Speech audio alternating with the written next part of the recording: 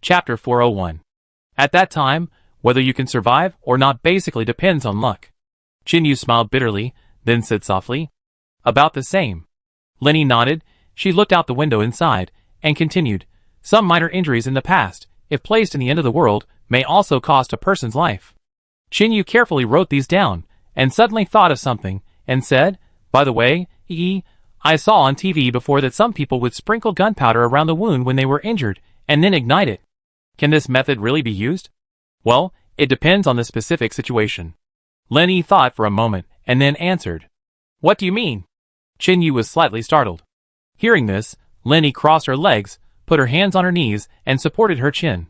She looked at the flames in front of her and then explained, "This method can be used or not.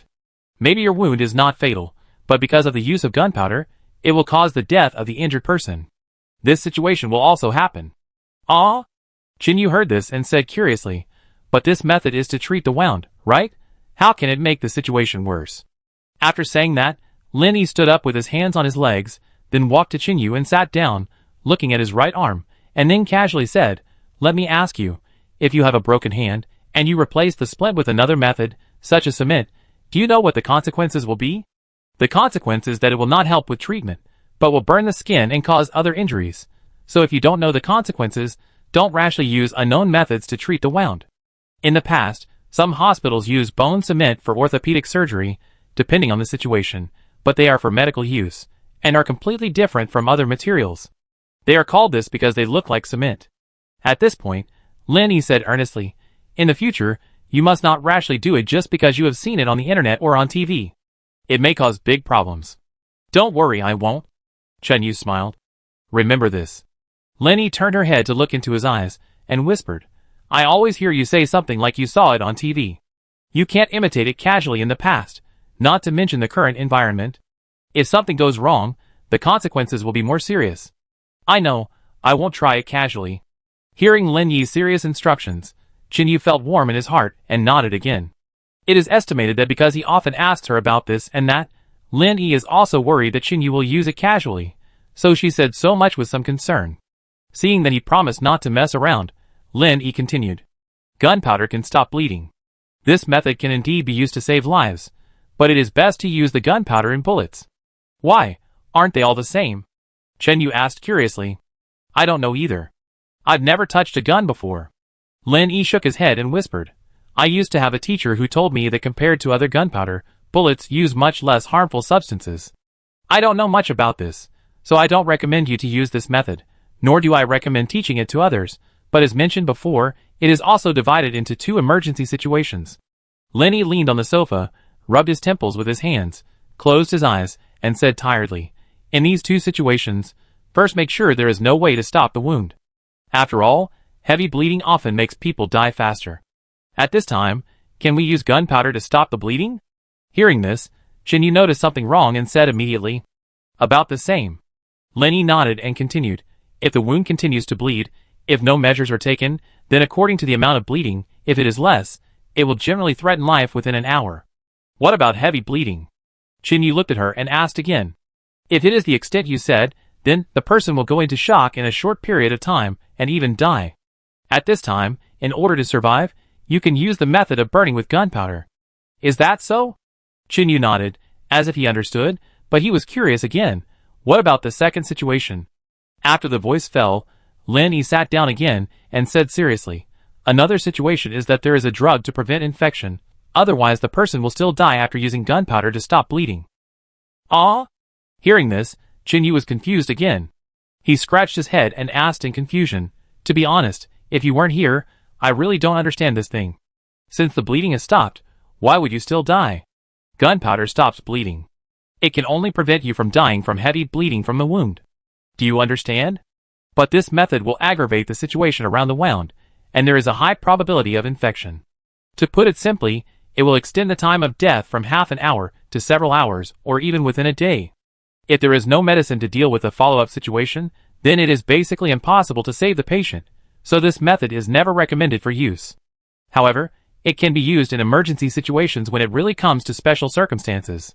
After listening to her, Chinyu nodded seriously and said, "Okay, I understand. I will inform everyone of the pros and cons later, so that everyone will know. Yes, Lenny said softly. Then she patted the brand on her pants, thought for a moment, and asked again, I heard from Xiaoning that you were angry with everyone today. Hearing this, Qinyu nodded gently. I'm progressing too slowly. When I was trained by Brother Xiao and his team, I started getting beaten up the same day. It's not as easy as it is now. Feng Yi's worries were indeed justified. Life in the community is too comfortable. Once people stay there for a long time, they will forget that there are zombies everywhere outside, and then think that the world is still so safe. Lenny pondered for a while, and then said seriously, Why don't I train with you? After all, you can't always be by my side to protect me. Hearing this, Qinyu chuckled, blinked and said, Why not? What? Now it was Lin Yi's turn to be stunned. It's not bad to stay by your side all the time, right? Qinyu asked with a smile. Lin Yi blushed, lowered her head and whispered, But if we get separated again one day, I will be walking alone in this apocalypse. To be honest, I may die in half a day. No. Qinyu shook his head. Lin Yi thought about the little things that happened in the community and continued to talk to himself. Yes, you will understand if you think about it carefully. I can only use a pistol now, and I can't shoot accurately if I'm too far away. As for using a dagger, I can only use it to kill zombies, but I will panic when there are too many of them. Chapter 402. As soon as she finished speaking, she saw Qinyu holding her hand. I mean, I won't be separated from you in the future, and by now, you should understand my feelings, right? Hearing this, Lin Yi raised her head, looked at Qinyu's serious face, and nodded subconsciously. Well, I probably understand. Just as Lin Yi's face was getting redder and redder, the door suddenly opened, and Zhang Rui ran in. Sister Xiaolin, my dad asked you to come over.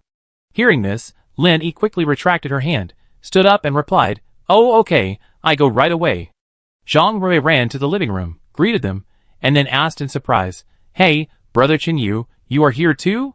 Yeah, I came here to warm myself by the fire. Qinyu replied with a smile. Then Lin Yi took Zhang Rui away.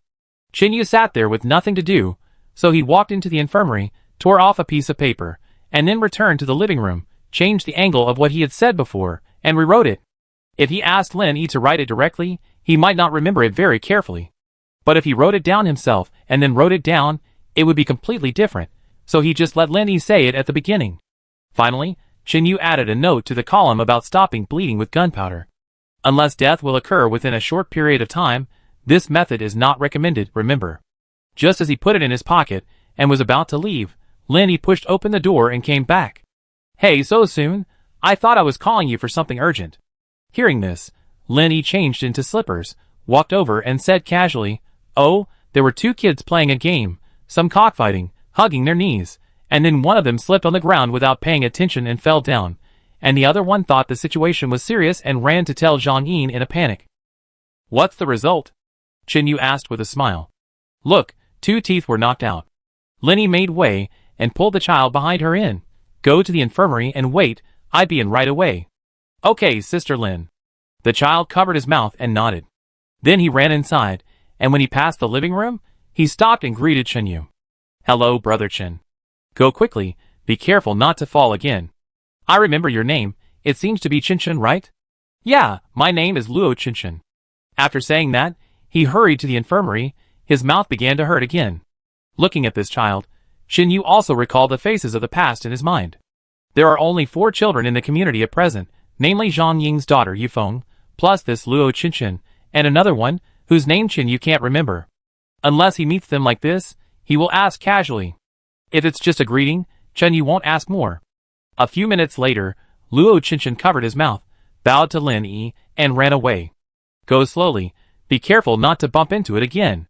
Got it, Sister Lin. Then Lin Yi came out of the infirmary, saying as she walked, This child is quite pitiful, a family of 4, only he is left, alas. Is it caused by the last attack? Qinyu heard this and asked softly. Not entirely. Lin Yi sat back on the sofa and began to tell the story. He fled here with his family at first. A few months ago, his parents and sister were still alive at that time, and they worked hard after coming here, and there was no trouble. But you know what happened later. Both parents of these 2 children died in the attack. At this point, Lin Yi sighed and continued, After the group of people broke in, I rushed out to save people. You should also know that Xiao Ning seemed to have told you. Yeah. Qinyu nodded and recalled what happened before. It seems that her name was Lingling. She was caught by several men at that time and almost got into trouble, so you rushed out. She is Luo Chinchin's sister. Lin Yi added some wood to the brazier, and then said with some sadness, something happened afterwards, because her brother wanted to eat fish for his birthday, and then his sister went to put the fish hook alone, and was surrounded by zombies. Although Zhang Yin rushed over as soon as he heard the news, he was still too late. Before she died, she grabbed Zhang Yin's hand and asked him to take the fish back and cook it for her brother. Afterwards, since Luo Qinshan knew that his sister was in trouble, he never ate fish again. Lin Yi spoke slowly. Hearing this, Qinyu frowned slightly and said, Why haven't I heard anyone tell me about this? Oh, you are so busy every day, it is impossible for you to tell you every time an accident happens.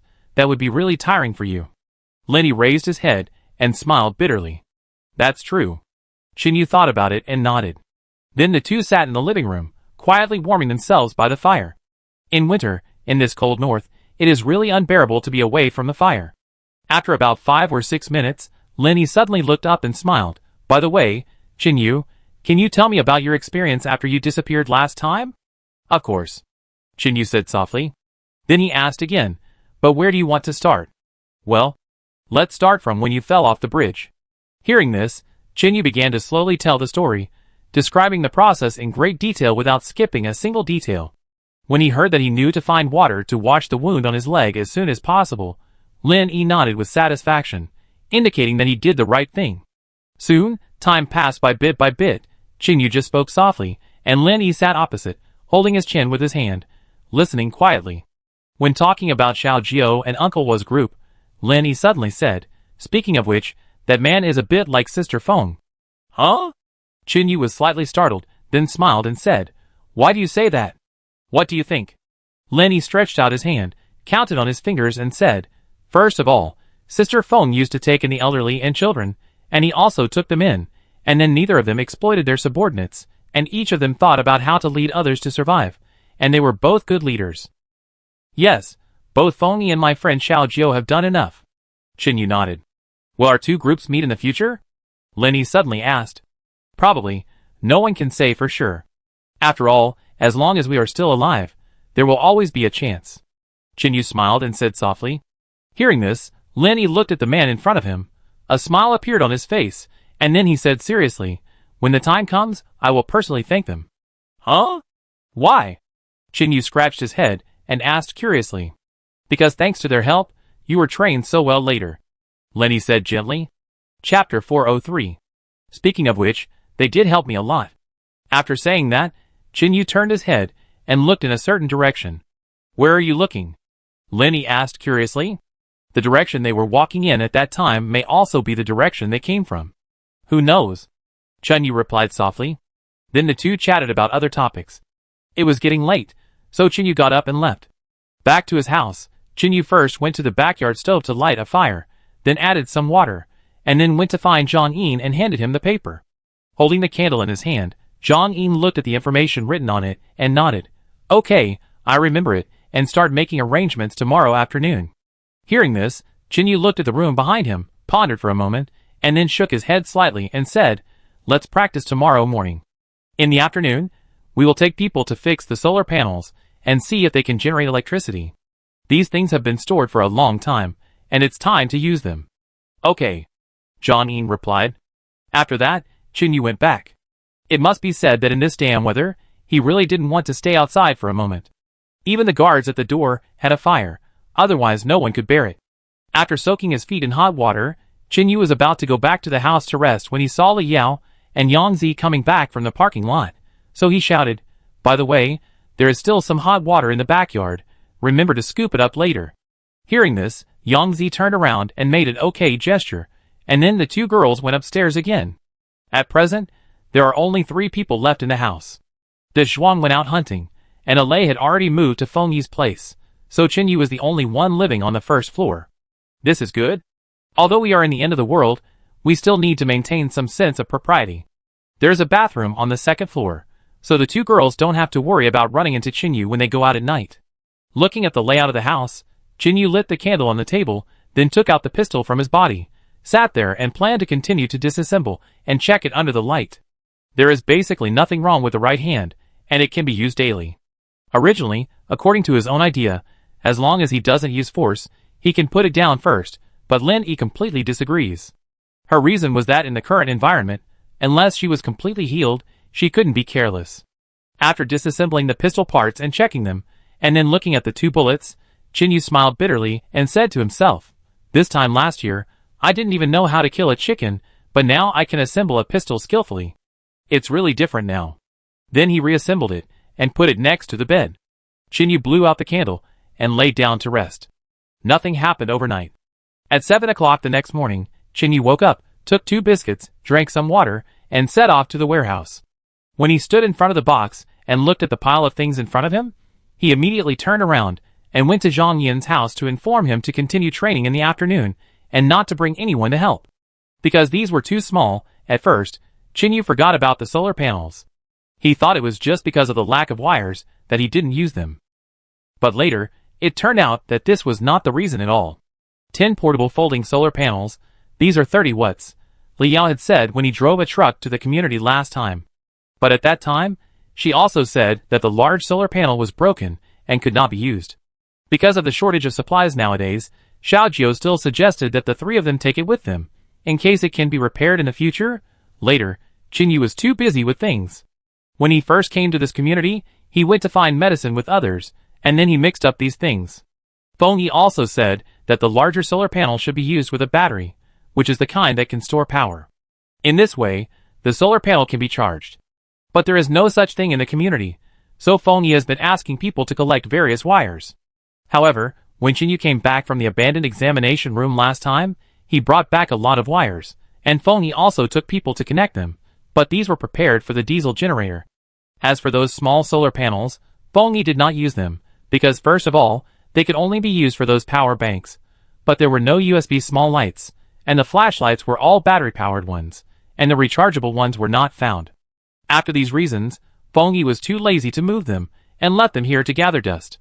Just as he was about to move them out, he suddenly heard footsteps behind him, and then a familiar voice came. "I tried this thing some time ago, when the sun was good, and the effect was average." The person who spoke was Feng Yi, who combed her hair while walking and leaned against the warehouse door, and said casually. Hearing this, Qinyu suddenly thought of something, so he turned around and asked, "How is the efficiency? Before the end of the world, I thought about buying solar panels, but I never wanted to. It's a bit expensive." "You used to fly around the world frequently, you must use this thing often?" "Of course." Feng Yi smiled and said, "The power of this you brought back is 30 watts. If it is used 24 hours a day, it can generate about 0.72 degrees of electricity." "So little?" Qinyu was slightly startled. "Haha, I can see that you didn't pay attention in class before." Feng Yi walked in, picked up the power bank in the box, and continued, "Like this capacity, let me see how much it is. 80,000 milliamp hours, right? 1 kilowatt-hour can be fully charged with a 10-watt power bank. This is in the apocalypse, it's already pretty good." "Is that so?" Qinyu scratched his head, blushed and said, "I learned it before, and returned it to the teacher after graduation." Then he asked, "But the sun doesn't shine much now, right? It will take several days to fully charge the battery." Feng Yi nodded, holding the brick-sized power bank in his hand, and said softly, "According to the 8 hours of effective sunshine per day, the solar panels can generate 0.24 kilowatt-hours of electricity, but the sun doesn't shine often now, so the time will be even less. Yes, it's probably enough to have a few hours a day, and it's often cloudy like now." Qinyu also thought it made sense and replied, "So even in summer, we need 3 days to use the solar panel to fully charge this power bank, but it is basically used for lighting. Isn't that a waste?" At this point, Feng Yi handed the thing to him helplessly. "But the candles will run out sooner or later." Qinyu felt the heavy thing in his hand and whispered, "We can also find some mobile phones. Anyway, turn on the power-saving mode and only use it for lighting." Chapter 404. "Well, you're right." Feng Yi thought for a moment and felt that it made sense, so he changed his words and said, "So next time we go out to search for supplies, everyone can bring back some mobile phones. Of course, it would be best if we can find rechargeable flashlights. Well, although there is no network, they are also good for lighting, and it is convenient to carry them with you when you go out." Qinyu nodded. Then Qinyu continued to carry these things out, intending to find a good place to try them out first. Last time, Feng Yi placed it directly on the balcony, and it didn't get much sun. Coming to the inner side of the community, On the upper right side, there are fewer trees here, and the light is much better. Since the old man broke his finger, Chinyu didn't let him stay outside to build a shed, but found a house and let him clean it himself. For this, the old man was very grateful, and he repeatedly assured Chinyu and Feng Yi that he would never harass any women, otherwise he would be willing to die. There are fewer people in the community now, and Chinyu is busy in the open space alone, and no one has come for a long time. First, a few wooden sticks were inserted into the lawn, and then a few plastic sheets were placed facing the sun, so that the solar panels could generate electricity to the maximum extent. Half an hour later, Chinyu finished all this, and Feng Yi had already brought the data cables over. There were only 2 in total. This was because Lei went out to search for things and couldn't find a rope to tie it, so he ran directly to the bedroom to get it. It had never been lost, and now it came in handy. After finishing it, Chinyu didn't care anymore, and took the fish hook to continue to place it by the river. With his alertness, zombies basically couldn't get close to him. One day passed like this, and when it was almost dark in the afternoon, the 4 people from Dazhuang also came back. As soon as they crawled out of the secret passage, Dazhuang cursed, "Damn it, have these beasts become smarter? They only caught 3 rabbits, and a pheasant in 2 days?" Chinyu listened while reaching out to pull them out, and then said with a smile, "Why, didn't you see any wild boars this time?" "Don't even see a hair of wild boars." Lao Cheng spread his hands, and replied helplessly. Then he thought of something, pointed at Xiao Kong and laughed. "He stepped on a pile of wild boar shit, haha." The last one was Han Wu, who was holding a pheasant and a snake in his right hand. He smiled after crawling out. "Just now, I found a snake by the wall. It's a waste if it's delivered to your door." Seeing this, Chinyu hurriedly reminded, "Be careful, if it's a poisonous snake, it will be dangerous. There is no hospital now, and you can't find serum. Don't underestimate the enemy." "Don't worry, I know this snake." Hongwu waved his hand carelessly, showing a simple smile. Then Chinyu nodded, and said nothing more. He walked to the Zhuang and said with a smile, "Don't be so depressed.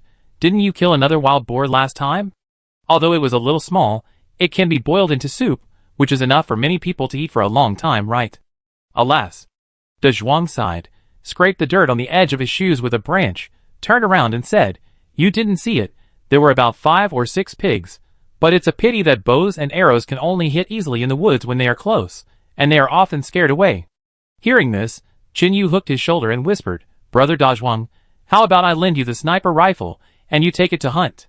Hearing this, Dazhuang waved his hand, and shook his head and said, "Come on, your thing is very powerful. I heard that last time Liao fired a gun, 1 bullet shot Wang Tianhai's hand into a bloody mist. My god, this is too scary."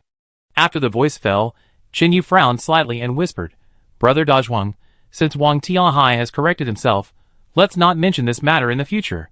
This back and forth will not make people feel unhappy. After all, he didn't really shoot you at that time, but we still hurt him." When it comes to business, Dazhuang straightened his attitude and said seriously, "Okay, I got it, don't worry, I only mentioned it in front of you, I won't expose the scar in front of you." "Yeah." Chinyu nodded and said, "There are not many people now, everyone is important, everyone works hard, we can survive in the doomsday." Then several people left, ready to find a place to pack up the prey they brought back. Chinyu still left alone from the secret passage, carrying only a pistol and a dagger. More than an hour later, it was completely dark. Chinyu, carrying a bucket full of fish, had just crawled out of the secret passage when he ran into Lin Yi, who was digging earthworms. The two stared at each other, and in just a moment, Lin Yi figured out the reason. But she was not angry, but pulled Chinyu out, showed some concern, and left with the earthworms, preparing to dry them and feed them to the old hens. Seeing this, Chinyu was a little confused, so he first put away the solar panels and put them back in the warehouse, and then went to find Lin Yi. She was still squatting there playing with the chicks, clucking. "Yi, you're not angry, are you?" Hearing the question, Lin Yi turned her head and smiled. "What are you angry about?" Then she quickly reacted, stood up and said again, "Oh, you mean sneaking out?" No, it can't be called sneaking out. It's just a normal way to get supplies. Why should I be angry? But last time I followed a lay to the cave, your reaction." Chinyu hesitated and said softly, "Oh, that's because you rushed after them rashly.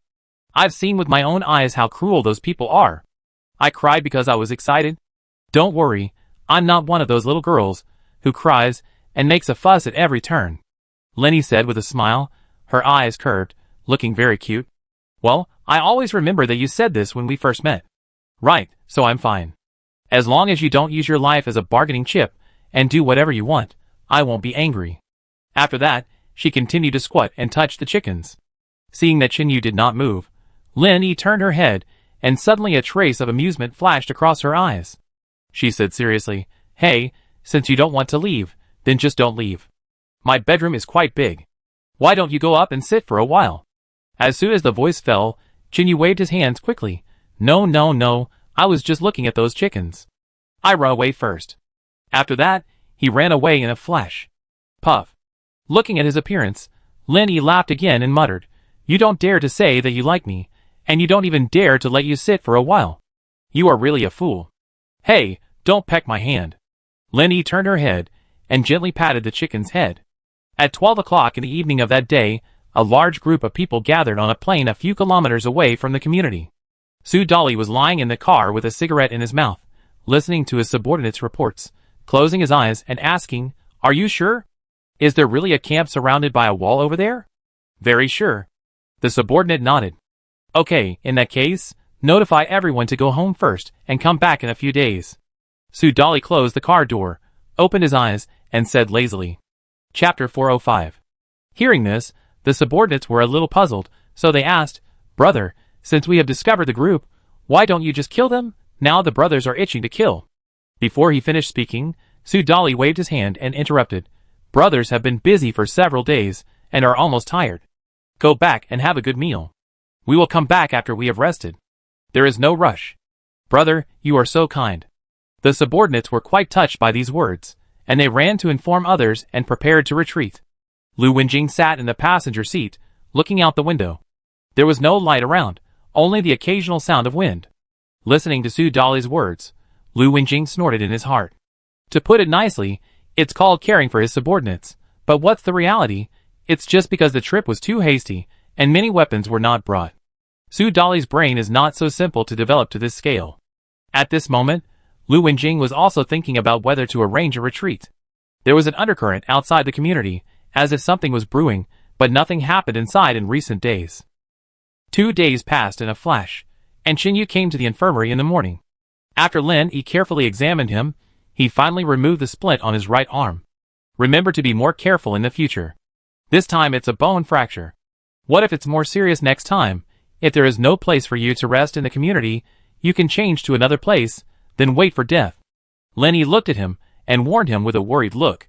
"Don't worry, there won't be a next time." Chinyu gently waved his right hand, without any discomfort, and then poked his heart with his finger, saying with a smile. After the voice fell, Chinyu asked again, "By the way, how is Alay?" Just after he finished speaking, the door of the infirmary was pushed open, and Alay stood there, looking no different from before. "Hey, you look like you've recovered now." Chinyu walked over and hugged him, looking at him, and said in surprise. Hearing this, Lin Yi stood up from the chair and said with a smile, "Brother Alay has a good physique and recovers quickly. In addition, he has been resting all the time, so he recovers quickly and is almost fully recovered." Hearing this, Chinyu turned his head and asked, "How many days will it take?" "Huh? Why do you ask this?" Lin Yi was slightly startled and asked curiously, "About 4 or 5 days, what's wrong?" Alay patted Chinyu and asked with a serious expression, "Is there a problem? Let's go, let's talk outside." Chinyu walked around him and turned to the living room. At this time, Feng Yi, Zhang Yin, and De Zhuang also came over and were sitting there warming themselves by the fire. "What do you want to talk to us about?" Zhang Yin rubbed his hands, then asked, covering his ankles. "Aren't there long trousers and cotton trousers in the community? Why don't you wear them?" Feng Yi saw this and said with some confusion, "There are not many, so I left them for my daughter to wear." Zhang Yin answered happily. After Chinyu and the other two sat down, De Zhuang spoke up. "Actually, I asked Xiao Yu to call you over because I found something strange when I came back from hunting last night." "What's the matter?" Zhang Yin asked while roasting a fire. "You know, you can occasionally find some wild fruits in the woods. Since zombies don't eat these things, we basically bring them back to the community every time we find them." Da Zhuang rarely became serious and told the story with a serious face. "Last night when we came back, we carried the prey home under the cover of night, and suddenly found a hillside where there seemed to be a wild jujube tree." Hearing this, Lin Yi felt quite confused, so he said, "Well, something is not right." Jujubes usually mature in autumn, and at the latest by the end of October. It's January now. How can you recognize a jujube tree when there are no fruits? Yes, from what you described, it was at night and a little distance away. Fengyi also interrupted at this time. You also know this? Qinyu turned his head and approached Lin Yi whispering. I used to plant a tree in my yard, so I remember it clearly. Lin Yi said truthfully. De Zhuang took a sip of the water cup on the coffee table, then waved his hand and said, Don't worry, listen to me first. Everyone knows that I used to be an archery athlete. For people like us, we don't generally require good eyesight. Even if we are nearsighted, we can wear glasses, but if we have good eyesight, it will add points when choosing. And I have relatively better eyesight, so I saw it more carefully. At that time, I saw some rotten dates on the ground, and then I guessed that it was a date tree. Then I planned to go over to confirm it, and then take people to dig it up and transplant it to the community. Hearing this, Alei whispered, What happened next? Did you encounter something wrong? De Zhuang nodded. At that time, Hong Wu and Xiao Kong were resting in the same place. After Lao Cheng and I went around, as soon as we approached, we saw that the pit on the right side of the date tree was full of corpses. Is it a human or a zombie? Fengyi asked with a frown. Zombies. Where are Lao Cheng and the others? Why haven't they come? Lin Yi turned her head and looked around, curious. Hearing this, Qinyu explained softly. I asked Lao Cheng and Hong Wu to set out in the early morning to check the surroundings to see if there is anything wrong. To be honest, things may really be uneasy recently. As soon as he finished speaking, Qinyu began to express his concerns, and also talked about a series of things about the abandoned examination room. After about 10 minutes, Qinyu looked at the brazier in front of him and said quietly, This is what happened. In other words, there may be enemies in the dark, but I am not sure. I have thought about it before. Maybe, as Zhang Yin said, it may be just nonsense that the woman said before she died. The purpose is to make us panic. Hearing this, Alei pondered for a while, and then said in a deep voice, I think it is more than just nonsense. Tell me what you think. Qinyu nodded slightly. What the woman said was true. She wanted us to panic. Maybe it was true. When I was surrounded by a group of people, someone attacked me and slashed me. At that time, I clearly heard him shout the 3 words Chang'erge. Alei recalled the previous events and said truthfully. Some people also call that woman Husanjia. Qinyu also remembered the various situations that night. It seems that they really have 2 other brothers. Zhang Yin rubbed his hair irritably and said depressedly, Just for Wang Tianhai, a series of bad things happened later. It's really not worth it. Chapter 406. You can't say that. Qinyu pondered for a moment, raised his head and said seriously, He is not wrong. The ones who are wrong are those who wantonly kill people, and Wang Tianhai did not betray us in order to protect those children. We can't just ignore it. I'm not saying he is wrong. Zhang Yin sighed and waved his hand. Forget it, I won't say anything. Anyway, I will listen to your arrangements. I have no objection. Qinyu glanced at his watch and said, According to the time, Lao Cheng and the others should be back soon. As soon as he finished speaking, the door to the backyard was opened, and 2 men covered in snow walked in. They were Lao Cheng and Hong Wu. Come and warm yourself by the fire. Don't get cold. Fengyi stood up, waved and called out. The 2 of them squeezed together and sat down on the sofa. Qinyu poured them 2 cups of hot water and whispered, What's the situation? Lao Cheng drank some water first, then warmed his hands a little, and then said seriously, The situation is very bad. Hong Wu and I checked around several times and found no traces, not even a footprint. How did the zombie die? Qinyu continued to ask after hearing this. The wound is at the back of the head, without exception. Hong Wu also said seriously. Hearing this, Qinyu and Alei looked at each other and saw the uneasiness in each other's eyes. What are you 2 talking about? Just say it directly. Fengyi saw this and asked curiously. Yes, although the cause of death is the same. It's a zombie, so there shouldn't be any problem, right? Lin Yi didn't understand why Qinyu's expression suddenly became solemn. Since they started asking, Qinyu had to explain patiently. It's like this, you and Fengyi don't have many opportunities to kill zombies, so you don't know much. When zombies find living people, they will attack you directly, coming from all directions. No matter which direction they come from, it is difficult for you to fix a killing method. After he finished speaking, Lin Yi quickly figured out the reason and blurted out, You mean, someone pretended to be a zombie to approach, so you can accurately kill from the back of the head? This is also because she is very smart, and she has experience in peeling zombie skins, so she figured it out quickly. So, those people at least knew to use this thing to disguise themselves, and didn't rashly make a bigger commotion. Feng Yi leaned on the sofa and continued to talk. There should be more than this, right? Qin Yu looked at the old city and tried to guess. Yes, we also found some wheel marks in a plain area, which are estimated to have appeared for a few days. Listening to the information brought back by the two, Qin Yu seriously thought about the current situation. After a few minutes, Feng Yi stood up and said with some concern, "How about I go and inform everyone to work harder recently, and pay more attention to the surrounding situation?" Hearing this, Lin Yi reached out and pulled her down, whispering, "Look now, there are already many people here. Even if we go to inform, how many people can we call to help?" Qin Yu continued, "Yi is right. There are few people in the community now. Even if we don't eat or drink and stare at them every day, it won't have much effect. And if we don't confirm that there are real enemies, rashly notifying everyone to be alert will only cause unnecessary panic." Dazhuang thought of his younger sister and expressed his opinion. "Xiaoyu, what do you think?" Alei did not speak directly, but after thinking for a moment, he turned his head and asked to the side. Qin Yu looked up and looked around, and everyone looked at him, waiting for opinions.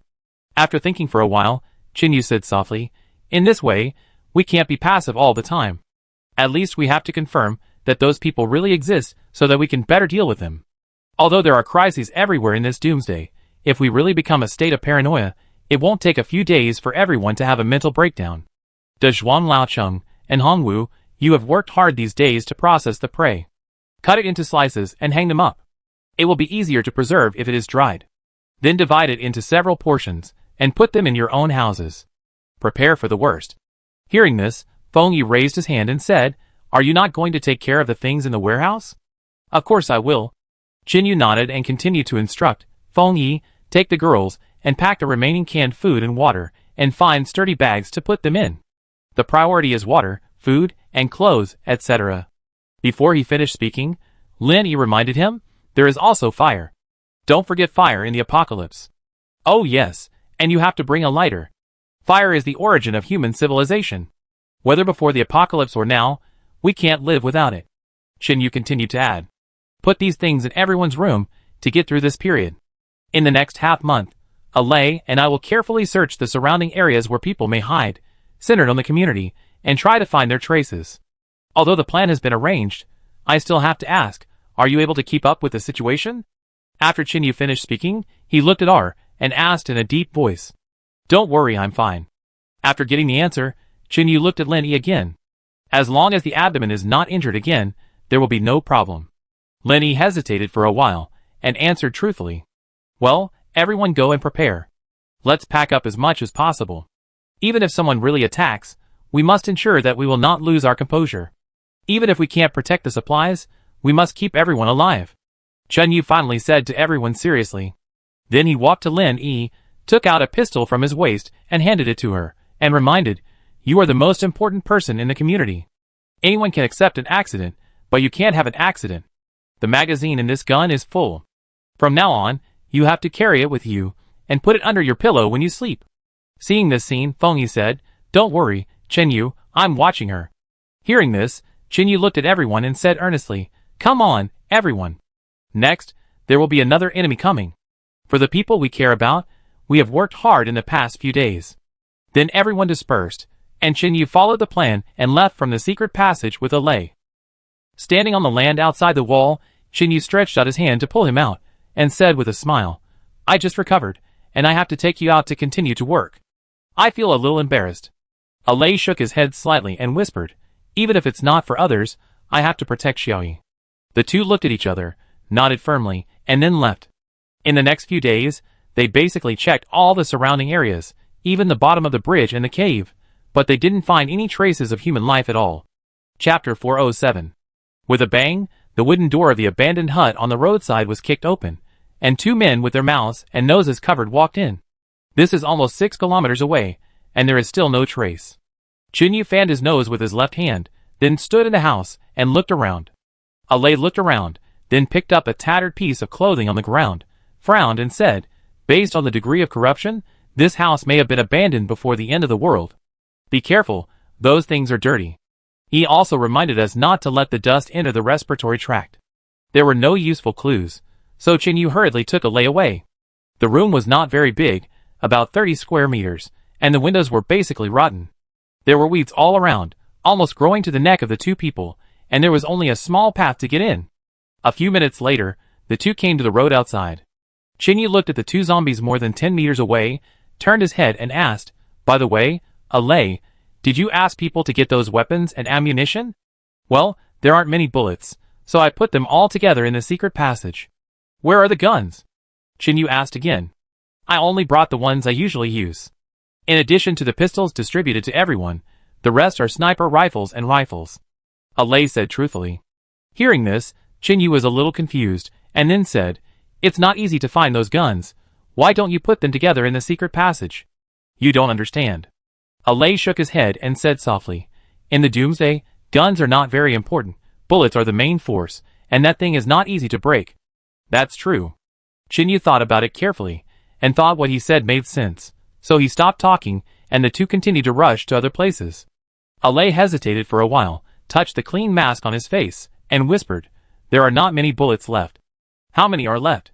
Chinyu took the machete, and cut off some of the small branches, otherwise the road would be too difficult to walk. "About 100 rounds." After the voice fell, Chinyu stopped, thought for a moment, continued to swing the machete, and then casually said, "Use it sparingly." Unconsciously, another day passed. Chinyu and Alay returned to the community in the evening, and called together the people from before for a short meeting. "It's been 4 days, and we haven't found any clues outside. This is really strange." Chinyu sat on the sofa and said a little depressed. Listening to him, Dezhuang cut the empty cans with a knife and said, "Yesterday, Hongwu and I also took time out and tried to walk more than 10 kilometers, but we didn't find anyone either. Could it be someone else passing by?" Feng Yi suddenly thought of something and spoke up. "It's unlikely." Chinyu shook his head slightly and said in a deep voice, "If it was other survivors on the road, why would they kill the zombies? It's a move that does no good, and killing them is just a waste of energy. But since those people chose to clean them up, doesn't that mean?" Lin Yi felt something was wrong when he heard this, and said subconsciously, "Yeah." Chinyu nodded slightly. Seeing this, Lin Yi hugged Feng Yi's arm and said worriedly, "It seems that the group of people must have stayed for a while, so they went to kill the zombies. I guess they just want to inquire about our news, but strangely, the people on guard didn't find any signs," Chinyu said in a low voice. After a communication, there was no useful information. At this moment, everyone seemed to be wearing glasses with water droplets on them, and they couldn't see what was going on. A few minutes later, Chinyu clapped his hands lightly and said seriously, "Forget it, we will fight against the enemy and cover the water with earth. Instead of being nervous here, it is better to rest well. Having a good spirit is more important than anything else." Then everyone dispersed, and gradually only Chinyu and Lin Yi, as well as Alay and Feng Yi were left in the house. The other three lived here, so they didn't need to leave. Chinyu looked out the window, then turned his head and said, "Alay, go find Zhang Yin and tell him to arrange for everyone to have fighting training tomorrow." Hearing this, Alay frowned slightly. He looked at Chinyu's expression, hesitated for a moment and said, "Isn't this a bit too fast?" "What do you mean?" Chinyu didn't quite understand. Seeing this, Alay explained, "It's only been a few days, and those people have only become more proficient in using daggers. Even if they are taught about fighting, they still can't understand it. This thing is not as simple as you think." "I know." Hearing this, Chinyu nodded and said calmly, "I have practiced for more than 10 days before, and I really only figured out some basics.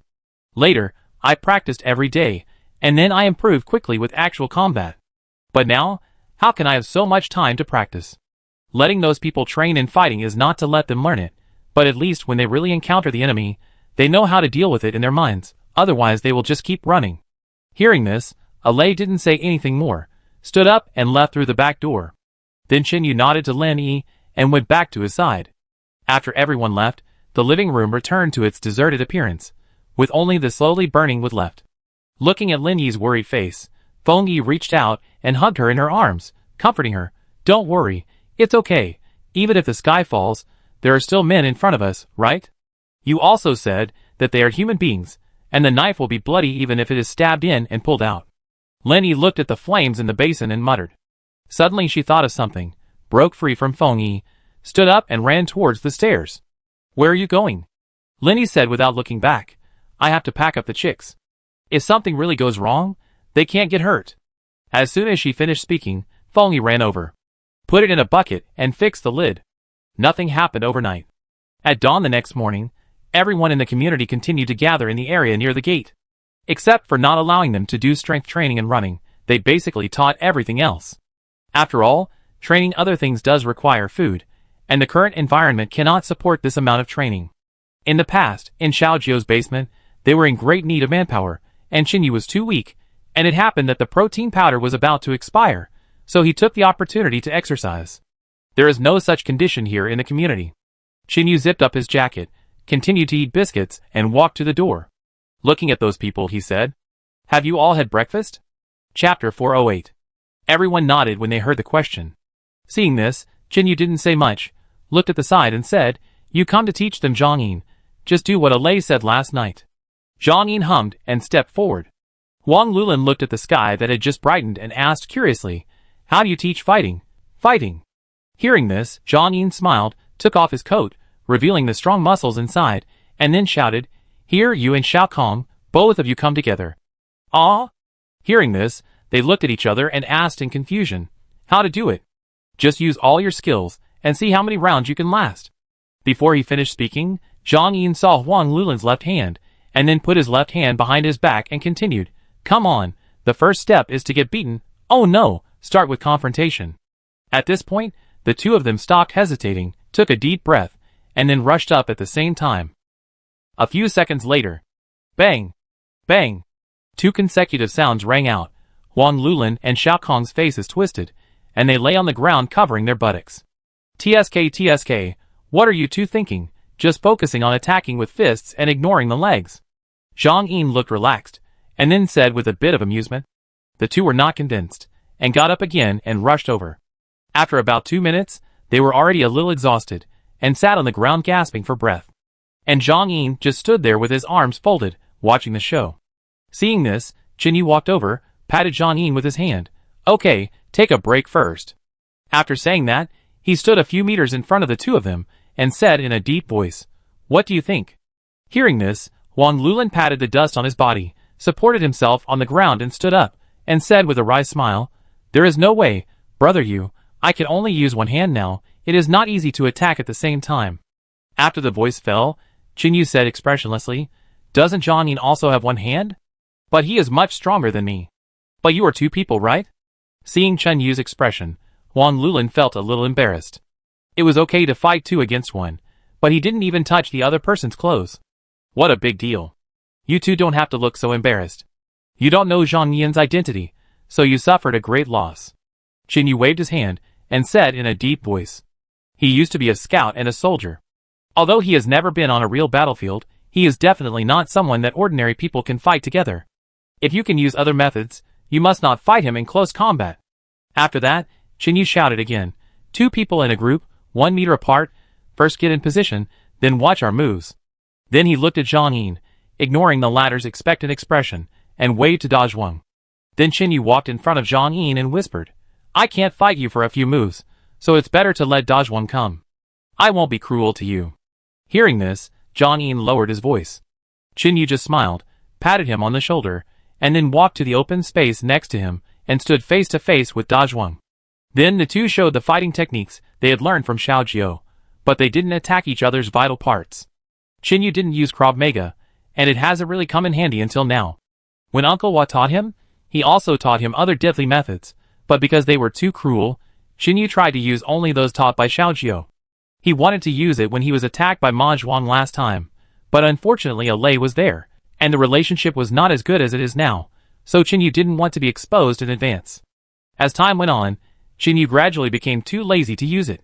The fighting technique used by Xiaojio was used by the special forces. In comparison, he preferred to use his own country's, even though it was the end of the world and the world had basically collapsed. The whole morning passed like this. Qinyu and Dazhuang fought for more than 10 minutes, and then went to instruct their people. As for the girls, Li Yao instructed them. In this short time, you can't learn much, but at least you have seen it in your mind. In the afternoon, Qinyu called everyone out again, intending to teach them another way to use the dagger. After Lao Cheng and Hongwu came back, they also came to train. Although they were in good shape, they were not as good as Dazhuang, and strength alone was not enough. Zhang Yin pulled out his wooden sword and was about to speak, but Qin Yu was the first to shout, "Wait, after all this back and forth, it's time to change weapons." After the voice fell, Qin Yu asked everyone to throw away the wooden daggers, then walked to the lawn next to him, and came back with a black canvas bag. Then he threw it on the ground, and there was a sound of metal touching. "Now come up and choose, they are all disinfected, don't worry." Xiao Kong stepped forward and chose the dagger he often used, muttering, "It's just training, why do you need to disinfect it?" Hearing this, Lao Cheng took the knife and looked at it carefully, turned his head and said happily, "This way, even if you get scratched, you don't have to cut your hands off." After saying that, he turned around and shouted, "Since you are using real knives, are you going to teach us to take the blade with bare hands, right, Xiao Yu?" Hearing this, Qin Yu shook his head, then turned his head and whispered, "According to what we said at noon, it will be up to you, Lei." "Yes." Lei nodded and walked forward expressionlessly. However, since he started wearing a mask again, other people could not see his expression except for his eyes. It is not practical to seize a sword with bare hands, and it is easy to kill yourself. After the voice fell, not only Lao Cheng, but also Wang Lulin and Xiao Kong were puzzled, and then someone asked, "No, that's not right. In the old movies, isn't that so cool? Grab the wrist and twist it, then the knife will fall, and then catch the knife and cut the enemy to death. You also said that you have to grab the wrist," Lei said lightly.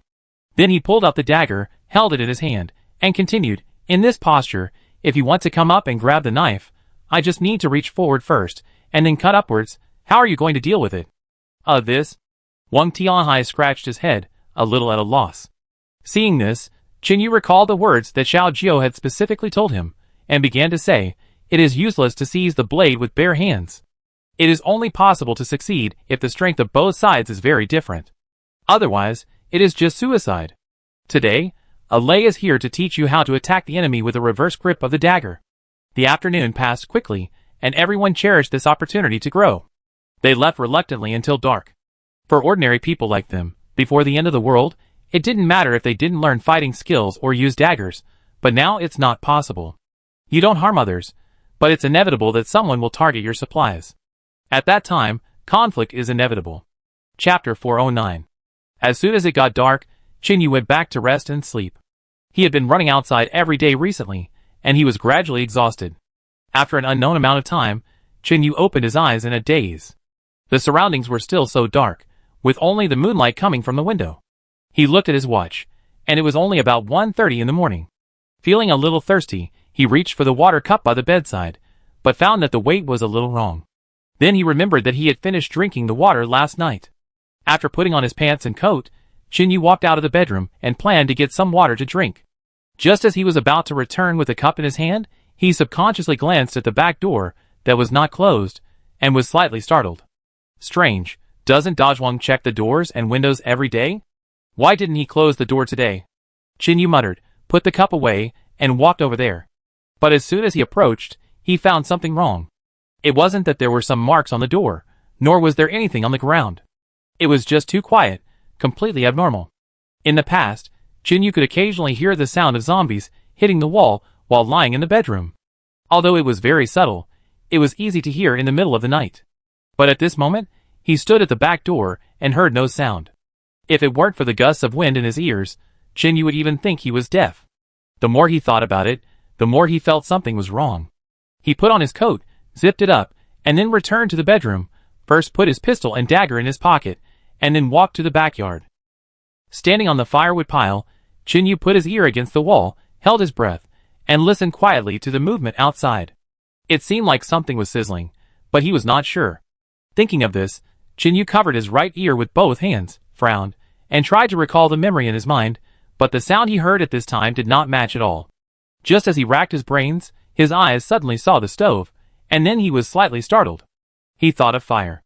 And at this moment, the sound in his ears became clearer and clearer, and the sizzling sound became louder and louder. Qin Yu's face changed drastically when he thought of something in his mind. He supported the wall with both hands and pushed hard, and the whole person quickly retreated. Fell to the ground with a thud. Qin Yu didn't care about the dirt on his body and retreated desperately. At the same time, he wanted to pull out the pistol with his right hand to report the news, but it was too late. As soon as his hand touched the gun, a loud bang suddenly broke out, followed by a flame that shot up into the sky. Then, 3 loud bangs were heard from other directions of the entire community, and the ground shook a little. The glass of a large number of houses was directly shattered. At this moment, everyone woke up.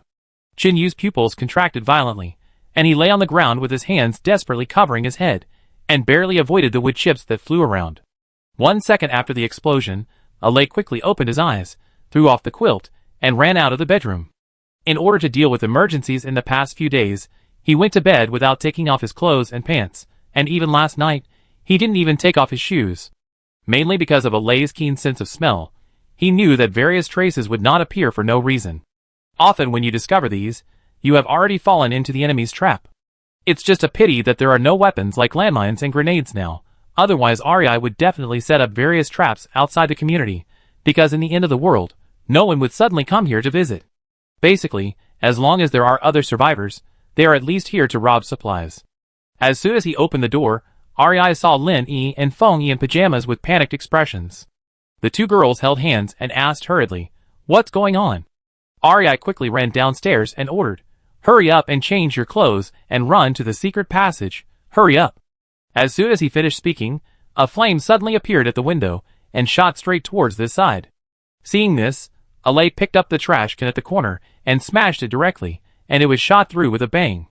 However, due to the increased weight, the burning arrow tied with oilcloth also fell to the ground and did not hit the ceiling. Lin Yi and Feng Yi hurried forward, stomped out the flames with their feet, and then quickly ran back to change clothes.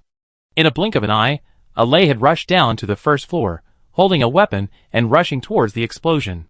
The wall here has not collapsed. Those people should be climbing on the tree and shooting arrows. They can't get in for a short time, so Lin Yi and others are not in any danger for the time being.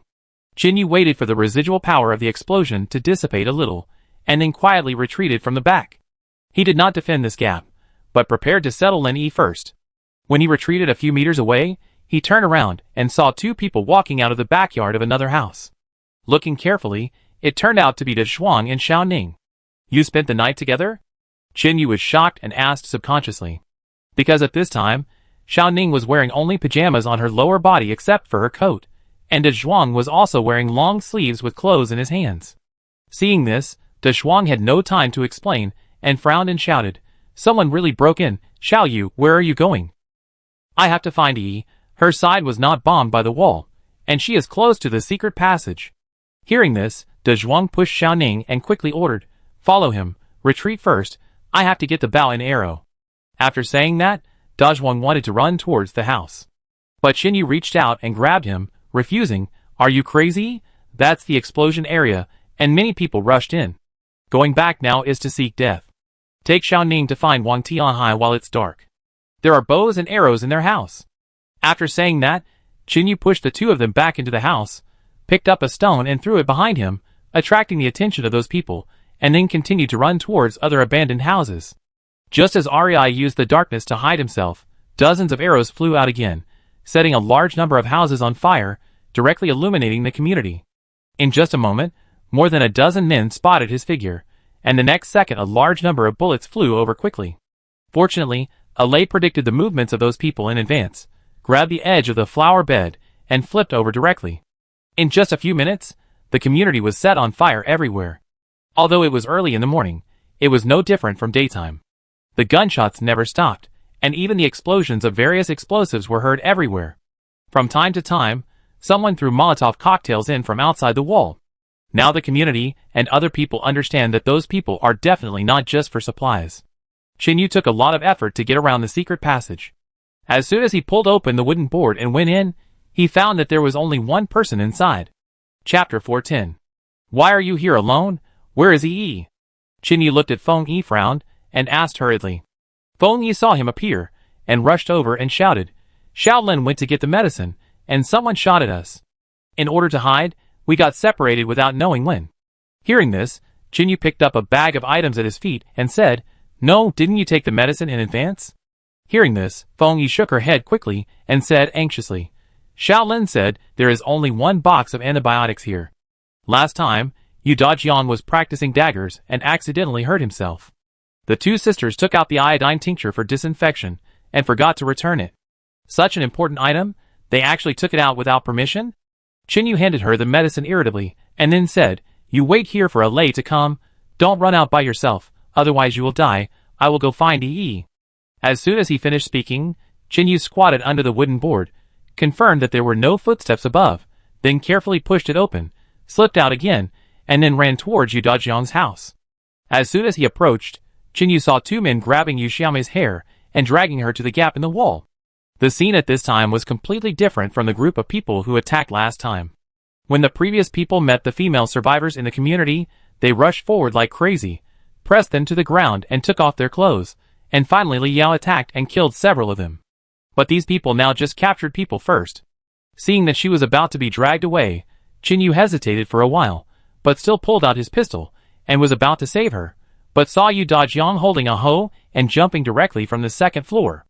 With a bang, he instantly pressed down on one person, and at the same time, he swung the hoe at the head of the person next to him. But he was caught by the other party. The man was angry, and wanted to stab Yu Dajiang with his knife. But fortunately, Jinyu had been staring at this side, and the dagger in his hand flew out quickly, instantly hitting the back of the man's head. Reaching out to pull Yu Dajiang up, Jinyu pulled out the dagger, quickly killed another person, and then whispered, "Where is Dr. Xiaolin?" Yu Dajiang looked a little panicked, as if stimulated, and quickly stepped forward to hug Yu Xiaomei, and then the two hugged each other. After a while, the two separated again. Yu Dajiang held her cheek and asked anxiously, "Where is Xieli? Where did Xieli go?" "She was taken away." Yu Xiaomei was also a little flustered, but fortunately she seemed calmer. She pointed at the gap in the wall and said. Seeing Jinyu's figure, Yu Xiaomei hurriedly said again, "Dr. Xiaolin is on the third floor. Go there quickly." 5 or 6 people rushed up. After the voice fell, she pushed Yu Dajiang and said anxiously, "You also go to help. The doctor can't get into trouble." But Yu Dajiang seemed to be unable to listen and held her tightly. Jinyu finally reacted to this scene. Since the two sisters lived with Yu Dajiang, their relationship must be different from before. Now that they were attacked, normal people would want to protect the people they care about first, not to mention that Yu Dajiang himself had a brain injury. For him, Yu Xiaomei and Yu Xiaoli were the two sisters he wanted to protect the most in the end times. Jinyu didn't say anything more. He picked up the knives of the two corpses on the ground and stuffed them into Yu Dajiang, and quickly ordered, "Yu Xiaoli is also in danger, you have to hurry up and save her." After saying that, Jinyu rushed directly into the house, holding the pistol in his hand. As soon as he reached the second floor, he heard 2 gunshots from above. Hearing this familiar sound, Jinyu recognized that it was the gun he gave Lin Yi for self-defense. Then he increased his speed, took 3 steps in one step, and rushed up quickly. As soon as he rushed out of the corner, a whistling sound suddenly came. Jinyu reached forward with his left hand, quickly grabbed the other person's wrist, and then twisted it hard, and the sneak attacker immediately let out a howl. Then Jinyu kicked the opponent's knee with his left foot, loosened his wrist, and grabbed the man's neck, pinching him and retreating to the window. In the moonlight, Jinyu saw the person who attacked him clearly. The face was young, the eyes were vicious, and the age was about 18 years old. In just a moment, the man stared at Jinyu viciously, and opened his mouth to bite his throat. Jinyu did not hesitate, turned the gun with his right hand, and put it directly under the opponent's chin, and quickly pulled the trigger. There was a bang, and blood spurted out. The body fell to the ground with a plop. Jinyu wiped the blood off his face with his collar, and rushed to the bedroom. He kicked it open, and saw 4 men banging on the bathroom door. Because there were gunshots everywhere, the people inside did not notice Jinyu rushing up at the first time. The next second, the 4 men were about to turn around and shoot, but Jinyu was faster than them. For gunshots were heard, and the 4 men fell to the ground.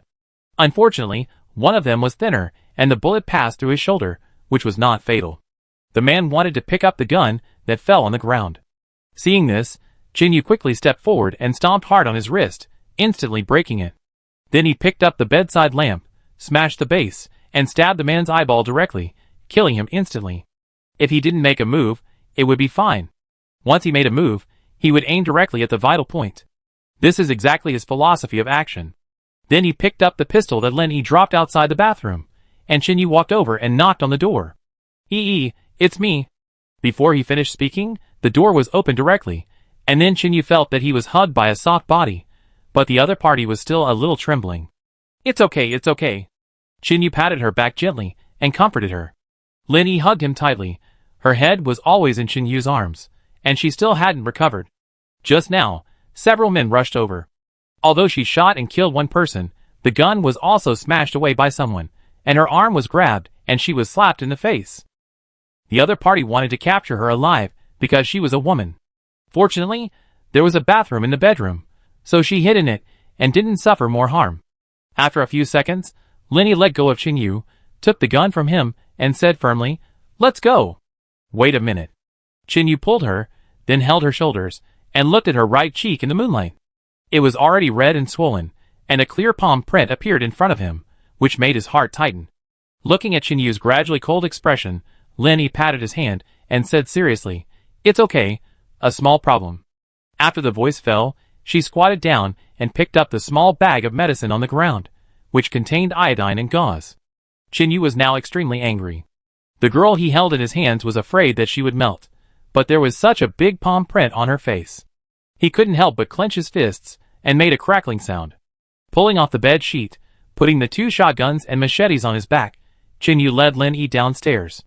He had already decided that these people must stay here tonight. Just as he pushed Lin-Yi into the secret passage despite her objection, the next second, a man suddenly appeared a few dozen meters away. Chin-Yu looked at the man's movements and his eyelids began to twitch wildly, because the weapon on the other party's shoulder had left a deep impression on Chin-Yu. Chapter 411. Without time to think, Chin-Yu quickly jumped into the secret passage, then hugged Lin-Yi's shoulders, and rolled back inside. At this moment, a clear whistle sounded, rushing over at a very fast speed. The next second, a loud bang came from the top of the head again. Fortunately, the secret passage was dug deep, and only the entrance collapsed completely. The moment the explosion sounded, Chin-Yu quickly covered his and Lin-Yi's heads and curled up against the wall of the secret passage.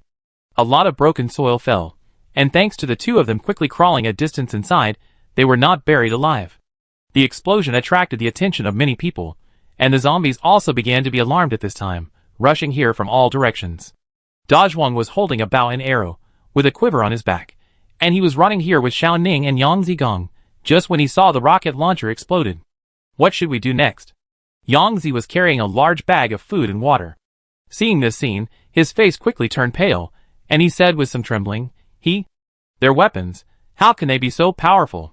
Hearing this, Dazhuang thought for a moment, turned back and whispered, "Let's go, the secret passage is blocked, the enemy's firepower is too strong, the gunfire has never stopped from the beginning to now, we can't win by head-on confrontation, retreat first." Hearing this, Xiaoning hesitated, she stepped forward and grabbed Dazhuang's sturdy arm, and said with a begging look, "There are still chickens, those chickens were brought back with great difficulty. Sister Xiaolin also said that they are very important, we should take them away." Dazhuang grabbed her hand, and said in a deep voice, "It's okay, I saw Chin-Yu open the chicken coop just now, and the chickens were also scared by the gunfire, and they ran around as soon as they got out of the coop. Let's retreat first, and ensure our own safety before considering other things." At this point, Dazhuang's eyes also began to turn cold, and he said word by word, "Fuck, I just had a few days of peace and quiet, and finally I was waiting to eat eggs, and these bastards showed up again." After the voice fell, Dazhuang quickly let go of Xiaoning, reached out to take an arrow from behind, quickly completed the bow and aiming, and then directly released his right hand. With a sound of chi, the arrow passed over Yangzi's scalp and accurately hit the forehead of the man behind him, killing him on the spot. Fortunately, the 3 of them were in a shadow area, and Yangzi did not see the flying arrow, otherwise she would really be scared. Without stopping, Dazhuang rushed over to search the body and then cursed, "Damn it, why didn't he even bring explosives with him?" Seeing this, Dazhuang quickly waved his hand. "Come here, the 2 of you, there are too many of them, we will be surrounded if we stay any longer, retreat first." After that, the 3 ran into the haystack and slowly moved towards another gap. In the secret passage, Chin-Yu quickly patted the dirt off Lin-Yi's body and asked nervously, "Are you okay?" Hearing this, Lin-Yi also reached out to clean his hair, and whispered with tears in her eyes, "It's okay, I'm not hurt." Because the entrance was buried, it was pitch dark in the secret passage. Chin-Yu couldn't see Lin-Yi's expression clearly. In addition, the situation was urgent, so he didn't hear the trembling in his voice. At this moment, it was also the first time that Lin-Yi was scared. The weapons used by the other party were completely 10 blocks away from their community, and even rocket launchers came out. Chin-Yu had encountered it before, so she didn't react too much, but Lin-Yi was different. She had never seen a gun before. In this apocalypse, she couldn't figure out where these people got these large-scale lethal weapons from, the two of them scraped off some of the dirt on their bodies, and then Qinyu whispered, "Lei and Feng Yi should have withdrawn, let's go first." Hearing this, Lin Yi was carrying the medicine and food, and remembered something, so she whispered, "Where are the others?" Qinyu was slightly startled, then touched her cheek and said in a deep voice, "I can't take care of others now, I can only protect you first. I thought those people had pistols, rifles, and the like at most, but now I understand that they must have a lot of bullets, otherwise they wouldn't be so wasteful." Hearing this, Lin Yi also knew how dangerous it was, so she stopped talking and nodded gently.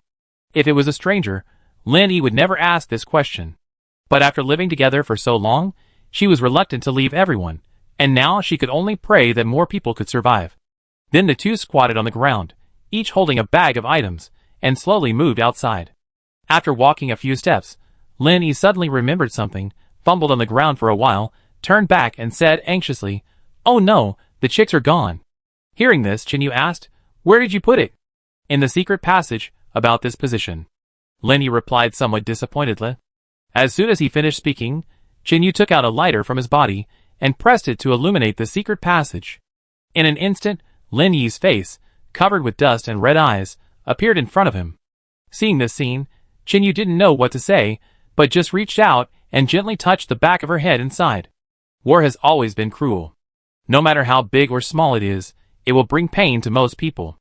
In the previous battle with Long Shan, Qinyu found their hidden rocket launcher by chance, which turned the tide of the battle.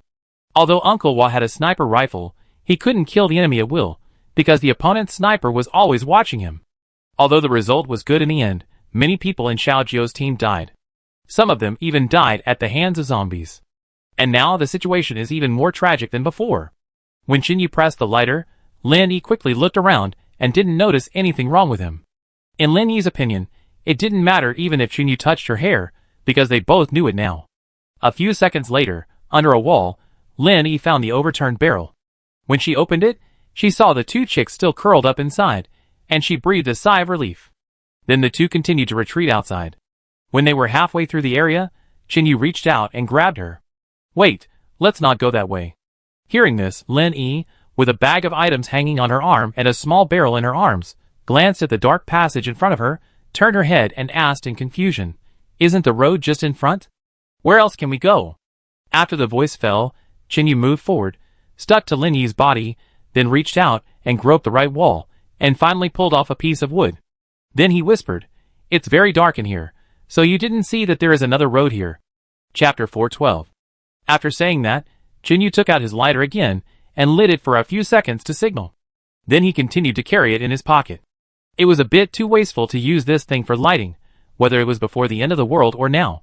Looking at the passage in front of him that was almost half the size, Lin Yi was surprised. "I haven't heard Sister Feng say that there is a fork in the road." Qinyu hung her bag around his neck and then put it on his back to make it easier to climb out. When he heard the question, he immediately explained, "A few days ago, I asked Zhang Jin to dig it secretly. At that time, I assigned tasks to everyone else, but I didn't tell him directly, so you don't know. But don't worry, Lei knows. He should also be taking Feng Yi this way." Hearing this, Lin Yi held the bucket in her left hand and crawled forward with her right hand, then whispered, "Do you know why I was willing to follow you out of the city? Because you have no water to drink?" Qinyu laughed and said softly, "No, no, no." Lin Yi stopped and turned her head to look behind her. Although it was dark and she couldn't see anyone clearly, she knew that Qinyu was behind her, silently protecting her. Then she said seriously, "People may die if they don't drink water for 3 days. I shouted at you so loudly at that time, but didn't you feel something was wrong afterwards?" Hearing this, Qinyu smiled bitterly and said truthfully, "At that time, I was only concerned about escaping, thinking about how to leave the city, and I didn't have the heart to think about anything else. But later I thought about it, it was indeed a bit abnormal. You didn't seem to be in any trouble after 3 days without water." Lin Yi continued to crawl forward and explained, "I still have half a bottle of water, but if you didn't show up there, I might really die. I really decided to save you because you had books wrapped around your arms and legs at that time, and you were almost cautious. After all these things happened, I successfully proved that you are indeed reliable. I can live more safely with you." After listening to her, Qinyu reached out and poked Lin Yi's ankle and whispered, "The last sentence is also for you. With you, I can live more safely." After a few seconds, he murmured again, "Because I spent a lot of effort to survive, Even in the end of the world, I can't die easily. No matter what the situation is, staying alive is the most important thing. The two of them slowly crawled out, and the explosions above never stopped, with one explosion every 1 or 2 minutes. Xinyu was a little confused about this. There were not many people in the community, and they kept bombing. Isn't it a waste? Fortunately, I was wearing a thick coat in winter, so I didn't get scratched when crawling on the ground. This branch road was obviously farther than the previous secret passage, and it was basically dug around the exit. Later, Lao Cheng and Hongwu also took time to help. Although it was only a few days, the three of them took turns to dig it out successfully. Facts have proved that Qinyu's character has saved his and others' lives. Being more careful often does no harm. After leaving the exit, Qinyu and Lin Yi ran wildly in other directions. There was no direction, just running to where the gunshots were less. When passing by a river, the two met a few men who were boiling water nearby. At first, Qinyu didn't know whether they were in the same group as those people, so he didn't take action, but took Lin Yi to take a detour quietly. Unfortunately, one of them was sharp-eyed and spotted them first, and shot without thinking. Fortunately, it was a shotgun, and the long-range hit rate was low, so no damage was caused. Afterwards, Qinyu hid Lin Yi at the root of a tree and covered it with leaves. Then he began to circle the group of people in the woods. Finally, when the zombies came over, Qinyu mixed in and took the opportunity to kill those people. He brought 2 shotguns, so he just took out the bullets and threw all the other guns into the river. As for the dagger and machete, he didn't care about them. He chose a more convenient knife and planned to give it to Lin Yi for self-defense. It was not until dawn that Qinyu went back to the tree root to meet Lin Yi. "You are finally back. I thought you didn't want me anymore." Lin Yi hid inside, frightened for more than 3 hours, and didn't dare to move at all. Looking at her dirty face, Qinyu took her to the river, then wiped her face with the burning water, and then cleaned the blood on his body while smiling and saying, "How could it be? There were a lot of people. I thought there were only 7, but more than a dozen came over. It took a long time to get rid of them. I don't have the skills of Arai to fight against more than 20 adult men. The reason why I was able to kill more than a dozen people in a flash last time was also thanks to the help of the flower." Lin Yi cleaned the garbage off his head, and then the two of them continued to leave. Although there were only 2 bags of items, they were all some dried meat and water, so even if they were chased by others, they didn't have to worry about being hungry. Su Dali led his men to attack the community. After dawn, he looked at the mess around him, and listened to the information reported by his men. His eyes were blazing with fire. He gritted his teeth and beat up the dozen people in front of him. He said viciously, "Fuck, what are you talking about? It has been bombing for several hours. It turns out that our own people are bombing back and forth?" Hearing this, Lu Wenjing stood by. Although he looked serious, he was almost laughing in his heart. The men knelt on the ground, covering their swollen faces, and begged, "Brother, you can't blame us all. It was the 4th brother who said that they might have explosives, so we should not underestimate the enemy. Besides, it was too dark, and we couldn't see the people clearly." "Humph." Su Dali shouted coldly, turned his head to look at Lu Wenjing, and then continued to ask his men, how many people died on the other side. Hearing this, those men looked at each other. Some did not dare to speak. One of them plucked up the courage and said, "Brothers died or injured more than a dozen. The other side was injured too, 0 death." After the voice fell, Lu Wenjing quickly grabbed Su Dali, who wanted to rush forward again, and said, "Brother, don't fight them. If there is any problem, you still have to use medicine to treat it, right?" Then he continued, "These people are not easy to deal with. They are probably well trained. It will be difficult to clear them out in a short time." Su Dali looked at Lu Wenjing's neither humble nor arrogant expression, and was extremely angry. However, because Lao Si was very important, he could not say anything more. He just called the remaining 200 people to chase him separately. When he walked away, Lu Wenjing stepped forward, helped the beaten men up, and asked, "Are you all okay? I have medicine over there. Let's go, I take care of you." Chapter 413. A few minutes later, under a temporary shed, everyone was sitting on the ground. Lu Wenjing was busy with a small bottle of safflower oil. Seeing this, one of them endured the pain and said, "4th brother, we had no choice but to tell you your name, otherwise you would be beaten to death by the eldest brother." Hearing this, Lu Wenjing poured a little safflower oil in his hand, walked over and applied it to the injured part of the man, and said with a smile, "It's okay, it's not your fault." Then another person spoke up, "4th brother, you should put this thing away. It took a lot of effort to collect this half bottle. It would be a waste to give it to us.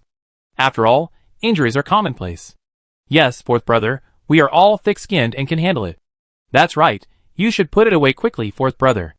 All kinds of echoing words sounded at this time, unwilling to let him continue to apply the medicine. Lu Wenjing listened to these words, and suddenly other thoughts popped up in his mind, and then his words gradually became cold. You dare not listen to me? Hearing this, more than a dozen men shuddered and returned to silence in an instant.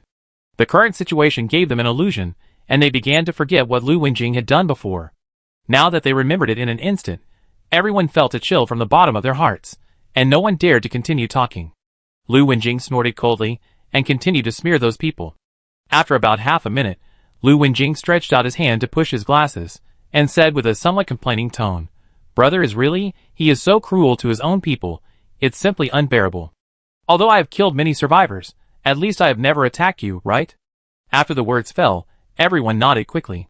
Feeling the strength of the fourth brother applying the medicine to himself, the last subordinate hesitated for a moment and whispered, I think the eldest brother is really a bit too inhuman. As soon as this was said, everyone else turned their heads to look at him, their faces full of disbelief. Is this kid crazy? How dare he say anything? But strangely, when Lu Wenjing heard this, he only paused for a second, then continued his actions without replying. Seeing this, the man touched his swollen forehead, recalled the scene of Su Dali kicking desperately, and mustered up the courage again and said, Fourth brother, why don't you lead us to do it? No matter what, even betrayal. Before he finished speaking, Lu Wenjing raised his head and looked at him with cold eyes. In an instant, the subordinate was frightened, and just as he was about to apologize, he heard Lu Wenjing speak. I will pretend that I didn't hear what you said today, otherwise if my eldest brother knows, I guess you won't even have a complete body. After he finished speaking, he stood up with the empty bottle and turned to walk towards the fire.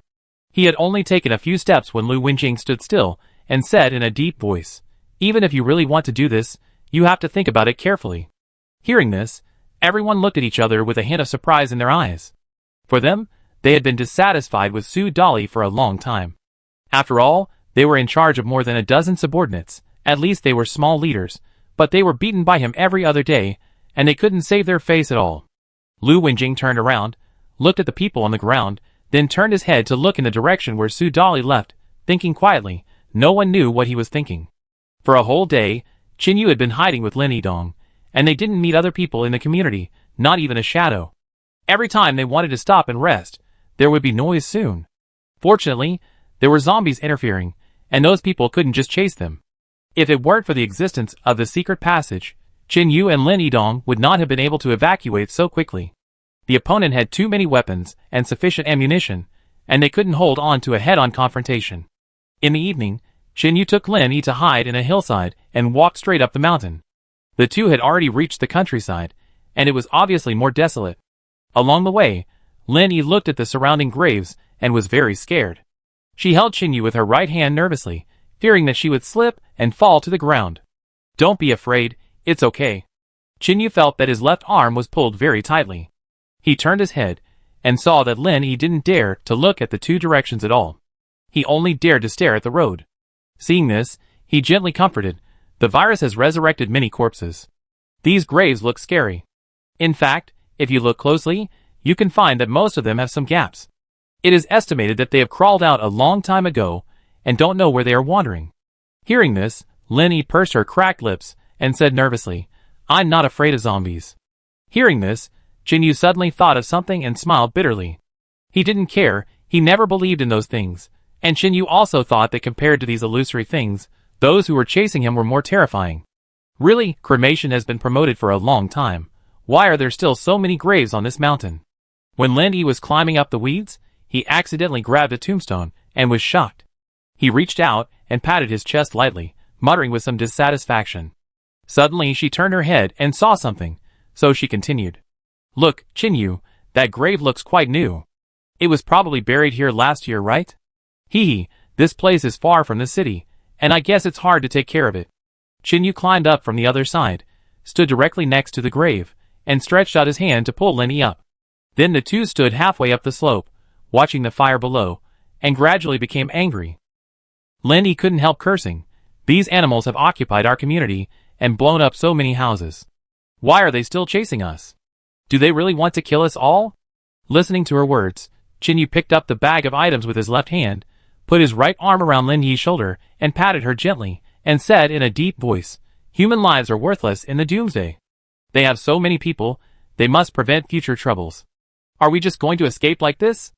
Lin Yi turned her head to look at him, her eyes slightly red, and her mouth began to purse. "Why do you have to attack me and I attack you?" Hearing this, Qinyu took her to continue walking up the mountain, and as he walked, he sighed and said, "Because from the perspective of force, we are not equal to each other, you should understand this meaning?" Because the road next became narrower, Lin Yi, who was a little scared, did not dare to walk in front, so she had to walk behind him with the bucket in her arms, and nodded, of course. Chapter 414. Then Qinyu continued, "You have read more books than me, so you must understand this truth. In the end times, different survivor camps are also staring at each other. If both sides still have humanity, they will not act rashly. Even if the weapons and firepower are equal, the opponent can be stabilized. After all, fighting is a fight to the death.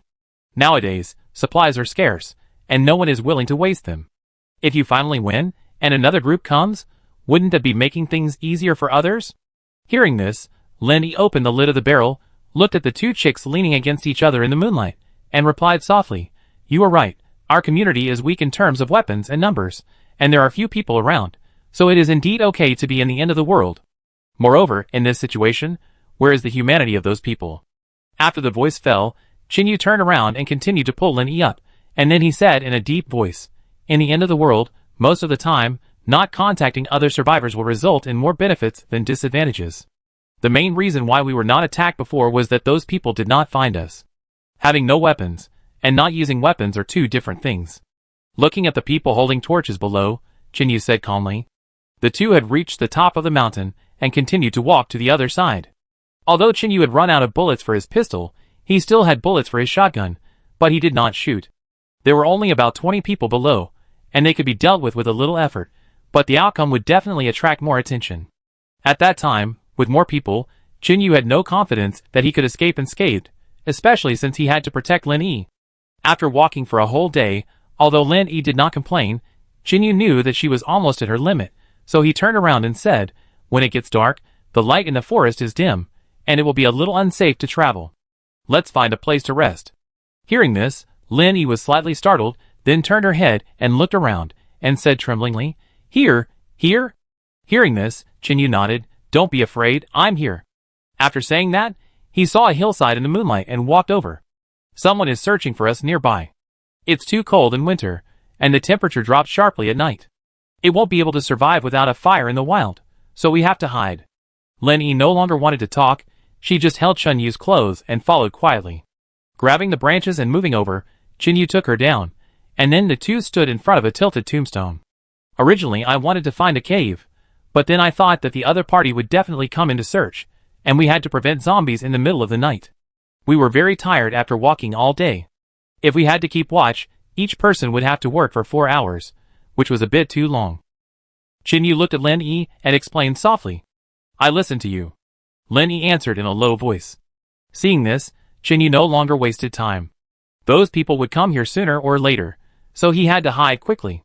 The reason why he chose this place was because the tombstone was lying outside, so he could observe the situation inside. The snow here was a little lighter, so Qinyu pinched a small snowball with his hands and threw it directly inside. Somewhat worried, he picked up a stone from the ground and threw it in. He listened quietly for more than 10 seconds and confirmed that there was no movement, so he moved the tombstone a little further and then got in. "Wait for me outside. I call you when it's safe." Lin Yi was about to follow his steps when she heard his instructions. The space inside was not big and a little low. Qinyu had to lower his head to stand up. Because it was very dark, he took out the lighter again and used the light to scan the surroundings. Then he felt relieved. There was a coffin in the middle area. It looked like it had been there for a long time, and the outside looked almost rotten. It was estimated that the inside had already turned into a skeleton. Qinyu didn't believe that it would turn into a zombie. After all, if skeletons can be resurrected, it can no longer be called a virus, but a miracle. He walked to the entrance of the cave and brought Lin Yi in. Then Qinyu supported the tombstone and moved it to the entrance of the cave, barely standing it up again. Unless you get close, you can't see it at all. Lin Yi didn't dare to go in, but squatted at the door, waiting for Qinyu to join him. When he turned around, he accidentally bumped into her, and Chinyu smiled and said, "Don't worry, just follow me. If you are really scared, you can keep lighting with a lighter." Hearing this, Lin hurriedly shook her head and whispered, "Forget it. It's not easy to refill the gas in the lighter. Save it, I'm fine." Seeing this, Chinyu took her inside, occasionally using the lighter to illuminate, and finally chose to rest near the corner. "Unfortunately, the ground is a bit wet. I guess I can only squat at night." Chinyu touched his feet, and then frowned. "You should have clothes in your bag. It's winter now, so you put it together with the food." Lenny whispered. It was very dark inside. The two of them couldn't see each other at all. They could only see the little light at the entrance of the cave. Chinyu heard it, so he opened the bag, reached in with his other clean hand, picked out a coat, and spread it on the ground, so that he could sit down. Although the coat is also important, the two of them now have clothes to keep warm. If they really squatted all night, or even in the middle of the night, if they encountered an enemy, they would not even be able to run away. Then the two of them leaned against each other and rested. The surrounding walls were also very damp, so we had to try to avoid getting close to them. Chinyu took out the shotgun that had been loaded during the day, and aimed it directly at the hole, with his finger close to the trigger. If those people really got in, he would have to find a way to rush out as soon as possible. There was also a fist-sized stone stuck on the tombstone. If someone moved it, it would fall down. With Chinyu's alertness, he would be able to find it in an instant. Just as he was thinking about these things, he heard steady breathing. After walking for a day, Lin was already tired. She leaned on Chinyu's shoulder and fell asleep quickly even though she was in the tomb. Time passed unknowingly. About half an hour later, footsteps and the sound of people swinging knives came from all around. "Brother Mao, those two ran really fast. The brothers have searched everywhere around here. There are nothing but zombies." 5 or 6 men came over, and one of the short men spoke. Hearing this, the man walking in front turned around, grabbed the ear of the man who had just spoken, and said viciously, "Watch your words. Hey Brother Mao, I was wrong, please be gentle." "Humph." Brother Mao let go of him, pointed down and said, "There seems to be a road there, go and have a look." Chapter 415. I go," the man said with a bitter face and some reluctance. Hearing this, Brother Mao raised his eyebrows and asked, "Then how about I go?" No, I'm just talking casually, I go now." The man didn't dare to object and walked directly towards the grave. At this time, the sky had completely darkened, and there were many trees around, so the light here was not good, and even footprints could not be found. After some effort, he jumped to the platform in front of the tombstone. The man didn't dare to look closely, but just knocked on the ground with a dagger and shouted softly. After a few seconds, the man turned his head and looked upwards, saying in a somewhat frightened voice, "Brother Mao, there is no way anyone is hiding here. Look, there is not even a large bush around." Hearing this, Brother Mao squatted down, pointed his head in the direction of the tombstone, and said, "Open it up and have a look." "Don't be ridiculous, Brother Mao. This is someone else's grave. How can you just open it up casually?" The man couldn't stand it anymore, and said with a begging look on his face. As soon as he finished speaking, the others also echoed, "Brother, there is a coffin in there. As the saying goes, death is the greatest thing. Let's not destroy it, right?" "Yes, Brother Mao, to be honest, I used to live in the countryside and heard a rumor that a kid from the next village dug up an old grave and threw stones into it. A few days later, he went swimming in the reservoir and drowned." After hearing what he said, Brother Mao hesitated for a while and turned back to ask, "Really?" The subordinate was already a little scared and nodded quickly at this time, "Of course, and it is said that it took several days to salvage it. I saw how miserable it was, and I wanted to vomit the food I ate the day before yesterday." Brother Mao listened to his men's words, looked at the desolate scene around him, and couldn't help but feel a little scared. This thing is nothing to be afraid of when you don't believe it, but when you are suddenly in a desolate mountain, surrounded by graves everywhere, and hear others talking about this kind of thing, you will naturally think about it. But Brother Mao is a leader after all. Although he is very scared in his heart, he pretends to be indifferent on his face, and says coldly, "What nonsense are you talking about? I think the child had a cramp in his leg and drowned." In the past, it was also publicized everywhere not to go swimming in wild rivers or reservoirs easily. After saying that, Brother Mao stood up, hooked his hand, and said, "You come up first." Seeing this, other men hurriedly lent a hand, and then Brother Mao tightened his collar, swallowed his saliva, and said, "I go down and take a look by myself." There was no other way. In order not to be looked down upon in front of his men, he still planned to pretend. He approached the gap in the tombstone, squinted his eyes, and looked at the situation inside, then waved his hand, light a torch and pass it down.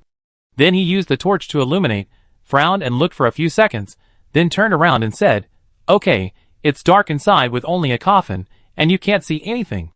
Hurry up and search somewhere else." Listening to the whispers outside, Jinyu breathed a sigh of relief and let go of his right index finger from the trigger. If the other party moved the tombstone to get in, he would shoot instantly and rush over quickly to hold the man hostage. From the conversation, the man seemed to be in charge. The footsteps became farther and farther away, and the surroundings returned to silence. Jinyu put the gun away and was about to go to sleep when he heard a small voice next to him. "Have they left? Well, go back to sleep.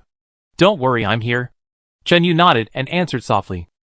Lenny sat up, stretched her neck, and then continued to hold his arm and whispered, "It's great to have you here." Hearing this, Jinyu also smiled and murmured, "I think so too." In this situation, the community was attacked in the middle of the night. Jinyu couldn't imagine that if he didn't find Lenny in the first place, then how could she survive alone next? With a light sigh, Jinyu looked quietly in the direction of the cave entrance and closed his eyes to rest. Every once in a while, he would open his eyes and check his watch to confirm the time. The environment here is not good. To put it bluntly, it is for the dead after all. No one can say whether there will be any problems if two living people stay in it for a long time. After waking up for the third time, it was already past 5 o'clock in the morning. Jinyu thought for a moment and decided to wake up Lin Yi. What's wrong? Lenny sat up and asked in a daze. "It's almost dawn. We have to find a way to leave early, otherwise it will be bad if we are surrounded by people." "Okay, I listen to you." Lenny nodded and reached out to touch the bag next to her. Jinyu whispered again, "Stay here for a while. I go out and check the situation." Hearing this, Lin quickly reached out and grabbed him, and said in a trembling voice, "No, I have to go with you.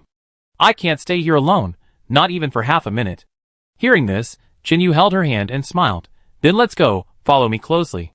After the voice fell, the two packed up their things and left directly. "For convenience, I didn't take out the food and water last night. It's dark here, and it would be a pity if they get dirty accidentally." When they arrived at the cave entrance, Jinyu handed the bag to Lin Yi, then he held the tombstone with his hand and pushed it to the side. When the gap became bigger, he climbed out directly. Looking around, there was no trace of anyone, and there were only a few zombies wandering in the distance. After taking Lin Yi out, the two continued on their way. In fact, they didn't know where to go. According to Jinyu's plan, they had to meet other people in the community first before discussing the next countermeasures. Although they had made preparations in advance, they were still caught off guard. Fortunately, they arranged training for everyone, so there seemed to be no casualties. Jinyu had not seen any of his own bodies when he was running around in the community some time ago, but he saw a lot of the enemy's bodies.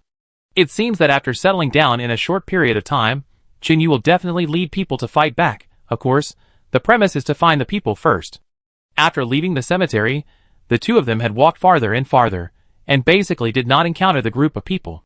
At noon, they found an open space under the bridge and took a rest for a while. Lin Yi sat on the stone, stretched out her hand, and gently pounded her calf, with a numb expression on her face. Looking at her appearance, Jinyu didn't know what to say, but walked around to see if he could find an empty tin can or something like that. At this moment, the current situation is a miserable doomsday, with no food to eat. "What are you looking for?" Lin Yi recovered and asked. Chapter 416. Hearing this, Jinyu turned back and whispered, "I want to find something to boil water and cook some food. You have only eaten a few pieces of lean meat since yesterday. I think you are almost exhausted. I still need to make some broth. Besides, those people should be quite far away. Anyway, they are always chasing us. It is better to fill your stomach first and then make a bigger fire. This way, the smoke will be much smaller, and you don't need to worry about being exposed." Hearing this, Lin Yi felt warm in her heart and waved her hand and shouted, "Come here." When he came closer, Lin Yi rummaged through the bag next to her, then took out something and said with a smile, "Look, it's already there. Why bother looking for it? And then you have to waste water to disinfect it." Looking at the small stainless steel bowl she took out, Jinyu was slightly stunned and said in surprise, "Why did you bring this too? I remember that I only said to prepare food and water in advance." Lin Yi said with a smile, "This is the difference in thinking between men and women. Because you must eat hot food, how can you eat jerky all the time?" With the tools, the two of them started to get busy. Lenny piled up the neat stones and made a simple stove. These were also what Feng Yi taught her in her daily life, in case of emergency. In the past, Lin Yi never thought that she would need to burn firewood and build a stove to eat food. The coming of the end of the world has basically changed everyone's life trajectory. A few minutes later, the smoke rose. Qin Yu squatted in front of the fire, adding thin branches, and Lin Yi gently stirred the bowl with a spoon, adding water from time to time. After boiling, Lin Yi added some salt, then slapped his knees, frowned and said, "It's over, I only brought a spoon and a bowl, and forgot to bring chopsticks." Hearing this, Qin Yu raised his head and said cheerfully, "Little fool, you don't need to bring chopsticks." Lin Yi then widened his eyes and blurted out, "How can I eat without chopsticks? Do I have to grab it with my hands?" After the voice fell, Qin Yu stood up, cleaned the dust on his hair, and then turned and walked towards the woods by the river. Then he picked a tree as thick as his thigh, kicked it with his feet, grabbed it with both hands, and then climbed up. In fact, he could also grab branches if he stood below, but he was worried that they would be contaminated by zombies. To be on the safe side, it was better to break off branches from high places. About 2 minutes later, Qin Yu came back with 4 thin branches, handed them to her with a smile, and said, "Here, they are ready, try them." Lin Yi took it, pinched a piece of meat between her fingers, blew it with her mouth, then bit off half of it, and then said with a smile, "Don't tell me, this tastes better when it's hot than when it's cold." Hee hee. Qin Yu squatted down and began to eat the meat slices. While chewing, he said, "So, the emergence of fire has further improved human civilization." Just as the two squatted under the bridge and finished eating, there was movement in the woods in the distance. Some birds suddenly flew up. Seeing this, Qin Yu hurriedly said, "Quick, pack up your things, those people are coming again." After that, several men appeared on the other side of the river, holding shotguns and shooting directly at them. 2 bangs sounded, and the bullets hit the bridge, stirring up a burst of gravel. Qin Yu turned around and took out his gun, holding his breath, briefly analyzing the trajectory of the shotgun, and quickly pulled the trigger. With a bang, the shot he fired directly scratched the 2 men, but unfortunately it did not hit the vital parts. Then Qin Yu led Lin Yi and ran desperately into the woods. More people appeared on the other side of the river. Su Dali stepped out and watched the 2 people on the opposite side flee in panic. When he saw Lin Yi's incredibly beautiful face, he swallowed his saliva, waved his hand and shouted, "Chase them from the bridge, kill the men, and capture the women alive." Hearing this, Lin Yi's body trembled with fear, and her hands clenched unconsciously. Qin Yu bent down and took her to hide everywhere, and said in a deep voice, "Don't worry, as long as I am alive, no one will touch your hair." Just one day before the community was about to be attacked, 3 cars drove very fast on the road heading south. The one in front was still the off-road SUV, but the appearance was already dirty and messy. Sitting in the driver's seat was a young bald man, who was holding the steering wheel at this time, frowning and asking questions to the side. "I say, Housie, do you have any idea? We have been driving for a few days, and we haven't even seen a shadow." Hearing this, the man in the passenger seat was holding a map and turned his head to look out the window. Hearing the question, he replied depressedly, "Brother Xiao, don't talk. Drive carefully and pay attention to the road." "Uncle Housie, tell me the truth. Did Brother Dazhuang lead you the wrong address, or did you lead the wrong way?" Xiaoyin, who was sitting in the back seat, grabbed the seat and approached the passenger seat and said seriously, "Of course it's true."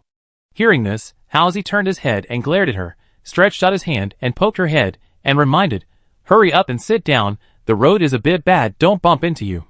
"But you?" Xiaoyin wanted to say something. But Xiaozhou also said, "Be obedient, Xiaoyin." "Okay." Xiaoyin pouted and sat back in the back seat. A few minutes later, Xiuzhou drove past an overpass, and Housie quickly tapped the car window and said, "Stop, stop, let me see if there is a sign." At this time, he was a little anxious. After hearing what Xiaoyin said, he began to wonder if he had really taken the wrong path. Now that he saw the bridge, he immediately remembered what Dazhuang had said. Then Housie left the car, rubbed his palms and exhaled, and then ran to the side of the road. He carefully looked for the trees, fearing that he would miss one, and finally found an arrow mark. Then he returned to the car and said with a smile, "No, it's this road. We should be there soon if we walk a little further." Xiaozhou nodded, opened the car window, and looked at the snow outside, thought for a moment, and said in a deep voice, "It's getting dark. It's not safe to travel at night. Let's rest for a night first. Why don't we go over there?" Xiaoyin stuck her head out of the car window and pointed to a bridge. Xiao Jiao nodded and turned the direction to drive over there. No one expected that because they rested for one more night, they just missed the time when the community was attacked. If Xiao Jiao, Uncle Hua and Haozi could arrive in the middle of the night, even if there were only 3 of them, they could help a lot with their strong military qualities and tacit cooperation. At the very least, Jinyu and the others would not be chased and fleeing like they are now. When Xiao Jiao parked his car in the distance the next morning, he looked at the smoke and collapsed walls a few hundred meters away, frowning. Haozi held up a telescope, looked carefully, and said seriously, "Something is wrong. Dazhuang told me before that there were many people living here, but now I see no trace of human activities, and all the houses have collapsed." Chapter 417. Could it be that their people have disagreements and then fight among themselves? Xiaoyin walked forward and asked curiously. Hearing this, Xiao Jiao glanced at her long hair with a hint of doting in his eyes. Then he took out a rubber band from his pocket and walked behind Xiaoyin, tied her hair up, and said softly, "I've told you so many times, don't let your hair spread out like this. What if you accidentally get caught by something while running for your life?" Hearing this, Xiaoyin stuck out her tongue and said playfully, "I know, but it's more comfortable to wear it." After scratching her nose, Xiao Jiao said seriously, "Safety is the most important thing in the doomsday. Survive first, then live." After he finished speaking, Uncle Hua also jumped down from the roof of a car. He put down his sniper rifle and spoke with a serious expression. "I don't think it's an internal conflict, it's probably an attack." Xiaoyin turned her head and said with a smile, "Uncle Hua is worthy of being a mercenary. He can see this. I don't know if it's because she's about to meet Sister Liao, which makes her a little excited now, and she talks more. Although it was a bit chaotic over there, he didn't think in a bad way." In Xiaoyin's opinion, Qin Yu's group was not a pushover. Anyway, as long as they didn't see the corpse with their own eyes, they would think the situation was good. After hearing Uncle Hua's words, Xiao Jiao also said, "This is certainly not an internal conflict. If it was a betrayal by his subordinates, then think about it, why would they demolish a large area of the wall? After all, the threat of zombies is not small. Finally, that's the detail I often tell you too, don't believe what you see, look more at what you don't notice, such as the ground." After he finished speaking, Haozi looked through the telescope again, then scratched his head and said, "Indeed, there are many wheel marks on the ground outside. Judging from the appearance of the marks, they may have appeared recently. What should we do next?" Xiu came over with a crossbow that Dazhuang made for him last time and asked. Hearing this, Xiao Jiao glanced at Uncle Hua, who also nodded slightly at this time. Seeing this, he said in a deep voice, "Drive the car back a little and find a place to hide. We have to see the situation first." "Ah?" Xiu was slightly startled, and then said in confusion, "What's so interesting about this? Since the other side attacked Jinyu and others, and we are here to find them, we can just help them." Hearing this, Xiao Jiao turned around and looked at the boy 2 meters away in front of him, frowning. Since Xiu lost one arm, his personality has gradually been affected. In addition, his parents and sister were brutally killed before, which has led him to ignore people's lives casually. "Xiu, I have told you once before that in any situation, we must first find out the enemy's situation before taking action, otherwise we may suffer a great loss. You just let it go in one ear and out the other." Xiao Jiao put his hands in his trouser pockets and said expressionlessly. Seeing that the atmosphere was a little strange, Xiaoyin hurried over to pull Xiao Hu and complained, "What's wrong with you recently? This is the second time you have refuted Brother Xiao. What are you doing?" Xiao Jiao raised his left hand to signal her not to speak, then looked at Xiao Hu and said again in a deep voice, "I have told you countless times that it was the Longshan group who killed your parents and your sister, and they are all dead. Why do you always have such great hostility towards other villains? Didn't I tell you that hatred will make you lose your mind?" Xiao Hu was a little speechless, and didn't know how to continue. At this time, Haozi also approached here, frowned and said, "Yes, Xiao Hu, our goal is to survive, not to clean up those bad guys in the doomsday. When the other party has no grudges against us, even if they are unforgivable, we don't need to meddle in their affairs. Now, it is important to live well." Speaking of this, Uncle Hua also looked at Xiu, shook his head slightly and said, "When I took him out to find a car before, I met a group of survivors who were hiding and living. There were 4 of them, 2 couples. One of them wanted to harm us, and was killed in the end. Normally, the matter would end here." Uncle Hua paused for a moment, and said again, "But Xiu still didn't let the other couple go. He sneaked up in the middle of the night, and killed them." Xiaoyin was shocked when she heard this and blurted out, "Such a big thing, Uncle Hua, why didn't you tell me earlier? In my opinion, As long as you don't attack your own people, there is no need to interfere too much. But now it seems that there is a big problem with your thinking. Uncle Wa said softly, while holding a sniper rifle. Let's not talk about how many people attacked Chinyu and his men. Looking at the degree of tragedy, there must be other weapons of mass destruction. Without knowing anything, rashly launching an attack is no different from seeking death. You are only concerned about dealing with those villains, and you don't care about the safety of your teammates? Aren't you afraid of killing Xiaoyin and Haozi? Uncle Wa said several words in a row, then turned and walked towards the car, intending to back up a little. He knew very well that Xiao Jiao would definitely be responsible for Xiaohu. Xiao Jiao pondered for a while, looked at Xiaohu and said word by word, "Again, we must prioritize ourselves in the doomsday.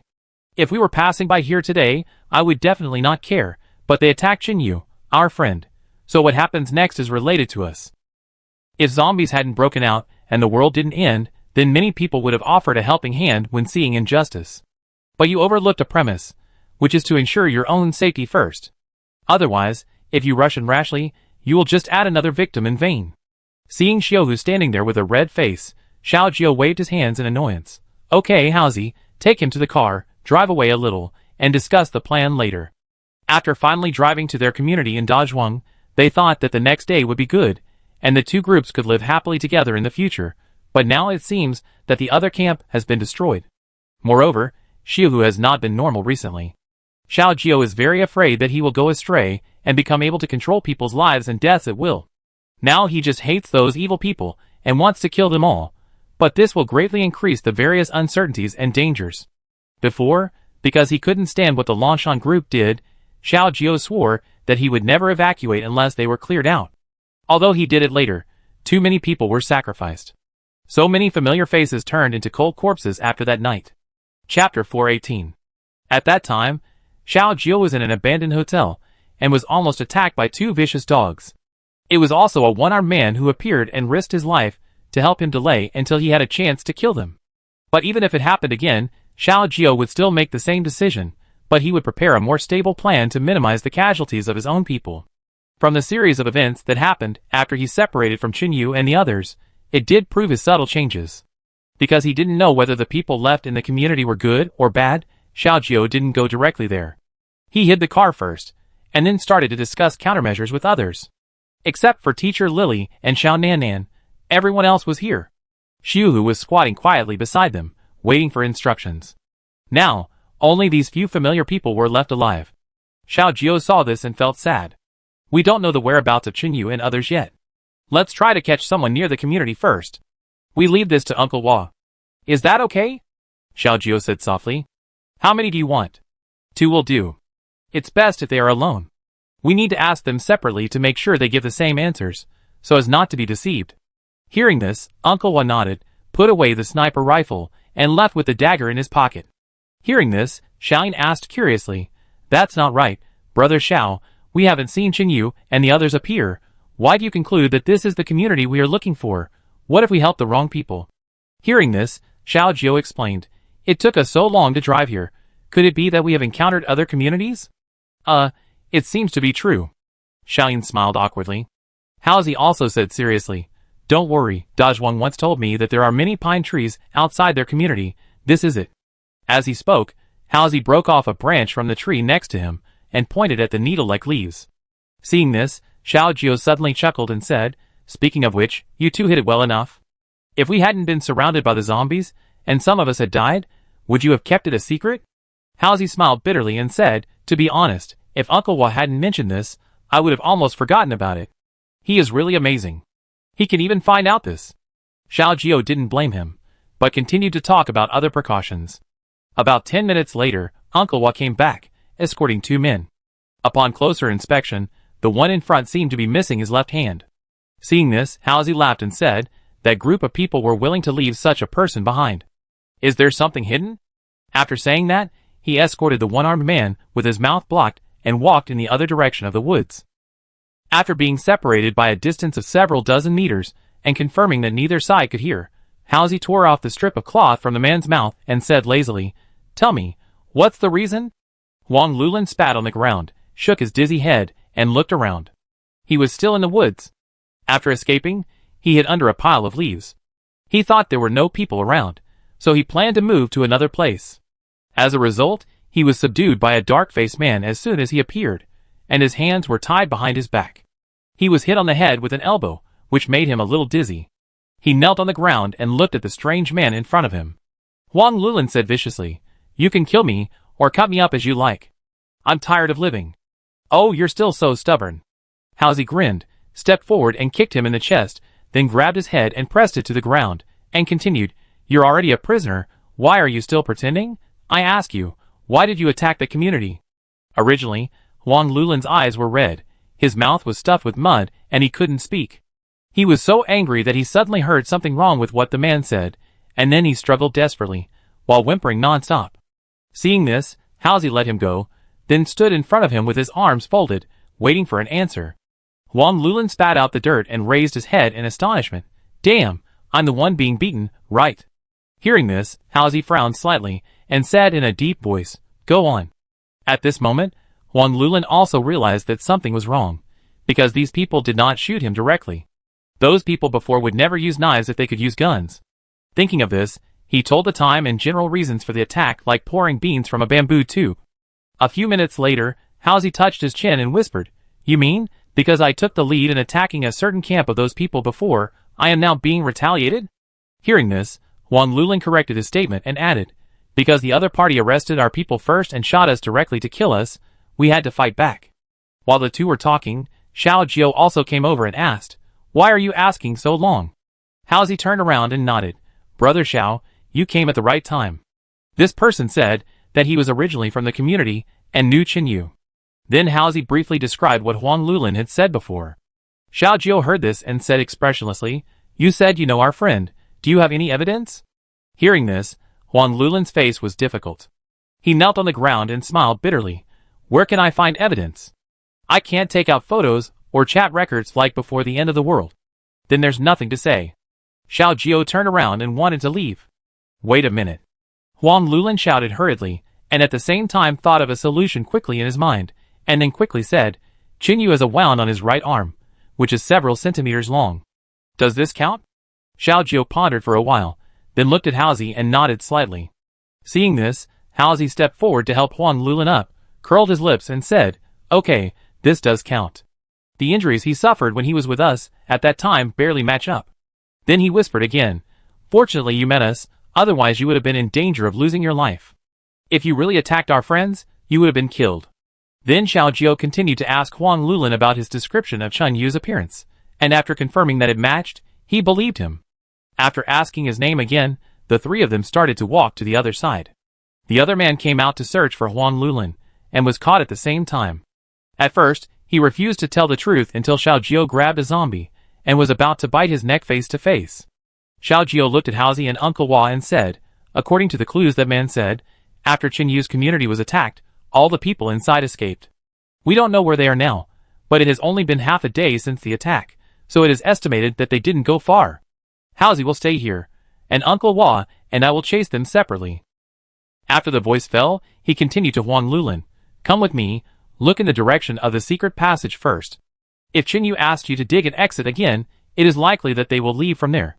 Chapter 419.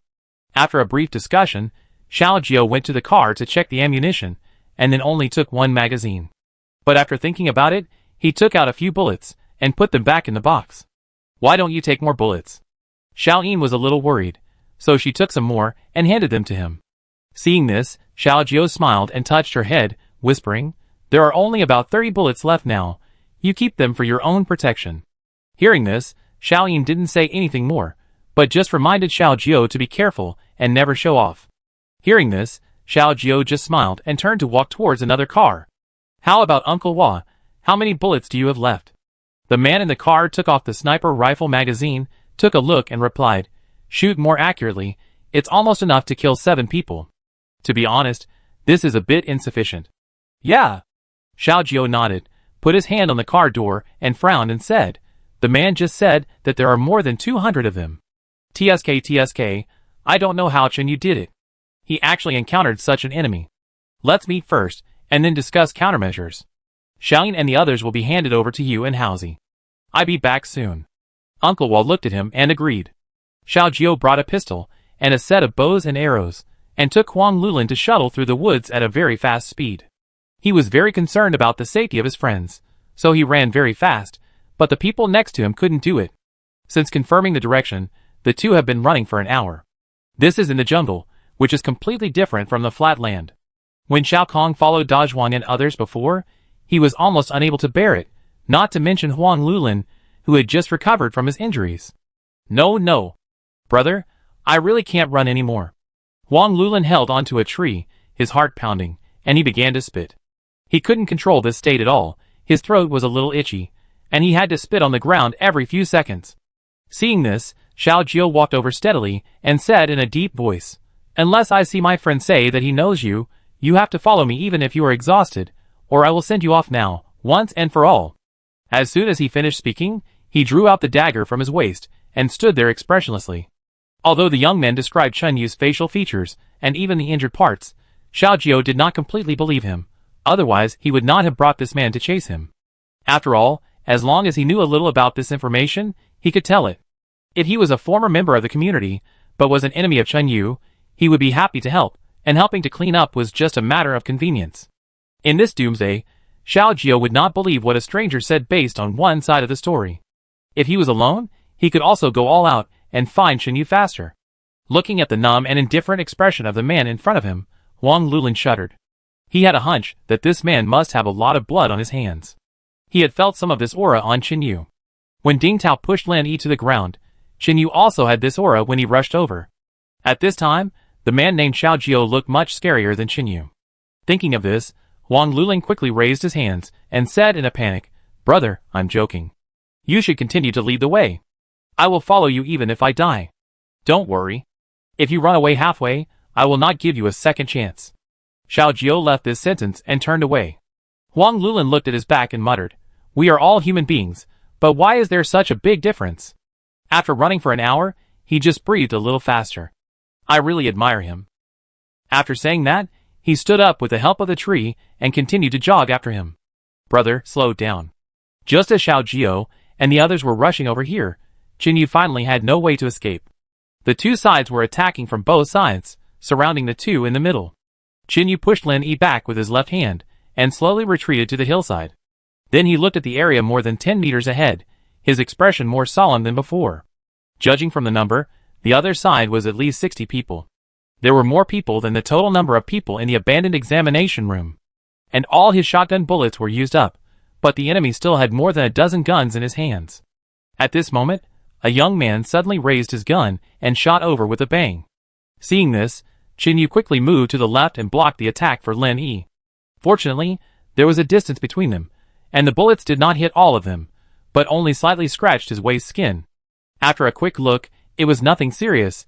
Chen Yu threw away the shotgun, put the bed sheet behind him on the ground, then took out the machete from it, and held it tightly in his right hand. The gunshot startled the others, and Su Dali rushed forward with a livid face, punching and kicking the man, shouting angrily, "If you hurt that girl's face, I skin you alive."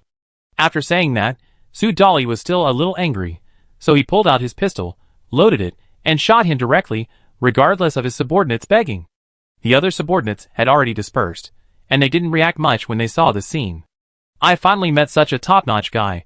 Everyone, watch carefully. If anyone shoots the wrong person, my bullets will not have eyes. Hearing this, a young man with pigtails stepped forward. He first glanced at the corpse on the ground, and then whispered, "But brother, the two of them are too close. If we shoot, we will definitely hurt someone by mistake." The brothers are all hunting rifles, and there is no way to control the dispersion of ammunition. Hearing this, Su Dali glanced at the young man coldly, then looked at the trembling beauty hiding behind Chen Yu, licked his lips, and hesitated.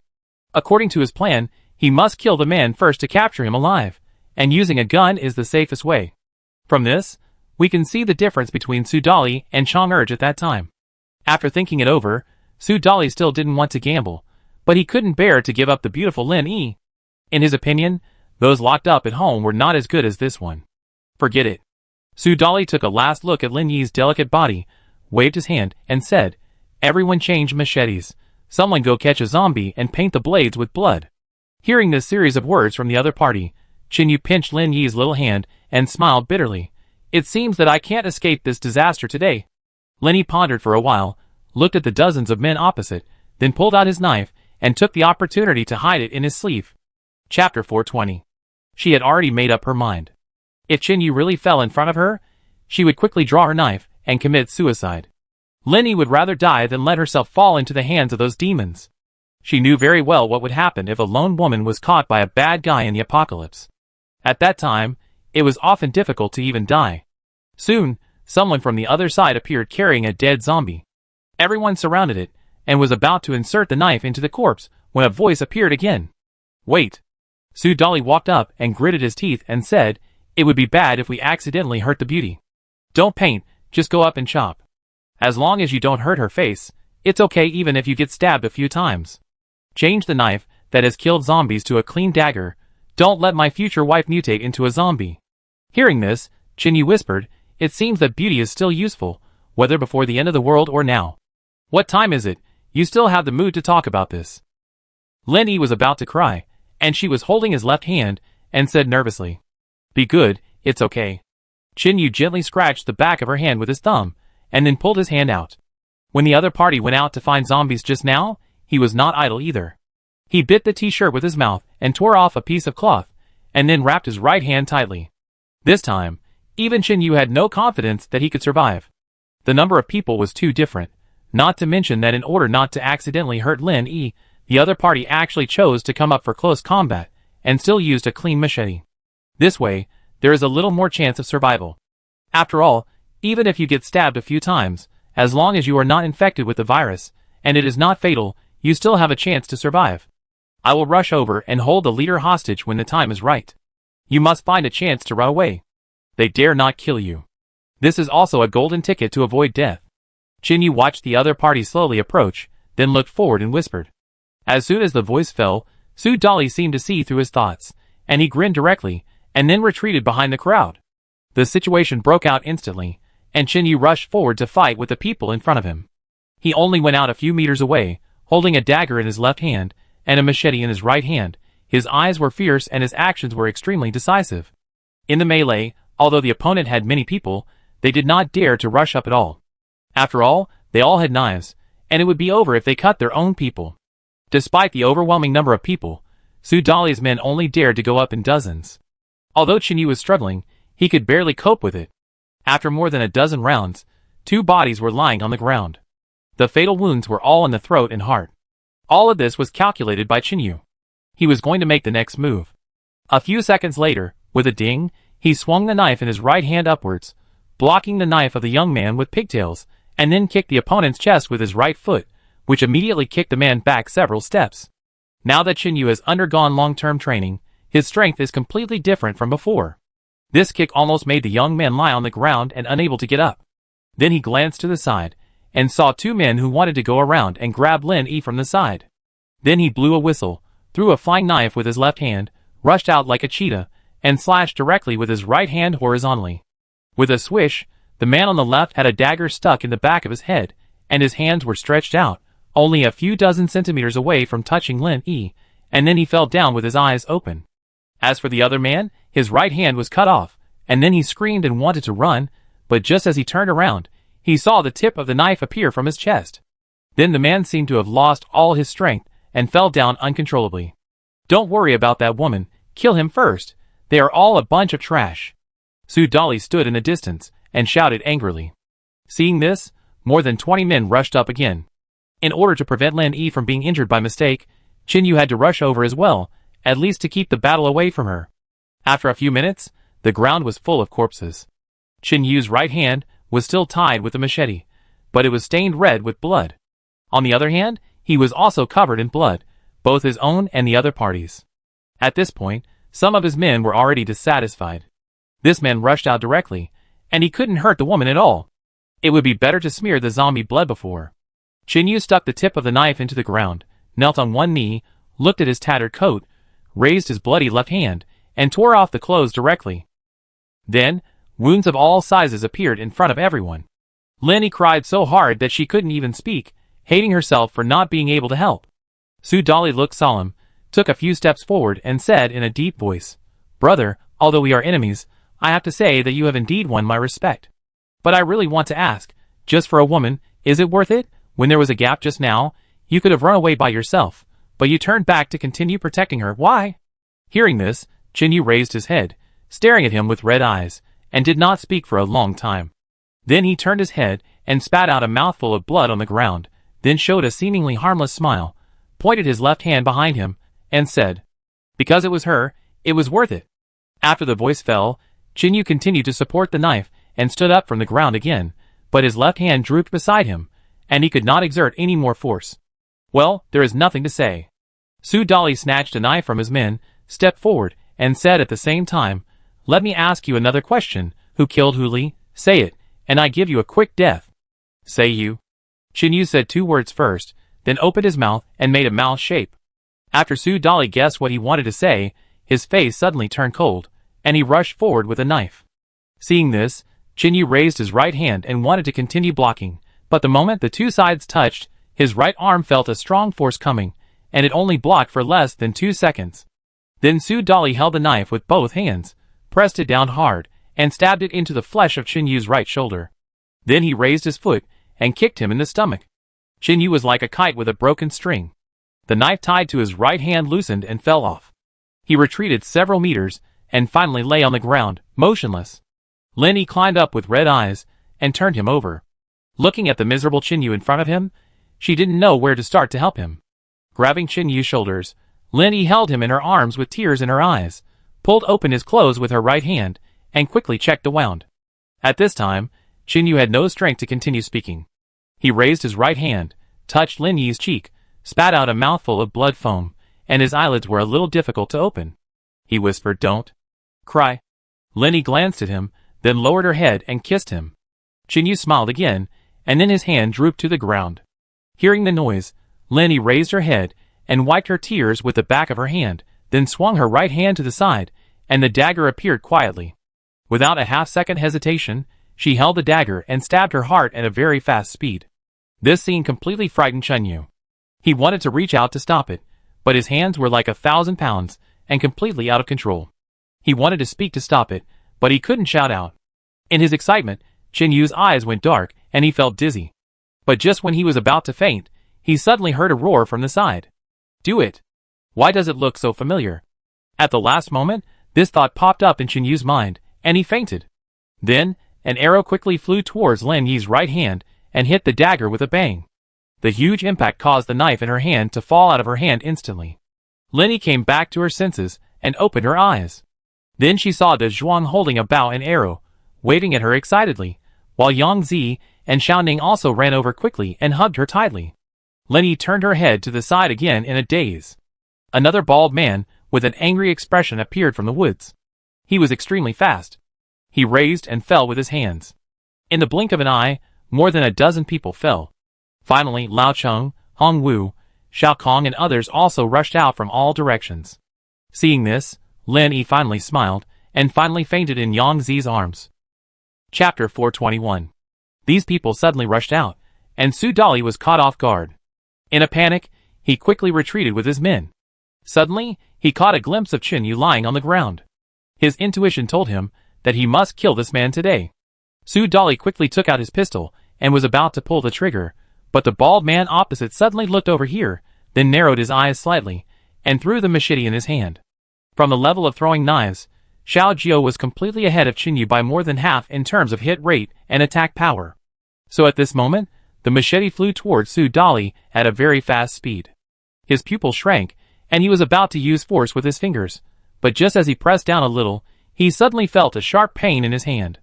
Then blood spurted out, and Su Dali's right hand was directly split in two. His palm fell to the ground, and he was still holding the pistol tightly. His face turned pale instantly, and he endured the severe pain without crying out. He desperately covered the wound with his left hand, and his eyes regretted more than ever. He should have used the gun directly just now. However, there is no regret medicine in the world. Now the situation has completely fallen. Su Dali's men are like being chopped melons and vegetables. Without the help of guns and explosives, they are no match for those people. One by one, they fell one by one in a few rounds. Knowing that it would be difficult to get an advantage today, Su Dali gritted his teeth, bent down, and quickly retreated. Seeing that the man was about to run, Xiao Jiao's face sank, and he picked up the knife on the ground with his toes, then caught it and wanted to rush over, but in an instant, several people appeared in front of him and surrounded him. A few seconds later, Xiao Jiao broke out of the encirclement covered in blood, but the man had already disappeared. Although he didn't know the other party's identity, he thought that the man could use a pistol, so he must be at least a leader. If he captured him, he could get some useful clues. However, zombies began to appear around, and the corpses on the ground also mutated and gradually struggled to get up. When Qin Yu was fighting with others before, he deliberately changed the fatal wounds of some people, and did not attack the head. According to his original plan, he would wait for the zombies to appear, use them to block the pace of the group, and find a chance to slip away. But it was unexpected that the corpse mutated too slowly. Qin Yu fainted before the zombies began to appear. Xiao Jiao gritted his teeth and didn't chase those people. After all, this side was more important. Seeing that the zombies were holding those men back, Su Dali's men looked at each other and ran away. After a few minutes, this flat land had become a hell on earth, which was too tragic. Later, Xiao Jiao and Lao Cheng picked up the hunting rifles dropped by those people and eliminated the group of zombies. The endless gunshots had also woken up Lin Yi. She was kneeling on the ground, tearing off her clothes to bandage Qin Yu. Xiao Ning and Yang Zi also took off their coats and pressed them with cotton to stop the bleeding. De Zhuang quickly took the arrows off the body, then ran to squat beside Qin Yu, looked at him and frowned, saying, "Sorry, we were delayed on the way and came late." Hearing this, Lin Yi looked up, revealing her swollen eyes from crying, shook her head and said, "It's already very timely. If you hadn't shown up, I would have died first." As soon as he finished speaking, Yang Zi's nose felt sore, and he hugged her shoulders again and said, "Sister Xiaolin, you are too impulsive. If my brother hadn't met his friend, we would have been on the road in the second half of the night. Otherwise, we would not have been able to save you." Hearing this, Lin Yi just patted her hand lightly and said nothing. Soon Xiao Jiao ran over with a bunch of clothes in his hand and said in a deep voice, "Brother Dazhuang, take your friends. Let's evacuate quickly. There are too many zombies." Seeing this, everyone quickly got busy. Dazhuang handed his bow and arrow to Xiaomei, then stepped forward to pick up Qin Yu, and everyone began to retreat. An hour later, everyone came to an abandoned village and planned to stay there for a while. "Wait." Xiao Jiao looked at the desolate village in front of him, thought for a moment, and then shouted, "Brother Dazhuang, you two put Xiao Yu down first. Let's go in and search." "Okay." Dazhuang nodded, and he and Lao Cheng carried Qin Yu, found a relatively flat ground, and put him down carefully. After those people died, Xiao Jiao stripped most of their clothes off. After all, they had just died, and had not mutated, so they could be used again. After that, while hurrying on his way, Xiao Jiao cut down 2 tree trunks as thick as his arms, tied them up with clothes, and made a simple stretcher. For this, Lin Yi thanked him more than once. After about 10 minutes, Xiao Jiao appeared again with De Zhuang, waved his hand and shouted, "You can come in, there are not many zombies inside, it looks like it has been abandoned for a long time." As soon as he finished speaking, Xiao Kong followed Lao Cheng to lift Qin Yu, looked at the bloody person on the stretcher, and felt a pang of pain in his heart. Lin Yi seemed to have noticed this. She walked beside the stretcher, holding Qin Yu with both hands, and said softly, "Don't worry, I have checked. Most of the blood on his body is from the enemy. He has no fatal injuries. We can just sew it up later." Hearing this, Xiao Kong finally breathed a sigh of relief and paid more attention to the ground under his feet to avoid accidentally falling. After entering the village, Xiao Jiao continued to drag 2 zombies, and threw their remains at the entrance of the village to prevent other zombies from gathering here. There are few houses here, only a dozen or so, most of which are made of stones, and some even have thatched roofs, but they should be sheds for cattle and sheep. And from the outside, it must have been inhabited here before, because there are electric poles around. As long as there is electricity, it means that the simple living facilities in the village are still complete. As long as they are disinfected with boiling water, they can be used. Dazhuang led everyone to walk a little further in, and finally chose a house with a yard, pushed open the door and walked in. There are fewer weeds here, and there is a covered well, which should not have been contaminated by zombies. Xiao Jiao walked over and said softly, "Thank you very much. If you hadn't brought Brother Dazhuang and the others here, I really don't know how today would end." Lin Yi looked at him and said sincerely. Hearing this, Dazhuang also sighed and said, "I almost made a big mistake. To be honest, if Brother Xiao hadn't come, I would definitely not have caught up so quickly, let alone shoot that crucial arrow." Fortunately, the final result was good. Chapter 422. After the words fell, Lin Yi was slightly startled and asked in confusion, Why do you say that? Yang Zi put his hand on her shoulder and said, because at that time we also encountered a group of people, 6 men, walking from your side to the direction of the community. At that time, my brother took advantage of the night to shoot arrows and sneak attack, and Xiao Ning and I fired cold guns, and then subdued them. When he said this, De Zhuang scratched his head and said a little embarrassedly, at that time, because the community was attacked, I was very angry. So I didn't want to leave any survivors, so I killed them all. Just when I was about to kill the last person, Brother Xiao appeared. He stopped me, then interrogated the man, and then we found out that they had been chasing a man and a woman before. We thought, apart from Rei and Sister Feng, there are only Xiaoyu and you left. Everyone knows Rei's skills, and he is at home in the jungle.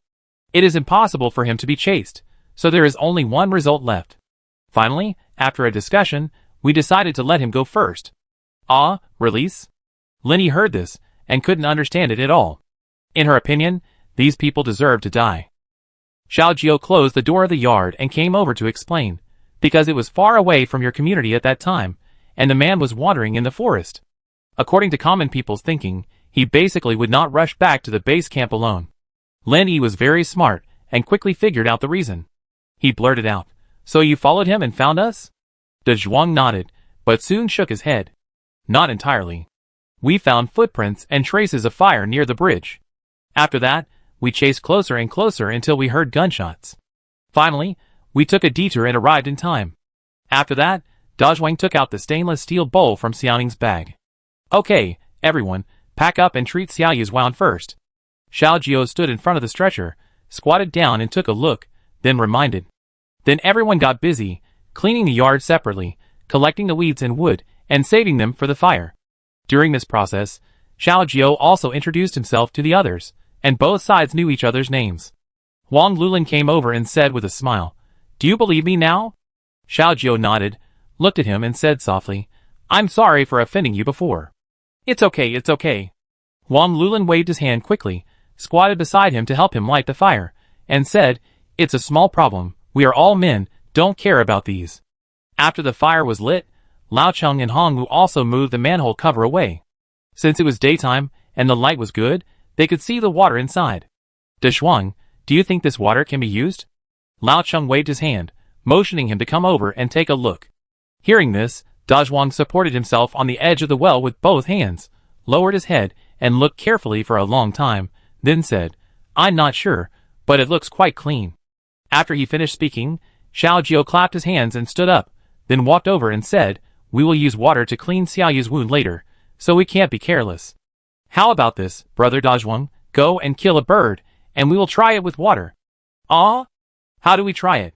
Lao Cheng was a little puzzled and asked in confusion. If the water contains zombie viruses or something like that, when it comes into contact with the wound on the surface of the skin, it will cause redness and swelling in about 3 minutes, and finally inflammation, until infection and death. Xiao Jiao explained patiently. Brother, you are awesome. You know all this in detail. Lao Cheng gave a thumbs up in admiration. Xiao Jiao smiled and said, There was a man in the team who mutated after washing his fingers with water of unknown origin. After checking, we found that there was a dead rat in the water tank. Alas, we really need to be more cautious in order to survive these days. After De Zhuang finished speaking, he took the bow, selected a few clean arrows, turned around and left the yard, intending to go to the back mountain to take a look. I go with you. Hongwu also took another set of bows and followed him out. About half an hour later, when everyone was sitting in the yard to rest, De Zhuang and Hongwu came back with smiles on their faces.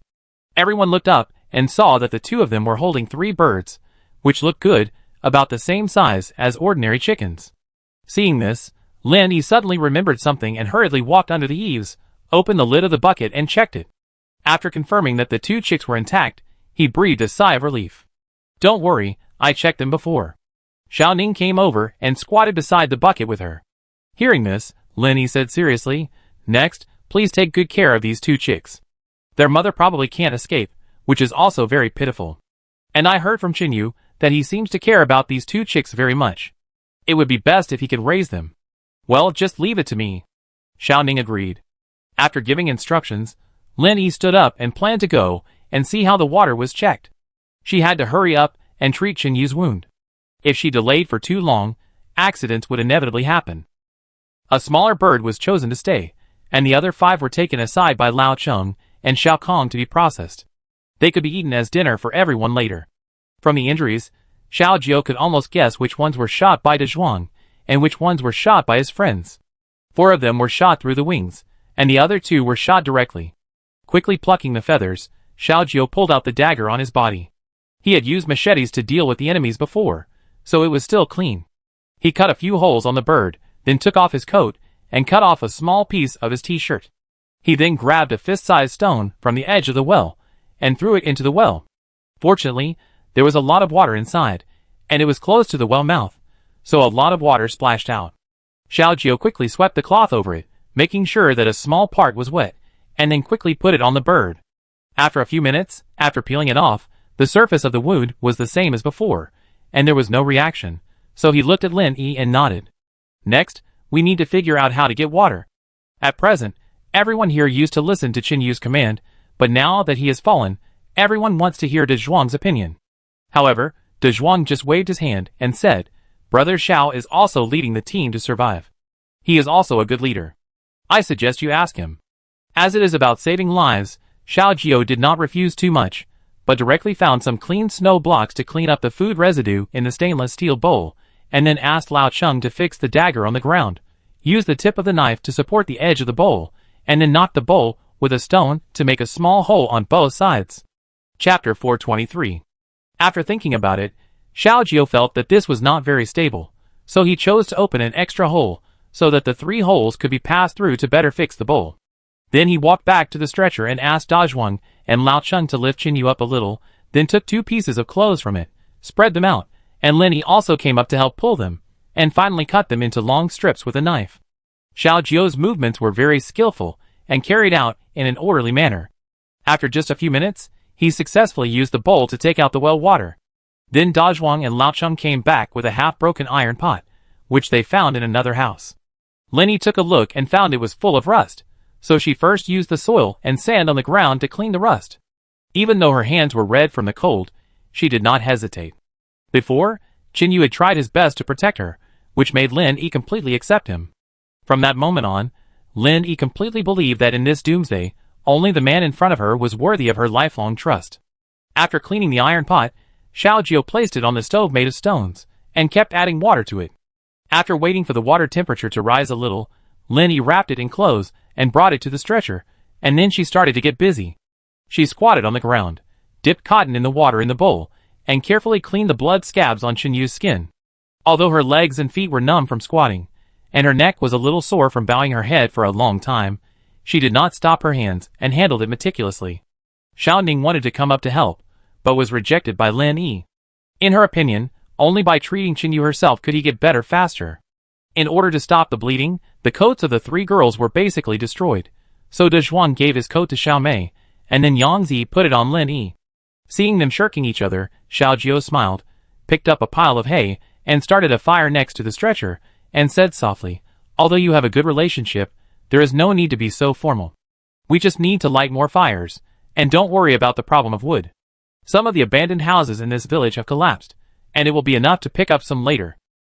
Seeing this, Yang Zi and Xiao Ning walked over to the stretcher and squatted down, warming their hands by the fire while looking to see if they could help. A few minutes later, as the cleanup was done, although Qin Yu was still unconscious, he at least looked like a human being. Yang Zi looked at him and said with some concern, Sister Shaolin, when will he wake up? Hearing this, Lin Yi put her hands into the pot to wash them clean, then looked at Xiao Kong and nodded, and then the latter took it to the corner and poured it out. Then she whispered, The injury is not serious, and there is not too much blood loss. Qin Yu is very smart. Even if he really can't avoid those attacks, he will try to minimize the damage. Otherwise, in this wilderness, even gods can't save these 7 knife wounds. As soon as she finished speaking, Lin Yi wanted to get the iodine in her bag, so she didn't pay attention to buffering and stood up suddenly. As soon as she took a step, her body suddenly tilted and she fell to the ground uncontrollably. Fortunately, Yang Zi stood up and moved in advance, and then he supported her as soon as he took a step, so she didn't fall into the fire. Are you okay, Sister Shaolin? Yang Zi looked at her pitiful appearance and said with some pain in his heart. Lin Yi supported her arm and stood up, closed her eyes, and shook her head, then quickly opened her eyes and smiled. It's a small problem. I squatted for a long time and didn't eat much, so I have a little hypoglycemia. Don't worry. After saying that, Lenny walked around her and continued to walk under the eaves. Looking at her haggard face and thin body, De Zhuang felt a little bit sorry, turned his head, and whispered to Lao Cheng, "Turn up the fire, we have to stew the bird soup quickly, everyone can't hold on any longer." Hearing this, Lin Yi turned around, holding the half bottle of iodine in her hand, and said, "There is some dried meat in the bag, you can also add some in." When she finished disinfecting Chen Yu's wound, she became worried again, and then walked in front of Xiao Jiao and spoke a little embarrassedly. "Xiao, brother, can I trouble you with something else?" Hearing this, Xiao Jiao put down the bird wing feathers in his hand, turned around and asked, "You say?" "It's like this, I need to sew the wound next, but I don't have any tools to use. Can you help me find a needle?" "No problem." Xiao Jiao agreed without thinking. "Xiao Yu is also my friend, he has helped me before, so you stay here first, I'll be back soon." After he finished speaking, he left the yard with a dagger in his hand. Although this village was deserted, people had lived there before. Wherever there are people, there is one thing that is absolutely indispensable, and that is needle and thread. After all, if there is a hole in the clothes, it is just a matter of sewing it at home. If you really want to take it to the city or town to mend it, you can buy another one with the travel expenses. After walking around the village, Xiao Jiao finally chose a house that didn't look so dilapidated and walked in. Looking around, the wall had collapsed and the door was open. There was basically no place to step on the first floor. It was full of various wood residues and zombie corpses rotting inside, which was very smelly. Xiao Jiao covered his nose and walked to the back of the house, looked at the open window on the second floor, knocked on the thigh-thick pillar, and then climbed up directly. This kind of terrain was simply easy for him. Xiao Jiao had encountered more difficult terrain when he performed combat missions behind enemy lines before. At that time, he needed to sneak into the enemy base camp first. Xiao Jiao traveled alone in the jungle for more than 10 hours, and finally came to a cliff with a vertical angle of nearly 90 degrees. This was also the only area where the enemy had no guards. In order to successfully capture the evil drug lord, Xiao Jiao gritted his teeth and climbed up fully armed without any safety facilities. After the mission was completed, no one knew how he did it. Later, his superiors sent someone to ask him. This behavior is no different from suicide in the humid jungle. If you are not careful at all, you will die. Why are you not afraid at all? Xiao Jiao, who was in his 20s at the time, stood straight, looked into his superior's eyes, and answered firmly and loudly. He trafficked a large amount of drugs in the country, killing countless compatriots and persecuting countless families. Since I am wearing a military uniform and cooperating with the police, I must severely crack down on drug dealers. I didn't worry about falling, I just hoped to catch him as soon as possible. Chapter 424. It is no exaggeration to say that Xiao Jiao was born to be a soldier, but the last action was too tragic, and he almost died in the sea. He had no choice but to retire after recovering from his injuries. If the end of the world had not come, with the merits he had made in the army before, Xiao Jiao would have been able to develop better even if he was transferred to civilian work. After searching for a long time in the room on the second floor, Xiao Jiao finally found the target item in the drawer beside the bed. It was a small iron box with some rust on the outside. When he opened it, he found an embroidery needle lying inside. I wonder if it was because it was used frequently, but there was a lot of rust on it. But this was just a small problem, and he would get rid of it later. Then Xiao Jiao continued to look for the bobbin, but he couldn't even see a shadow after searching for a long time. And as he walked back and forth, the thumping sound under his feet made Xiao Jiao feel a little uneasy. He was afraid that the second floor would collapse directly, because the floor of this kind of room is not made of reinforced concrete like in the city. On the contrary, it was just a plank placed horizontally on the beams. If it was inferred from human habitation, it would be fine even if it lasted for decades. But the key point is that no one lives here. After a long time, it is no longer popular. In addition, it is made of mud, rainwater enters, and the wood rots. Over time, it will become shaky. This is why many houses in rural areas will collapse soon after no one lives there. After searching for a while and finding nothing, Xiao Jiao was about to leave through the window. He just stepped on a piece of floor, and then he heard a click, and the whole person suddenly lost balance and fell down. Thanks to his high alertness and physical fitness, Xiao Jiao quickly pulled out the dagger with his right hand, and then stabbed it directly into the pillar under the window. With a hiss, wood chips flew out, and the dagger was firmly stuck inside. Xiao Jiao grabbed it with one hand, glanced at the corpse below, and smacked his lips. If he fell into the rotten meat, he would probably die on the spot. As soon as he finished speaking, he exerted force with his right hand, grabbed the lower edge of the window with his left hand, and quickly climbed up. The height here is not fatal, and falling into the pile of zombie meat is not that scary, as long as there is no wound on the skin and blood does not enter the mouth and nose. What Xiao Jiao was afraid of was that when the wooden boards fell, a lot of fine wood chips appeared, mixed with the zombie meat. If he accidentally cut his skin, he would basically be hopeless. Without staying too long, he patted the dust off his body and returned to the yard where everyone was resting. The thread was not found. At most there is only one needle. Xiao Jiao handed the iron box to Lin Yi. "It's okay, this is enough." Lin Yi took it and said to him gratefully, "Are you okay? I saw some dust on your clothes." Xiao Jiao shook his head and went to the big manor to warm himself by the fire. Xiao Ning looked at Lin Yi taking the needle back, frowned and asked, "Do you need to remove the thread from the clothes next?" Lin Yi was scraping the rust off the needle with a clean dagger. When she heard this, she looked up and said in surprise, "Of course not. But there is no thread to sew the wound, and there is no other substitute." Hearing this, Lin Yi suddenly realized that Xiao Ning had not studied professional medicine, and she had forgotten this. So she smiled and explained, "Hair is a ready-made thread. If you have professional round needles and angle needles, you can also use it to sew blood vessels with a magnifying glass. Of course, the hair must be disinfected." After saying that, Lin Yi handed the knife to Xiao Ning and asked her to cut a few long hairs from her head. Soon, the rust on the needle was cleaned. Lin Yi put it into the fire and burned it red, and asked Zhuang to help bend it with the back of the knife. Then he threw the hair into the iodine bottle and soaked it for a while, then carefully passed it through with a cooled needle, and began to sew up the two largest wounds on Qinyu. They were on the right shoulder and the upper left area of the back. Without anesthesia, Qinyu woke up in the middle, but his face was pale, and he couldn't say a few words. When he saw Lin Yi squatting in front of him, he subconsciously wanted to raise his hand. And Lin Yi also looked at him and nodded slightly. Time passed quickly, and night began to fall. Everyone sat on the ground in the yard, huddled together.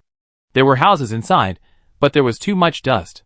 If you cleaned it, it would inevitably be covered with dust. Although you can sprinkle some water to clean it, it is not necessary. Everyone chose to spend the night outside. Not long after Qinyu woke up, he fell asleep again. He moved the stretcher closer to the fire, and Lin Yi covered him with his coat and sat next to his head. This way, if there was any movement, Lin Yi would be able to find it immediately. "How is he?" Xiao Jiao handed the small bowl of bird soup to Lin Yi and asked. "Thank you." Lin Yi took it with both hands, holding the steaming bowl, and answered, "His life is saved, and he has antibiotics. He doesn't have to worry about infection. The next step is a long period of recovery." She actually didn't have much appetite now, but if she didn't eat, her body wouldn't be able to bear it, so she had to eat the soup and meat. She only added a little salt, and the taste was a little weird, but fortunately, there was food in her stomach, and she felt much better. Then she handed the bowl to Xiao Jiao, who took it, scooped some more soup and handed it to Yang Zi. "It's getting dark early, and there's still food cooking in the pot. We can find some bowls tomorrow and disinfect them with boiling water. Then we don't have to share a bowl." Xiao Kong was eating the roasted chicken wings slowly. After hearing this, he hesitated and asked, "How long will we stay here?" Hearing this, Lin Yi took the lead in explaining, "At least a week. Qinyu's injury cannot support long-distance movement. He needs to recover for a while." After she finished speaking, Zhuang also handed the roasted food to his younger sister first, and then whispered, "It's too cold outside. There is a place here to rest. Since we have to stay for a few more days, let's clean the house and move in tomorrow. We just need to find a way to solve the problem of food." "That's easy." Xiao Jiao took out 2 pieces of wood from the stove to prevent the fire from burning the pot dry. He also said, "I make another bow. Tomorrow, I will go with Dazhuang and this guy. His name is Hong Wu." Lao Cheng saw this and introduced him again. "Well, tomorrow the 3 of us will go bird hunting for a day. Food should not be difficult. This place is sparsely populated and not many people come here. There may be other animals." Xiao Jiao touched his big bald head and said softly. Chapter 425. After he finished speaking, Dazhuang glanced around and confirmed the number of people, then continued, "There are currently 10 people in total, except for Xiaoyu, who needs to rest because of his injury. The remaining 9 are just right." "What's right?" Lao Cheng picked up the bones on the ground and burned them in the fire, and asked curiously. "Watch the night, 1 hour each until dawn. I will start first, and then follow the order of sitting now, from the left and so on. After speaking, Dazhuang stood up and walked onto the eaves, intending to move the rotten tables and chairs away so that everyone can rest against the wall. Everyone was tired after a day's work. They each chose a cleaner area and soon fell asleep. Although it was not as comfortable as sleeping in bed, at least the surroundings were safe. In other words, life was the most important thing now, and other things could be considered later. In order to prevent everyone from catching a cold, 2 fires were lit under the eaves and surrounded by stones. Dazhuang sat alone in front of the fire in the yard, with a bow and arrow next to him, and occasionally added some wood to keep the flames from going out. The dull night passed quickly. As soon as the sky was light, everyone woke up one by one, but they were all a little tired. There was no way. Sleeping against the wall was too uncomfortable. Since Lenny was the last person on night watch, she also boiled water for everyone. Nowadays, in the end times, everyone is equal, and at this moment, she is not only a doctor, but also a trustworthy partner. While pressing his neck, Lao Cheng said depressedly, "The last time I slept like this and had a sore back and neck was when I was on the train 10 years ago. It was really painful." Hearing this, Lenny raised her head and smiled. "Boil the hot water, you can warm your hands a little, and covering the back of your neck for a while can also relieve the discomfort. Forget it, let's boil it and drink some. This well water should be drinkable, right?" Lao Cheng walked to the fire and sat down, curious. "Of course, just boil it," Lenny replied, then got up and went to get some wood. "Then I'm relieved." Lao Cheng yawned, looked around, then looked at his watch, and said, "Did Dazhuang and the other 3 set off?" "Yes." Lenny walked back with the wood and whispered, "They set off around 6 o'clock and let us eat breakfast by ourselves. They brought some dried meat. Okay, I take some people to clean up the house and try to live in it tonight." Then everyone simply washed their faces. As for brushing their teeth, there was no way to do it. There was no time to bring too much out. There were 4 houses in the yard where they were staying. 2 were facing the gate, and the last 2 were left on the left and right. However, there were a lot of dry cow dung inside, and the ground was also very dirty. In the morning, Lao Cheng took Xiao Kong and Huang Lulin, and the 3 men were responsible for carrying out the large rotten furniture, while Xiao Ning and Yang Zi carried the half-iron pot, and sprinkled water everywhere inside to make it easier to clean the dust. Then Lao Cheng used the weeds pulled from the cowshed and tied them to a wooden stick to make a simple broom. A few hours later, the house looked brand new. Although it was still very broken, at least there was a footing and a wall to block the wind. "This looks like a Kong, right?" Xiao Ning stood in the left room of the house, looking at a stone bed in front of her, and shouted curiously, "I have one here too." Yang Zi responded loudly with some excitement in his voice. Even Lin Yi couldn't help running in to see what she found, and then she smiled and said, "In this way, we can sleep warmly at night in the next few days." The day passed quickly, and in the evening the other 3 came back one after another, with a full load, and the harvest was extraordinary. 2 bangs sounded, and Dazhuang stood in the yard and dropped a few pheasants and rabbits on his shoulders, shouting, "Sister, give your brother some water to drink, I'm thirsty." "I'm coming." Yangzi ran out of the house, holding a white porcelain bowl. Dazhuang took a sip and found it a little cold, so he frowned and said, "Can this well water be drunk directly?" Hearing this, Yangzi turned around and replied, "This is boiled water. A lot of it has cooled down. Otherwise, what do you think we are doing today?" After saying that, she curled her lips and continued to walk into the house, preparing to bring a bowl of water to Xiao Jiao and Hongwu. The 3 of them went out hunting all day, without tools or water, so they must be thirsty.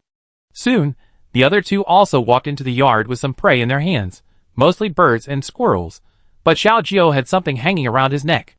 It was a little dark, and Yang Zi didn't see clearly. When he carried the water over, he was directly startled, and the bowl was almost broken. Fortunately, Xiao Jiao reacted quickly and reached out to catch it. "Snake. Why do you have a snake on your neck?" she said with a trembling voice, taking several steps back. Seeing this, Xiao Jiao scratched his head a little embarrassedly, took the snake off and said, "It's dead, non-venomous, don't worry." Hearing the noise, Lin Yi thought something had happened and hurried out of the house. "What's going on?" Then when she saw clearly, she stepped forward, hugged Yang Zi and smiled. "Don't be afraid, the snake head was killed by Brother Xiao, it can't make a big fuss." Yang Zi patted his chest, looked at the empty bowl in Xiao Jiao's hand, and said with a blushing face, "Sorry, I scoop you another bowl of water." Then she walked into the house with the empty bowl. Dazhuang saw this scene and came over to explain. Well, my sister is very afraid of snakes, so her reaction is a bit strong, sorry. Hearing this, Xiao Jiao took the snake and sat down by the fire, smiling bitterly. I forgot about this. Xiao Yin is also afraid of this thing. Sometimes when she catches one while hunting, she dares not look at it. After roasting or cooking it, she still eats it with relish. Hearing this, De Zhuang immediately asked curiously, Where is Xiao Yin? Why can't I see her? She's with the mouse. Lenny came over with a bowl and handed her the water. Then she squatted down and looked at the snake in front of her, asking, Isn't it winter now? How can you still catch a snake? Xiao Jiao drank the water, wiped his mouth with the back of his hand, turned his head and said in surprise, Aren't you afraid of this thing? I thought girls were afraid of snakes. De Zhuang laughed and explained, Xiao Lin is a surgeon, very powerful, ordinary animals have no effect on her at all. Oh, no wonder. Xiao Jiao nodded, and then continued, The hare ran around and happened to find a hole. I looked and saw a snake coiled inside, so I caught it. Then I have to thank you on behalf of Qinyu. This thing is a timely help now. Lenny stretched out his finger and poked the snake's body, saying softly. Chapter 426. Xiao Jiao was slightly startled. Snakes are also a timely help. Of course. Lenny said seriously, Snake meat is rich in protein, vitamin B1, B2, etc. From a medical point of view. Speaking of this, she was about to explain it carefully, but suddenly saw the two people with doubts on their faces, as if they didn't understand at all, then smiled and changed the way of saying it. In layman's terms, snake meat can help wounds heal. I thought I couldn't catch this thing in winter. I understand what you said, so Xiaoyu eats this better, right?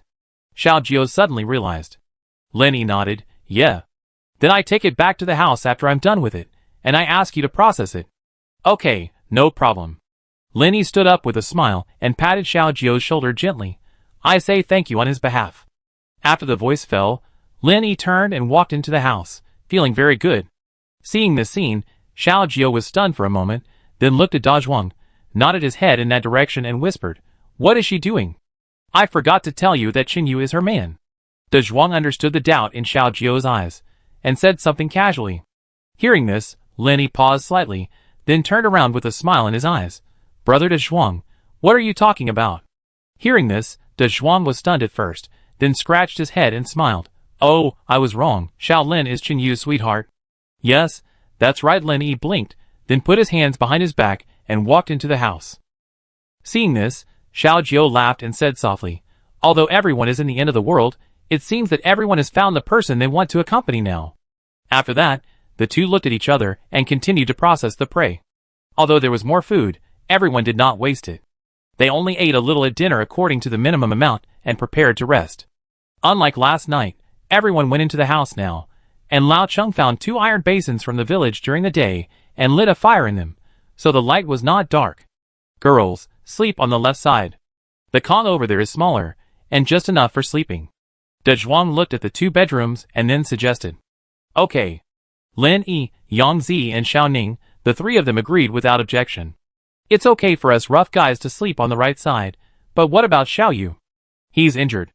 If someone accidentally squeezes him at night, won't he have to get up and get stitches? After saying that, Lin Yi raised his hand and said, He's injured. Why don't you sleep with us? Anyway, it's fine to sleep against the wall. I sleep on his right side, and we're all dressed, so there's no problem. Yes, we've known each other for so long, there's nothing to be shy about. I think it's okay. Yang Zi also said this. Then it was Xiao Ning, who again said she had no objection, and that she believed in Brother Qin's character. Hearing this, De Zhuang thought for a moment and agreed, nodding and saying, Of course I trust Xiao Yu. Even if he and my sister sleep in the same room, I'm still confident. As soon as he said this, Yang Zi slapped his brother in the face and said angrily, Sister Shaolin is here. What are you talking about? Can you use your brain before you speak? Hearing this, De Zhuang blushed and said awkwardly, I was just giving an example. You are such a big shot. How can a brother use his sister as an example? Lenny covered her mouth and laughed. Just as everyone was discussing their opinions outside, a faint voice came from the room on the right. I said, Can you ask the opinions of the parties involved? Then everyone went in, and Da Zhuang smiled and said, Isn't this for you to have a good rest? I won't bother you. After a day and a half of rest, Qinyu was a little better, at least his hands could move. There was some hay on the Kong, which was pulled from the cowsheet, and the clothes on the stretcher, so it was very comfortable to sleep. He rested all day and woke up in the evening. Chinyu tried to sit up, but Lin Yi came forward to help him up and said with a somewhat complaining tone, "It's so good to lie down. Why do you have to sit up?"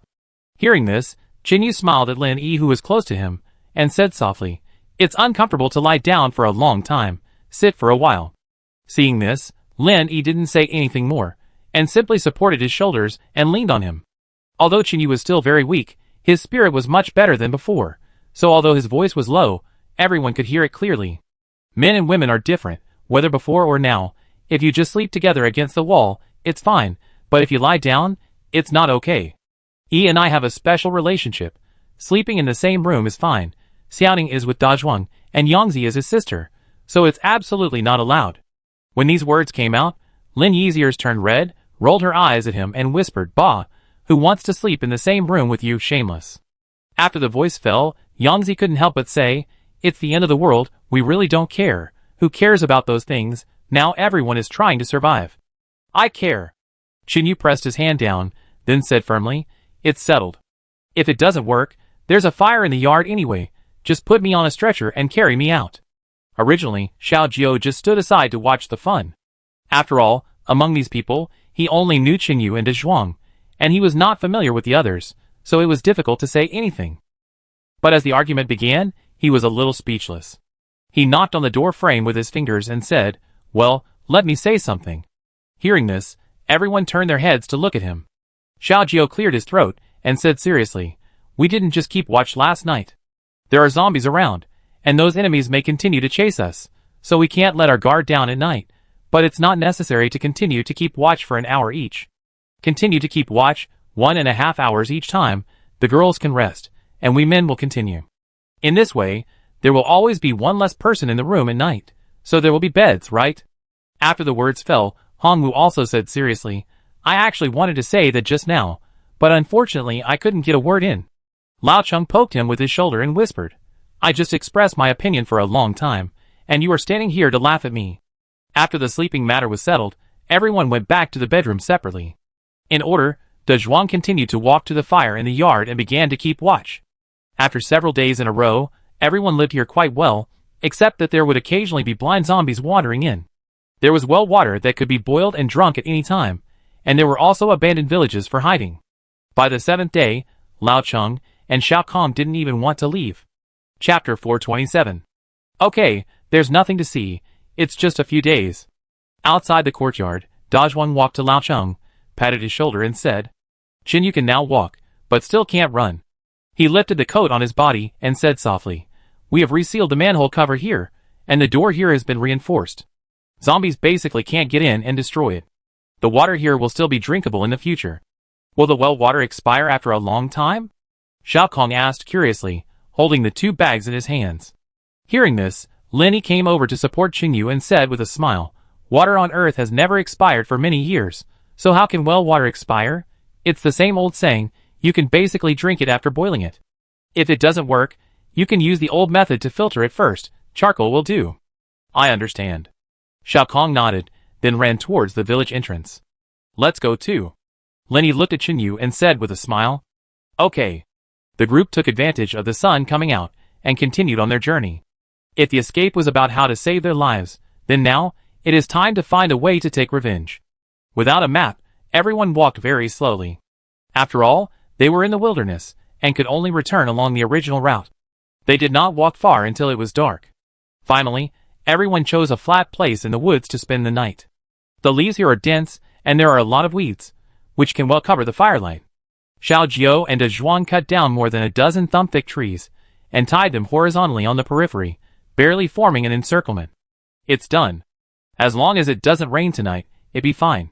Lao Cheng patted the mud off his hands, and walked back to the crowd. Finally, everyone sat together by the fire, preparing to cook some food in the iron pot. Chinyu looked at the man next to him and said, "Brother Xiao, thanks to you this time. I have been recovering from my injuries for the past few days, and didn't have a chance to talk to you for too long. Now I finally have a chance to have a good chat. Without a map and no mobile phone contact, how did you find me? Don't try to fool me with that phrase that we will meet if we are destined to." Hearing this, Xiao Jiao raised his head and smiled, and said to Dazhuang, "Just ask Brother Dazhuang." After the voice fell, Everyone looked at the man who was making arrows. Hearing this, De Zhuang scratched his head a little embarrassedly and explained, "Speaking of this matter, it was me who made the decision without authorization. When Xiao Yu, Li Yao and I were about to return here, we communicated with Hao Zi and prepared to keep a trump card." "What do you mean?" Lao Cheng was slightly startled, not quite understanding. Qin Yu quickly figured out the reason and whispered, "You are worried that there will be more and more enemies in the future, and we won't be able to cope with them, right?" "That's right." De Zhuang put down the dagger, sat cross-legged on the ground, looked at his younger sister again, and said seriously, "I won't allow any risk to threaten my sister's life. To be honest, I have always felt that zombies are not the most terrible enemy in the apocalypse." "Brother." Yang Zi put her arm around De Zhuang, her eyes slightly red. De Zhuang patted her hands, and then continued, "I know that some people think that I look careless, unreliable, and sometimes like to swear, and even think that I am sloppy, etc." Hearing this, Qin Yu waved his hand, looked into his eyes, and answered firmly, "I never thought so, and I believe that everyone has never thought so. We all think you are a great partner, and a trustworthy teammate. I'm not talking about you." De Zhuang lowered his head, looked at the fire in front of him, and said softly, "It's just those people in the community before. I don't care about other people's opinions and attitudes. In my opinion, all of this is not as important as my sister. After my parents are gone, she is my only goal to survive. To be honest, the reason why I rescued you on the construction site was because I believed in my intuition. Later it turned out that I was right." Lao Cheng was a little confused and looked at him puzzledly. "Brother, you are talking in a set way. Why don't I understand? What are you betting on? Are you betting that Qin Yu is a good person?" "Actually, I know what my brother means. He wants to meet more reliable people to protect me."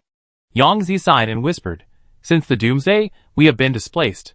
We have met other survivors during this period, but most of them are attracted by beauty. Some people are like this. When they have no food, they think about how to fill their stomachs all day long. But when those people are full and satisfied, it seems that their minds are filled with that thing. I even thought about shaving my head bald in the future, so that I can live more safely in the doomsday, but my brother said he would never agree to it. The reason is that as a brother, if he can't even control what hairstyle his sister wants to have, it can only show that he is a complete loser." After listening to her words, Xiao Ning patted Yang Zi's knee and said seriously, "In the future, I will accompany you with De Zhuang forever." Lenny also raised her little hand and said, "And we will not be separated in the future, so of course we will accompany each other." Hearing this, Qin Yu also spoke up, "As long as you are willing, then we are all your brothers." "Thank you." Yang Zi lowered his head and whispered, "I am too useless. If I am left alone in the future, I probably won't survive for more than half a day." Hearing this, De Zhuang said in a deep voice, "There is no such thing as a one-time event, unless I die first." As he spoke, he became a little sad again.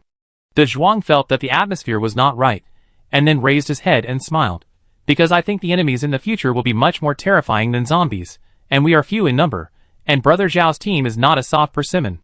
If possible, I definitely hope that everyone can live together." After he finished speaking, Xiao Jiu added some wood to the fire and continued, "But speaking of it, your trump card did save us." Qin Yu looked at him and frowned. "Did you encounter other enemies later? It shouldn't be the case. How could these people in the doomsday have so many guns?" Xiao Jiu shook his head, not entirely. Then he slowly began to tell the story, basically telling it in detail since they separated. Time passed slowly, and everyone was silent, eating while listening to his description. At the end, Lenny also began to get curious. She wanted to see who these people Qin Yu had met before were. Chapter 428. At least, Xiao Jiu, the friend Qin Yu knew, was indeed very reliable. A few days ago, when they were still in the abandoned village, they occasionally talked, and Lenny also heard it nearby. It turned out that when Qin Yu's friends found that the community was attacked, they chose to capture the enemy and interrogate them first, instead of rushing to save people rashly like some people did, and finally got themselves surrounded. And according to Qin Yu, this man named Xiao Jiu's skills are not inferior to a lay. Lenny had actually seen this before. When she was about to faint, she saw the man holding 2 knives and attacking without blinking. Later, Lenny privately asked him curiously why he was so cruel at that time, kicking the enemy so hard that he fainted and fell to the ground. You know, those were living enemies, not as fragile as zombies. Xiao Jiu smiled when he heard the question and explained that he thought Qin Yu was dead at the beginning, and he didn't hold back his strength and anger, so the enemy basically couldn't stand it. After more than an hour, Xiao Jio whispered, "That's basically what happened. We had to rush here because of the zombies over there." Hearing this, Qinyu looked around and said, "Indeed, if you didn't mention it, I would have forgotten about it. There are indeed fewer zombies in the north, but the key is that it's too cold. Between zombies and cold, I'd rather choose the latter. After all, there's fire to roast." Lenny rubbed her face with her warm hands and whispered, "So are there only a few of you left now?" Qinyu pondered for a while, then asked softly. Xiao Jio heard the words and remembered the familiar faces, then nodded. Seeing this, Qinyu sighed and said, "Then it will be difficult. We have few people here, and you have few people too. If we want to take revenge, it will probably take a long time. At the very least, we must increase the number of people, otherwise 20 people against 200 people, what a joke." After saying this, Lenny looked at Zhuang and asked, "By the way, have you seen Sister Feng and Ari?" "No." De Zhuang shook his head and said solemnly, "Since we escaped from the community, the three of us haven't met anyone. As for Lao Cheng, Hongwu and Xiao Kong, the three of them met brother Xiao first." At this point, Lao Cheng also patted the shoulder of the person next to him and said, "To be honest, if brother Xiao hadn't appeared, the three of us really couldn't deal with a dozen men. After all, Xiao Kong, you are at most half a threat." Xiao Kong blushed and said quickly, "I'm already training hard. Don't worry, I will definitely grow up in the future." Okay, I believe you can do it." Lao Cheng smiled and didn't take it to heart. On the other hand, Qinyu said seriously, "Don't look down on your own people. We are not born to run. Just take it slowly." Hearing this, Lao Cheng scratched his head and explained, "I don't look down on you, I was just joking." Then Qinyu avoided the topic and continued, "If we want to fight back, at least there is still a long way to go, and there are many problems to solve. We have to find a way to get manpower and weapons. Brother Xiao, do you have any suggestions?" "I do have some suggestions. It all depends on how you want to take revenge," Xiao Jio said softly. "What do you mean?" Qinyu frowned slightly, not quite understanding. "Is there any other way to say revenge?" "Of course." Xiao Jio nodded, then said in a deep voice, "If we just want to take back the community, we just need to drive those people away. We can attract a large number of zombies, use bows and arrows, and shoot animal blood on the gate in the middle of the night. They can either kill them all or retreat directly. But this will inevitably consume a lot of ammunition. Even if you are in a military factory, you can't afford such a toss. After all, the number of zombies is basically in the tens of thousands." Chen Yu gradually understood, so he nodded, "Go on. But I don't recommend this, because your community is very miserable now. All the houses have been bombed, and the walls have been demolished. Those people have set up tents and live in them. It looks like there are a lot of people. Even if you take it back, you can't live there for a long time." Hearing this, Dazhuang wondered, "That's not right. Since they attacked our community and easily occupied it, why did they ruin it like this? I think the location of our community is not bad, but the site is not very good." After the voice fell, Xiao Jio smiled and asked a question. "Then do you know why you couldn't even notice when they suddenly launched an attack in the middle of the night?" Dazhuang was speechless for a moment, and he couldn't say anything, but soon he said again, "Because it was at night, the guards couldn't see it?" "No." Xiao Jio shook his head. "Is it because they used the woods to hide weapons?" "Half true." Watching the two discussing, Qinyu frowned and thought for a moment, then suddenly realized, "I understand." Tell me." Xiao Jio looked at him and chuckled. "From our perspective, the wall can well cover the interior of the community. No matter what we do inside, even if we make guns and bullets, it is impossible for people outside to see it. If the enemy climbs up the tree, we will find them immediately, which is impossible. But the question is, what if the enemy does not need to know what we are doing?" "You mean, our wall is built wrong?" Lenny was stunned for a moment, then said, "It is not built wrong." Qinyu shook his head, turned his head to look at her, and said softly, "But think about it, do we really need such a high wall? It is almost more than 10 meters, right? It is enough to prevent zombies. While it protects the community, it also blinds our eyes." But Sister Feng said that there will be mutant animal zombies that are very large, about the same size as ostriches. If the fence is too low, it will not be able to stop them. Qinyu held her hand and said in a deep voice, "We have to prevent unknown enemies, so we make the current situation more dangerous. This is unreasonable. If it weren't for Brother Dazhuang's advanced layout, if Brother Xiao and the others came a little later, our bodies would have been frozen by now."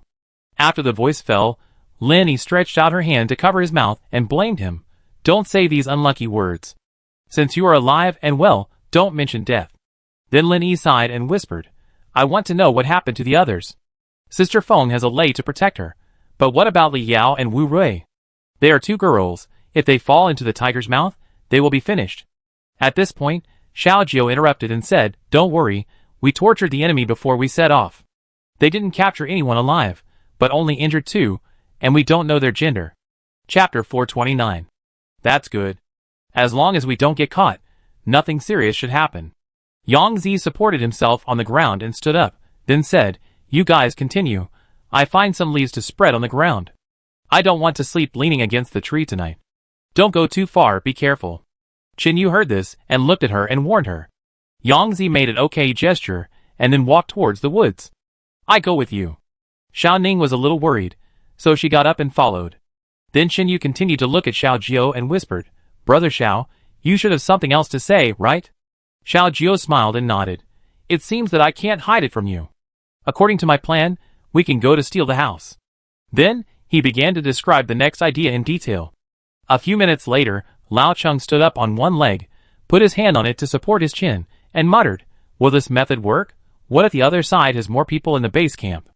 It shouldn't be. Xiao Jiao pondered for a while, and said seriously, First of all, think about it, let's put ourselves in their shoes. If we need to attack a certain camp, without knowing how many people there are, we will definitely bring as many people as possible, but at least we will leave someone at home to guard. Brother Xiao is right. Qin Yu thought quickly in his mind. He also felt that it was impossible for the other party to use so much explosives to open the situation without knowing the specific number of people in the community. Then he added, Even if there are still people at home, at least they are not the main force. With the manpower on our side, it will not be difficult to make a detailed plan first to catch those people in one fell swoop. And the most important thing is that if we lose our home, then there is no need for the enemy to exist. After he finished speaking, Chen Yu started coughing again.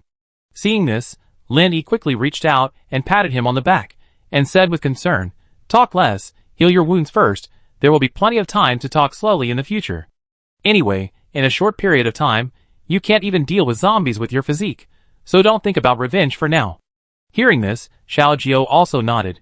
Yes, Xiao Yu, don't be in a hurry, at least you have to meet Uncle Hua and Mouse first, you should rest first. Then everyone started to get up, ended the conversation, and went to get leaves to spread on the ground, and laid down as flat as possible around the fire to rest. As before, except for Qin Yu, the other 9 people took turns to keep watch. While Xiao Jiao took Qin Yu and others to live in the abandoned village to recuperate, the community also underwent earth-shaking changes. Of course, it was still the community after the attack. At that time, Su Dali's right hand was cut off by Xiao Jiao, and he fled desperately under the cover of his men. He tied his elbow tightly with shoelaces, and wrapped the broken arm tightly with clothes. Despite this, when Su Dali was carried back to the community, he was so weak that he looked like a nobody. All the subordinates were shocked and didn't understand why the big brother was injured like this, but fortunately, they brought a doctor with them this time. He was a middle-aged man, with a square face and black-framed glasses. The next afternoon, after searching in vain, Lu Wenjing finally returned to the community. When he heard that Su Dali was injured, although he showed concern and was even angry enough to strip the group of people, he was secretly happy in his heart. When he walked into the temporary infirmary and looked at the man lying on the mattress, he even wanted to light firecrackers. Old Four, you're here. Su Dali lay flat on the bed, his eyes met the man's eyes, and then he said weakly. His right hand had already treated the wound and was wrapped with a large circle of bandages. For someone like him, who had looted most of the camp, basically nothing was missing. After all, when the zombies first broke out, Su Dali took the lead in clearing out many hospital warehouses. Brother, how are you? Lu Wenjing looked nervous and hurried forward to ask with concern. Whether he did it intentionally or unintentionally, when he opened the door curtain and entered, he accidentally hooked the chair next to him and fell to the ground on the spot. However, Lu Wenjing did not stop, and directly rolled to the bed, knelt on the ground and grabbed Su Dali's hand, his eyes full of concern. Seeing the fourth brother's appearance, Su Dali's eyelids jumped and his heart began to panic. If he was asked who he was most afraid of among the 4 brothers and sisters, there was no doubt that it must be this Lu Wenjing. Because he was in the apocalypse, and could make bullets and explosives, it would be very useful. As long as he could get some raw materials, Lao Si would definitely be able to rebuild a group of forces. And after all, The four of them were not related by blood. In this apocalypse, brothers could become enemies for a little food, not to mention this sworn brotherhood. It couldn't stand the test at all. At first, Su Dali had thought about whether to drag this body back. He knew that there was a certain probability that he would be eaten by his men, but there was no doctor in the wild, and with his broken hand, he was basically waiting to die. Even if the bleeding of the wound is stopped, how to deal with the infection next is also a big problem. So after thinking it over, Su Dali still has to go back to the community, at least take one step at a time. Brother, what are you thinking about? Lu Wenjing gently shook the absent-minded Su Dali, and then whispered. Hearing this, Su Dali came back to his senses, looked at the side and ordered, Why are you still standing there? Why don't you quickly bring a chair over for your fourth brother? His subordinates immediately ran to the door, and carried the chair that was tripped over. Okay, go out. I have something to say to the fourth brother, Su Dali said expressionlessly. Okay, big brother. Then the infirmary was cleared out. Even the doctor was driven out. In the small tent, only Su Dali and Lu Wenjing were left. Big brother, just say what you want to say. As a younger brother, I should share your worries. Hearing this, Su Dali opened his eyes, his face darkened, and he heard another meaning in the fourth brother's words. Now he is a useless man, and he has to rest for 10 days or half a month. There is no one to control the large number of people under his command. Thinking of this, Su Dali's expression eased a little, and he smiled and said, Shall see, how do I treat you normally? Hearing this, Lu Wenjing was a little confused, but he also said truthfully, Basically, I will respond to any request. Since joining, I have never treated me badly. Even your sisters-in-law, don't I often wash them and send them to you for your enjoyment, but you never touch them, and every time you let people play cards in your room. Why is that?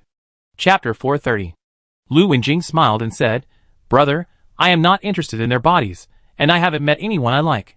Besides, I am in the apocalypse, and I hope I can live well, and don't care about these other things. Su Dali looked at him, and suddenly said coldly, I know, you think they are dirty. Oh no, you think they are dirty because I touched them, right? Hearing this, Lu Wenjing waved his hand and denied it. How can this be true, brother, you really think too much. As a younger brother, how can I fall in love with my sister-in-law? I still have to rely on you to survive in the future, so I dare not do anything reckless. Hee. Su Dali suddenly laughed again and asked, After your girlfriend was killed, did you feel the same way? Hearing this, although Lu Wenjing kept smiling, his fingers tightly grasped his thighs, wishing to stab him on the spot. Of course. Hee. Okay, you go out, big brother, I'm tired and want to rest for a while. Su Dali closed his eyes, and said lightly while lying on the bed. Seeing this, Lu Wenjing stretched out his hand to push his glasses, then stood up. Then my brother will leave first, I ask someone to cook some food. No, I know how to eat when I'm hungry. Su Dali's words revealed some indifference, and he did not accept it.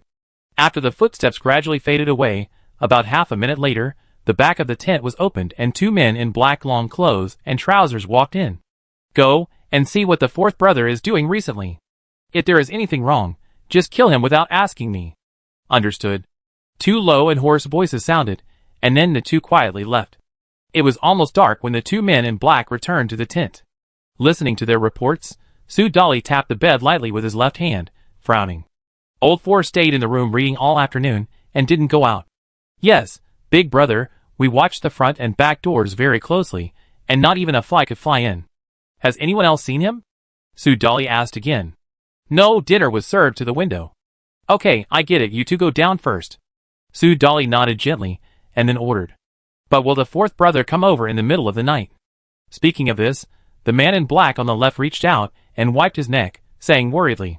Hearing this, Su Dali lay flat on the bed, looking at the ceiling, and said calmly, Dai Xiaojiang, do you two know why I have never let you show up in public, and even when we went out to fight, I didn't let you take action? Hearing this, the man who made the move earlier glanced at the side, and then whispered, We two brothers are your trump cards, big brother, of course we can't expose it casually. You're wrong, Xiaojiang. Why do you need this now? Su Dali supported himself on the bed with his hands, and tried to sit up. Seeing this, another honest-looking man hurried forward to support him, and let him lean against the head of the bed. Although I often beat and scold my subordinates, many people forget a premise, that is, their lives were saved by me. If I am happy, they can live, and if I am unhappy, they will die. It is such a simple truth. Because of my interference, those people's lives can be extended to this day, so I want their lives, and others dare not say anything. After saying that, Sue Dolly looked at his right hand and continued in a deep voice, "Old Four and I are sworn brothers, so we are brothers in public. If I attack him openly, I won't be able to convince others. After all, even my brother can die in my hands, so won't the rest be worried all day long? On the contrary, it's the same for Old Four. No matter how much he wants to turn the tables, he dare not come and kill me directly, otherwise others will turn against him, and he won't survive to the end." Hearing this, the two men in black looked at each other, then lowered their heads, and said in unison, "Understood, big brother." After the words fell, the two quietly retreated, and the tent returned to silence again. A few minutes later, Sue Dolly blew out the candle on the chair next to him, laid down, and continued to sleep. Time passed slowly, and the community was left with only the low roar of zombies except for dozens of fires on the grass. However, they all faced the woods, their arms were cut off, and 2 branches were stuck in the ground at the shoulders. The previous walls had been completely demolished and used for burning. There was a person standing every 10 meters, patrolling back and forth to see what was happening outside. At about 1 in the morning, Lu Wenjing came to the window and confirmed that everyone outside was asleep. He then picked up the pillows and placed them on the sofa. He also used a bed sheet to make it look like someone was asleep, and then left through the back door. Then he came to a demolished wall, said hello to the patrolman there, and then walked into the woods alone. I don't know how long I walked, but Lu Wenjing stopped when he could no longer see the community. He stood there and whistled, and soon there was a knocking sound in the woods in front of him, so he continued to walk over. As soon as he approached the flat ground, Lu Wenjing smelled blood. It was dark, and he frowned slightly and said, "What's going on? Is he dead?" "No, fourth brother, we didn't touch him according to your instructions.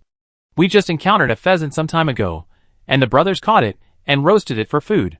As soon as he finished speaking, 3 men came out of the woods. They were the ones who had discussed with Lu Wenjing to betray. "Be careful, so as not to be discovered." Hearing this, Lu Wenjing didn't say much, but walked to the left front, where a man was tied. "What do you think? Have you thought about it? Either you kill him or you die." Lu Wenjing stopped and reached out to remove the black plastic bag on the man's head. "If you tie me up, Big Brother won't let you go. If he can't find me tomorrow morning, you will all die. You will all die." The doctor snorted coldly and said in a cold voice, "It seems that you don't want to drink a toast?" Lu Wenjing laughed and said softly, "Humph, let me see how brave you are. You dare to touch me. Let me remind you first, I am the only doctor in our camp, and Big Brother is seriously injured now. Without me, he will die. Isn't that just right?" The doctor was about to continue talking when he heard this sentence. He immediately raised his head and said in shock, "You actually want to?" Before he finished speaking, Lu Wenjing snapped his fingers, and then a person came out from behind him. It was a young girl with wounds all over her body and disheveled hair. Then a lukewarm voice sounded again. "By the way, let's put it another way. Either you go or she dies." Chapter 431. Due to the dark sky, the doctor could not see the face of the girl clearly, but could only vaguely see that her hair was very long, so he simply pretended to be dumb and said, "What do you mean?" Hearing this, Lu Wenjing smiled, turned around and walked back a little, then stood next to the girl and took out a lighter to light it. Although the doctor had been hoping for the best, and did not think about it in that direction, when he saw the face clearly, a little anger appeared in his eyes. Even though he quickly suppressed this emotion, Lu Wenjing still caught it. "What now? Are you still going to play dumb?" The doctor was very conflicted, afraid of exposing his flaws, so he simply chose to throw the pot into the ground. "I don't know her well, she just follows me around to do odd jobs. What does it have to do with me if you want her life?" After the words fell, Lu Wenjing's face darkened, and he whispered, "It seems that you really think I'm kidding you." After saying that, he grabbed the girl's head with his left hand and tilted it back, then held the lighter in his right hand and moved it directly to her chin. After 2 seconds, the girl could no longer control the severe pain and struggled desperately, but because her mouth was stuffed with clothes, she couldn't make any sound and could only keep whimpering. "Stop! Stop!" The doctor couldn't bear to watch this scene, and he shouted hurriedly, but his hands were tied to the tree behind him, and he couldn't even go over to help. Lu Wenjing snorted coldly, put the lighter in his pocket, and then let go of his hand. The girl immediately collapsed to the ground, curled up and trembled. "You hit it well, Dr. Jean. You lied to your brother that your daughter is a nurse, and let her stay with you all the time, so that you can protect her 24 hours a day, but will it work? After all, there is no wall that is impenetrable in the world." As he spoke, Lu Wenjing squatted down, put his hand on the girl's thigh, and said coldly, "Let her go." Dr. Jean yelled, a little excited. Hearing this, Lu Wenjing withdrew his hand in disdain and replied, "I'm not interested in her, and I didn't let anyone touch her, so now we can continue to discuss it. Are you going or not? Let my daughter go first, and everything can be discussed." Dr. Jean lowered his head and spoke after thinking for a moment. After being caught by the other party, he changed his previous crazy and stupid appearance and began to become calm. And he couldn't figure it out. He disguised himself so well that even Su Dali didn't find this relationship. How did Lu Wenjing find out? You know, in the camp in the villa area before, in order to avoid misunderstandings from others, Dr. Jean often let nurses stay overnight in the infirmary. He also deliberately loosened the bed in the lounge, and often pushed it with his hands in the middle of the night to make people think that he was busy with something else. There was no other way. Dr. Jean knew how dangerous the place he was in was. Those female survivors who were captured would never have a peaceful life. In order to protect his daughter, he had to resort to this last resort. After hearing his request, Lu Wenjing waved his hand, and then two men came forward, lifted the girl on the ground and walked over to throw her on the ground. With a thump, the girl leaned against Dr. Jin's legs, and her head kept shrinking behind his feet. Seeing this, Lu Wenjing mocked, "I didn't torture you, what are you afraid of?" Hearing this, Dr. Jean raised his head, gnashed his teeth, and looked at him, saying, "Didn't you say you didn't touch her? Why is my daughter so scared?" "Oh, she had always denied her relationship with you and insisted that she was an orphan. I had no choice but to peel off a person's skin in front of her. I guess the scream scared her. Who knew she was so timid?" Lu Wenjing shrugged and said with a relaxed look. Hearing this, Dr. Jean looked at the man a few meters in front of him. He was wearing a pair of gold-rimmed glasses and looked so cowardly and easygoing, but in this apocalypse, he was more terrifying than a man-eating zombie. Taking a deep breath, he looked down at his feet, his eyes full of self-blame. Since the outbreak of the apocalypse, their family of 4 fled the city as quickly as possible, but they didn't expect that the danger in the wild was no less than that in the city. At least when those zombies entered the city, other animal zombies would mistake them for the same kind, and then did not attack in large numbers. On the contrary, in the forest, animal zombies would first attack those who had not yet mutated, and attack other human survivors. After a while, Dr. Jin's wife and son died on the way to escape. They were not chased by zombies, but killed by some evil forces. Those people targeted his identity as a doctor. If they could not cure the wounds, they would beat his 2 children to vent their anger. Although his daughter, who had just grown up, would not be killed, she would live in the shadow, and her spirit would become more and more fragile. Moreover, in the doomsday, without the help of medical equipment, it would be very difficult for him to treat the disease. In this way, over time, his family would definitely live in dire straits. Finally, the 4 of them discussed and decided to find a chance to escape. Later, in order to delay the group of people, his wife chose to block the entrance of the cave with her body, and his son, in order to protect his mother and sister, also chose to sacrifice himself. Then Dr. Jean knew how dangerous this doomsday was. Although he was a doctor, those forces would not want his life. If he cured the wound, they would be polite to him. But if he failed to cure the patient and caused the patient's death, he would often be abused. In order to prevent him from effecting the rescue, those people began to choose to attack the people around Dr. Jean. Because in the eyes of outsiders, if you can't even cure your own child, how can you cure others? After thinking this through, Dr. Jean no longer told the truth, but concealed his daughter's identity, claiming that he met her on the way to escape, and that he knew some nursing knowledge, and because he was a doctor, the 2 of them survived together. In this way, until they were caught again by Su Dali and his men, the 2 of them survived steadily. But unexpectedly today, this was discovered again, and the 2 of them were in danger again. Lu Wenjing looked at the man looking down at his feet, then thought for a moment, then walked forward to untie the rope for him, and whispered, "Do you know why I found out that she is your daughter?" Dr. Jean didn't say anything, but quickly squatted down and picked up the girl on the ground, and asked nervously, "Xiaobao, are you okay? Are you injured? Let Dad check it out." But the girl was just a little collapsed, lowered her head, and pressed it tightly against his arms. Her whole body was tense. This scene made Dr. Jean angry. He raised his head and roared, "Knife, give me a knife." Chapter 432. Seeing this, Lu Wenjing waved to the side. Then his men stepped forward and threw a small blade on the ground. Dr. Jean quickly picked it up, cut the rope on his daughter's hand, then threw away the knife, wrapped his hands tightly, and shouted with red eyes, Don't be afraid, don't be afraid. Dad is here. Dad is always here. Your daughter seems to be sick, right? Lu Wenjing suddenly became curious and asked. But when he saw the look in the man's eyes on the ground, he smiled again and said, "Oh no, in other words, your daughter should have a problem here." After the words fell, Lu Wenjing pointed at his head. Dr. Jean gently stroked his daughter's back until she calmed down, then snorted coldly. "What did you want to say before?" Hearing this, Lu Wenjing took a step forward and squatted down. At this moment, Dr. Jean glanced at the blade on the ground, and his breathing became a little rapid. Seeing this, Lu Wenjing laughed. "The knife was half a meter away from you, and you just picked it up, but I had already pulled the trigger." Hearing this, Dr. Jean squinted and saw that his left hand was on his waist, and he was holding a pistol. Because the woods were dense here, he couldn't see it clearly. Then Lu Wenjing stopped keeping the secret, and spoke in a deep voice. "Su Dali's men have taken a fancy to your daughter. Some people have long suspected that you two are not normal. How can a doctor live with a nurse every day? What's more, the nurse next to you has always been very quiet. She only helps you get tools and medicine, but has never treated patients or checked wounds. When he came back injured, he called you over. It happened that the eldest brother was injured, so his men were itching to take advantage of you.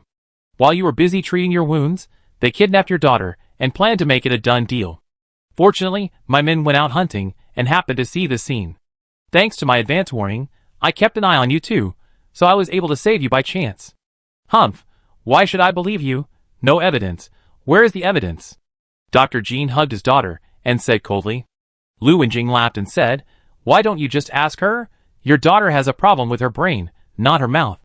After the voice fell, Dr. Jin's daughter shook her shoulders and said tremblingly, It's true, they caught me and want to bully me." Hearing this, Dr. Jin's eyes flashed with a hint of ferocity, and he whispered, "I tried my best to treat his wounds, but he couldn't manage his own men." Hearing this, Lu Wenjing snapped his fingers and put away his pistol. Then, two figures came out of the woods again, escorting a man covered in blood. Lu Wenjing curled his lips. "That man is the murderer who kidnapped your daughter. I didn't kill him and left him for you.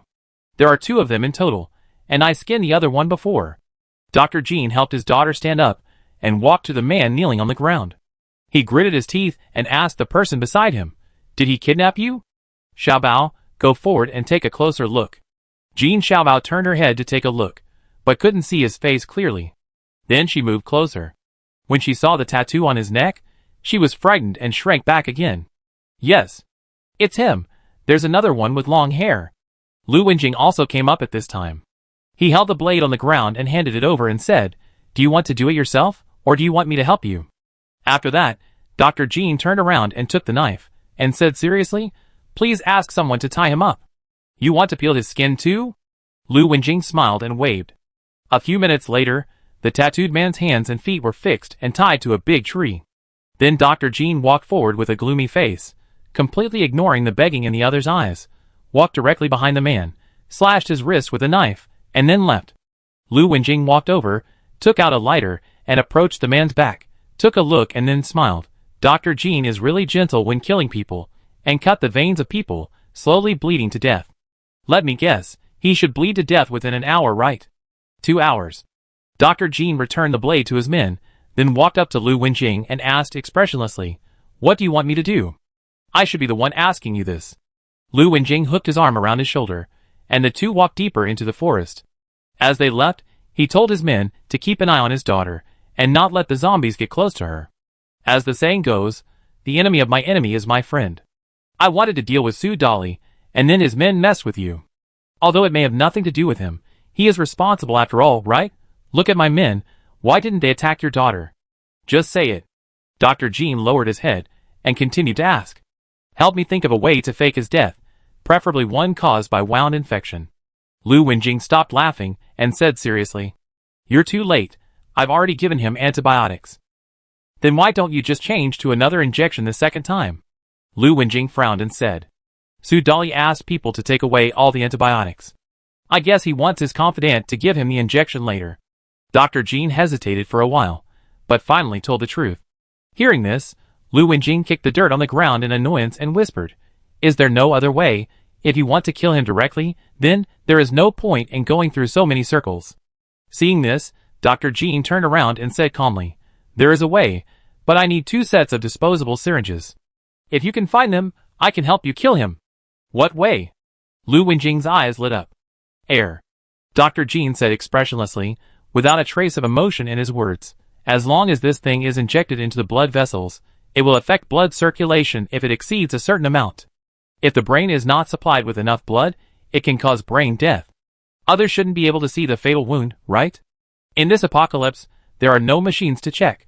With the naked eye, you can only find an extra pinhole. And I will take out the anesthetic in front of him, and what you have to do is to make as much noise as possible to attract his men to leave. Hearing this, Lu Wenjing pondered for a while and nodded. Okay, I know, I will have someone send the syringe tomorrow morning. You go back first, and I will have someone send you. As soon as the voice fell, the two turned around and left. Lu Wenjing called 2 people to cover him, and let him leave with his daughter. On the way, Dr. Jean held Jean Xiaobao's hand and whispered, "Didn't those people from Laosi touch you?" Jean Xiaobao shook his head and whispered, "No, I was injured by those 2 before, but just now." He pressed the wound on my left shoulder with his elbow, so I kept struggling. Hearing this, Dr. Jean stopped his daughter and looked at her chin in the moonlight. He found that there was no sign of burning at the chin. Then he remembered that Lu Wenjing had just blocked his sight with half of his body some time ago. Chapter 433. In the woods, it was a little after 2 in the morning. The other men had all gone back, and now there were only 2 people left in the flat area. Lu Wenjing walked forward slowly and reached out to take down a piece of cloth. Then the man tied to the tree suddenly cried, "No, 4th brother, what are you doing? You are trying to put the blame on our eldest brother. We both did it, but why do you want to put more blame on him? If you want to seize power, you must make sacrifices. Don't you understand this principle?" Lu Wenjing pushed his glasses with his hand and said expressionlessly. But the other party didn't listen at all, just begging him to help stop the bleeding. Lu Wenjing didn't say anything, but stood quietly in front of him, motionless.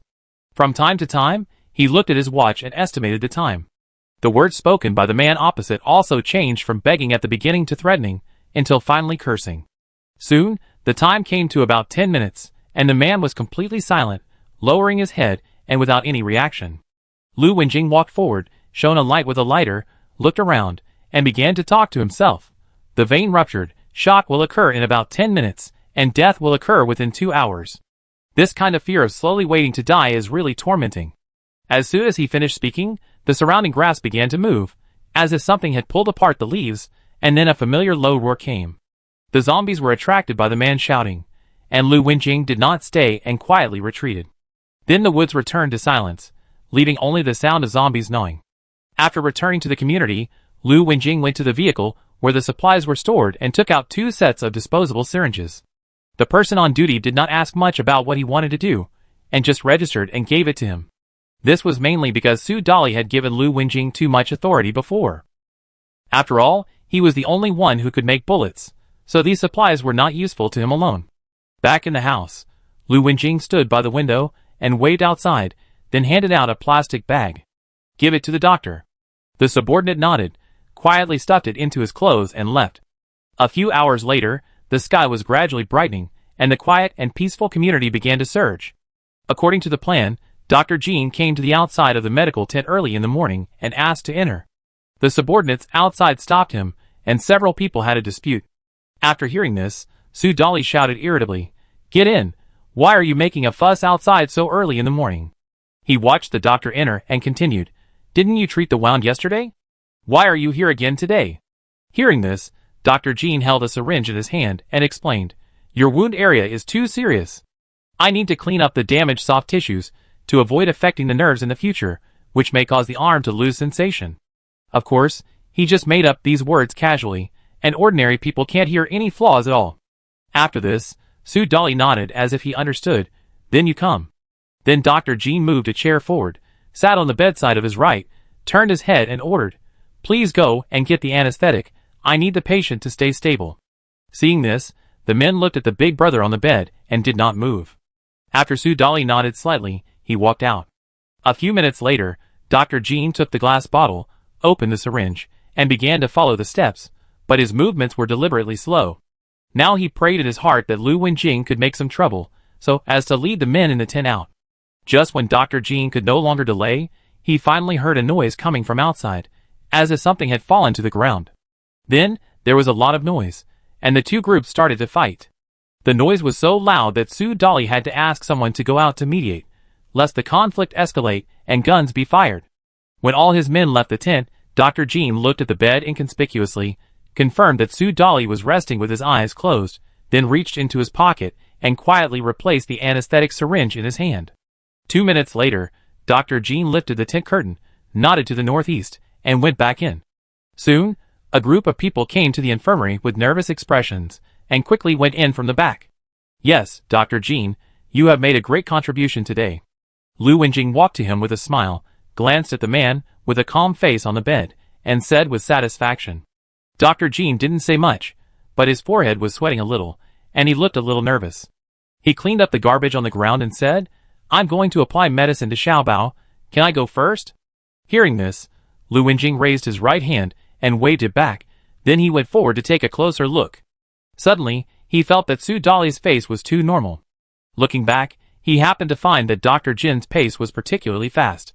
Then, Lu Wenjing saw a package in the trash can beside the bed. He looked closer, and saw that it said glucose. Then his face changed slightly. He quickly stood up, and stretched his hand towards the bed. As soon as he got close to the area under Sue Dolly's nose, he felt that there was still breath. Just as his heart was pounding, and he wanted to withdraw his fingers, Sue Dolly suddenly opened his eyes, and sat up with a smile. At the same time, Lu Wenjing's left hand was also tightly grasped. The next second, a man in black suddenly emerged from under the bed, holding a dagger, and quickly pressed it against Lu Wenjing's neck. "Old four, you're playing tricks on me? You kidnapped the doctor's daughter, and coerced the doctor to fake the crime scene for you. You want me to die in obscurity, right?" After he finished speaking, Sue Dolly lifted the quilt and stood up, saying in a deep voice, "I just broke a hand, not my head. Do you really think I'm a fool? If I really have no skills like you think, how can I develop my power to the current scale? I can control the power of nearly 300 people, but I can't control you, a four-eyed guy." Still not satisfied, Sue Dolly walked around, reached out, and fumbled around him, and took the pistol back. "I gave you this thing, and now it's time to take it back." After saying this, Sue Dolly turned around and walked a few steps, then turned his head again, and kicked out suddenly, hitting Lu Wenjing's abdomen hard, and the latter flew out immediately. Even the tent was lifted. The kick used too much force. Sue Dolly supported his men next to him with his left hand, his face slightly red, and said quickly, "Go and take out the blade from Lao Si's body." He hid it under his feet. Chapter 434. Xiao Jiang quickly chased after him after hearing this. After Lu Wenjing was kicked, he felt a sudden pain in his stomach. He knelt on the ground and vomited the food residue. His expression was extremely panicked. He couldn't figure it out. He had done it perfectly, and everything went so smoothly. Why did Sue Dolly notice it first? He even took down the doctor before him. It seemed that he, Lu Wenjing, was staring at a trap and jumped into it. His glasses had already fallen to the ground. Lu Wenjing wiped the corner of his mouth with the back of his hand, turned his head, and looked to the right. His breathing suddenly stagnated, and his eyes were full of despair. "I saw a total of 20 men in that flat area, kneeling on the ground with their hands on their heads, all of them beaten like pigs. There were even a few corpses lying on the ground, with daggers stuck in the middle of their foreheads." Crack! Sue Dolly walked out of the tent, and directly stepped on the gold-rimmed glasses he had worn for several years, and even crushed them several times. "I'm sincere to you. Why do you use a knife on me?" Sue Dolly cursed loudly, picked up the plastic bucket next to him with his left hand, and smashed it on Lu Wenjing's head. "Bang, speak up, bastard. You want to betray me too? Where do you get the confidence?" Lu Wenjing protected his head with both hands and curled up on the ground. He didn't dare to move at all. He didn't have any means to fight Sue Dolly head-on. He hit Sue Dolly several times in a row, which was very painful. Fortunately, Dave brought a chair so that he could sit down and rest. Dr. Jean also suddenly came over with his daughter and said softly, "Xiao Su, his physical fitness is poor. He can't stand your beating. You can stop." Hearing this, Sue Dolly curled his lips, took the cup of water handed to him by his subordinate, and took a sip, saying indifferently, "You can treat it. Anyway, just leave it to you. I know what I am doing." When he heard the conversation between the two of them, Lu Wenjing turned his head and looked at the middle-aged man, wearing black-framed glasses. His eyes were full of viciousness. Then he turned his head slightly, and found something wrong. That is, Jean Xiaobao's eyes were completely different from those in the early morning. The girl who was timid and afraid to speak before has disappeared, replaced by a girl who now looks a little cold and ruthless, with a frosty face. Dr. Jean put his arm around his daughter, pushed the frame with his right hand, and said expressionlessly, "Let me introduce myself again. My name is Jean Linfu, and you should know my occupation. My wife who once died is called Su Wan." Su. Lu Wenjing's face suddenly changed, and he pointed at the two of them, unable to speak. Seeing this, Dr. Jean nodded again and said, "Yes, my wife is Brother Su's cousin. To be honest, I didn't expect to meet my relative again in the doomsday, and he even has his own power." Hearing this, Lu Wenjing obviously didn't believe it. His face turned red, and he shouted excitedly, "Bullshit, impossible, this is impossible. Weren't you captured by Su Dali and his men? I followed him to capture you, and you were beaten at that time. But now you tell me that you two are relatives?" Hearing this, Jean Fulin shook his head slightly, sighed, and said, "Xiao Su, you can talk to him slowly. I will take Xiaobao back first. Goodbye, cousin-in-law." Su Dali smiled. He sat on the chair, crossed his legs, and looked at Lu Wenjing, jokingly. "Keep going, your angry look is quite interesting." But Lu Wenjing just kept shaking his head, repeating the word impossible. Seeing this scene, Su Dali also felt a little boring, and then his face darkened, and he began to tell the story slowly. "From the very beginning, when I accepted you in, I never believed you. A person who still fantasizes about beautiful love and the end of the world, should I say you are naive or stupid and cute? In the current environment, who else is worthy of your sincere treatment? At that time, the girl was an eyeliner arranged by another camp. At that time, you couldn't control your lower body and couldn't walk when you saw people. You didn't know how to think about it. How could a little beauty suddenly fall from the sky? And she just happened to be alone." However, when he said this, Su Dali also sighed and said irritably, "I didn't control myself this time. I was impulsive when I saw a beautiful woman. I made such a big mistake and even broke my right hand." After he finished speaking, he looked at the bandage on his right arm, and his eyes revealed regret. He even wanted to take people back and capture the man and woman alive, and then let the man watch how he tortured the girl to the point that she wanted to live but couldn't, and wanted to die but couldn't. Unfortunately for now, Su Dali still focuses on being more cautious, recovering from his injuries first, and then making long-term plans. Anyway, there are many people here, and he doesn't believe that the other side, with only a dozen people, dares to come back. You know, without large-scale lethal weapons, it is not enough to shake Su Dali's hand. Sometimes there are more people than enemies, and that is the truth. "So you were the one who pushed her death?" Lu Wenjing knelt on the ground, his face numb, and said, "That's about right." Su Dali looked at him and continued quietly, "I only asked them to tie the person alive in the cave. Who knew that those bastards would have bad intentions when they saw that she was beautiful and accidentally killed her?" At this point, Su Dali pretended to be innocent and curled his lips, as if in his opinion, the death of a person was as ordinary as the death of a zombie. "But later when you beat them violently, even when I was about to shoot, those people did not betray you. I can't understand why. What's so great about you that even dying people are willing to work for you?" Hearing this, Su Dali grinned, stood up and twisted his neck, then said lightly, "Maybe it's because I kidnapped their wives, children, and parents. After all, you know that before our camp, some people brought their families with them." Hearing this, Lu Wenjing lowered his head, looked at the ground, and whispered, "So, from the beginning when you discovered Dr. Jean and the other two, you started to set a trap, just to close the net at this moment, so as to catch all of us, right? If that's the case, then I'm convinced today. That's not the case. You don't have to flatter me." Su Dali took a few steps forward, stood in front of him, and said calmly, "At the beginning, I just thought that there would be more and more people in the future, and I would inevitably be unable to manage them. Doctors are indispensable resources. It just so happens that I know him, so I just do a big one. And to tell you the truth, when I took you to catch them, I really didn't recognize that they were my cousin's husband. After all, they were wearing tattered clothes and their faces were dirty. It was only when I caught Xiaobao later that I found the same necklace on her neck as my sister's that I recognized her." Chapter 435. After saying this, Su Dali was too lazy to continue talking to him and waved to the side. "Dai and Xiaojiang, you two take him to a basement and lock him up. Lock his hands and feet with chains, and don't let him out for eating, drinking, defecating, or urinating. When I recover from my injuries, I will continue to lead people to chase him out, and then you can pack up the supplies and go home. When we get back to the villa area, stay there honestly and make bullets to buy yourself a chance to survive. Anyway, I will provide you with raw materials. After saying that, Su Dolly squatted down, patted his face with his left hand, and stood up and left. He still had to deal with those who rebelled. The two men in black nodded, stepped forward and grabbed Lu Wenjing's left and right arms, dragging him in other directions. Su Dolly stood in the open space, looking at the men kneeling on the ground in front of him, and asked expressionlessly, "Is the current situation what you want?" Everyone was silent, and no one dared to speak. So Su Dolly continued to speak. "Ask yourself with your conscience, didn't I save most of your lives? How can I save you but not me?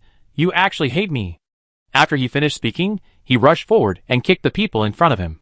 Due to the excessive movement, the wound on his right hand actually split open, gradually dyeing the bandage red, and blood began to drip.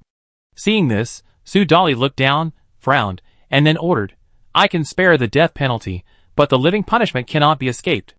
Each person will be whipped with salt water 7 times, and those who can't bear it will be dragged out to feed the zombies." As soon as he finished speaking, he turned and walked towards the doctor, intending to rebandage the wound. Hearing this, those kneeling on the ground breathed a sigh of relief, not caring how cold it was in the winter, and all took off their upper body clothes, lying on the ground with bare arms, waiting for punishment. Just as Su Dolly turned to leave, several of his confidants were a little dissatisfied, so they chased after him and asked, "Brother, these little bastards dared to make trouble today, and they dared to use knives tomorrow, and they all followed the 4th brother to rebel. Why don't you kill them?" Hearing this, Su Dolly stopped and turned his head to look over with a calm face. The next second, the confidant patted his mouth and said, "I'm sorry, brother, I forgot that the 4th. Lu Wenjing was the leader. In my opinion, since they have changed their hearts, keeping them is a hidden danger after all." "Humph, you have been with me for so long, and you haven't learned anything useful?" Su Dolly snorted coldly, continued to walk, and then said in a deep voice, "Don't look at the surface of things. The reason they want to rebel is nothing more than coveting my resources, even women. They think that after following the 4th brother to rebel successfully, they can eat and drink well. It's just a daydream. I know the methods of people like Lao Si best. He looks harmless, and as weak as a zombie, but he is good at getting people to work for him. To put it bluntly, he is very good at making promises.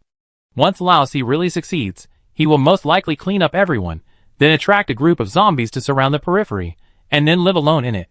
As long as he digs a secret passage, basically no one can touch him. What I have to do is to let those people watch how Lu Wenjing went from being second to none, to being slapped to the bottom of the valley by me, and becoming a slave." After saying that, Su Dolly looked forward and walked away steadily. The intermittent whip sounds began to appear behind him.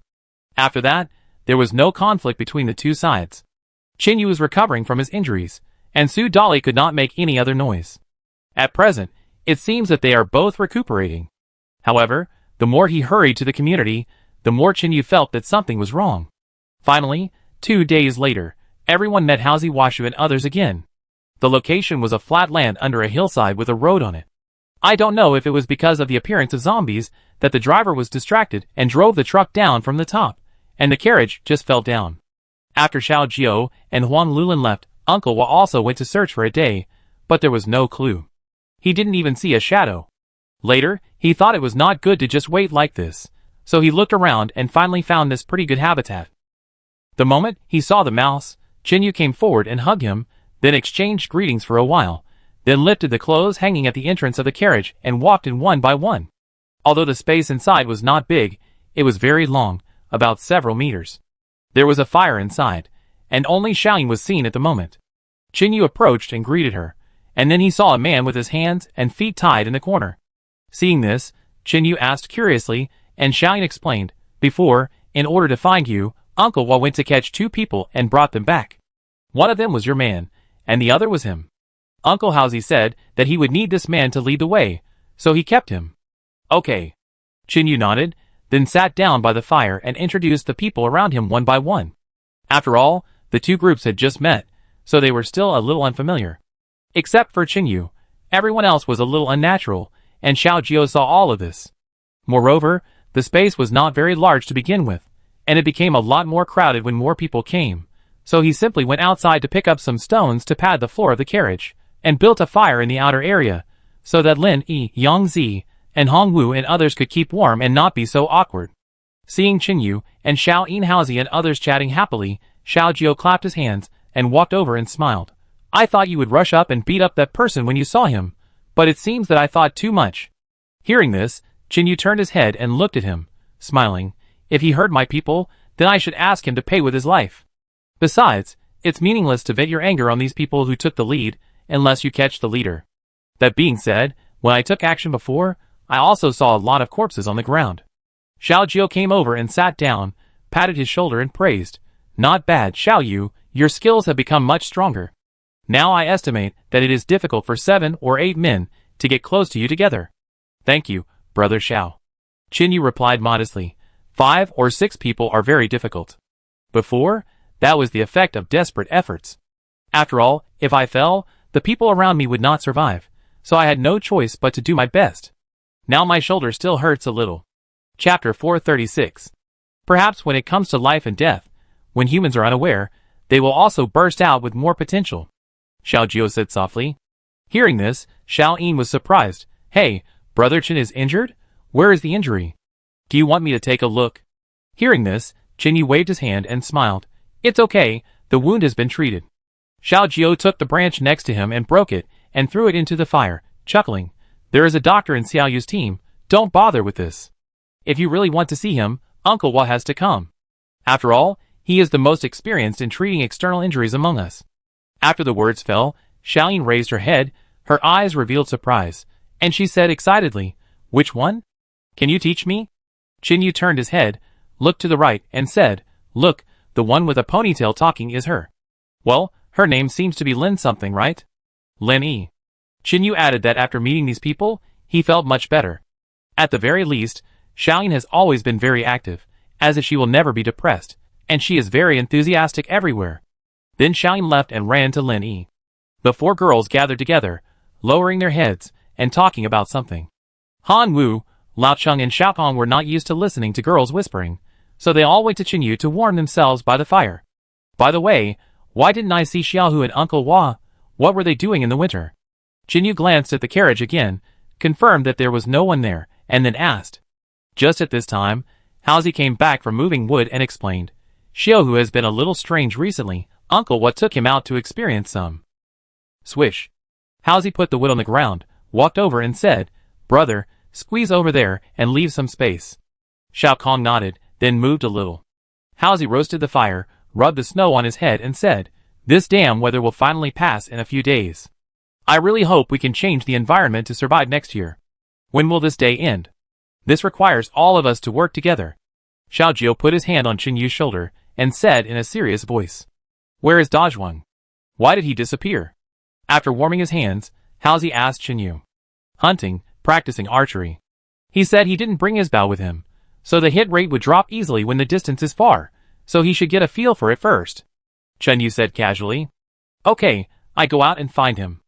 Haozi picked up the coat beside him, then took the dagger and stood up. Give me a rough direction. Hearing this, Qinyu walked out of the car, looked at the surrounding woods, and then pointed to the northwest area. It's over there, you should be able to see it after a few hundred meters. Then he went back inside and continued, Come to think of it, I didn't see you looking at the direction on the way back. How did you find Haozi and Xiaoyin directly? Hearing this, Xiao Jiu touched his head and smiled. Are you sure I didn't look at the direction? Sure, you just took a bow and looked for birds everywhere.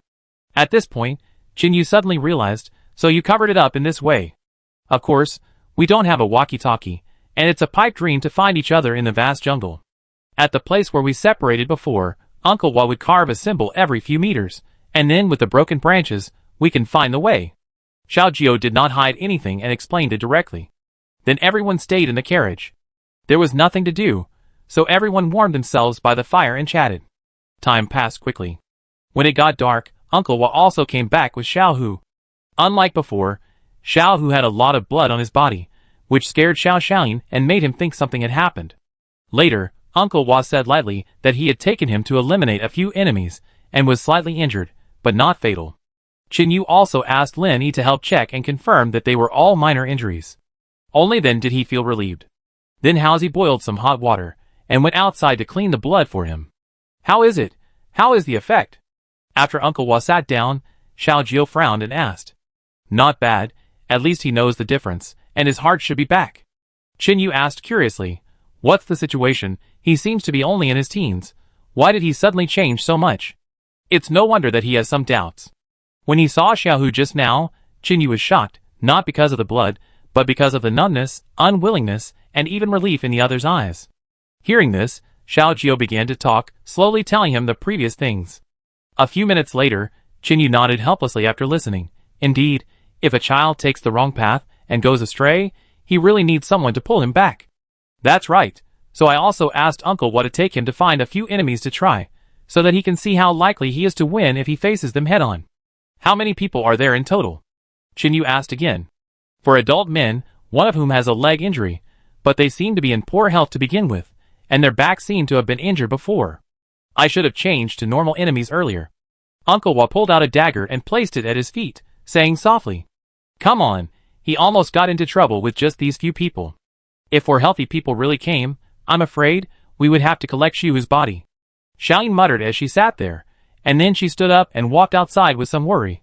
Forget it, I go and take a look too.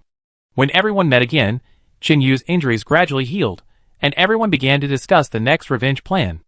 After about 10 minutes, Dazhuang and Haozi also came back, talking and laughing all the way, holding a hare in their hands.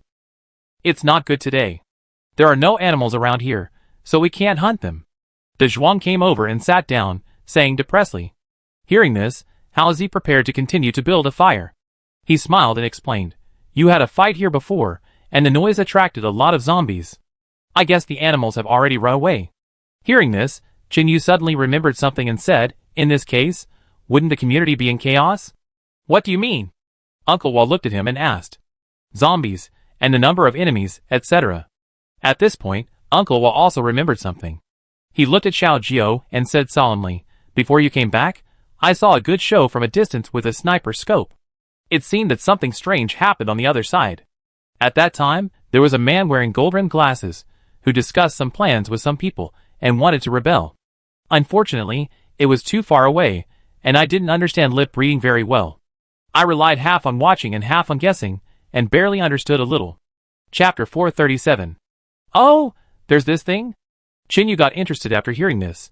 "If there's trouble inside the enemy, that's a good thing for us. If some young man comes to power, it'd be even better." Hearing this, Xiao Jiao shook his head slightly and said seriously, "This kind of thing is basically impossible.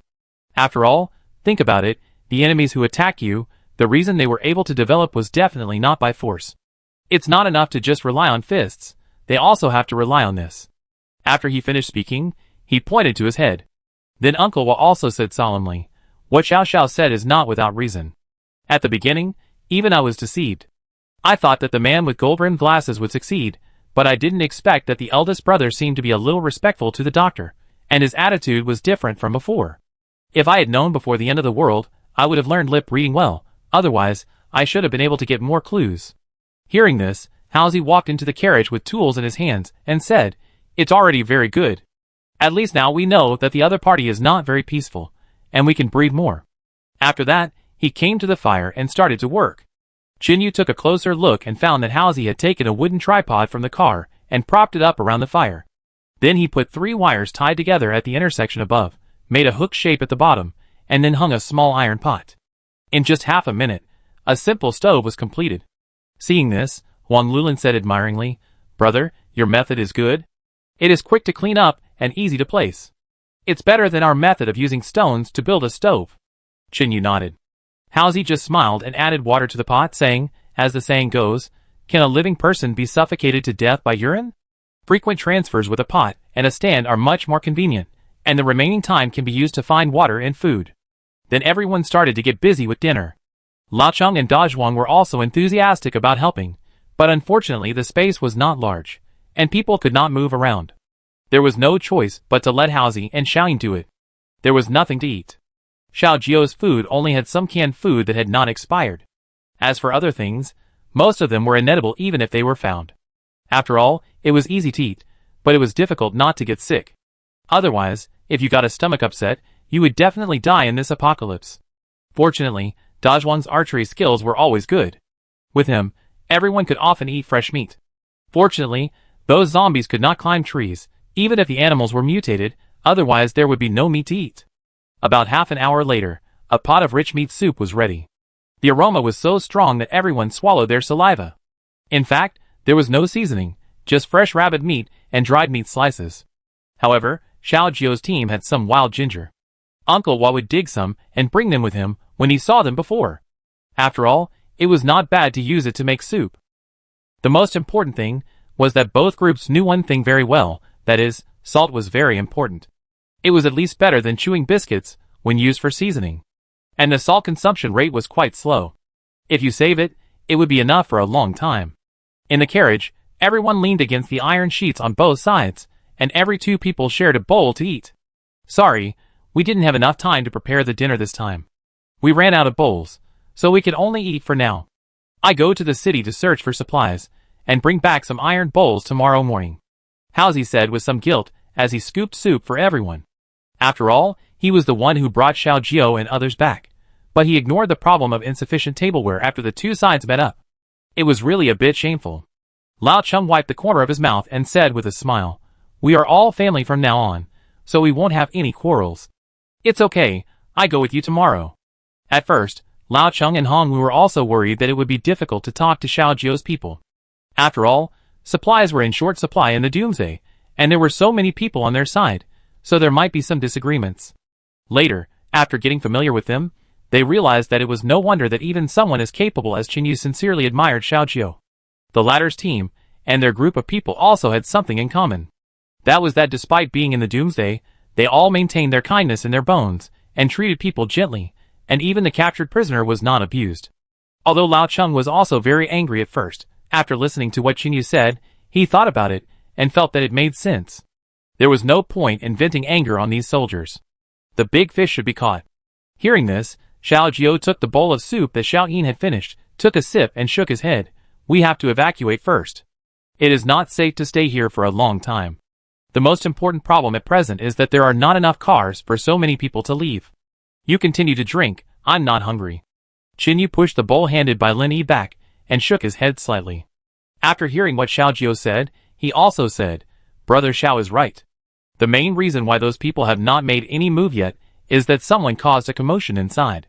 Secondly, the man who led the group was seriously injured and has to rest now." After he finished speaking, Xiao Jiu put down the empty bowl and said irritably, "It's a pity that I don't know that person. Otherwise, I would have chased him and captured their leader alive. I guess this chaos would have ended. Alas, what a big deal." Qin Yu looked at him and whispered, "Don't say you don't know him. Even I didn't think that he was the big brother that Hu Li mentioned. No one would believe it if he was the boss and led his men to chase the enemy. So our next task is to find a car first, right?" De Zhuang took the bowl from Lao Cheng and drank it in one gulp. "Oh, why did you finish it? Leave some for me." Lao Cheng tilted the empty bowl and said dissatisfiedly, "Come on, brother, I still have some." Housie extended the bowl and poured it directly to him. "Don't worry, we don't have any infectious diseases." "That's too polite." Lao Cheng held the bowl with both hands and said with a smile. After thinking for a while, Qin Yu shook his head. "One car is definitely not enough, at least 3, and we have to make oil extraction tools, and find some hoses, plastic bottles and tape. I think we need to move to other places first. Those people are resting here, so we can go and steal their houses first." While the grown men were discussing tomorrow's plan, Xiaoyin poured the last bit of broth in the pot into an empty can, which had been cut open, and had its edges flattened so it wouldn't cut her mouth when she ate. Then she stood up with a little bit of food and walked to the inside of the carriage. "Hey, have a drink." Chapter 438.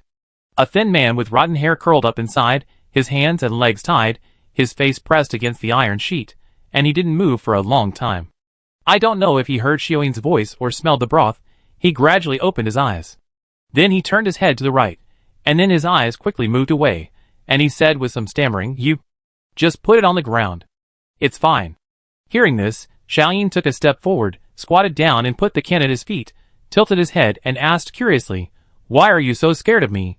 Didn't I tell you that I used zombies to threaten you just to get you to talk, and they didn't really bite you? Besides, if you were bitten, you would have turned into them and sleepwalked in the wild. And don't worry, Brother Xiao is a very kind person. You didn't attack our friends, you just followed him to find someone. Once he finds your base camp, he will let you go, I promise." After saying that, Xiaoyin squatted in front of him, patted her chest with her right hand a few times, and then stood up and prepared to leave. The man didn't feel annoyed when he heard her chattering. For so many days, only this girl was willing to provide him with 2 meals a day. The other two people only intended to give him one meal a day. Although he repeatedly assured that he had not fired a gun and was just pretending to rush forward, the other party didn't believe it at all. At this time, he looked at the girl who was about to leave and spoke. "Thank you for your help. I will remember it for the rest of my life." Hearing this, Xiaoyin turned around and continued to squat and said in surprise, "So you are not a stutterer? I thought you had a stutter, and it was so difficult for you to speak before." The man moved his body, put his hands together to pick up the can, and felt the warmth in his hands. He lowered his head and whispered, "You are too beautiful, I dare not look at you."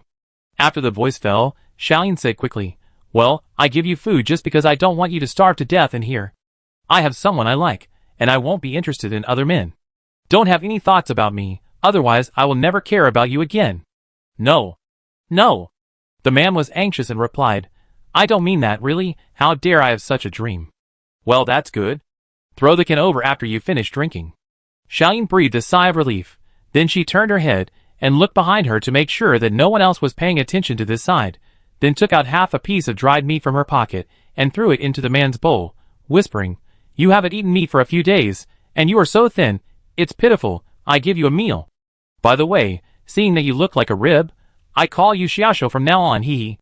After saying that, Xiaoyin stood up and left. Lenny sat next to Qinyu, and her eyes quickly moved away again. She only took a glance to see that the man was abnormally thin, his face was hungry and yellow, and the color of his hair was not dyed yellow, probably because of lack of nutrition. The most important thing is that there are probably parasites in his body. Judging from his appearance, he won't live long. And according to the description of the man called Hausi, although the man did not attack her community, but just followed her, Lin Yi would never go to see him for treatment. Lin Yi's idea is that in this doomsday, except for her friends, the life and death of anyone else has nothing to do with her. Everyone finished eating quickly, and Dazhuang and Hausi also went out to dig some clean snow and threw it into the pot, put the iron bowls in, and boiled them directly with boiling water. It was both cleaning and disinfection. They spread some clothes on the ground, and then they all rested with their heads facing each other and their feet facing each other. The four girls slept in the middle, while Xiao Jiao and Uncle Hua slept in the inner compartment, in order to prevent the captive from causing trouble. However, Qinyu only took a glance and confirmed that the man would definitely not make any noise, because Xiao Jiao tied him up in a different position before going to bed. His right hand was tied down to his right ankle, and his left hand was tied up to his neck. This position is very awkward, and if the left hand moves, it will be difficult to breathe, because the button will become tighter and tighter. Soon the carriage became quiet, with only the sound of burning wood. The terrain here is hidden, and it is difficult for ordinary people to find it. Moreover, there are zombies in the forest, and basically no one will find it late at night, so there is no need to keep watch. Of course, the most important thing is that there are many zombies outside, which have surrounded this place. Xiao Jiao took the time to go out and check it out before letting everyone have a good rest. Time passed slowly, and Qinyu met Xiao Jiao and others again. He was in a much better mood. Although those children and old people were gone, this was the cruelty of the end of the world. Some people join, and some people leave. Now he hopes that the children in the community can be fine. With Zhang Yin, the children should be fine. What Qinyu is worried about now is that the old man Bai, Wang Tianhai and Yifeng, the last time they met when they were attacked, he saw these three sneak out. It's just that they were too weak. There were 3 of them, 2 of them had broken hands, and the rest was still a child. And Li Yao and Wu Rui were nowhere to be found. I hope they can meet. This sentence floated through Qinyu's mind, and then he slowly closed his eyes and fell asleep. I don't know how long it took. Qinyu felt a little thirsty, opened his eyes, and sat up. The light in the car was a little dim, and the flames gradually became smaller. He looked at his watch, and the time was 2 o'clock in the morning. After looking around, Qinyu stood up carefully, stepped on the only remaining space, walked to the fire and added some wood, and then was about to go back to sleep. He glanced casually, but his brows were furrowed, and his heart began to beat faster.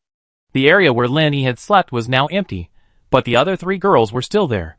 Then, he quickly counted the number of people, and confirmed that only Lin Yi was missing, and his heart sank immediately.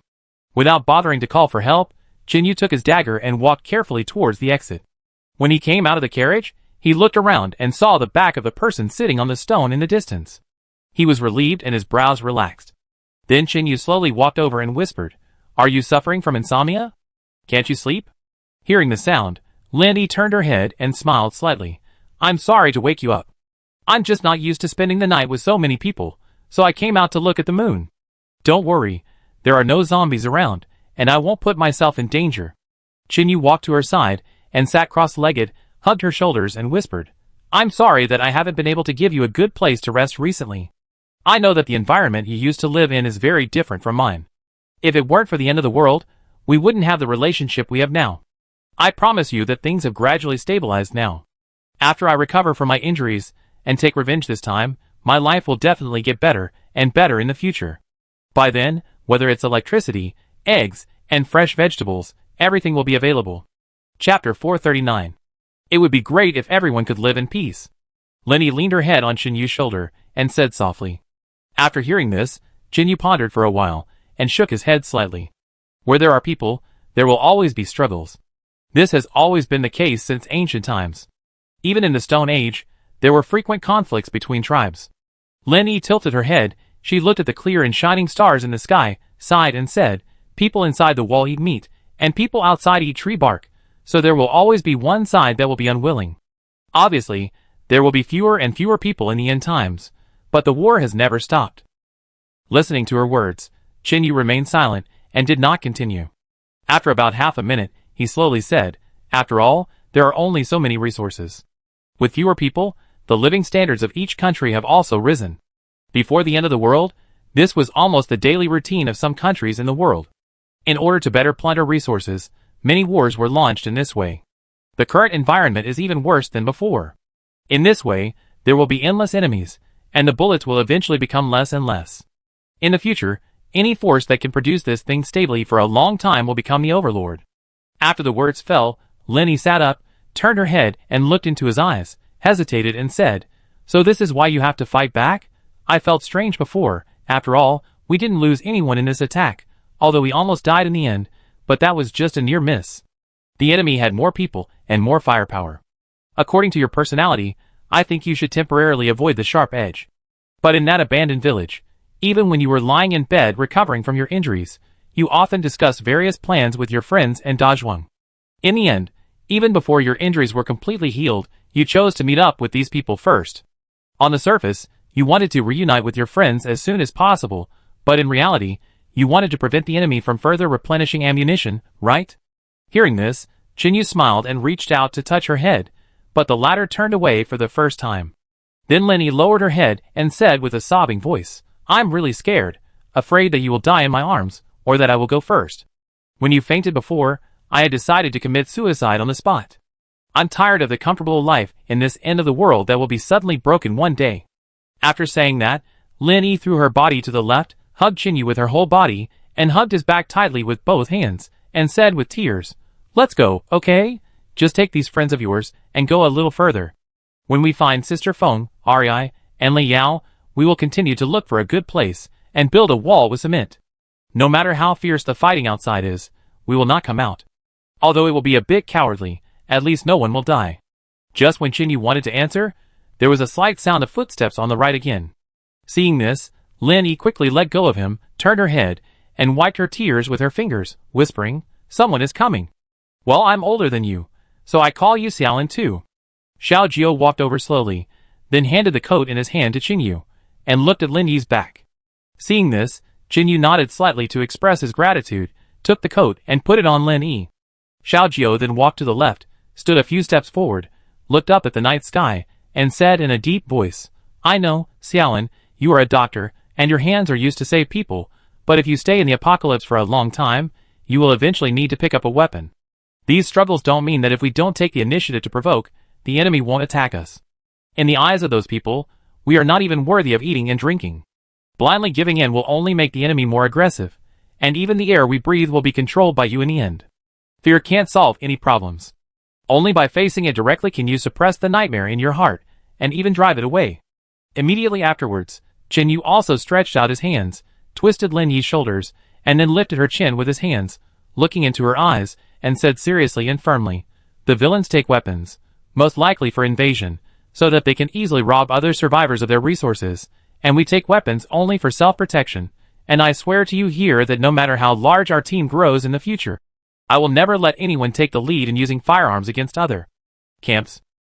Xiao Jiao also turned around and said seriously, I can also swear here that our weapons and equipment are always only for self-defense. If the enemy does not attack us, I will never use a single shot. And you are worried that everyone will die, but there is really no need for this. Xiao Jiao walked back a few steps, pointed at Qinyu and said softly, take the people around you, you can see his changes. As time goes on in the Doomsday, all those who are still alive are not good people. It is basically unlikely that they will be bitten to death by zombies. Only by relying on the advantage of numbers, like that group of people, can we defeat you one by one. After the words fell, Xiao Jiao pointed in the direction of the community. But we are not without teammates. Xiao Jiao continued to speak. He said in a deep voice, the enemy has guns, but their individual combat capabilities are weak, so they must fight several to one. We have fewer bullets, but everyone can fight one against several.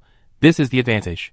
Then Qinyu reached out and wiped the tears from Lin Yi's eyes, and said softly, besides, we can also work together, and the days of being chased by the enemy like before will no longer exist. Don't worry, we have made a perfect plan this time.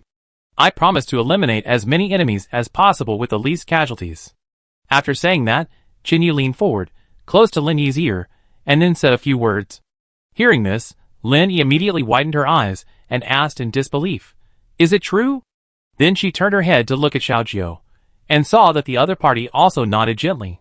Seeing this, Lin Yi's mood also improved a lot, and she whispered, in this case, then I won't worry. I guess the enemy won't be able to jump around for a few days. Then I go back to sleep first. She stood up and returned the coat to Xiao Jiao, and said gratefully, when I came out before, I heard someone moving in the car. I guess it should be you. Thank you for your concern. After the voice fell, Lin Yi continued to walk towards the car. It was still quite early, just after 2 in the morning, and she could continue to sleep for a while. Chapter 440. After she left, Qinyu looked at Xiao Jiao and said a little embarrassedly, I'm sorry, she is always worried about the safety of all of us. In order to reassure Yi, I have to tell her our plan first.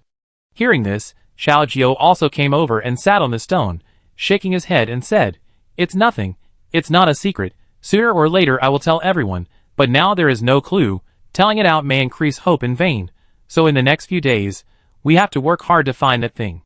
Yes, we need to find a power source, otherwise it won't start. Qinyu nodded. Then the two sat there, and chatted for more than 10 minutes. It was very quiet around, with occasional wind.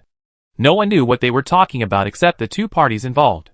A few hours later, at around 6 in the morning, everyone got up one by one. The fire was almost extinguished, leaving only some charcoal covered by ash. After simply boiling some water to drink, and not having time to eat breakfast, everyone packed their luggage. According to the plan, several people were to go find a car, and Uncle Wa had to stay at home. Qinyu's wound had not yet fully healed, so he didn't have to go out. Xiao Jiao thought about it, and decided to take Haozi, Lao Cheng, Dazhuang and others with him to go early and return early. The four of them walked into the woods, turned into a rugged path, and finally stopped at an open space. There were 2 piles of things covered with branches. There was only one car parked at the car camp, and the other 2 were hidden here. When the leaves were moved away, the damaged car inside was revealed, and even the left rear window glass was broken. Xiao Jiao got into the driver's seat, inserted the key and started it several times. Then the engine roared, and he pursed his lips, "Get in the car." After everyone was seated, Xiao Jiao stepped on the accelerator, and started driving towards the main road. After scouting this side, the enemy has not yet reached out. After all, the forest in the Doomsday is very dangerous. If you are accidentally injured by an animal, you will have to lose your arms and legs to survive. Of course, even if the hand reaches out, Uncle Wa will cut it off in advance. The area Xiao Jiao chose to go to is to the south of Chenyu's community. It is relatively close, estimated to be a 2-hour drive, but the road is difficult to walk. It is almost a small county town surrounded by mountains. Because there are so many zombies over there, there are basically no other survivors. It is for this reason that Xiao Jiao decided to come here to find a car. When they were rushing here before, they had seen the dense army of zombies in the county town below from the mountain, which looked scary. But now, zombies are not the most terrifying, people are. The car was bumpy all the way. Lao Cheng sat in the back seat, holding the handle of the car frame tightly with his left hand, and said with a pale face, "Brother Xiao, our car will not fall over, right?" After saying that, he stretched his head upwards and looked at the slope cliff below on the left, his heart beating fast. Hearing this, Xiao Jiao held the steering wheel rhythmically with both hands, controlling the speed of the car to about 30 yards. He frowned and said, "I have never been here before, but it doesn't look like an area where people live, so I came to take a gamble and give it a try." Hearing this, Lao Cheng turned his head to look at De Zhuang, and immediately began to regret following him out. Seeing this, De Zhuang shook his head slightly, indicating that he should not say discouraging words, and then suggested, "Why don't we park here first? I think it's not far away. Let's go straight down and find a map in the county town, and then drive out from another road." Halsey sat in the passenger seat. He watched the right side of the car sticking to the hillside tightly. He felt pain in his body when he heard the creaking sound. He also said, "I agree. What do you think, Brother Xiao?" Squeaking sound, Xiao Jiao stepped on the brake and slowly stopped the car. "There is no other way. I guess it's the only way. The landslide in front of us makes the car unable to drive down." After saying that, he stretched his head out of the car window to make sure there was a place to step. Then he opened the door and walked down. "Everyone, bring water and food, and then walk." Lao Cheng hung the bag on his body and said with a smile, "Brother, I have been waiting for you to say this. With such a bad road, I would rather walk than take a car." Xiao Jiao did not reply, but looked down at the oil gauge on the dashboard. After getting to know him for a long time, he also knew that Lao Cheng's personality was carefree, and his personality was quite similar to Halsey's. What a pity, there is still a little oil left. It would be great if it could be pumped out. Xiao Jiao closed the car door reluctantly, and then walked down the mountain. The snow here is getting less and less, and after the sun comes out, the snow melts, and these muddy roads are like swamps, full of potholes. The four walked in a straight line. After hearing what Xiao Jiao said, Lao Cheng looked back at the car behind him, and then said, "Speaking of which, how about we find that kind of electric car in the future? It's the new energy car we talked about before. If we find one, we won't lack gasoline at all." Hearing this, Halsey looked at a zombie buried in the mud, walked over and killed it, turned back and said with a smile, "Brother Lao Cheng, what is the most lacking in this doomsday? It's not food, nor water, but electricity. If you want to charge the car, the electricity will last for many days if you use it for daily use. What a waste." After saying that, Xiao Jiao came to the landslide, took out a dagger and knocked on the stone to confirm that there were no zombies. Then he climbed up and turned back to pull De Zhuang up. Finally, he said seriously, "What Halsey said makes sense. It is only suitable for moving camps when traveling. It's a waste to use electricity to charge the car and go out to search for supplies. After all, no one knows whether the things found will all expire." But he soon changed the subject. "If we can restart those power plants, or even build a hydroelectric power station, we can really find some trams back." At this point, De Zhuang turned around and pulled the other two up. He smiled and said, "You seem to have overlooked a key issue. That is, it has been almost a year, and those trams have not been started. Whether there is a problem with the battery is another matter. So, our current task is to find a fuel truck and get gasoline." Xiao Jiao patted his shoulder and turned around to continue on his way. Then the four of them started to speed up, from walking to running. At about noon, they came to the intersection outside the county town and vaguely saw more than a dozen zombies walking back and forth there. "What should we do? Go up and kill them or take a detour?" Lao Cheng took a look and asked. Xiao Jiao pondered for a while, shook his head and said, "There is not much food, so we need to maintain our physical strength. There are some nylon bags on the ground over there. Let's cut them open and put them on our bodies, smear some zombie meat, and blend in." Chapter 441. They did what they said. Halsey was on guard, and the other three quickly collected the nylon bags. Then they hid behind a scrap car, cut the bags with a knife, and made a hole in the joint. Then they passed it over their heads and tied it with a rope. Then Xiao Jiao moved in other directions.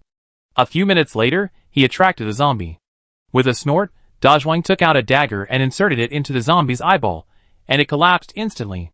Lao Cheng had been waiting nearby and caught the body as soon as possible to avoid making a sound. The next step was to dissect the zombies. Everyone had done this several times before. Although they were almost immune to the stench, they still felt nauseous when they saw the rotting bodies. Halsey wrapped his hands with a nylon bag and was about to go up to dig out the zombies' internal organs when Xiao Jiao called him again. "Wait, wrap it again with this so that you don't have to find water to wash your hands later."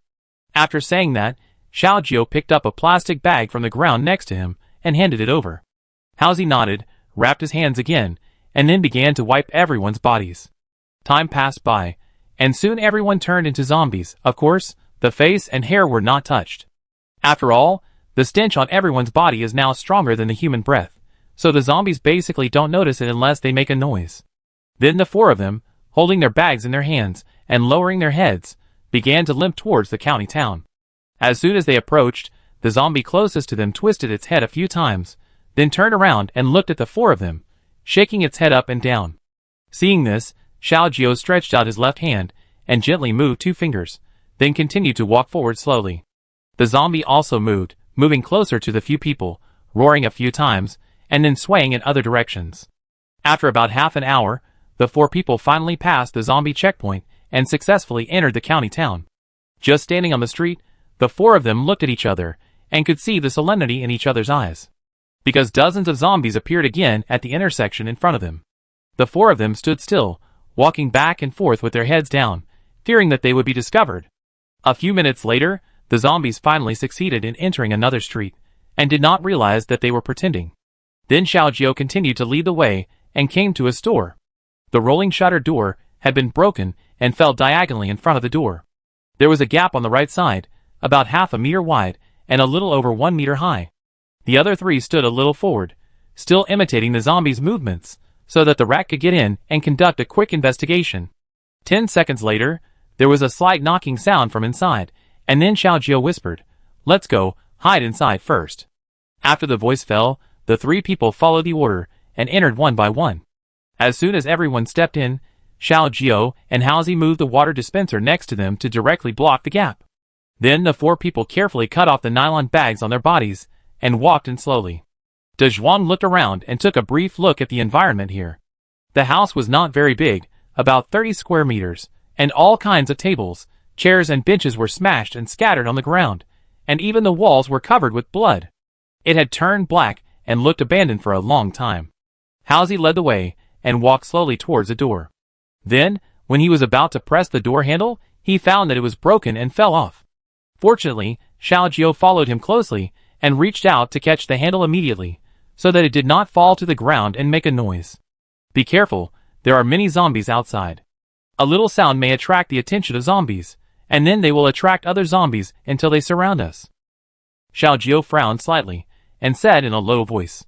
Haozi replied with a blush, "Sorry, it's too dark in here, I didn't pay attention." "Who did this?"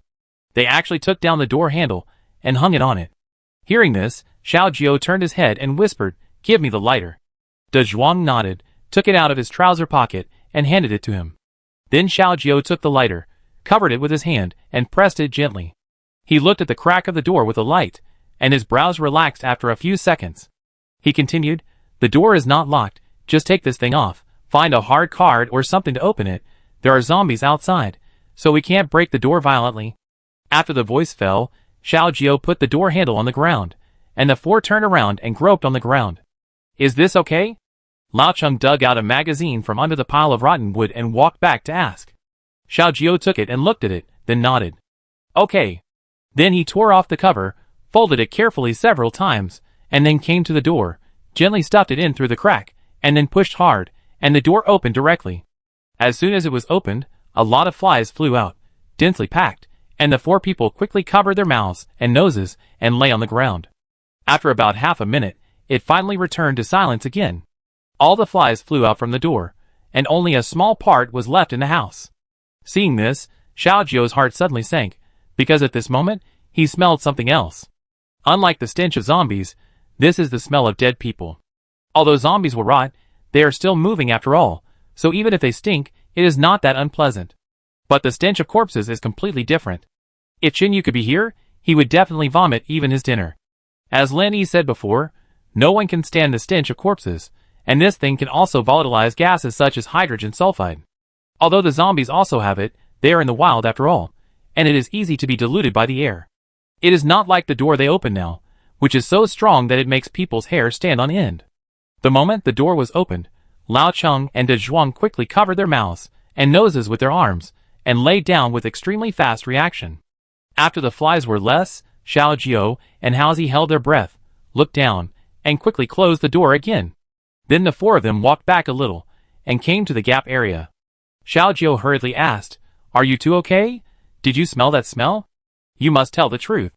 Hearing this, Dajwang kept fanning his right hand under his nose, shook his head and said, I didn't inhale too much. The moment I found it, we covered our mouths and noses immediately. Xiaolin told me before that the smell of corpses is terrible. Now I know it after contacting it. I didn't expect it to be so terrible. It's disgusting to death. Hearing this, Xiao Jiao and Haozi also breathed a sigh of relief, and then the latter laughed. No way, Dajwang brother, it's the end of the world, you haven't smelled the smell of corpses yet? Dajwang rolled his eyes. I just haven't encountered such a stench as this one, it's really unbearable. Chapter 442. After he finished speaking, Dajwang waved to Lao Cheng. Give me some water, I need to suppress the disgusting smell.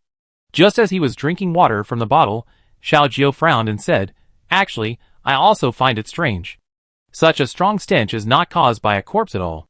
Hearing this, Dajwang tied the bottle cap tightly and returned it to Lao Cheng, and asked seriously, Brother Xiao, do you mean that more than one person died here? Yes.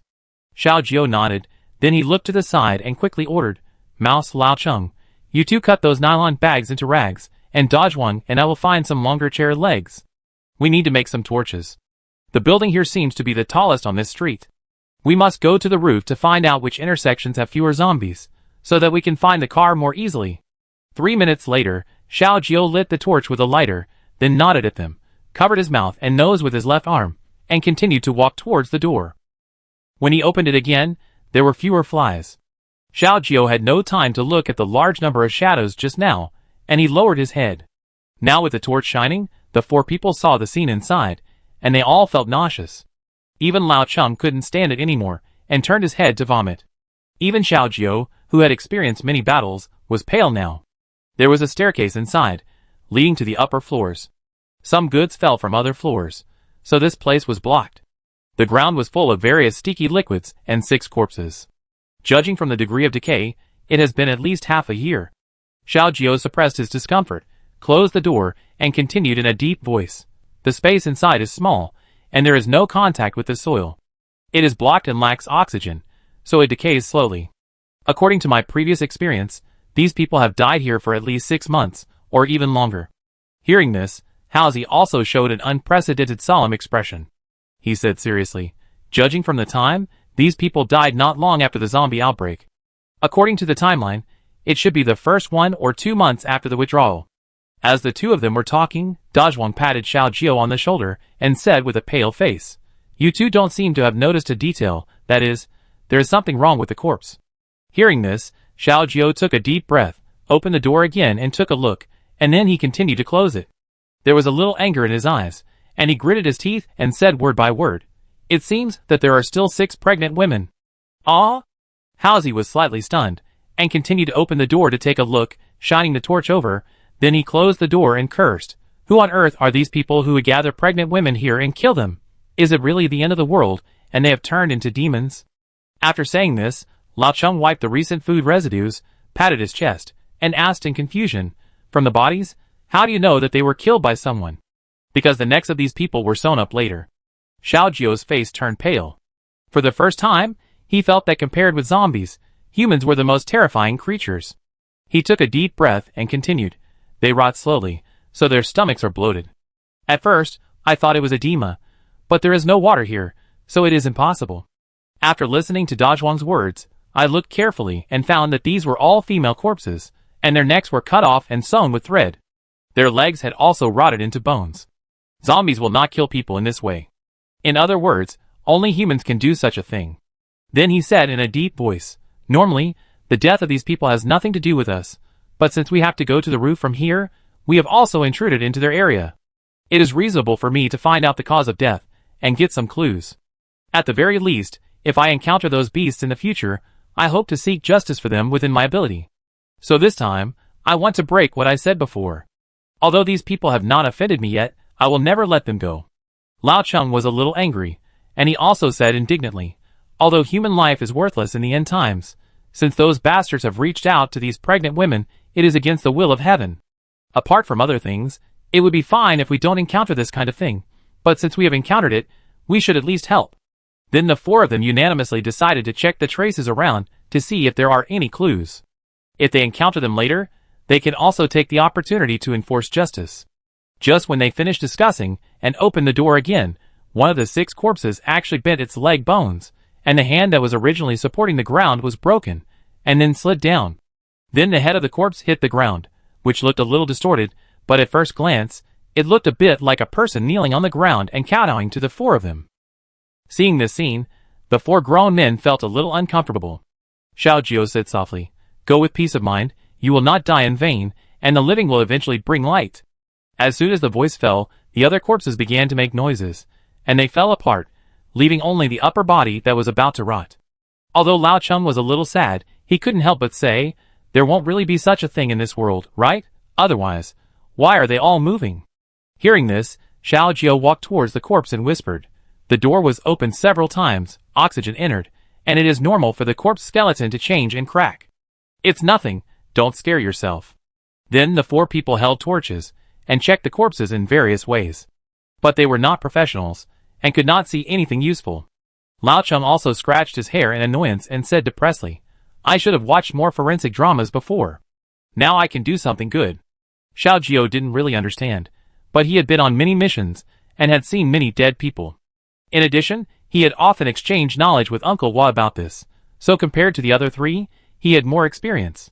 A few minutes later, Xiao Jiao snapped his fingers, looked at them and said, "The fatal injuries are basically in the heart, and there are no signs of binding on the arms.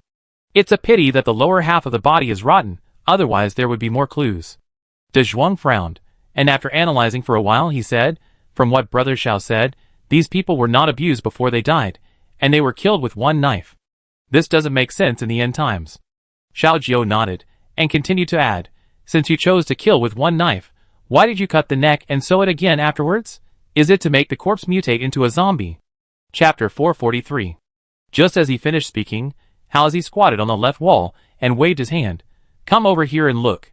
Hearing this, the 3 walked towards him. Then Halsey covered his mouth and nose with his left hand, pointed to the ankle bone of the corpse with his right hand, and said, "Look, there is a crack here. It looks like it was caused by some sharp weapon." Seeing this, Xiao Jiao approached with a torch. He squatted down and looked at it for a few seconds, then frowned and said, "This should have been chopped by an axe or a machete. There are also bones on the right leg." De Zhuang also took a look and then spoke. Lao Cheng also looked solemn at this time. He smacked his lips and said softly, "It seems that these people had their tendons cut before they died, but zombies should not be affected, right?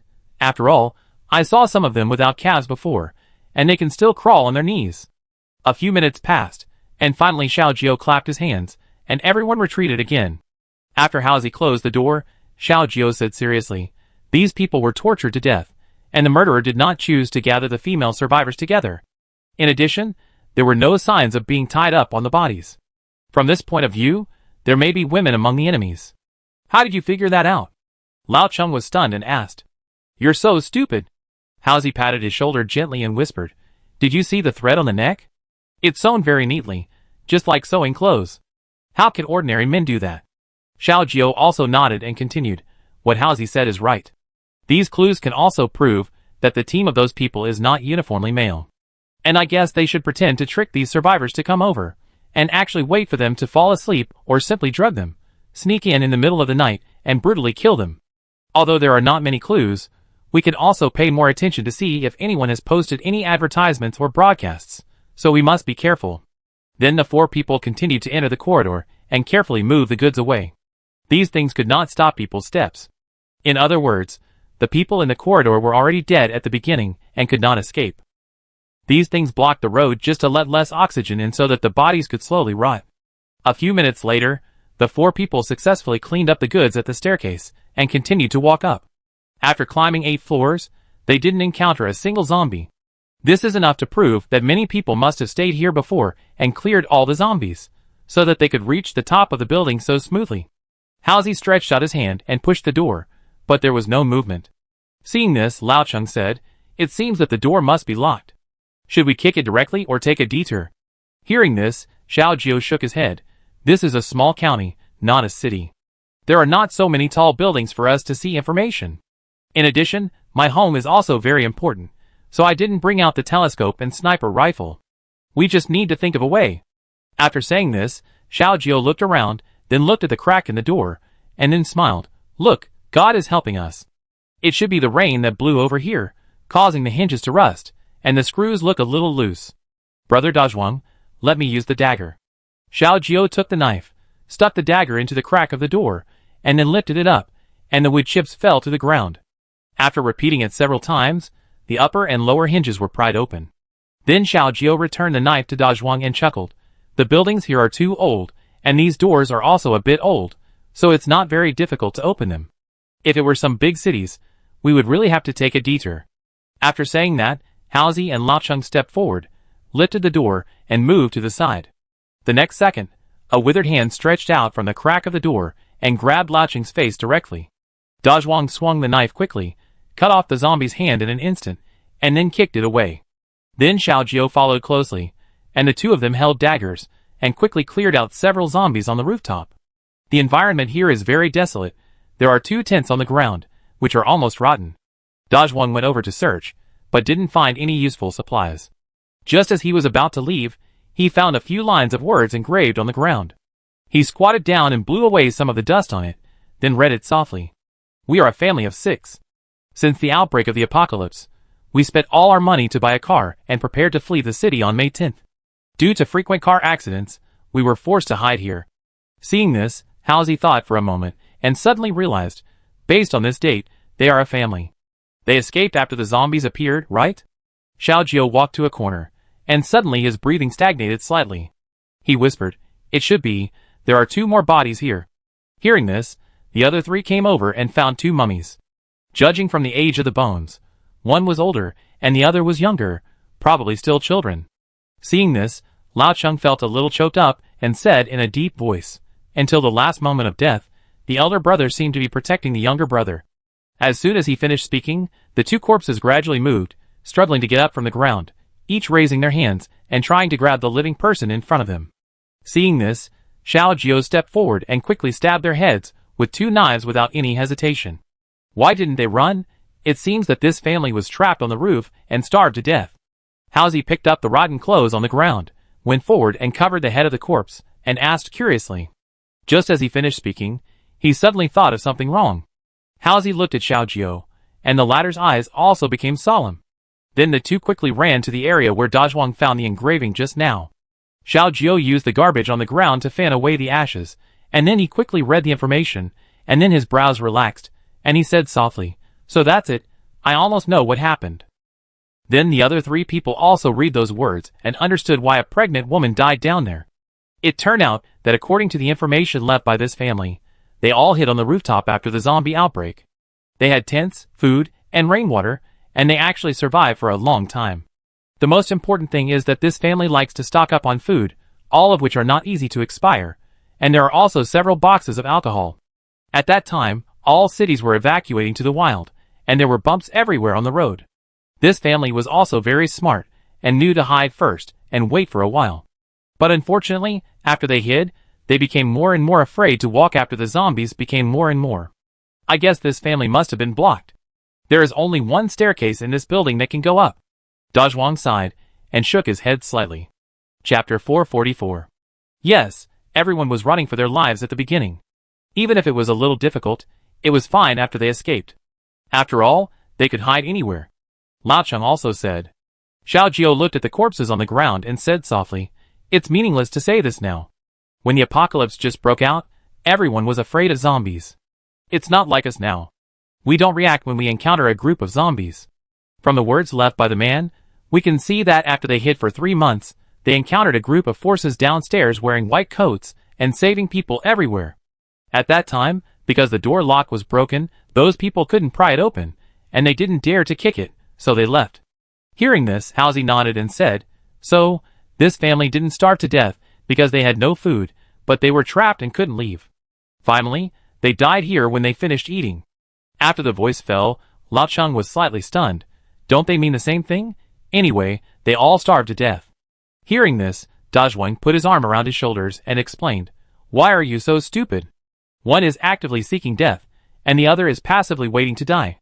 How can they be the same? To be honest, even if we are trapped here without any tools, it is nothing but a daydream to want to escape. Brother Dazhuang is right. Xiao Jiao stood up, walked to the rooftop and looked down, only to see groups of zombies swaying around, and then whispered. This family found this deserted place to hide from the zombies, but ignored the problem of how to reopen the door without a lock, and finally got trapped here. By chance, they also escaped the clutches of that group of people. Mouse patted the dust on his hands, and asked, so it seems that the group of people in white coats in this doomsday seem to call themselves doctors, right? They say they save people, but they actually do things like murder and arson. Why is that? Xiao Jiao shook his head and whispered, I don't know either. According to what's written on the ground, the man got up in the middle of the night, and suddenly saw more than a dozen cars parked below. Then, there was a noise downstairs. He secretly watched for a while, and found that the group of people in white coats were carrying something out.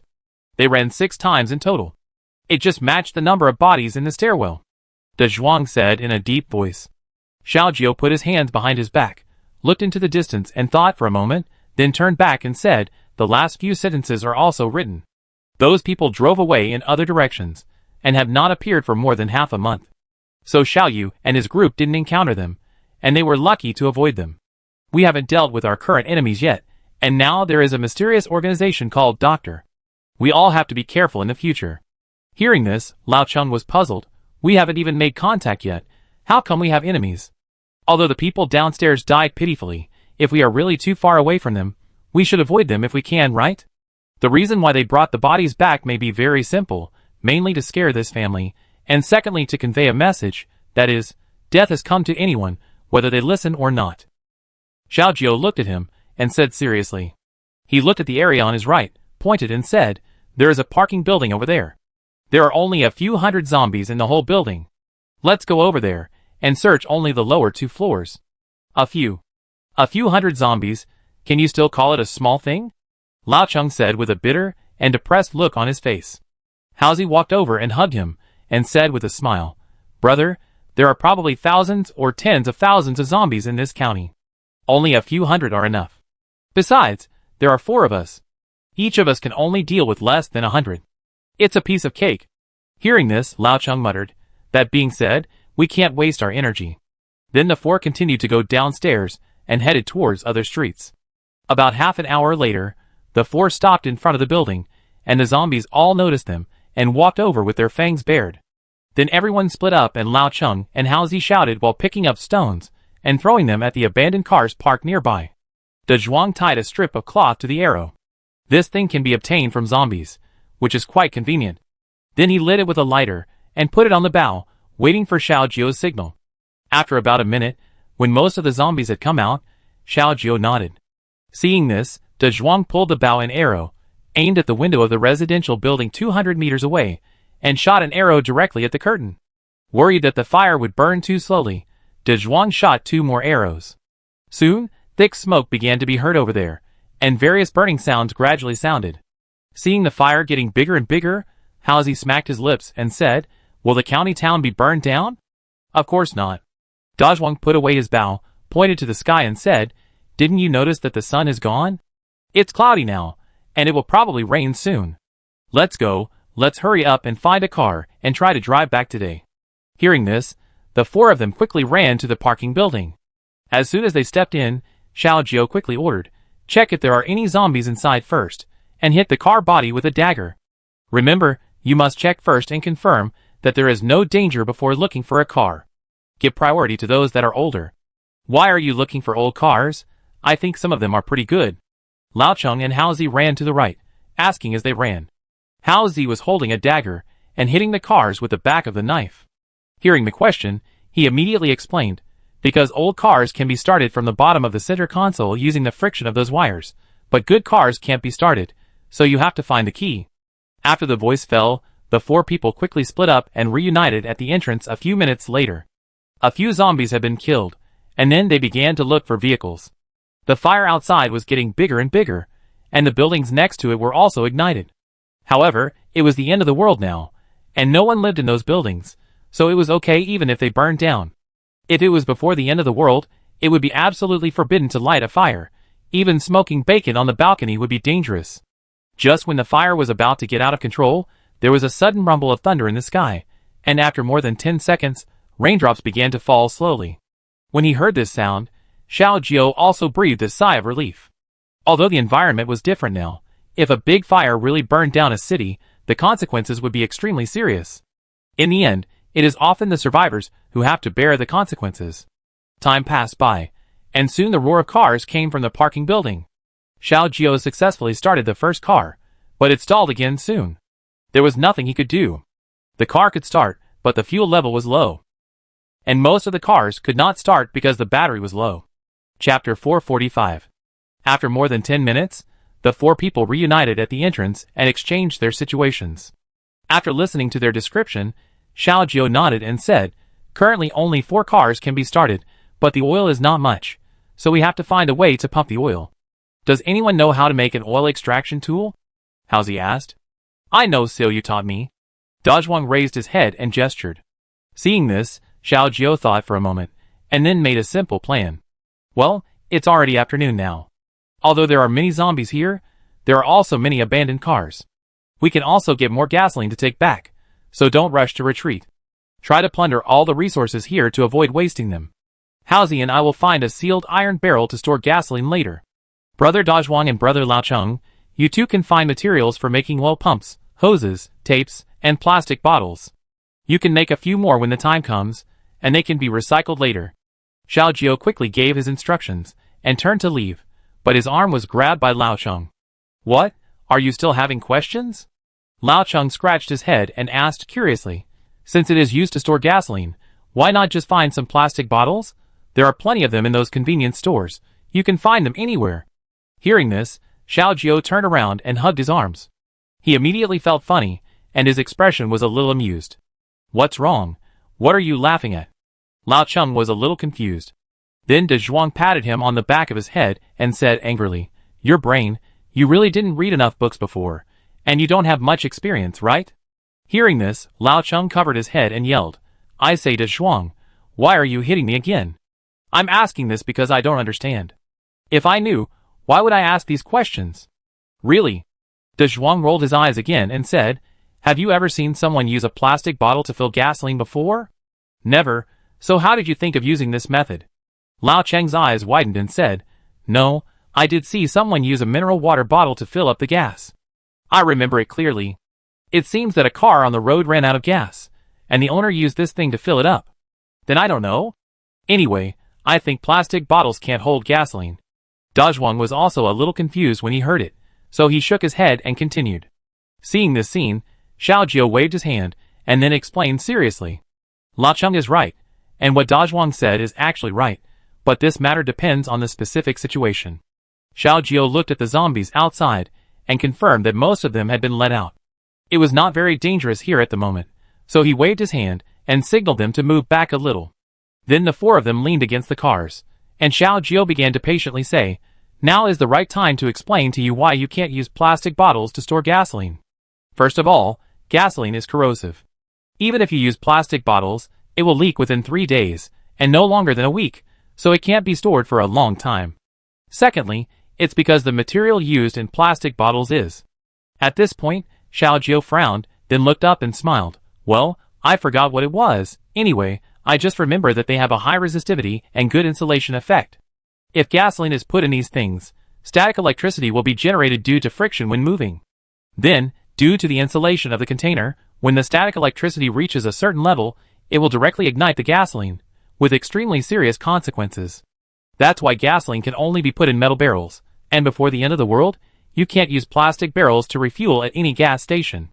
"I see, then I understand." After Laocheng understood, he patted his chest with some fear, turned his head and looked at the side and said, "Dazhuang, do you remember that when we went to the island to find medicine, Xiaoyu asked you to bring some oil back to the community, and we used plastic barrels to put it in? Damn, luckily nothing happened." "Oh, there's this?" Xiao Jiao got interested after hearing this. "You guys are lucky to be safe. This is not a joke." Dazhuang nodded with a serious expression. "I didn't know this at the time. I just poured some from the soy sauce bottle. Fortunately, I only put a little, not a lot, so it didn't cause a fire like you said." Xiao Jiao patted him on the shoulder and whispered, "You can use plastic bottles to store gasoline for emergency use in a short period of time, but you can never use it for storage. I don't recommend using this method for more than 12 hours.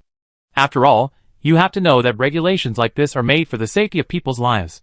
After saying this, Xiao Jiao turned around and continued to walk outside. Lao Cheng stayed where he was. He pulled Haozi again and whispered, "Brother, your elder brother is quite powerful. He is very capable and knows a lot." "Who is he?" "Guess." Haozi kept it a secret and did not tell the truth. He smiled and followed Xiao Jiao away. Seeing this, Lao Cheng looked at De Zhuang, who also shook his head. "I only know that he was a soldier, and it is said that he is a special soldier among special soldiers. His ability must be much better than that of ordinary people like us." Hearing this, Lao Cheng was speechless. "You were an archery athlete before, right? I am just an ordinary person." De Zhuang smiled and walked out. He whispered, "Now, each of us has only one identity, that is, survivors. Let's go and find materials quickly." The four of them split into two groups and went to other areas to search. However, because the zombies were too troublesome, they had to work hard to reach the target store. Xiao Jiao and Haozi went to an abandoned hardware store. The county town was not very big, and they could basically find it by walking around. The two of them squatted in an alley for a long time without moving forward. Haozi looked at the dozens of zombies on the opposite street and whispered, "What do you mean, Brother Xiao? Did you bring a slingshot? We don't have that thing." Haozi was slightly startled, and then said subconsciously. Hearing this, Xiao Jiao remembered that no one here liked to use slingshots, but there were a lot of bows and arrows, because Xiaoying always used it, but her archery skills were not very good, and she often couldn't pick up the arrows she shot. There was no way. Xiao Jiao often made arrows for her when he was on the road later, and after a while, he started to use this thing himself. After all, using firearms has a fatal flaw, that is, the sound is a bit too loud, which is easy to attract zombies and other people. And now, it is a bit too wasteful to kill zombies with bullets. Chapter 446. This time, the four of them only brought two sets of bows, one for Da Zhuang and one for Haozi, and the only other weapons they brought were daggers. Since there was no slingshot with him, Xiao Jiao quickly thought of other ways. A few dozen zombies would not be a problem for him. It was raining outside, and the method of smearing zombie meat on the body was not very effective, and as for setting fire, forget it. At that time, it was very likely that zombies from other streets would be attracted here. If it was difficult to evacuate later, it would be useless even if more cars were found. After briefly explaining the plan, Haozi stood up and walked to the side. A few minutes later, Xiao Jiao took the dagger and began to beat the wall rhythmically, whistling at the same time. Soon, several zombies that were close to him first discovered him, shook their heads, and then walked towards this side. One or two, then more than 10, and gradually all of them started to move. Xiao Jiao also slowly retreated to the back of the alley. When more zombies entered, he put the dagger back in his pocket, then he climbed up with his whole body in a big shape, holding on to the walls on both sides. Then, when he was about a few meters away from the ground, he was about to reach out to push the small window on the wall, but found that it was motionless. Xiao Jiao looked at the dense group of zombies under his feet, all of which raised their rotten hands, and tried to pull him down. Haozi had blocked the entrance with debris at this time, and was cleaning up the few zombies that were out of touch, and had no time to care about it. Seeing this, Xiao Jiao thought for a moment, and he continued to support himself with his hands and feet on the wall, moved forward a little, and then grabbed the electric pole and hugged himself up. But because of the rain, the pole was very slippery, and he slipped down in an instant. Fortunately, Xiao Jiao was careful, and grabbed the wire above in advance. Then he hooked the wire with his hands and feet and ran to the side, and walked down from the roof of the next building. As expected, Xiao Jiao encountered several zombies as soon as he entered. They all looked the same, with rotten bodies, dull hair, and the need to eat. After quickly solving the problem, Xiao Jiao and Haozi reunited and rushed to the hardware store on the opposite street. The door is broken, and it's so messy inside. Can we find what we want?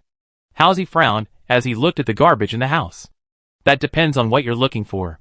Xiao Jiao wiped the rain off his neck, and then he walked into the house while talking. If it's a wrench, a hammer, or something like that, this hardware store definitely doesn't have it. Oh, why? Haozi followed him, curious. When the apocalypse just broke out, this kind of store was the target of many people. After all, finding a handy tool can protect yourself and prevent being attacked by zombies. Then why don't I use a stick to tie a stone? I can use it to smash the zombies.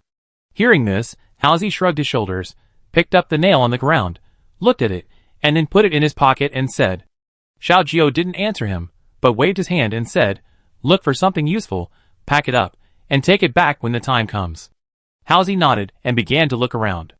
As mentioned before, this place has been visited by someone a long time ago, and it seems that it has been visited more than once. Basically, everything was emptied out. Even the sockets and electric drills were gone. Halsey was speechless about this. He squatted on the ground and said to himself, "Those things are useless even if they are moved away without electricity. Can they be used as ropes?" Xiaojio walked in alone, knocked on the door first to confirm that there was no sound, and then was about to enter. After thinking about it, he felt a little worried, so he went back to the shop outside and found tools to make a torch. With this lighting, you can feel more at ease when entering the darker areas inside. The reason for choosing this is that Xiaojio is worried that the zombies may react slowly after a long time. If they heard the sound but didn't make any noise, they would be bitten if they entered rashly. In order to avoid this, he decided to be more cautious. After all, it's always better to be careful. A few minutes later, with the sound of rummaging inside, many zombies on the street outside were also attracted. Seeing this, Halsey had no choice but to put the small package on the ground, and then drew out the dagger and rushed out directly. The moment he stepped out, he stopped in midair. The next second, Halsey retracted his foot with a serious expression and shouted in a deep voice, "Brother Xiao, Brother Xiao." Hearing the shout, Xiaojio came out with a dusty face holding a torch, and whispered, "What's going on? Didn't we agree to knock a few times when there is a problem? Why are you calling me?" Before he finished speaking, he saw Halsey quickly moving the wooden cabinets and using them to block the door. Seeing this, Xiaojio ran to the door with a torch. As soon as he got close, he saw a large number of zombies coming from the streets on both sides, blocking the road. Without time to speak, Xiaojio quickly threw the torch on the ground and blocked the door with Halsey. 10 seconds later, a large number of zombies swarmed in. They gathered at the door and desperately stretched their arms into the gap, trying to squeeze in. Xiaojio looked at the pile of debris in front of him making a creaking sound, frowned and said, "No, these things can't stop us for long. We have to find a way to leave." Hearing this, Halsey grabbed his arm and asked, "Is there no exit behind, Brother Xiao?" Xiaojio shook his head and stepped back slowly. "There is not even a window. Where can we find an exit?" As soon as he finished speaking, the area on the left was suddenly pushed open by zombies, and then a zombie rushed in. Seeing the scene, Xiaojio quickly shouted, "It's too late. Let's retreat first. There are too many zombies, and staying here will only lead to death." Then the two of them quickly retreated to the inner room, and Halsey also picked up the bag of things on the ground. The moment they closed the door, the gap was directly pushed open by the zombies, and all of them quickly poured into this abandoned hardware store. Fortunately, the door inside was an anti-theft door, which could hold out for a while. Xiaojio and Halsey used their bodies to block the door tightly, and held on for about 2 minutes, and finally soon returned to silence. Then the two of them let out a long breath, and gradually retreated a little inside. "Huh, I'm suffocating to death. If these beasts don't leave, I will suffocate to death here today." Halsey breathed in the air, and sat on the ground and said, "Although it's safe for the time being, what should I do next?" After saying that, he suddenly touched some cloth, and then opened it directly. There were no windows in the house. It was a little dark, and Halsey couldn't see clearly. He took out a lighter to illuminate, and then his face was happy. "Wow, there is a gasoline barrel here." Seeing this, Xiaojio walked over, looked at the 4 military green iron barrels, and smiled and said, "It seems that it was really an accident." Chapter 447. After he finished speaking, Xiaojio went forward and picked up the barrels, and looked at them several times, confirming that they were intact. He nodded with satisfaction. "Okay, for barrels may not be enough before the end of the world, but now, they are enough for us to use for a long time. Anyway, they can be recycled." After listening to him, Halsey smiled bitterly. "I think now, how to get out is a big problem. There is not even a small ventilation hole in here, and there is an army of zombies outside. What should I do?" Hearing this, Xiaojio put down the barrel, put his hands in his trouser pockets, and chuckled. "Don't you find anything different about this room?" "Ah?" The mouse was slightly startled, and after looking around, he said seriously, "Isn't it just a small room, full of sundries, a wooden bed, and a large cabinet?" When he said this, the mouse's eyes suddenly lit up, and he blurted out, "Fuck, if there is only one door here, how did this big guy get in?"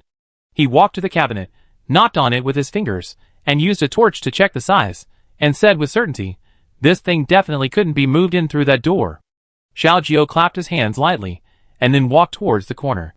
"I saw it not long after I came in. Since the cabinet can be put into this room, it at least proves that there is another exit. Maybe it is the back door that was reserved before, and then the door was sealed again when the store was renovated for the second time.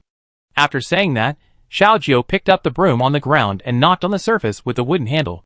Seeing this, Haozi also followed suit and used a rotten chair leg. The two began to look for another way out. After more than a minute, Xiaojiu walked to the wall on the right and knocked with his hand, and suddenly there was a dong dong dong sound. Then he whistled, and Haozi continued to light the torch for lighting. Then Xiaojiu reached out and touched it, and after a few seconds he whispered, "It's covered with wallpaper. No wonder I couldn't see it even with the light before." As soon as he finished speaking, he used the dagger to cut a gap, then grabbed it with both hands and pulled it hard. Then, there was a loud noise, and the wallpaper was torn off directly. Then two wooden doors were revealed, tightly closed. Haozi stepped forward and pressed the door handle, and as expected, it was locked. Seeing this, he turned around and asked, "I don't know where the key is. Brother Xiao, can you pick the lock?" Xiaojiu shook his head, walked to the door gap area and looked at it, frowned slightly, and said, "The door gap is too tight, and there is no rust. It is probably impossible to pry it open." But soon, he changed the subject and said, "But we are currently in an area where we lack everything except tools." Hearing this, Haozi also snapped his fingers and said, "Yes, find a screwdriver and just remove the door handle. Why bother looking for a lock?" Xiaojiu smiled and pointed to the place where he had come in before. "The zombies should still be in the store. Let's take a rest first and wait for them to move out." Haozi nodded, picked up the cloth that had covered the oil drum before, spread it on the ground again, and lay down flat on it, with his hands behind his head. Soon, he began to snore. After staying in the apocalypse for too long, everyone's mental state was not very good. In addition, after running around in the wild for a long time, even a physique like Haozi could not hold on. Now that he had a chance to rest, he would not waste time. Seeing this, Xiaojiu also walked to the side, stomped out the torch with his shoes, and then laid down to rest. Just when Xiaojiu and the other two were surrounded by the zombies, the other two saw a different scene. Bang! In a street full of abandoned cars, Lao Cheng kicked open the glass door of a small supermarket on the roadside. While smashing the broken glass with his elbow, he turned around and asked, "What's the situation? Why are there only a dozen zombies here? With so few, they are not even enough for me to warm up." Hearing this, Dazhuang came over, holding a torn bag filled with empty bottles, and said, "I don't know. No one has come into this county for a long time. The zombies probably have already gathered together. There are no zombies here, but there may be zombies everywhere in other areas. Go in and find some tape. I stand guard at the door." Dazhuang pouted, then turned his back to the supermarket. "Okay, stay here." Lao Cheng made an okay gesture and carefully stepped through the glass door. Seeing that the small supermarket was a bit dark, Lao Cheng thought for a moment, bent down and searched around his feet, and then found a can of drink from a pile of garbage. Holding it in his hand, Lao Cheng was immediately happy, but when he looked carefully, he found that it had expired 3 months ago. Seeing this, he poured out the drink in frustration and threw it directly inside. There were a few clangs, which scared Dazhuang. He looked back and saw that it was Lao Cheng testing whether there were any zombies, so he didn't say anything. After a few seconds, there was a slow movement inside, and then 3 zombies crawled out of the fallen shelf and staggered out. Seeing this, Dazhuang whispered, "Do you need my help?" "No." Lao Cheng waved his hand, pulled out a dagger and said, "They are just 3 little sheep. I just want to practice throwing knives." As soon as he finished speaking, the knife in his hand flew out of his hand. The next second, the handle of the dagger hit the zombie's eyeball accurately, and then it fell to the ground. "Oh well, I didn't see it clearly." Lao Cheng blushed, quickly picked up the lucky cat ornament on the cash register, rushed up and killed the zombie with a few bangs. Then he picked up his dagger and began to search for supplies inside. After about 5 or 6 minutes, Lao Cheng walked out of the inner area depressed and shouted, "Brother Xiaojiu asked me to find tape. See if this thing can work." After that, he threw out the 2 rolls of things tied together in his hand. Hearing this, Dazhuang turned around and took it in his hand and looked at it, frowned and said, "Electrical tape, it should work, but this thing is also very important later, so don't use it to make an oil pump, it's too wasteful." Lao Cheng came out with a bag of things in his hand, wondering, "Our house has been taken away, can we still use electricity? I say, this thing will not be used in the short term." Hearing this, Dazhuang put the electrical tape in his pocket, then he looked up, looked at the dark clouds in the sky, and whispered, "The community is not home, only where we are it is." Lao Cheng paused slightly, pursed his lips and said, "What you said makes sense, then let's go to the next area. I don't believe that a county town can't even find a transparent tape." "Yeah." De Zhuang nodded, and was about to leave, when he suddenly saw the item in Lao Cheng's hand and asked, "What is this?" Chapter 448. Some paper. "I guess we don't have much toilet paper left. Pick some up for us." Lao Cheng handed it over and said, "It's a little dirty. Just wash and dry it when you get home. There are a lot of these things. Be careful not to bring back the ones that have been contaminated by zombies." De Zhuang took a look and then turned away. Lao Cheng smiled and said, "Don't worry. Our eyes are very sharp." After he finished speaking, the two of them continued to search other stores. Just now, De Zhuang thought it was something to eat, but it turned out to be paper. When the apocalypse first broke out, he had worried whether he would have to find leaves to wipe his butt in the future, but as time went on, De Zhuang felt that he had really thought too much before. Let alone the amount of goods in supermarkets in various cities. Just take the houses where other people live as an example. When De Zhuang searched for food, the most thing he found was paper. When those people fled at the beginning, they didn't bother to take this thing away. Basically, several rolls of toilet paper could be found in every household, but this thing can't be used to fill the stomach, and it's large in size, so it's not suitable for escaping even if you bring it with you. So later when he searched for supplies, he generally didn't look for paper. Anyway, he just prepared enough for himself and his younger sister's daily use. Later, when I met Sister Feng, people in the community rarely brought back a lot of this stuff when they went out to find food. After all, if it affected their escape, it would be a big loss. Nowadays, everyone basically saves paper and doesn't go out to find it deliberately. As I said, food comes first, and survival is the most important thing. After all, the apocalypse has only been less than a year now, and the shelf life of paper seems to be about 3 years, so it's not a big problem. After about an hour, De Zhuang and Lao Cheng finally found the transparent tape, but they did not find it in a shop, but in a stationery store in the alley. The door was also broken, and most of the things inside were looted, but unlike the convenience store, there were still a lot of things in the stationery store. It was inconvenient to evacuate with too many things, so De Zhuang did not take too much. He took 3 large rolls of transparent tape and picked up a few small bottles of glue before leaving. The two did not walk around randomly, but returned directly along the original route. After all, getting lost in a county town with so many zombies is no joke. Half an hour later, De Zhuang and Lao Cheng met Xiao Jiao and Haozi at the entrance of the parking building, but they looked a little embarrassed. "Wow, what happened? Did you fall into the ash stove?" Lao Cheng walked forward, reached out, and patted the ash on Haozi's hair and clothes, and asked in surprise. De Zhuang also patted the ash on Xiao Jiao's body and asked seriously, "Are you okay?" Hearing this, Haozi smiled and shook his head. "It's a small problem. We were just blocked by a large number of zombies. In order to survive, we dug a dog hole." "Ah?"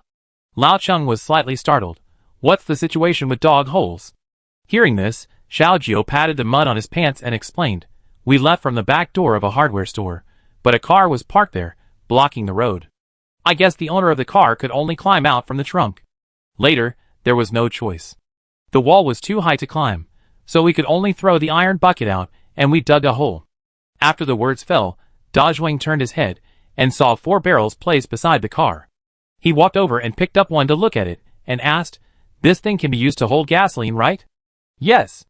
After getting some rainwater from the pit on the ground, Xiao Jiao and Haozi washed off the dust on their bodies, and walked over to talk. Then the 4 of them came to the door area, sat on the barrels, and made oil pump bottles. Fortunately, the hose was found first, in the trash can at the intersection, and De Zhuang saw it directly when he passed by. Although it was smelly and dirty, it was not used to collect water, so it didn't matter. 5 minutes later, 4 oil pumps were placed in front of the 4 people. Xiao Jiao first went to the puddle outside to pump water and check it. After confirming that it could be used normally, everyone started to act separately. But as time passed, everyone began to feel a little depressed. Lao Cheng walked over with the thing and said, "No, Brother Xiao, this car is parked flat on the ground, unlike before when it could be parked on a slope for convenient pumping. Now the speed is too slow." After saying that, he lifted the iron bucket and looked inside, and said depressedly, "Only less than 1/10 of the 5 cars were smoked, and some cars couldn't start at all. I couldn't even open the gas cap." Hearing this, De Zhuang raised his head and shouted, "Okay, why are you a big man fussing? You come to my car, and I start the others." As they were talking, Halsey stood in the area leading to the second-floor parking lot and shouted, "Come here, many cars here have their keys inserted." Then the three of them approached, and Dajwang took a look at the entrance area, frowned and said, "It's a pity that there are too many abandoned cars blocking there. Otherwise we can drive these cars away." "Yes, Brother Dajwang is right. This car is parked here, and still has more than half of its gas left, but it is blocked." Halsey got into the driver's seat, and looked at the dashboard, then turned his head, and smiled bitterly. "Hurry up, it's getting dark." Xiaojio walked towards the other cars, and saw the key in the car from the car window. Then he used the old method, found some rotten clothes on the ground and stuck them against the car window, then smashed the glass with his elbow, and opened the door from the inside. Soon there was no more talking in the parking building, and everyone was busy pumping gasoline, and occasionally zombies would continue to wander in. It was Lao Chung who went to clean up every time. Later, the frequency of zombies coming in was too high, so Xiaojio asked him to stop his work and concentrate on dealing with the zombies. At about 8 o'clock in the evening, the four people had checked all the cars on the 2 floors. Only 1/3 of the cars could be started through the friction line. The rest were those that were blocked in the exit area, and the owners abandoned their cars and fled. After more than 10 minutes, everyone carried their own oil drums back to the first floor below and carefully gathered them together. "Okay, 2 barrels of oil should be enough for us to travel." Xiaojio took off the cloth covering his mouth and nose, and said with a sigh of relief. The other 3 also took off their face masks, and breathed a sigh of relief. The smell of gasoline is really disgusting after smelling it for a long time. "I am about to vomit." Halsey threw the cloth on the ground and fanned the wind with his hands. "Haha, in comparison, I think the smell of paint is more disgusting." De Zhuang smiled, and walked towards the cars they were sure to drive away with the gasoline. After putting it away, Xiaojio and everyone else pushed the car to other cars. In this way, the broken side of the glass was pressed against other cars, and they could hide inside to rest at night without worrying about sudden attacks by zombies. Chapter 449. As night fell, the 4 of them hid in the car and prepared to rest. In order to prevent a zombie tide from forming nearby in the middle of the night, Xiaojio and De Zhuang went out to kill 2 zombies more than 10 minutes ago, and then dragged their bodies back to the area where they stayed overnight, leaving their hands and feet on the ground. In this way, there was a bad smell around, but it was relatively safer. After all, although Xiaojio brought a pistol when he went out to find a car, he only had 3 bullets, and they were not used to fight zombies. He brought a gun just to deal with emergencies, so that if he encountered other villains attacking, he would be able to protect others. The crowd did not continue to talk, and each of them closed the car door and began to lie down to sleep. As for dinner, 2 pieces of dried meat and water for each person were enough. In the current situation, everyone has basically gotten used to this hungry life. When there is more, they eat more, and when there is less, they eat less anyway just to survive. There was basically nothing happening in the first half of the night. Xiaojio woke up in the early morning. He leaned against the car window and looked at the zombies that appeared around him, but did not take the next step. Just as he continued to sleep for a while, he suddenly heard a strange noise. Xiaojio opened his eyes and sat up instantly, and then he saw the person in the car opposite sat up. It was De Zhuang. He pointed to the right without making any sound, but just mouthed, "Is there anyone?" Seeing this, Xiaojio shook his head slightly and waved his hand, indicating that he should not act rashly. There are more than a dozen zombies wandering around now, not to mention some that are invisible in the dark. Xiaojio is very sure that it is absolutely impossible for someone to appear here under such circumstances, unless the other party is wearing a zombie skin, because the noise was familiar, like someone was pulling the car door, but strangely, that person did not pull the car they were sleeping in. It looked like he was just checking randomly. It happened that the car Xiaojio was sleeping in was an SUV, which had direct access to the trunk. He first waited for the zombies beside the car to move away a little, and then carefully crawled to the back. Then he gently opened the trunk and slowly slipped out. Dajwang was already standing next to the car, looking at Xiaojio, waiting for the next instruction. The reason why the 2 chose to risk coming out to check was that it was too abnormal. As mentioned earlier, this county town is located at the foot of the mountain and is full of zombies. After they came in, they were more certain that there was no sign of human life recently. This does not mean that there will be traces of people making fires and searching for supplies, but there are not even decent footprints. The camp they found on the roof before, according to the will left, that family is the last survivor in the city, and it has been several months now. But now, Xiaojio and De Zhuang actually heard someone pulling the car door, which was quite terrifying, as if the person appeared out of thin air.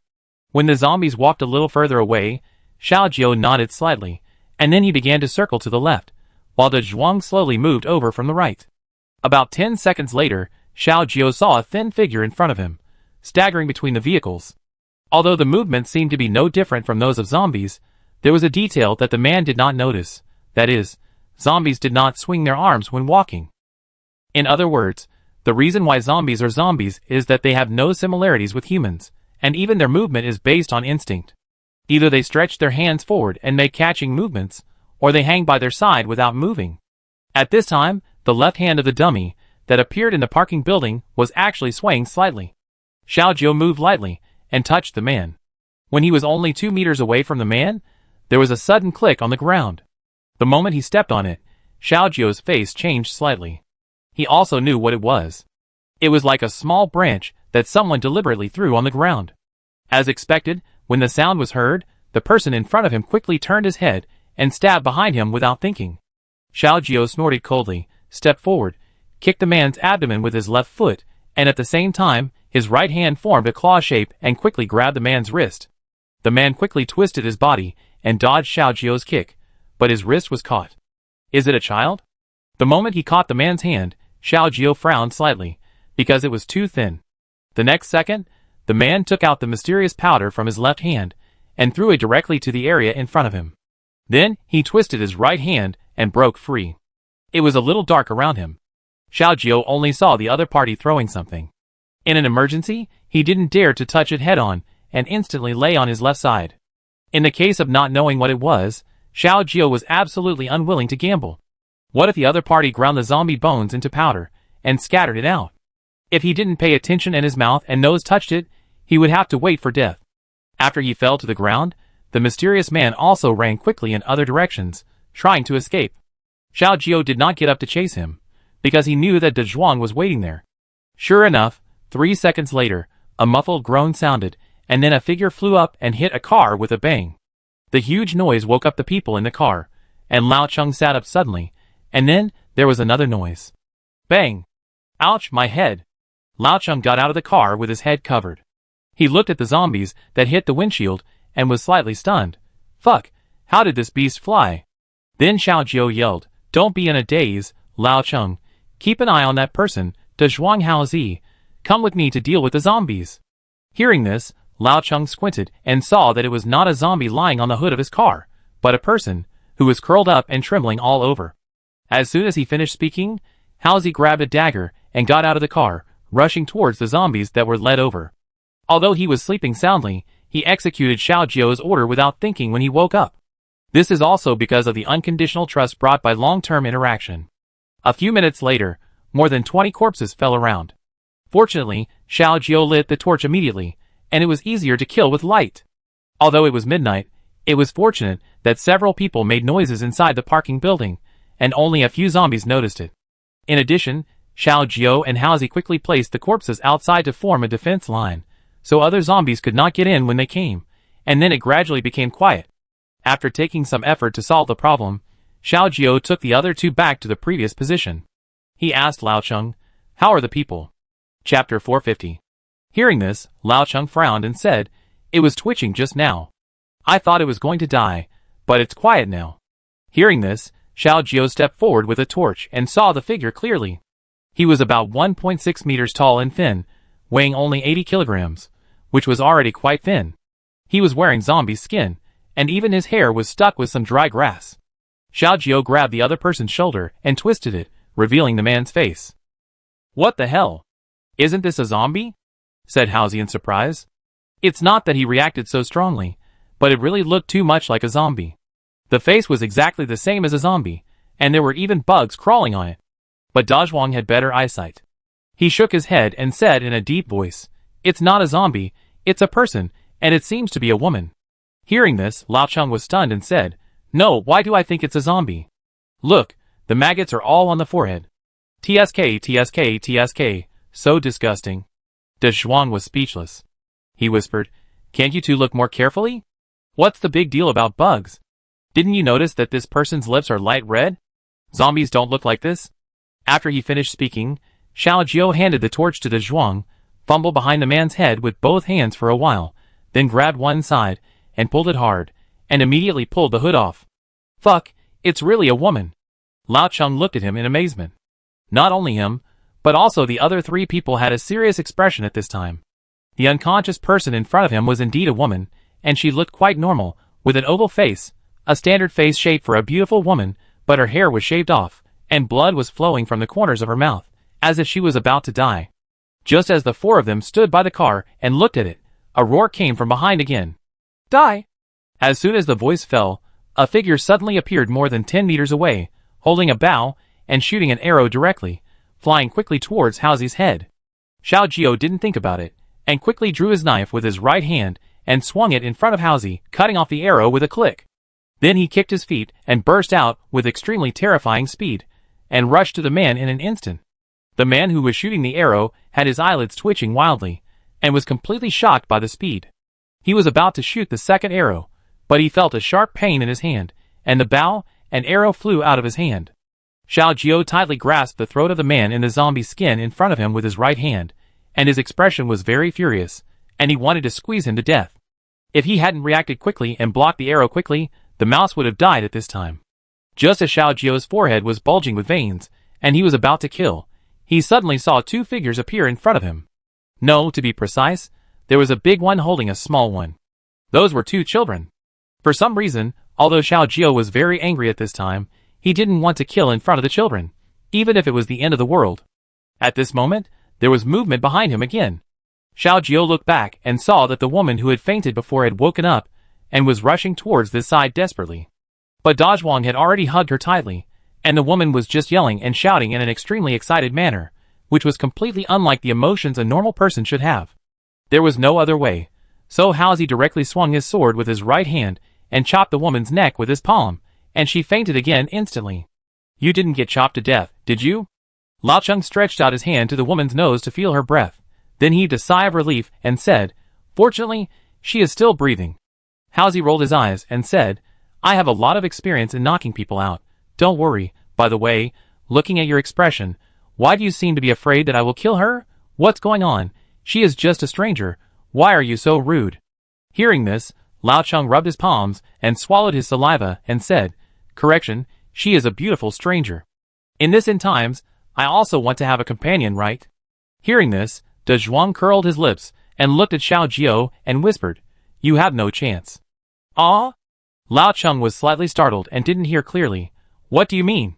As soon as he finished speaking, he saw Xiao Jiao walking over with a zombie and a child behind him. However, as he walked out of the shadows, Lao Cheng saw clearly that the child was holding a baby in his arms. Dazhuang let go of her hand, and the woman fell to the ground. He already had someone he liked in his heart, and he wouldn't be unable to walk when he met a beautiful woman. Moreover, this was the end of the world, and being soft-hearted to strangers was simply too easy for him. Moreover, this woman had attacked Xiao Jiao before, and no matter how he looked at it, Dazhuang would not be polite to her, so he just let her fall to the ground. Then Xiao Jiao pushed the person who had just attacked forward, and said with a gloomy face, "Explain it. Why did you suddenly attack us?" But the man did not speak, but crawled towards the woman in a panic, hugged her in his arms, checked her wrist to confirm that she still had a pulse, and finally breathed a sigh of relief. Then he turned his head, looked at the 4 strange men present, and said viciously, "It was you who broke into our home and attacked us, and now you want to blame us? Heh!"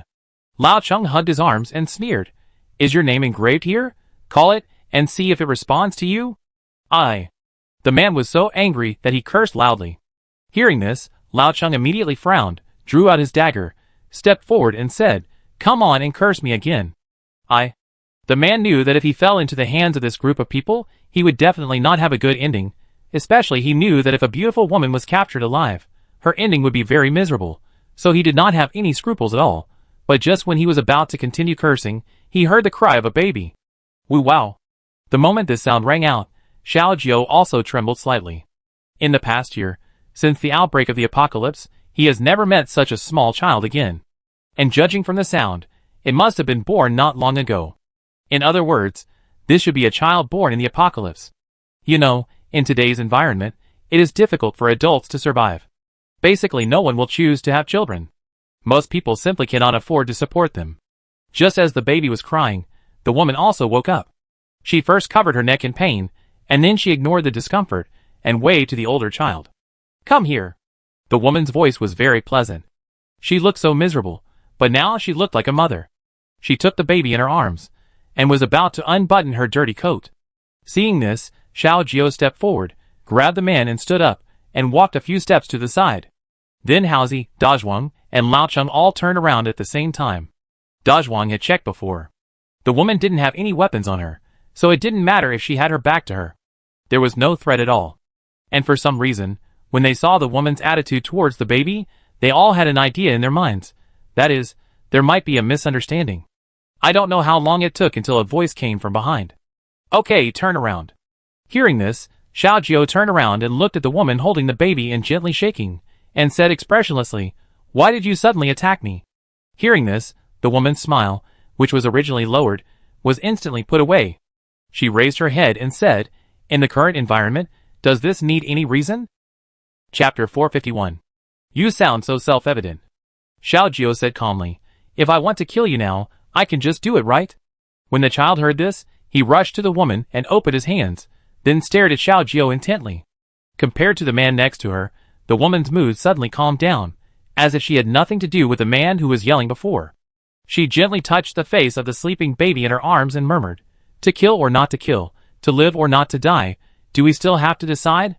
Xiao Jiao stood quietly in front of him, not speaking for a long time. According to his previous plan, the man was going to kill Haozi directly, so he really intended to leave no one alive. After all, at that time, Xiao Jiao did not intend to kill the woman in the zombie skin, but the other party did faint because of him. Moreover, the light here is dim, and it is in the end of the world. It is reasonable for the man to think that the woman was killed, and his subsequent actions are actually understandable. After thinking for a while, Xiao Jiao turned his head and whispered to Haozi, He shot an arrow at you before, so his life is left to you to decide. Hearing this, Haozi frowned slightly and looked at the man in front of him, and said in a deep voice, You didn't even understand the general situation, and you rashly used weapons to hit other people's vital points. Have you ever thought about what if you accidentally killed them? Since the other party did not rush up to capture them, and when Xiaoxi was about to feed the child, the other party also turned around. So the man gradually felt that they seemed to be different from the previous people, and his attitude also softened. Thinking of this, the man knelt on the ground with a plop, and he changed his face and begged, It's all my fault. Can you let them go? If you want to kill or cut them, I will never say a word. Brother Chen, get up. Even if we die, we must die with dignity. The woman named Xiaoxi turned her head, biting her lips lightly, and said firmly. Just when Xiao Jiao and the other four were hesitant, there was movement again in the entrance area. Seeing this, he took a few steps back with a torch, took a look and said, The zombies are pouring in, we need to retreat.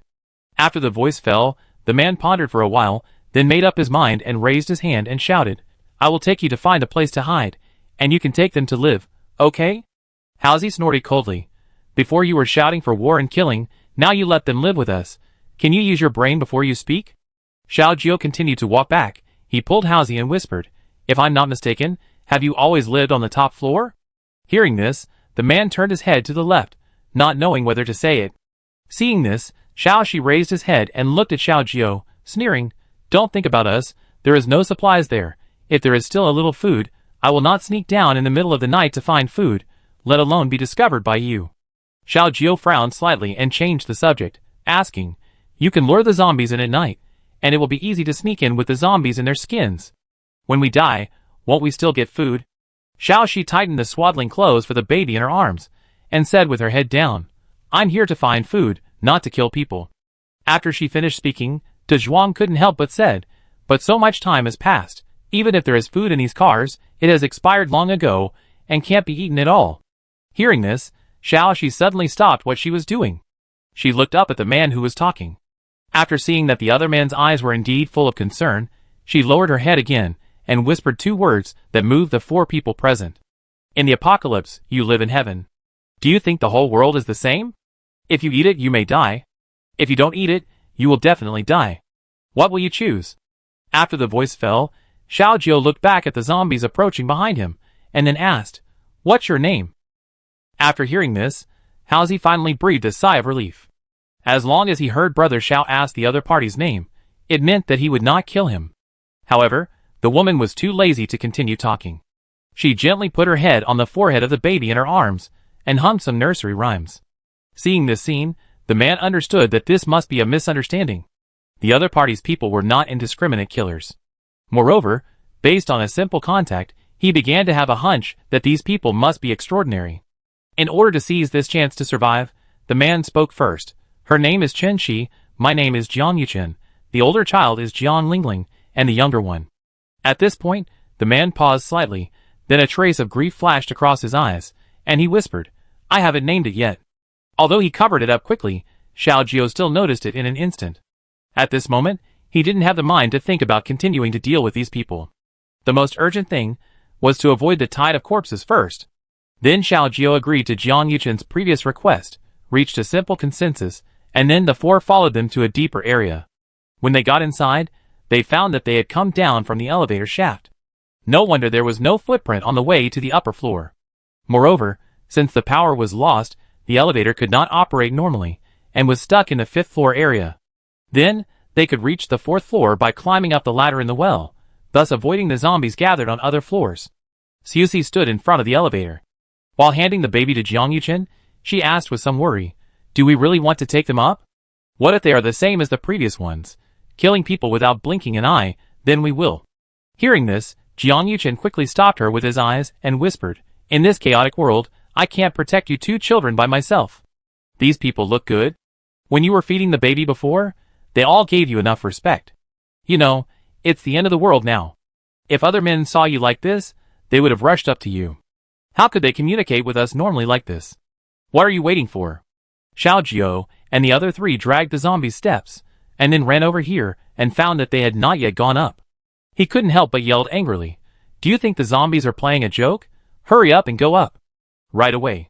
Jiang Yuchen turned around and said quickly, it's a bit dangerous to climb here. I have to tie it up better. Xiao Shi next to him quickly tied the baby to him with a rope to prevent him from accidentally falling down when climbing. After all, it was still a bit dark inside the elevator shaft. Chapter 452. Seeing this, Xiao Jiao looked back and said with a sullen face, it's too late, give me the child. Hearing this, Xiao Shi tightened her hands and hesitated a little, then she quickly said, hold him, you've been hungry for a day, it's easy to come down, but hard to go up. There was no choice. Jiang Yuchen quickly handed the baby to him. Xiao Jiao took it and held it carefully in his arms, then turned his head and shouted, hurry up, my friends can't hold on for long. Soon everyone climbed up one by one. De Zhuang originally wanted to help the child, but the other party climbed very quickly, which was not at all like the skills a little girl should have. It seems that this doomsday environment has indeed changed many people. After everyone entered, Housie kicked the zombie who wanted to rush in, and then quickly slipped into the elevator. Fortunately, the door was closed, and later it was pried open, so that one person could barely pass through. Zombies should be able to squeeze in one by one, but they have no intelligence, and they are all blocked together, just stuck to each other. Housie took a last look and followed the ladder to climb up. Soon he reached the 4th floor, and Dazhuang stretched out his hand to pull him up. The scene here is much better than the 1st floor. I couldn't see it when I stood downstairs before, but now I know that there is more space here. Many cars are ready to drive downstairs, but they are blocked. All the zombies were killed, but strangely, there are no corpses around. Xiao Jiao has returned the child to the two people. Because the killing of zombies was too noisy, the child kept crying, and he didn't know how to comfort him at all. The group walked towards the top floor. Lao Cheng felt a little confused, so he asked the man, speaking of the zombies here, how did you deal with the corpses after killing them? Hearing this, Siuxi looked back at him and whispered, burned. Ah? Lao Cheng was slightly startled. Jiang Yuchen walked in front with the child in his arms and explained, we drain the zombies' blood and dry them in the sun, so that we can use them as fuel for burning. Although it was early in the morning, he walked very steadily. It was obvious that he often walked this road, and would not be affected by the cars at all. Of course, the most important thing was that the moon came out again in the second half of the night, so the light was actually not bad. Hearing this, Xiao Jiao and De Zhuang looked at each other, and were slightly shocked. After so long, this was the first time they heard someone actually use zombies to make fire. At this moment, Xiao Jiao finally understood why the woman said that they lived in a paradise in the end of the world. Because from the perspective of the living environment, these people are obviously much worse. After walking for almost a few minutes, Everyone came to the rooftop area. Standing at the entrance, Xiao Jiao looked around and didn't see any traps or weapons, not even a single person. There is a lot of space up there, because this is a small county town, and there is basically no parking on the rooftop area, only 5 or 6 cars parked together. Let's go!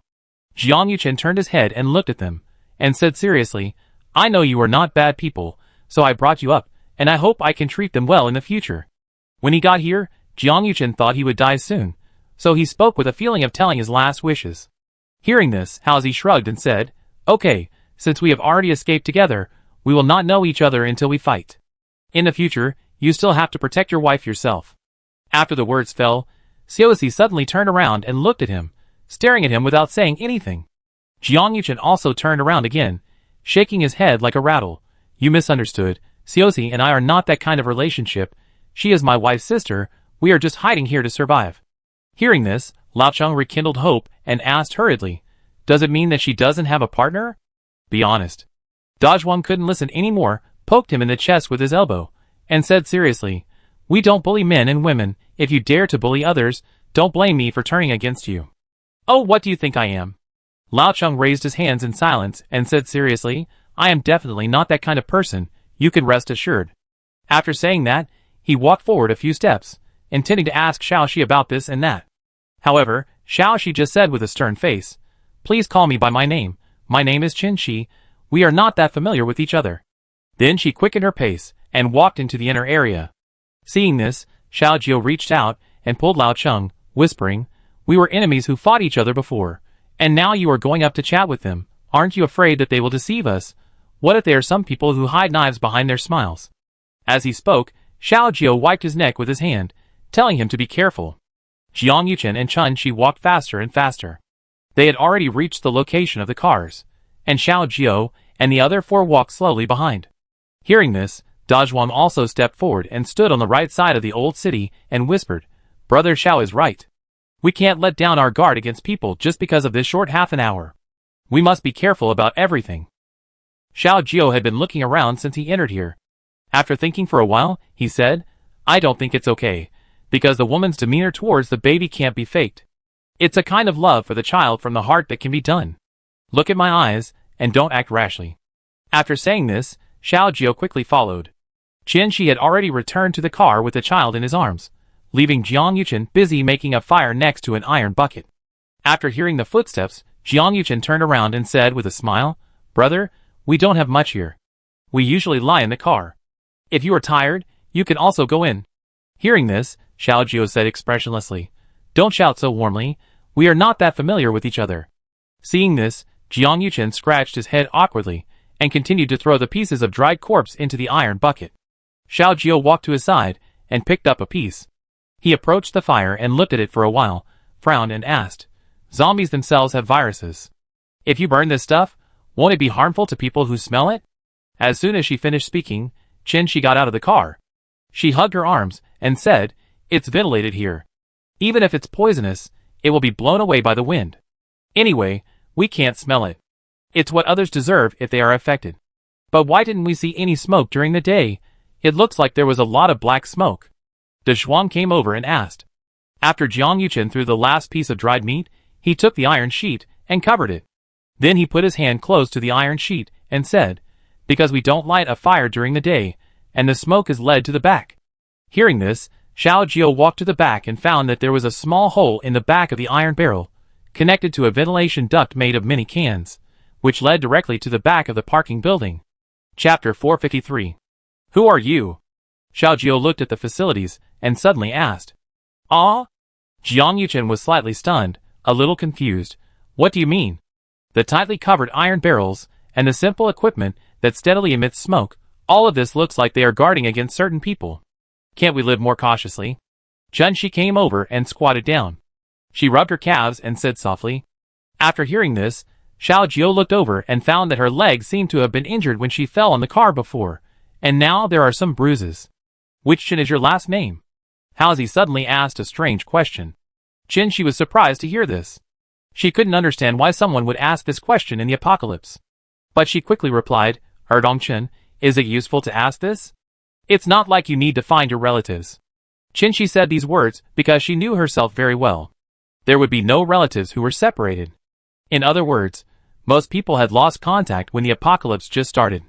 And in today's environment, unless those people hold photos in their hands, she will not believe that a relative or friend suddenly fell from the sky.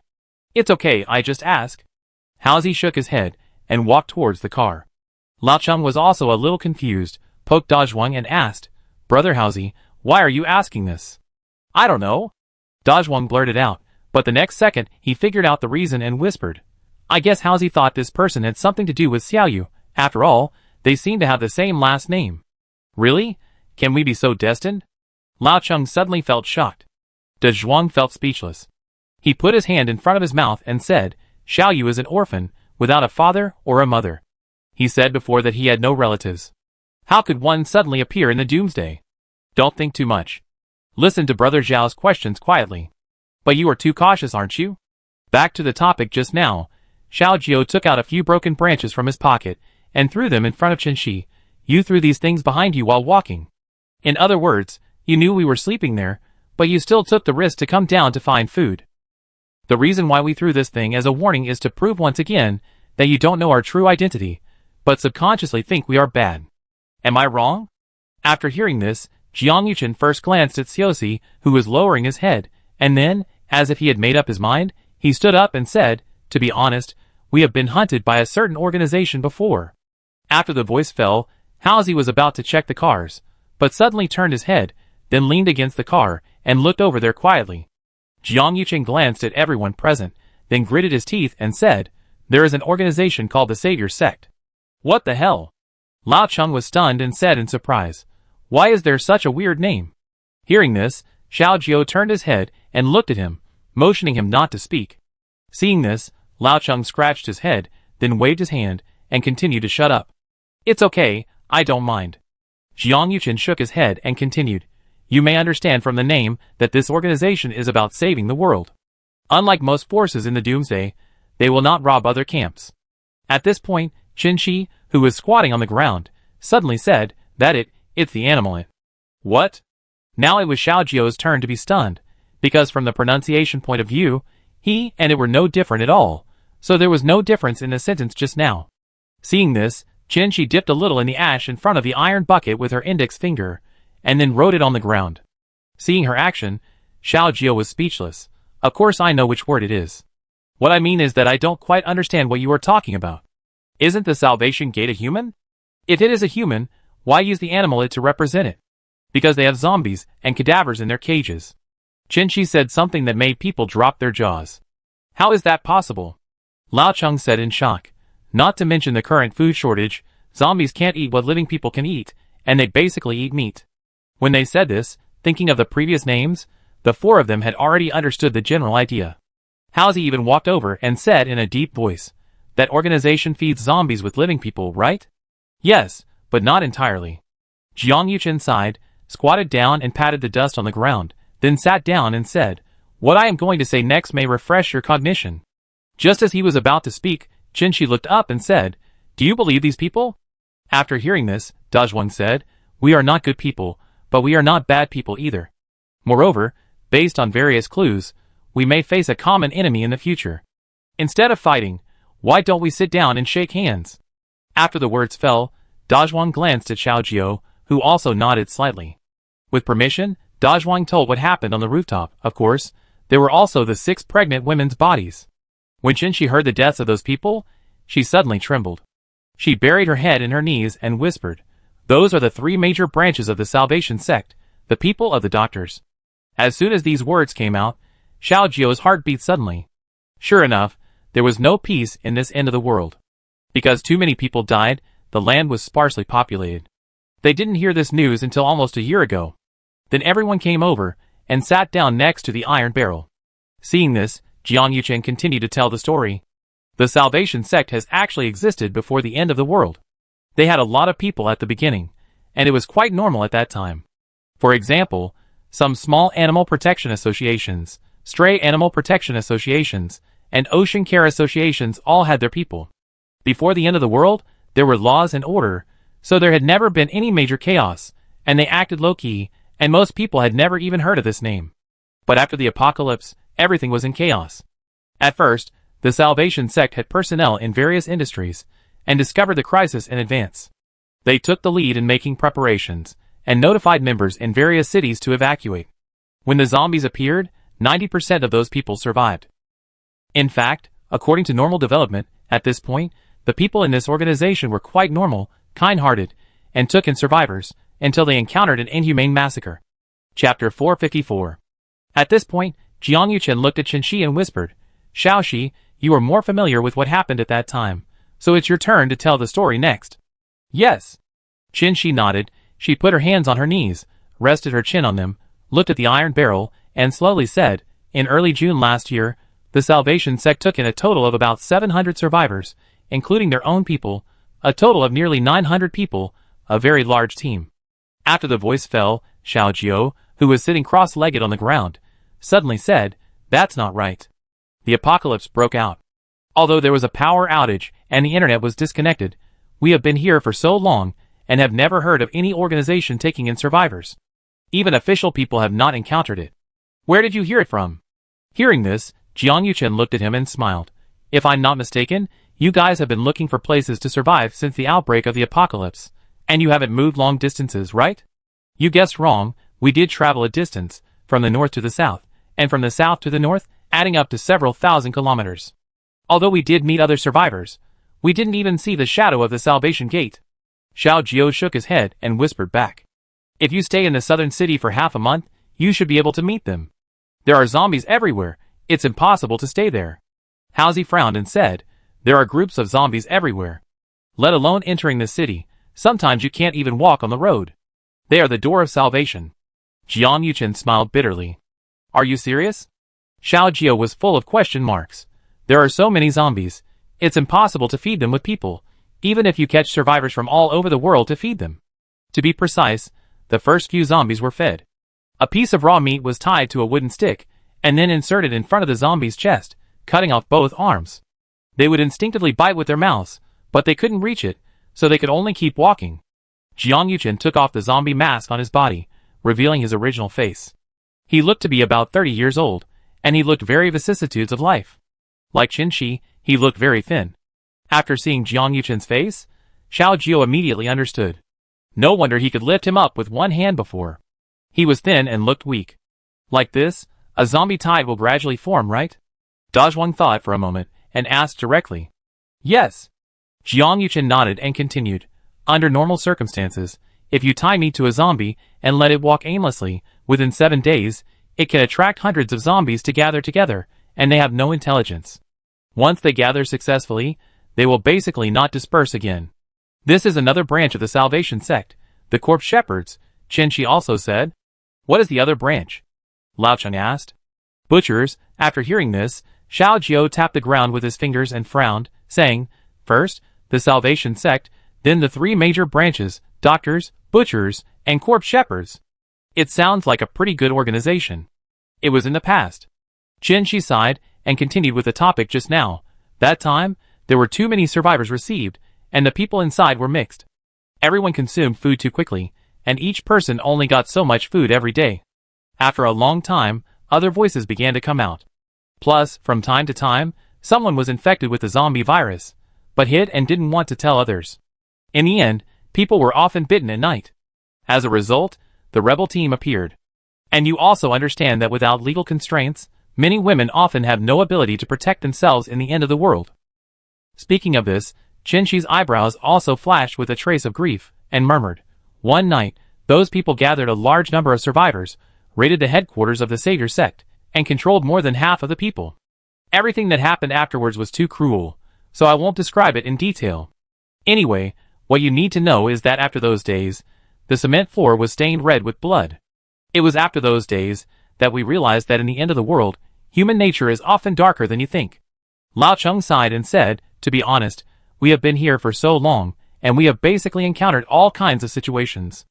I heard about one thing before, where those beasts held down a survivor who was unwilling to integrate, and forced her children to feed her some kind of meat.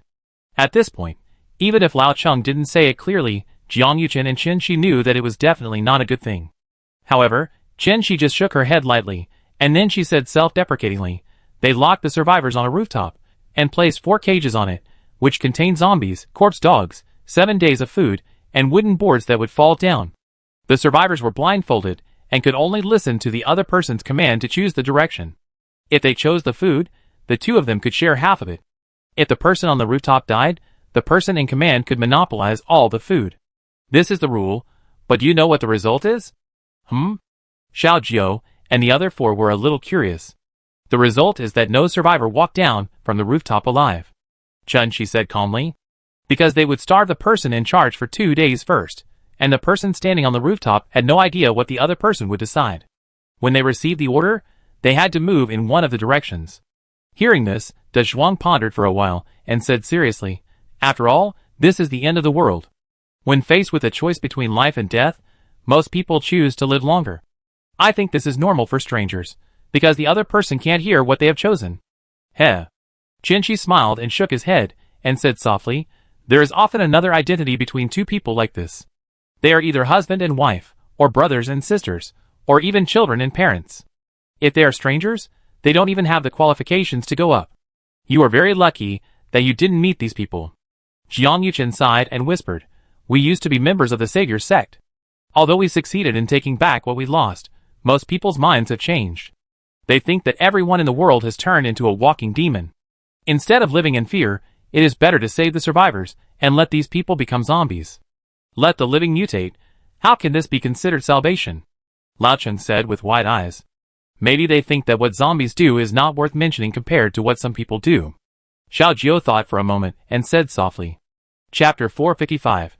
The people of the Savior sect were all very nice before, but unfortunately they were bullied too much by those traitorous beasts last time, and too many people were killed and injured, so they changed later. Jiang Yuchen stood up, stretched and said, "It's still early in the morning, I go to sleep first." Hearing this, Dazhuang looked at him and said with a serious expression, "We have just known each other for less than an hour, and you are so confident to leave us here? Aren't you afraid that you will wake up with your head and body separated?" Hearing this, Jiang Yuchen replied cheerfully, "I was wrong before. I preconceived that you were that group of people. Now I think intuitively that we should be friends in the future." As soon as he finished speaking, he turned around and left. In fact, all these statements seem to be like this, but in reality they are not. When Jiang Yuchen was pinched by Xiao Jiao's neck and was almost out of breath, he seemed to hear footsteps behind him in a trance. Originally thought that the ending would develop in a bad direction, but Jiang Yuchen did not expect that the man in front of him suddenly softened his eyes, and even the strength in his hands became weaker and weaker. In the end times, a man who was furious and murderous all over his body immediately restrained himself when he saw 2 strange children, and even regained his calm after a few seconds. In this case, Jiang Yuchen also thought that these people might not be so bad, and at least they could try to contact him first. Watching his back leave, Dazhuang turned his head to look at the woman sitting on the ground and asked, "Aren't you leaving?" She lowered her head, her fingernails rubbing against the ground, and she whispered, "Why leave? Isn't this our base? Aren't you afraid of us?" Dazhuang asked again. "I was afraid before, but not now." She raised her head, glanced at Xiao Jiao, and shook her head slightly. "I saw the way he held the baby, very careful and cautious. A bad guy would never do this, so I am willing to believe you. But before that, can you tell me your names? After all, you said that we don't know each other until we fight." Hearing this, Xiao Jiao spoke first, followed by Haozi. The 4 people said their names in order, and the others didn't say much. When Qin asked if they had other teammates, Xiao Jiao also insisted that it was just the 4 of them who survived together, and there was no one else. Seeing this, Qin didn't ask any more questions, but just sat there quietly warming himself by the fire. After about a few minutes, the 5 people felt a little awkward sitting here, so Xiao Jiao immediately found a topic and asked, "Aren't you going to sleep?" "No, it's very cold in the car. I'm afraid of the cold." Qin, she said softly, hugging her arms. After she finished speaking, she moved forward a little, making herself closer to the burning iron barrel. Hearing this, Xiao Jiao looked at Qin seriously, and felt a little pity in his heart. She was wearing a lambskin coat that she had picked up from somewhere. The color had turned dark brown. It was so dirty that it was impossible to look directly at it, and it had 2 holes. The pants were just a pair of jeans, which were a bit short. Her ankles were red from the cold. Perhaps because she often had to hold the child, her hands were quite clean. Although the clothes worn by Xiao Jiao and others were very old, they were washed every once in a while. Even without detergent, they were at least clean. But Jiang Yuchen and Chun Shi looked much more miserable. As for the clothes worn by the child Jiang Lingling, they were not bad. Xiao Jiao estimated that there were not many people in the end times who would plunder these children's clothes. Even the clothes worn by the baby were quite clean. Not knowing what to say, Xiao Jiao could only whisper, "Be patient, winter will soon be over." Hearing this, Chen Shi just hummed softly, and then his stomach started to growl. Seeing this, Xiao Jiao thought for a moment, but still did not let Haozi get them food. First of all, he did not bring much with him this time, and secondly, he had only met the other party once. In the doomsday, there are countless poor people. If you share your food with people you meet, it would be too easy for you to live. And now that Xiao Yu and I have decided to fight back, we have to find weapons and gather people. When we are sure that these two people can be used, Xiao Jiao will also share some food with him. Can I ask you a question? De Zhuang looked at Chen Shi and suddenly said, "Yes. Is the baby your child?" Psychologically, yes, but not in terms of blood relationship. Chen Shi was silent for a long time, and then said truthfully, "He is my sister's child." Hearing this, De Zhuang frowned, and he didn't know whether he should continue asking. Suddenly it was quiet. Chen Shi looked up at him again, and whispered, "What else do you want to ask?" Seeing this, De Zhuang's old face blushed, and he said in a low voice, "But I don't think you have given birth to a child. How can you feed him?" After the words fell, Chen Shi was slightly stunned, then realized what he was asking, and then a trace of sadness appeared in his eyes, and he murmured, "I was pregnant and gave birth to a child, but due to the bad environment, I needed to escape at the time, and unfortunately died on the road. I'm sorry. De Zhuang felt a little guilty, and scratched his head. "It's okay." Chen Shi shook his head and smiled. "In my opinion, my baby came to this world once, but unfortunately the environment was not good, and there were terrible monsters everywhere. He might not like this kind of life, so he left early. Maybe one day, I will choose to leave." Listening to what she said, Lao Cheng suddenly said, "Why don't you join other survivors and seek shelter? Wouldn't you be able to survive better this way?" Hearing this, Chen Shi touched his cheek and said self-deprecatingly, "I want to get someone shelter, but what do others want? My body." With her question, Lao Cheng didn't know what to say. Then, Chen Shi slowly said again, "I was taken away by the people of the Savior sect before." Hearing this, Xiao Jiao suddenly remembered something and asked curiously, "Didn't you say just now that the people of the Savior sect never robbed other forces, so why did they come to arrest you?" "When did I say I was arrested?" Chen Shi turned his head to look at him, hugged his knees, and said again, "I left voluntarily because they can provide the life I want. In this doomsday, the Savior sect can let me live decently. At least I don't need to go through the trash cans every day and hide from zombies." Chapter 456. I know I'm dirty, but there's nothing I can do. They have hot water, electricity, and even cows. As long as you can provide value, you can go and exchange. And it just so happens that the leader of the Savior Gate has taken a fancy to me, so I only need to go over and knock on the door after taking a shower one night, and I can get enough food for my sister and I to live for half a month.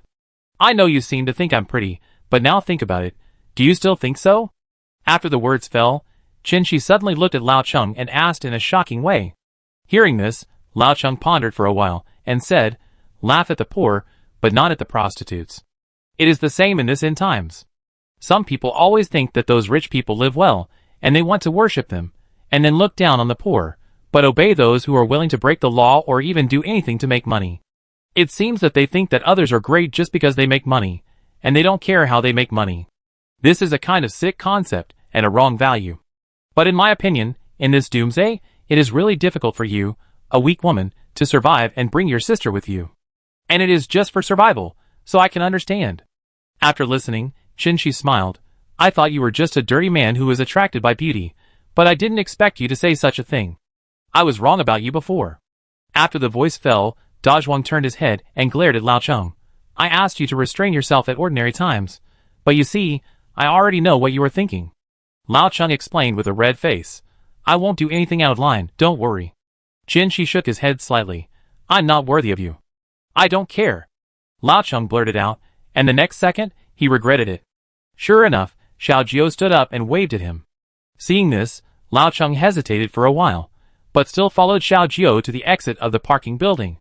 This time, even if Chen Yu didn't say it clearly, Lao Cheng knew very well that Xiao Jiao was definitely the one taking the lead. Moreover, Lao Cheng really admired this man for his skills and character, so after seeing that he had said something wrong, he also lowered his head and followed him out. What are you doing?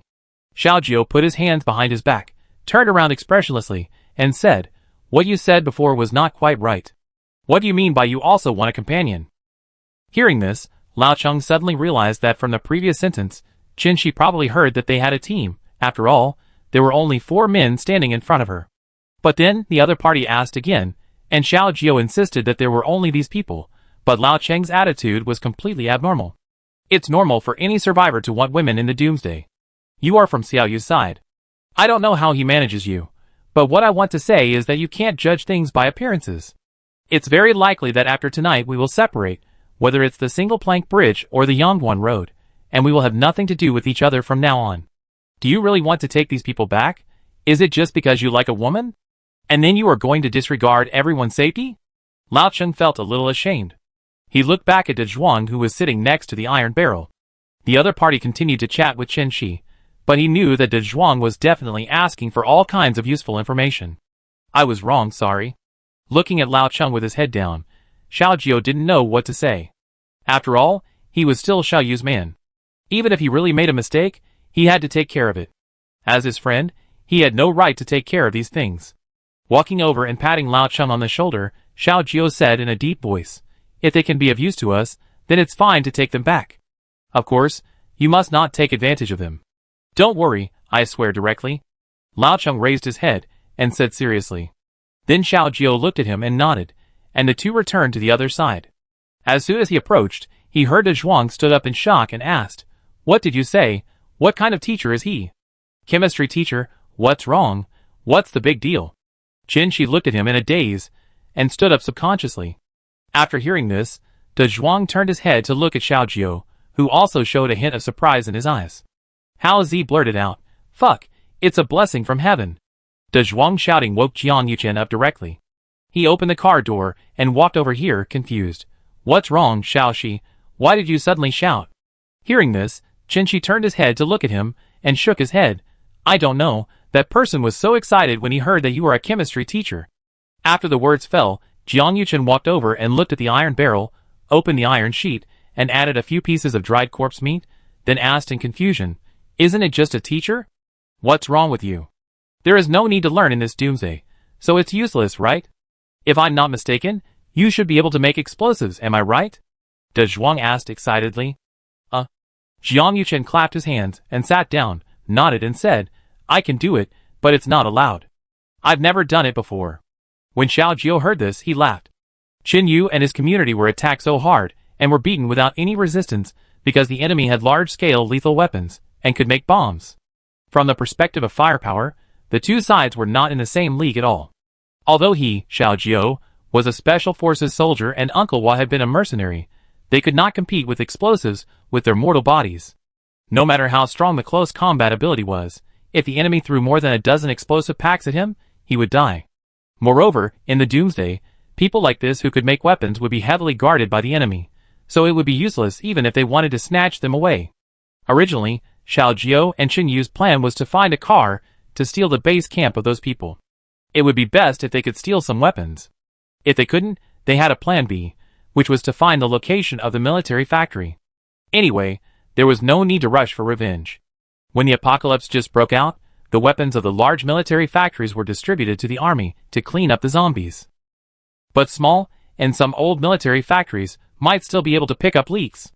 In case the situation was urgent and the retreat was too fast, Xiaojiu, Qin Yu and others would find them afterwards, and then they would be lucky enough to find some missiles, and then generate some electricity to start. At that time, let alone 200 enemies, even if there was one more zero, it would be easy to deal with. Of course, this method may not be feasible. After all, this weapon is too lethal, and is likely to attract the attention of a large number of zombies and survivors. By then, even if they win the battle, they will likely make enemies on all sides, and be divided up by others. In the apocalypse, one of the main reasons why many people can still survive is that they have not been discovered by other evil forces. Chapter 457. The past is the past, and the present is the present. De Zhuang rubbed his palms and said with a smile, I thought that finding a car and gasoline on this trip was a good deal, but I didn't expect that the best was yet to come. You guys really are a team, Qin Shi said softly. Xiao Jiao looked at the watch on his hand and said seriously, "Okay, it's enough to talk for so long, take a rest first, and there will be plenty of time to talk when the sun rises." Then he looked at Jiang Yuchen again. "Please pack up 2 cars. We also need a place to stay overnight." Jiang Yuchen nodded and walked towards the parked cars. Although he didn't know why these people were so excited, he didn't ask much. In his opinion, what's the use of making explosives in this environment without raw materials? It's impossible for him to make it with mud. By the way, Dazhuang brothers, give them 2 pieces of dried meat each. Xiao Jiao took advantage of the 2 of them leaving and turned his head to whisper to the side, "If you want to win people over, at least you have to give them some benefits." "No problem. Can I have some water?" After saying that, Xiao Jiao walked to the corner of their camp, looked at the turbid water, and then walked back and said, "Give me half a bottle of water." After Jiang Yuchen finished packing the car, the 4 of them were ready to go to the car to rest. As long as the front seats were folded down, it would be a good bed. The 2 of them took the 4 pieces of wild boar meat jerky, and their eyes were even red with excitement, and then they walked towards the iron barrel together. Seeing this, Xiao Jiao, who was about to lie down to rest, sat up again and asked, "If you 2 don't want to eat, what are you doing with your hands? That's food, not anything else. It can be stored for a long time." Hearing this, Jiang Yuchen smiled and replied, "Cook it into soup. It's enough for 2 meals." Hearing this, Xiao Jiao smacked his lips, and there were some things he wanted to say, but he couldn't say them. He just looked at him and nodded, and then continued to lie down. Soon there was a sound of turning over the iron pot. Xiao Jiao was still worried that they would waste food due to the black smoke, so he leaned on the car window to take a look, but found that they did not lift the iron sheet, but directly put the small pot on it. Although it cooked a little slower, it was at least safe enough. "Do you want me to keep watch at night to avoid being attacked?" Housie put his right hand behind his head, looked at the roof quietly, and suddenly asked. "No need, they are basically no threat, go to sleep." Xiao Jiao pondered for a while, then said softly. The second half of the night was very peaceful. Jiang Yuchen, Qin Shi and the child went back to rest after eating, and there was no movement. They lived in 2 cars, Jiang Yuchen alone in one, Qin Shi and the other 2 children in a van. It seems that as mentioned before, the 2 are not husband and wife, and they are avoiding suspicion in private. The next morning, several people gathered around the iron barrel to warm themselves by the fire again. After all, with this temperature, they really couldn't live without the fire. After talking for more than 10 minutes, Xiao Jiao also formally invited them, hoping that Jiang Yuchen could join in. Of course, it was just joining. Like other information, Xiao Jiao did not tell them, and in return, Qin Shi and the other 2 children could also survive with them. There was no way. Being able to make explosives was too important in the end times, and it would greatly improve the ability to protect oneself. After hearing Xiao Jiao's invitation, Jiang Yuchen agreed immediately without thinking, and even excitedly told him all the details. After he finished a series of words, Xiao Jiao nodded seriously. "Don't worry, we are mainly for revenge this time, and we will not use it to actively attack other survivors in the future." Hearing this, Jiang Yuchen also sighed and said, "If I knew that I was so important, maybe I wouldn't need to escape from the Salvation Gate, and Xiaoxi's child would be able to live well." As soon as she finished speaking, Chen Shi came over with a dirty plastic basin in her hand. She sat down and said, "But their current behavior is no longer in line with our survival philosophy." "Oh, what do you mean?" Xiao Jiao wanted to know more, so he continued to ask. This matter started after the attack on the Salvation Sect. Jiang Yuchen took the gray towel handed by Qin Shi and wiped his hands and face, and said softly, "Since then, most people have changed. I have mentioned it before, so I won't describe it in detail. Although they don't attack other camps, they will send zombies there first to consume some bullets and even arrows. However, few people use guns now, and the main purpose is to tire them out. As long as they consume too much physical strength, the people from the Savior Gate will quietly appear and help those people deal with the zombies to gain favor." Hearing this, Lao Cheng was surprised and said, "No, can it be played like this?" De Zhuang said, while wiping his bow and arrow, "It's very common. After all, there is no surveillance to record it, so some people will choose to believe that others just happen to be kind-hearted and want to help themselves. Because zombies have no cost, they just need to go in one direction." Xiao Jiao pondered for a while, and said softly. Chen Shi wiped Jiang Lingling's hands and then said, "They will take out photos of the camp to let people see the difference in life, and then wait for those people to take the initiative to join. After they go there, they will not let them do anything that harms the world. They will serve them with good food and drinks first, and then suddenly come to your door. After 3 days, to tell you that everything needs to be exchanged for value. If you want something, you need to provide it. After saying this, Lao Cheng took a breath and said, first you give people something sweet, then you hit them back to reality. The huge gap is reflected. This is how many people's psychological defenses are broken step by step, right?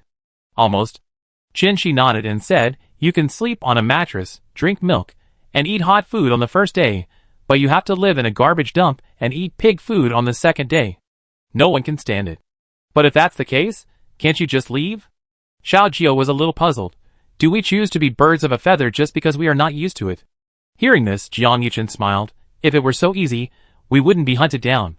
If we want to leave, we just need to return the food we have eaten for 3 days. Does it sound like a black-hearted loan before the end of the world? When borrowing money, they tell you that you are not in a hurry, and when you pay it back, they ask you to borrow other things to fill the gap, and finally you fall into the abyss step by step. The method used by the Salvation sect is similar to this. If you can't pay back the food, then pay it back with your arms or your body. Chapter 458. After all, where there are many men, there will be needs. Just provide food for others. Chen Shi said calmly. Basically, many people have gradually become puppets of the Savior sect. What if the man wants to leave? Lao Cheng suddenly asked. Just like us, he can be trapped in endless pursuit. Why did the 6 bodies die? Xiao Jiao looked at Qin Shi, frowned and asked, I still want to find out what the cause of death is. Hearing this, Qin Shi fell silent for a rare moment. She hesitated for a while, then whispered, maybe it's because those people don't want to give birth to the baby. In the eyes of the doctors, these pregnant women are already pregnant, and they are the future hope of the Savior sect, so they must give birth to the baby, but those people don't want to. Ah? Hearing this, Dazhuang frowned and said, at first we thought that those people were so bad that they would even kill pregnant women, but now it sounds like it's different from what we guessed. After the words fell, Qin Shi continued to answer, the people of the Savior sect are bad, but they also have a bottom line. Compared with what the group of traitors did before, they are actually okay. Although they will not attack other camps, they will stab others in the chest, such as when the survivors resist all orders. When a woman was pregnant before, the Savior sect would gather people together and send food at regular intervals. It sounds okay, but once the child is born, the mother must die. They say it is to prevent them from being affected by emotions in the future, but in fact they just want to train them into a new generation of puppets. You mean, they use children as weapons? Xiao Jiao was more and more frightened as he listened, and asked subconsciously. However, when this was said, Qin Shi and Jiang Yuchen shook their heads. They just thought about it, and it has never been realized.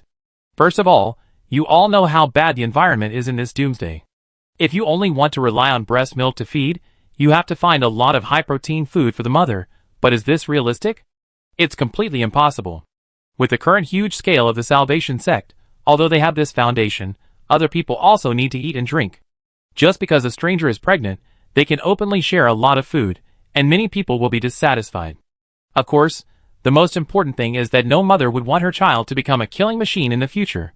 Even if they have to rely on men to survive, they will never personally destroy the future of their own flesh and blood. What about the child's father? Is there no one who can take care of it? Lao Cheng suddenly asked. But the next second, Xiao Jiao and Dazhuang looked at him together, and shook their heads slightly. Seeing this, Lao Cheng knew that he had said the wrong thing and whispered, Sorry, I forgot what you said before. Hearing this, Qin Shi stood up with the basin after washing, and said softly, It doesn't matter. In the eyes of us women, when we are in the doomsday and have to take that step to survive, the father of the child is no longer important. After she left, Dazhuang hugged Lao Cheng's shoulders, turned his head, and whispered to him, I had no choice but to survive before. Don't mention this matter again in the future. After all, no matter how much you don't mind, you can't keep rubbing salt into the wound. Lao Cheng hummed, indicating that he understood. But if their personal freedom is controlled, wouldn't they just do what they are told? Xiao Jiao suddenly asked. If the mother doesn't want to live anymore, there are many ways to abort the baby, so they also thought about escaping, but unfortunately they failed in the end. You saw the ending. Although they all chose to commit suicide, the heads of their bodies were sewn up later, because this way they wouldn't turn into zombies, but they would still die. Qin Shi took the broth that he hadn't finished drinking last night, and prepared to continue heating it. During this time, she also asked Xiao Jiao and others if they wanted to eat together, but was politely declined. Although they have indeed accepted the other party to join, Xiao Jiao has always been cautious, and will not rashly trust others completely. In other words, although I am willing to accept you, I will not eat the food you provide. Xiao Jiu gave them dried meat before because they had no food, and it was already very good to have this. But the four of them are different. If they have other food, there is no need to gamble in the doomsday. After all, you cannot harm others, but you cannot not be on guard against others. Everyone had a quick meal in the morning and chose to go back around 8 o'clock. After all, they still had to drive a long way. Going back earlier to meet the main group would also make them feel more at ease. Just as they were leaving, Dazhuang saw the little girl carrying a large bag of luggage, so he walked over to help, but she just kept hiding and didn't say anything. Seeing this, Chen Shi came over and explained, Xiaoling has been ill. She can understand what others say, but it is difficult for her to describe a sentence with normal thinking.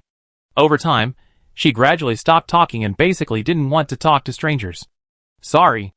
After she finished speaking, she held Jiang Lingling and pointed to Jiang Yuchen's position, then motioned to go there first.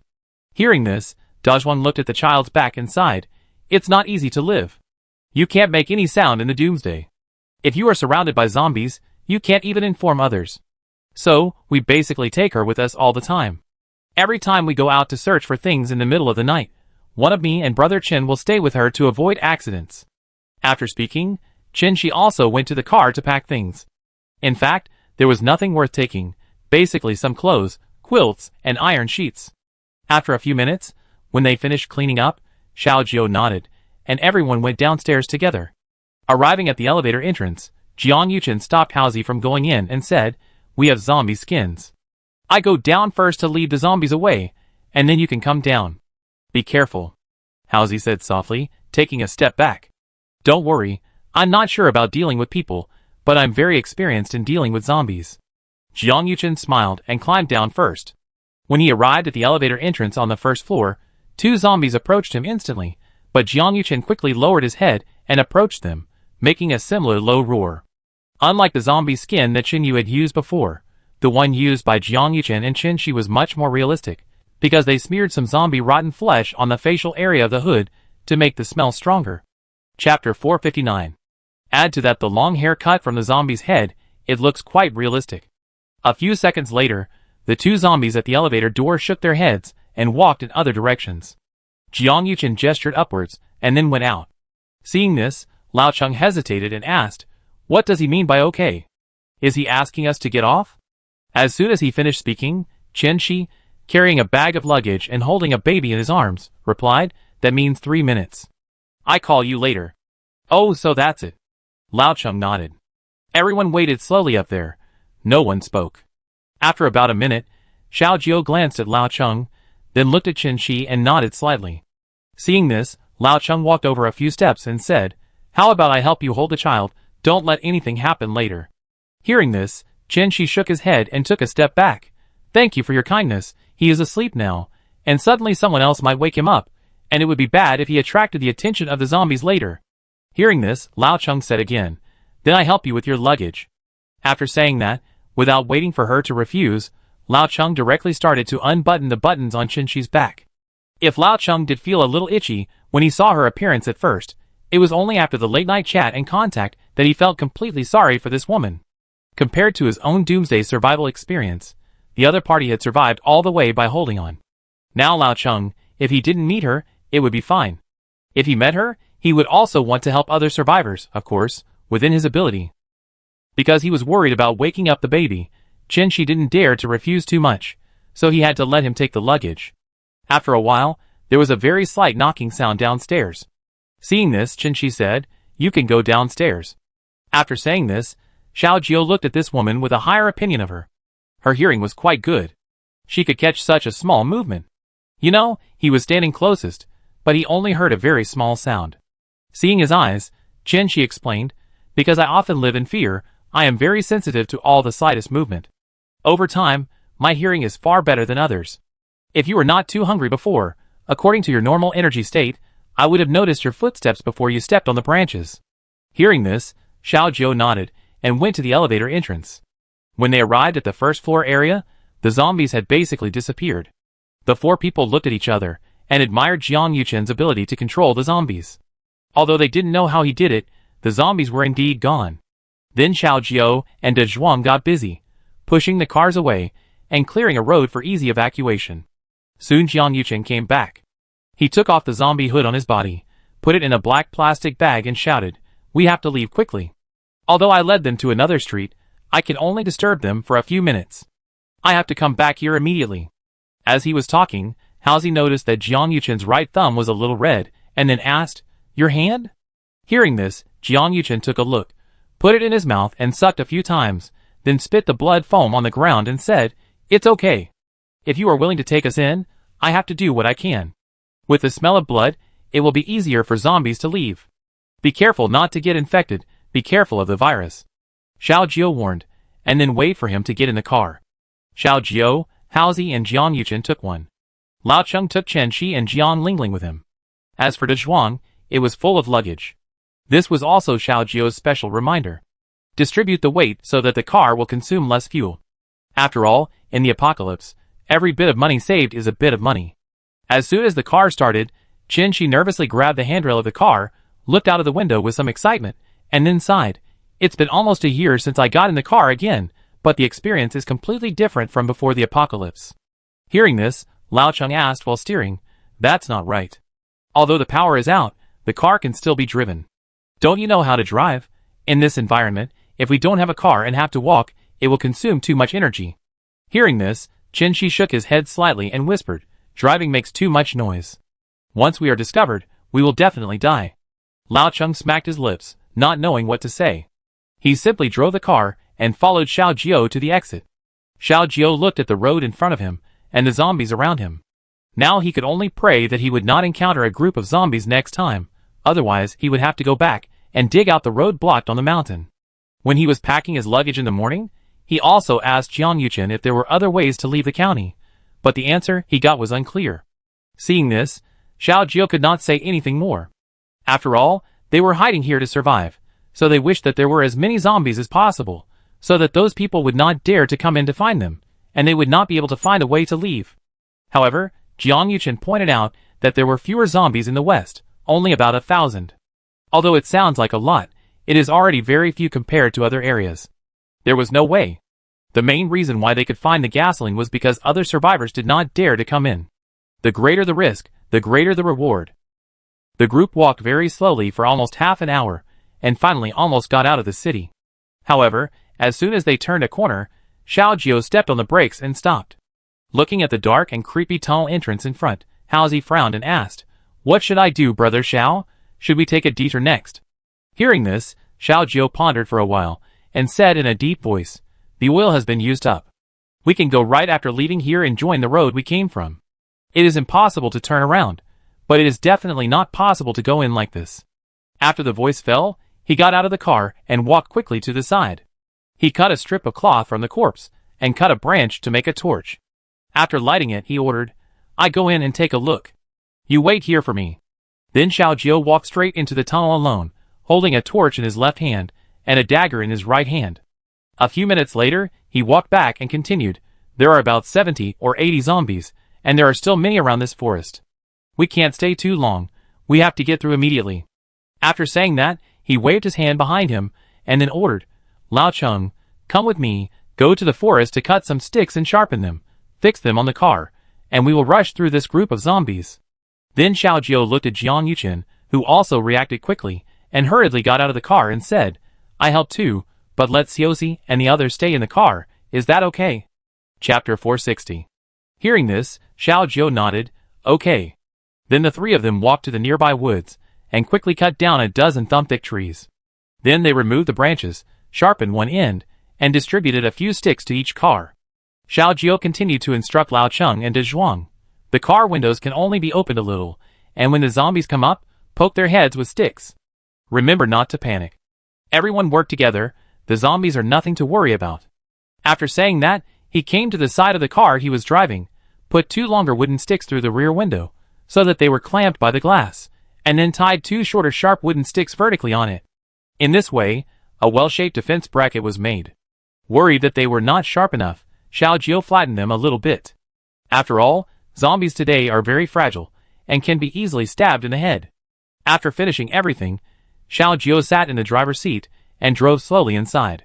In order not to attract too many zombies' attention at the same time, he did not turn on the lights directly, but looked at the wall of the tunnel next to him and moved slowly. Until the light under the car dimmed, and the zombies roared in front, Xiao Jiao turned on the lights and rushed forward.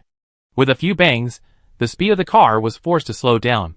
Seeing this, Xiao Jiao quickly turned on the double flash, and Lao Cheng behind received the signal and quickly honked the horn. Relying on the sudden sound, the zombie army that was about to block the first car also turned around and walked towards the second car. When Lao Cheng's car was surrounded by people, Chen Shi handed the child to Jiang Lingling very carefully. Looking at the baby's still sleeping face, she finally breathed a sigh of relief. Fortunately, when entering the tunnel before, Lao Cheng suggested to cover the child's ears with clothes to prevent being awakened by zombies. Then Chen Shi looked at Lao Cheng, and the two looked at each other, holding the sharpened wooden sticks, and began to stab out from the window. With a swish, Chen Shi held the wooden stick and pierced through the forehead of a zombie, but because she was not able to exert force, she was unable to pull it out for a while. As a last resort, she changed her body position and grabbed the stick with both hands and tried to pull it. At this moment, Lao Cheng quickly grabbed her head and pulled her to the driver's seat. The next second, the dirty and smelly zombie blood sprayed out and sprayed on Chen Shi's shoulder on the spot. Of course, Lao Cheng's arm was also stained a lot, but he didn't mind, but shouted excitedly, "Are you crazy? If you pull out the stick suddenly from such a close distance, blood will spray all over your face." After the voice fell, Chen Shi, who was a little flustered, said fearfully, "I used to kill zombies with a dagger, and I never sprayed so much blood when I pulled it out. How could this happen?" Hearing this, Lao Cheng couldn't blame her for anything, but retracted his right hand and said in a deep voice, "Look, this is how to use the stick." After saying that, he held the stick in both hands and stabbed it towards the gap of the left window, instantly inserting a zombie head, then pushed forward again, raised his hand upward, and then easily pulled out the stick without blood spurting out. Seeing this, Chen Shi nodded and said seriously, "I understand." Just when the two of them were a little unable to kill the zombies, Dazhuang also quickly pressed the horn twice in the same way. According to this strategy, the three cars led away some of the zombies in the tunnel. Fortunately, the road inside was also quite wide, otherwise they would basically be blocked alive. About half an hour later, the tunnel gradually returned to silence. Every car was dyed black by the zombies' blood, smelly and disgusting. But everyone had long been accustomed to this environment and did not react much. The ground was full of corpses, and even the road was blocked. After pressing the car window, Xiao Jiao stretched out his hand to pull away the corpse blocking the door, and then walked down first. Then he looked around and confirmed that there were no other zombies, and then began to clean up the corpses on both sides of the road and piled them aside. Lao Cheng and Dazhuang also came down to help, while Haozi stayed in the car and stared at Jiang Yuchen. After about 5 minutes, the tunnel was cleared, and the three returned to the car and drove straight in. Not long after, light came from the front, and Xiao Jiao finally turned off the lights and breathed a sigh of relief. Fortunately, I didn't encounter it next time. After exiting the tunnel, the three cars stopped again, throwing the sticks aside, and Xiao Jiao went to the forest to cut a pile of leaves and cleaned up some of the blood on the car. After that, they continued on their way home, heading to the temporary camp. It was almost afternoon, and Chen Yu was running around the flat ground around the car. Suddenly, he heard the roar of a car in the distance. His face changed slightly, and he rushed directly into the woods. A few seconds later, when he saw the person sitting in the driver's seat clearly, he got out directly and asked curiously, "Why did you drive the car here?" Hearing this, Xiao Jiao opened the car door and got out, smiling, "Pack your luggage and leave immediately, so that everyone doesn't have to move around, just drive closer." As soon as he finished speaking, Chen Yu saw the strange man in the passenger seat, smiling and greeting him. Seeing this, he nodded slightly, and then followed Xiao Jiao to the carriage. Along the way, Xiao Jiao also explained to him the various things he encountered this time. After hearing the end, Chen Yu was also very excited and said, "Is it true? I actually met such a person when I went out, but have you checked whether he has the ability to make explosives?" Hearing this, Xiao Jiao lifted the curtain hanging in the carriage and walked in, whispering, "There is no raw material at present. Just let him make it on the spot later. It's not a big problem." After he finished speaking, he greeted the people sitting inside, and everyone started to pack up and prepare to leave. 3 more cars were found, plus the 2 cars parked by Xiao Jiao. Each car could seat 4 people, a total of 20 people, which was just enough to fit in, and luggage and supplies could also be put in. Choose one. Xiao Jiao clapped his hands and came to Qinyu and shouted, "Just SUV, I like driving this kind of car." Qinyu smiled, opened the car door, and got in. Soon Lin Yi sat in the passenger seat, Xiao Ning and Yang Zi also came to the back seat. One of the two girls held a bucket of chicks, and the other held a baby. Seeing this, Qinyu was surprised. They have only known each other for less than half an hour. How could they bear to let Yang Zi hold the baby? Hearing this, Xiao Jiao stood outside the car window and explained. The woman had zombie blood on her body, which was not very clean, and her hands were also covered in blood. It would be bad if it got on the baby. Chapter 461. Besides, the older child cannot be held for a long time due to physical weakness, and the journey ahead is long, so she cannot hold him. After all, he is just a child, and it is enough for him to take care of himself. Then Qinshi heard that Yang Zi was De Zhuang's biological sister, so he chose to give the child to her, because he now trusts De Zhuang and is willing to trust us. Speaking of this, Xiao Jiao introduced the other two names. Hearing this, Qinyu nodded and said, "Okay, I know. I drive slowly on the way." Just as the two finished talking, Xiaoyin also came over with a piece of cloth in her hand, stuffed it into Xiao Jiao's arms, and said with a smile, "Here, the map drawn by Xiaoshu should be able to find the destination." Xiao Jiao took the cloth and looked at it, then turned around and touched her hair, saying with a somewhat complaining tone, "He is an enemy.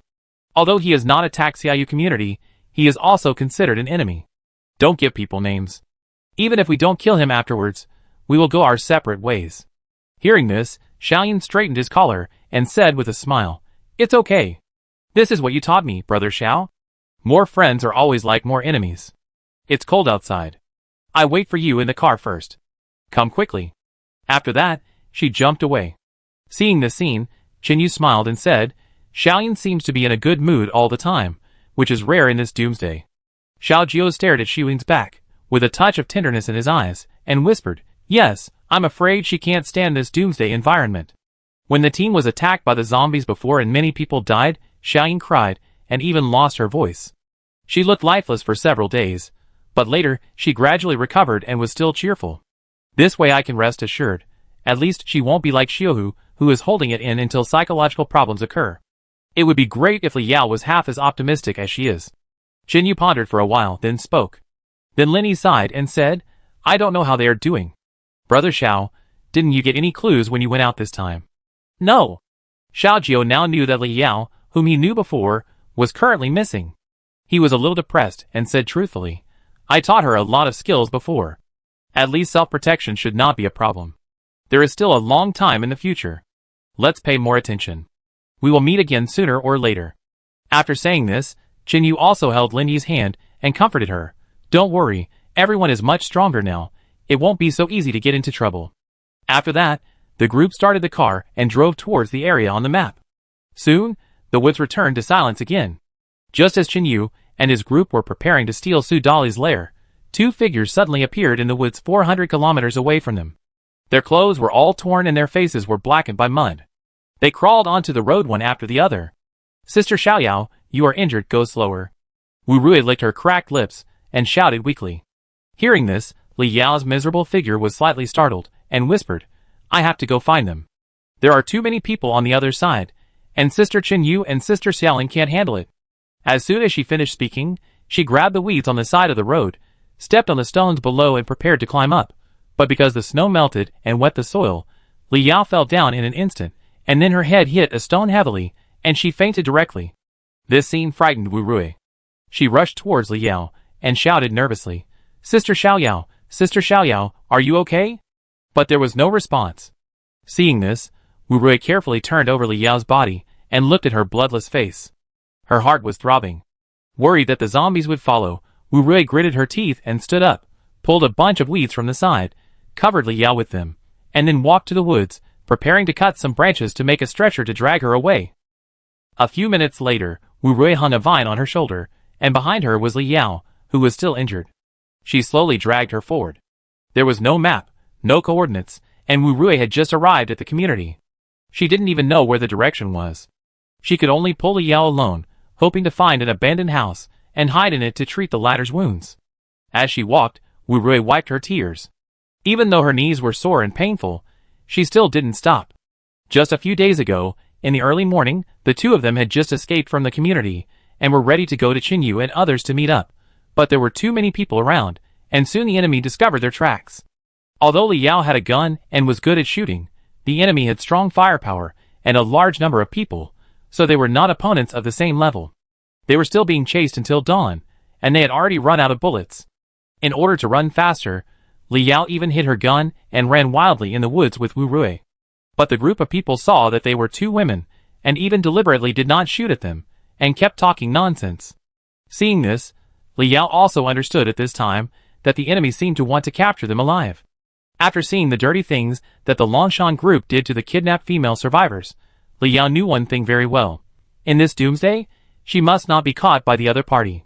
But her physical strength was slowly depleting. No matter how fast she could run, she was just a girl after all. In addition, Wu Rui had not exercised much, and her body had already reached its limit. Finally, after being chased for more than 5 hours, the two came to a cliff. Behind her was a turbulent river, and in front of her was a group of wolves with gleaming eyes. Li Yao turned around and jumped down without thinking, and seeing this, Wu Rui followed closely. The other side had more than a dozen adult men holding machetes and shotguns. With Li Yao's current skills, there was no hope of winning. Rather than fighting to the death and getting injured and captured, it was better to jump off the cliff. Maybe she could survive. At a height of more than 10 meters, Li Yao adjusted her body the moment she jumped down to minimize her contact with the water surface, so as not to get hurt. However, Wu Rui did not jump into the water from such a high position. She didn't pay attention and actually fell down in a big letter shape. Fortunately, she saw Li Yao's previous posture and tried to change her posture. In this way, Wu Rui only had a slight concussion and was not seriously injured. However, what Li Yao didn't expect was that the men above also jumped down. Later, when she got ashore, she also fought with people in close combat, but due to the difference in physical strength, Li Yao was soon injured. Fortunately, these people wanted to capture her alive, and the knives they used were clean and would not cause mutations. Chapter 462. Thanks to the large number of jungles nearby and the occasional zombies, Li Yao and Wu Rui hid all the way and gradually got rid of the enemies behind them.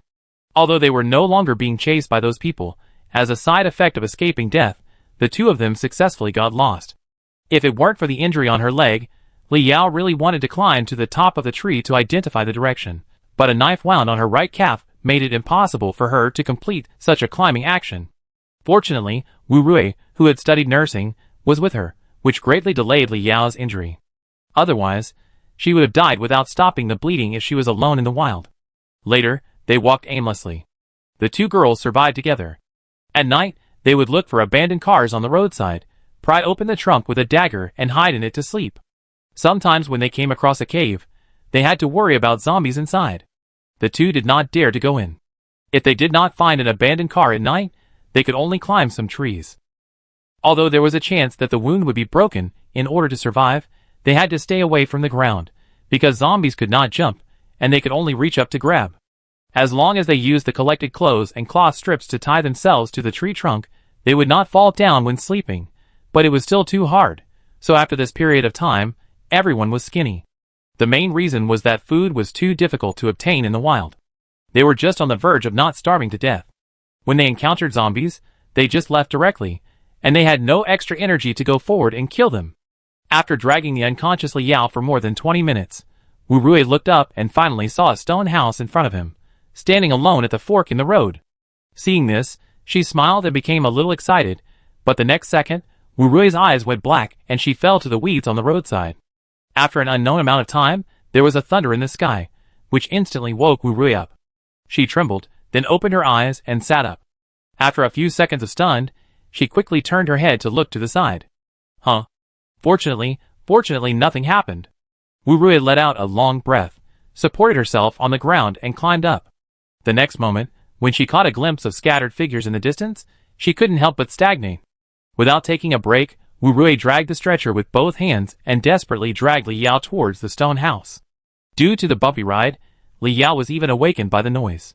She licked her lips and felt extremely thirsty.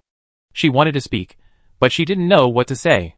When she looked forward and saw the zombies coming over, she wanted to grab the knife to pull out her dagger, but she didn't have the strength to pull it out. At this moment, Li Yao opened her eyes with a dull look and felt her waist, which was a little painful because of being pushed by the ground, and felt a little tired for the first time. Her limbs were sore, her whole body was aching, her head was aching from time to time, and she didn't want to open her eyelids anymore. She wanted to sleep, to find a patch of grass, to lie down and have a good rest. This was how Li Yao felt at the moment. Looking at the raindrops and dark clouds falling from the sky, Li Yao seemed to see a familiar face appearing. It looked like a classmate, and a bit like a roommate. Then, she saw the enthusiastic aunt who often set up a stall at the school gate, and the counselor who often asked about her well-being. Li Yao even saw Fan Shuyong's face, but the latter's expression was full of mockery, as if he was celebrating her impending death. It was about 100 or 200 meters away from the stone house, but this was completely beyond Wu Rui's physical limit.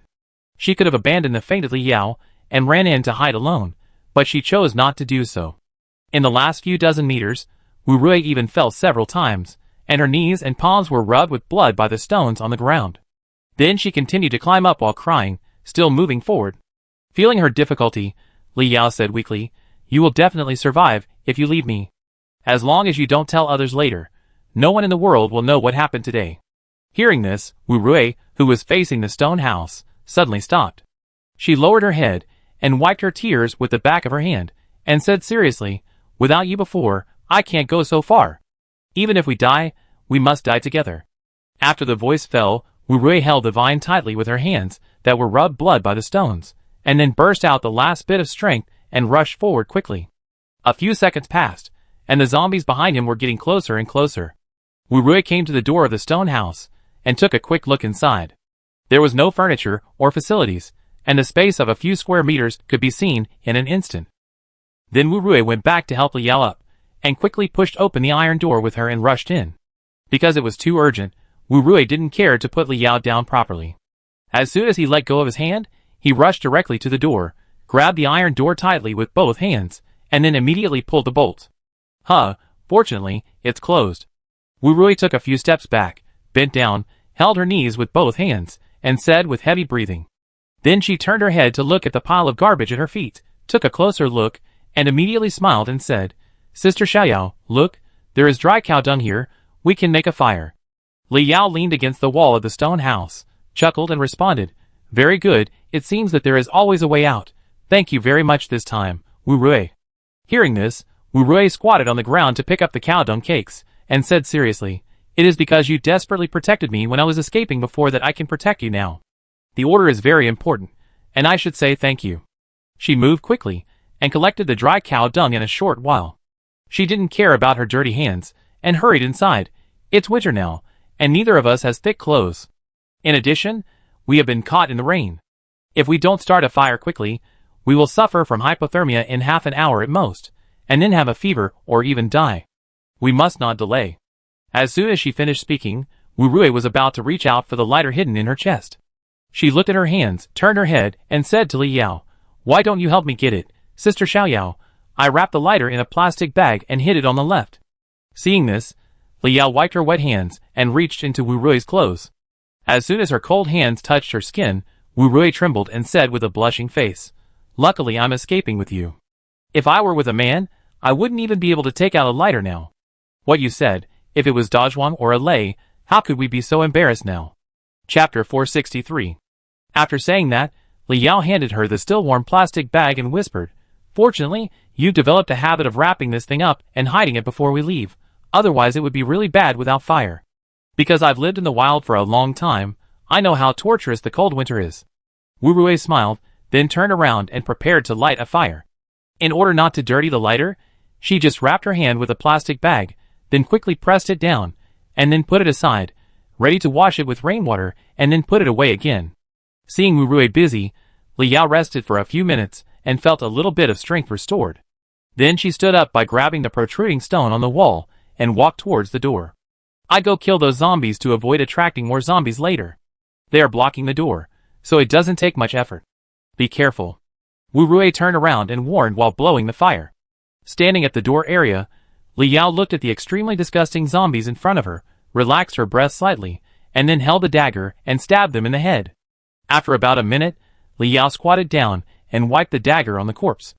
Then, as soon as she stood up, she suddenly felt a little dizzy again. She quickly supported herself on the wall to avoid falling. It seems that my body is getting weaker and weaker, Li Yao said to herself. After so many days, she gradually couldn't bear it anymore. It was too uncomfortable. Seeing this, Wu Rui walked over to help her. The two returned to sit by the fire and then said, "Lower your head, I will help you check the injury on your head."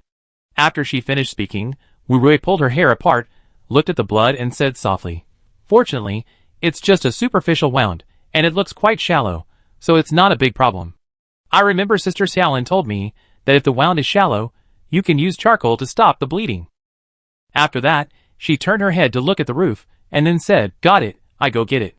Fortunately, this is a stone house, and it's easy to climb onto the roof. Wu Rui took down a piece of wood as thick as an arm, and then jumped down. Then he used a dagger to pull the cow dung apart, put the wood on top and ignited it, and finally put it aside, clapped his hands and said, "Okay, next we just have to wait for it to burn into charcoal, and we can also make a filter to collect rainwater and boil it to drink. But it's a pity that there are no tools to pack it." A few days ago, they had a metal bowl that they picked up, but because they were chased too closely, they didn't know where it fell when they were escaping. In the following days, the two of them found water in an abandoned car and drank a little bit every day to survive until now. And unlike previous experiences, even if the water bottle showed that it was expired, the two did not waste it and still chose to drink it. Later, they even drank rainwater directly. Of course, the consequence of this was that they both had diarrhea, but they were also lucky to find a pack of tissues in the abandoned car. Just when Wu Rui was worrying about what to use to collect water, she suddenly saw a container in the corner, which was about the size of a basketball and looked very much like a bowl. Seeing this, she walked over, squatted there and looked at it for a long time, a little entangled in whether to use it or not. After a while, she turned back and shouted, "Sister Xiaoyao, this should have been a cowshed before. This thing seems to be used by cows to drink water. It looks quite clean. How about we use it? And next, I suggest you take a few days off and don't leave. Anyway, there is a house with a door here, which is just right for recuperation." Hearing this, Li Yao thought for a while and replied, "As long as it is confirmed that there is no zombie virus, it can be used." Qin Yu said before that contaminated items must be boiled in boiling water for an hour and left for more than 30 hours before use. Don't be lucky. Hearing this, Wu Rui carried the stone bowl to the fire, carefully checked it, confirmed that there was no blood, and then held it in his hands with difficulty and walked out of the house. Carefully stepping over the corpses at the door, Wu Rui came under the eaves, put the bowl there, washed it with rainwater first, and then let it slowly collect water by itself. In order to avoid being contaminated, she stayed by the side, rubbing her shoulders while waiting. Wu Rui tried to drag the body away, but she was completely powerless, so she had no choice but to give up. Then the two of them had to clean up together. After waiting for more than 10 minutes, the stone bowl was finally filled with water, and then Wu Rui continued to carry it back to the stone house. Next, we have to use the old method. The thickness of this bowl is probably not going to open even if it is burned until dark. Wu Rui clapped his hands and said something, and continued to climb up to the roof to get some wood. "Be careful not to collapse the roof, or we will be buried alive." Li Yao looked at her with some concern and warned her. "Don't worry, Sister Yao, I only took out the loose wood. I didn't dare to take out the ones that were stuck tightly, and I didn't have the strength to take them out." After saying that, Wu Rui came back with 3 thicker woods and continued to put them on the fire next to him. After all, he would use charcoal to stop Li Yao's bleeding later, and it would be unnecessary if he burned them with cow dung. Then Wu Rui picked up another fist-sized stone from the wall and said with a smile, "When we were surviving in the wild, we..." Speaking of this, Wu Rui suddenly fell silent and thought of a familiar face. "What's wrong?" Seeing this, Li Yao asked curiously, "Go on, why don't you say it?" Hearing this, Wu Rui wiped the dust off the stone and said, "When I couldn't boil water before, I used this method. I burned the stone and threw it into the water. After 1 minute, I could drink it. There was no problem, but it can't be drunk for a long time. It can only be used for emergency." As soon as she finished speaking, she threw the stone into the fire, and then the two of them sat on the ground and waited patiently.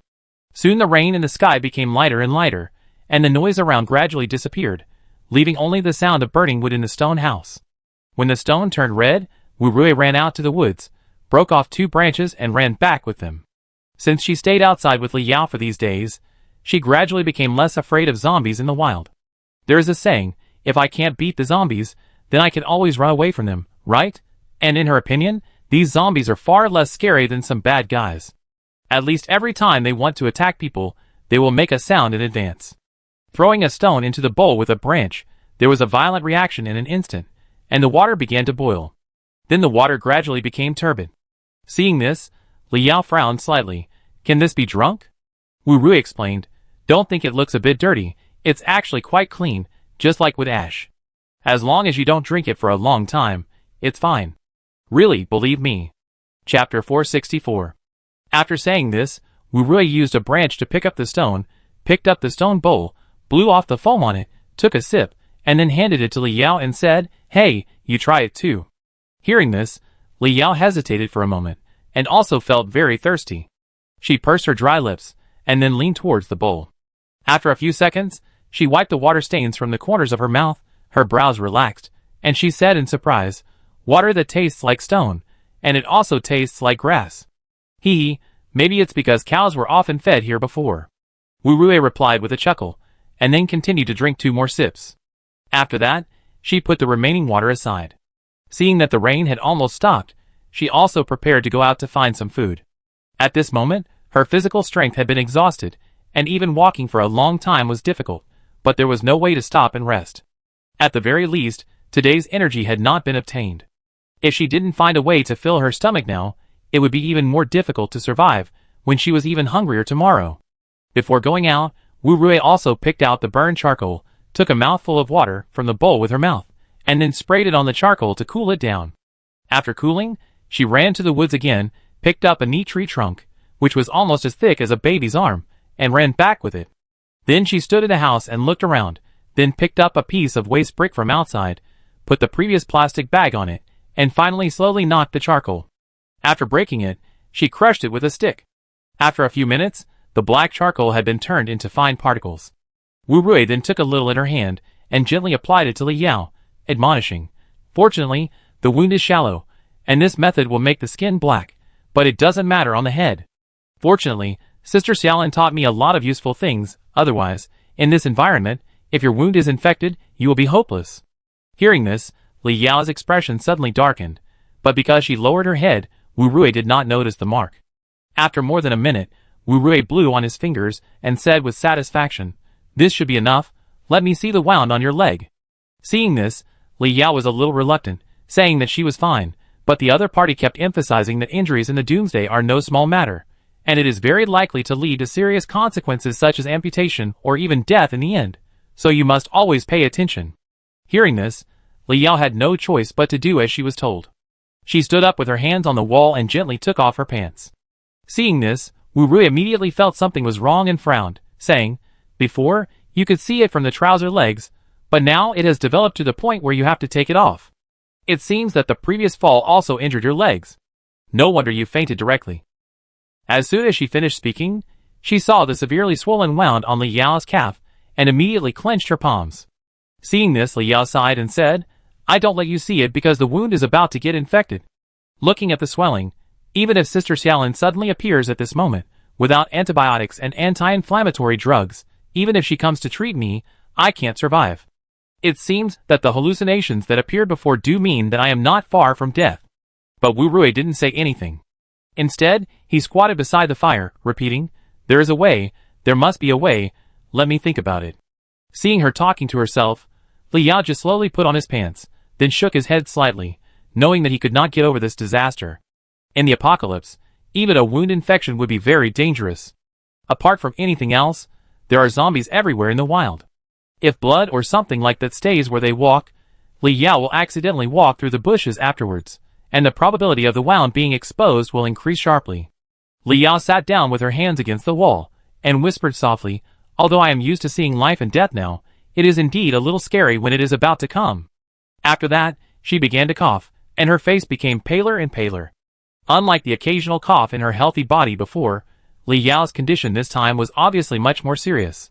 This was also because she had not eaten well, and slept well in the jungle a few days ago, and often had to hide from zombies in the middle of the night. In addition, she had fought with the enemy several times, and her physical strength was much more consumed than Wu Rui, so her immunity was reduced more severely. The last fall aggravated the injury completely, and it was completely out of control. When the coughing stopped, Li Yao looked at the blood foam in her palm and smiled bitterly. You want me to go on for you, but I can only go this far. Li Yao looked at the dark clouds in the sky outside the door, and seemed to see Zhu Yuanyuan's face in a trance. She recalled what she said before she died, and whispered softly. After saying that, Li Yao tightened her tattered clothes, then leaned against the wall, next to the fire, and slowly closed her eyes. She was too tired now. Moreover, in her opinion, Wu Rui had rich experience in outdoor survival. If she died, without this wounded man to hold her back, the other party could survive on their own. Just when Li Yao had fallen asleep again, Wu Rui, who had not known how long, finally thought of a solution. She clapped her hands in surprise, and said excitedly, I thought of it. As soon as she finished speaking, she turned her head to look to the side, but the next second, the smile on her face stopped instantly.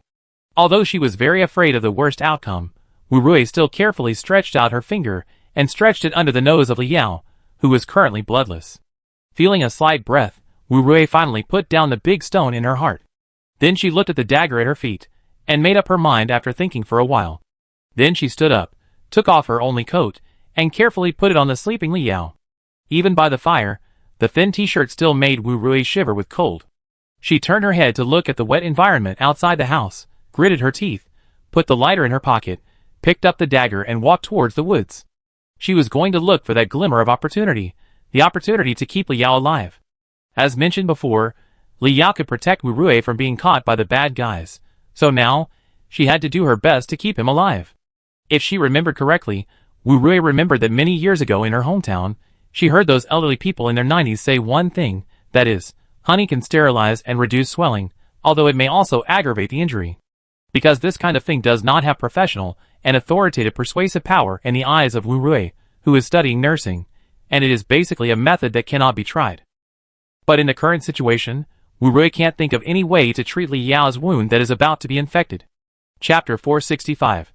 In this case, she had no choice but to take a gamble, so she took a dagger and a lighter and went to the woods alone. In order to prevent Li Yao from getting worse, she even left her coat to him.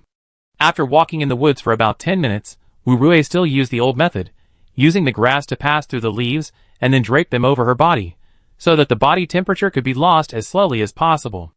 As she walked, she also looked around carefully. After bypassing several zombies, Wu Rui finally found the target area, a hillside. Because it is winter now, bees basically don't come out. When I was a child, the elders said that if you want to find wild honey in the mountains, just follow the route of the bees. But in the current environment, Wu Rui can only rely on the naked eye to see if there is such a hole, which is extremely inefficient. As for the tree, she didn't look at it.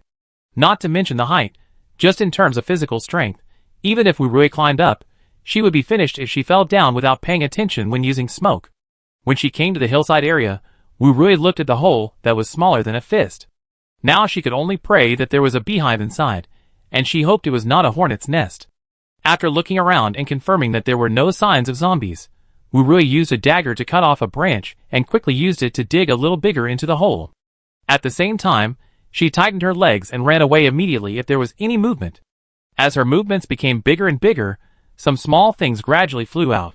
Looking at their size, Wu Rui was in a very good mood because she had recognized that they were bees. Because there were no protective measures, Wu Rui did not dare to continue digging and prepared to get some smoke first.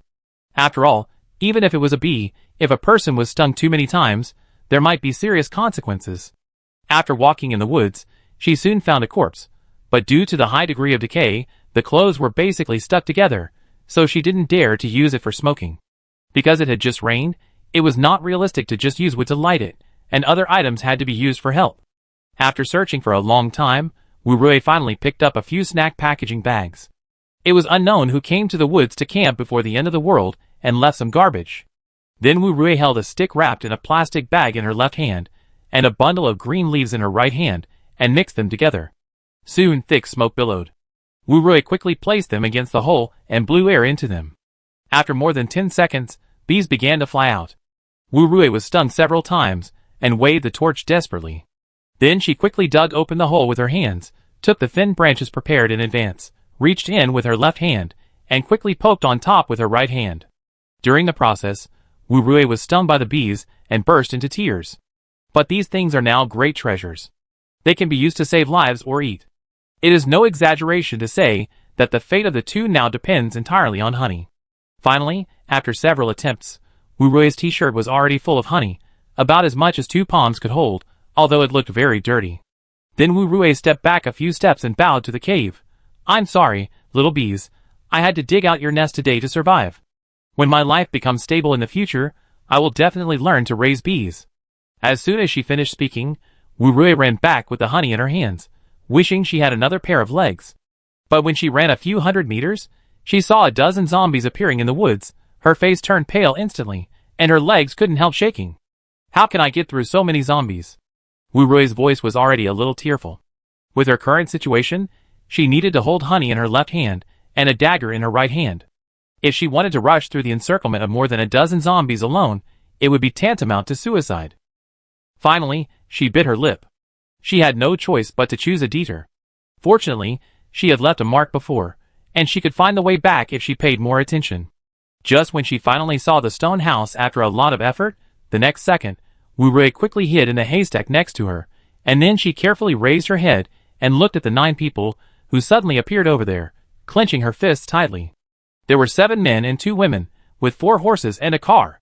They carried bows and arrows, held spears, and even brought a dog with them, watching the surroundings with a fierce look. Unlike the people who chased them before, these people looked serious, all wearing the same black windbreaker, and even wrapped their left hands with iron sheets, which showed that they had experienced many battles. Suddenly, several people gathered together as if to discuss something, and then 2 of the women walked towards the stone house. Wurui couldn't hear what they said because they were too far away. Then, Wurui saw the fainted Liao, who was carried into the car by the 2 of them. Then the group closed the door of the stone house, and another woman took out a dagger and carved something on the wall, and then left with the others. Looking at the direction they left, Wurui sat on the ground helplessly, her eyes full of self-blame. The difference in the number of the other party made her have no courage to rush out to stop those people. And because she was chased too hard by the bad guys before, Wurui subconsciously thought that this group of strangers must be bad too. If she was also caught, who would inform Brother Chen and the others in the future? At least there are more people outside, which means there is a chance to save Liao. After waiting for almost an hour, Wurui was so cold that she couldn't stand it anymore. She stood up with difficulty and limped over there. Her legs were numb from squatting for too long. During this process, she also ate some honey, which made her barely hold on. When she came to the stone house, she looked at a 5-pointed star symbol on the wall and frowned. Then, just as Wurui was about to push the door open to enter, her foot stepped on something. Looking closely, it was a black plastic bag. Then she squatted down and opened it with her hands. Looking at the items inside, her eyes suddenly widened. There was pure water, bread, and even a candle inside. Then, Wurui saw the coat she left behind before, neatly folded on the ground. Thinking of this, Wurui knew that the other party was definitely not a bad person. He could judge that there were other people just because of a coat, and even left food and water in the doomsday. He must be a big force. But when she put down the honey and chased in the direction, she couldn't see any shadow at all. Finally, she had to return to the stone house and hide in it alone. In the following days, Wurui lived in the stone house with the food and honey, and never met anyone again until a group of cars appeared. Chapter 466. After driving for almost 2 days, Qin Yu and his group walked for several hundred kilometers, and were ready to set up camp. Because there were more people, they were not moving very fast. If they came across a house or something, they would search for useful supplies. Even a hatchet would be good. In the evening, everyone tied up the clothes they had picked up, used sticks to stick into the ground to build a simple tent, and then went to look for firewood. If it rains, you can put some leaves on it to keep out the rain. In this forest, besides zombies, the most abundant thing is pine leaves. Qin Yu took Lin Yi with him, and the 2 walked for a distance, carefully and cautiously picking up the dry wood. Lin Yi held a small bundle in her hand, and was squatting on the ground to pick up another pile. Suddenly, she turned her head to look at a stone house on the left, and vaguely felt that something was wrong. She squinted her eyes slightly, confirmed that she saw a pile of black blood, and then turned back and whispered, "Qin Yu, come here." What's wrong?" Hearing the shout, Qin Yu put the wood on the ground and walked towards her. "What's wrong? Are there zombies?" While speaking, he pulled out the dagger and held it in his hand. "No." Lin Yi shook her head and pointed at the stone house and said, "Look, there are traces of blood at the door. Is there anyone inside?" Hearing this, Qin Yu looked at it for a moment and said softly, "In this weather, the house is ventilated on all sides. Even if there are people, they should have started a fire. But there is no smoke coming from it. There are probably zombies inside. Let's not get close. After saying that, he turned around and wanted to leave. But Lindy reached out and held him back, hesitating and saying, if the other party is injured or sick and can't come out to collect firewood, it's normal that he can't make a fire, and I think it's possible that he is from our community. Hearing this, Chinyu turned around, patted Lindy's hand holding his clothes, and smiled. It took us 2 days to drive here. Even if our people escaped from the community, they would hang around nearby and try to join us. Why would they come here? Halfway through his words, Chinyu suddenly thought of something and said seriously again, but what you said makes sense.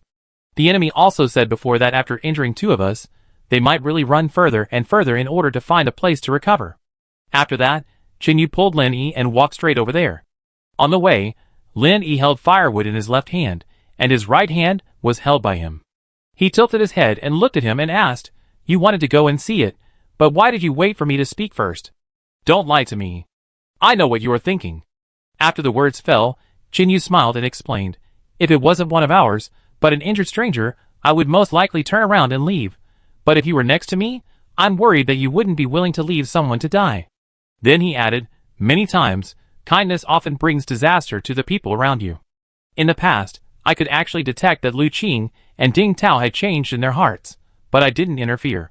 You also saw what happened later. Due to my negligence, Long Long was killed, and you were almost killed, and finally Wang Yu was sacrificed. Hearing these things, Lin Yi suddenly stopped, took his hand, and said seriously, you have done enough. You are an ordinary person, I am also an ordinary person, and we are all ordinary people. In the end times, there are dangers everywhere, and people's hearts are unpredictable. If you can do everything well and perfectly, then you are too terrible. Huh? Why do you say that? Chinyu was a little confused and whispered. Lin Yi walked closer, leaned close to his ear, and whispered, because you are neither a reborn person, you can't predict the future, nor a Superman, and you don't have superpowers. It's good enough to grow to the present. After she finished speaking, she playfully blew air into Chinyu's ear, then ran forward with a smile. Seeing this, Chinyu smiled dotingly and warned, go slowly and be careful. Hearing this, Lin Yi just raised her right hand and waved it backwards, then ran to the door of the stone house and stopped. The next second, when she saw the person lying on the ground inside, the smile on her face instantly disappeared, and she was slightly stunned. She quickly threw the firewood in her hand aside, then reached in and pulled the bolt, and immediately ran inside.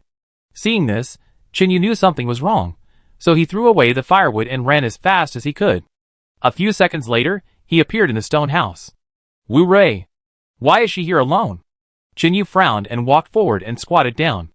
Lin Yi was checking her body. He stopped and said in a deep voice, something is wrong. She has no external injuries or bruises. I also saw it when you were training before. Wu Rui's skills are basically not threatening. How did she escape the encirclement alone? How is she? Chinyu looked at her dry and flaky skin and lips, and her hands were red from the cold, so he asked. She has a high fever, is dehydrated, and is extremely malnourished. She will die in 24 hours at most. What's wrong? Lao Cheng and Xiao Kong, who had seen them abandon the firewood, also ran over here and stood at the door curiously. Seeing the two of them, Lin Yi stood up and waved, you two came at the right time. This is Wu Rui. Hurry and carry her back to the tent.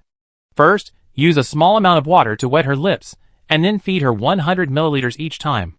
Remember not to let her drink too much to avoid adding burden to her kidneys. Hearing this, Lao Cheng realized that the person lying on the ground was a member of the community, and he and Xiao Kong rushed in, lifting the shoulders and calves respectively, and carried the unconscious Wu Rui away. Seeing the people leave, Lin Yi frowned and said, fortunately, we came in time. It is difficult to recover from a cold in winter, and coupled with a high fever, although I said that she would die in 24 hours, in fact, in about 10 hours, she might burn her brain and affect the brain nerves. Hearing this, Chinyu reached out and touched the pile of burnt ashes, looked at the stone bowl again, and whispered, it seems that she has lived here for a while. The fire should have been extinguished last night, and there is still some residual heat. There is only a little water left in the bowl. It is estimated that it was the fever last night.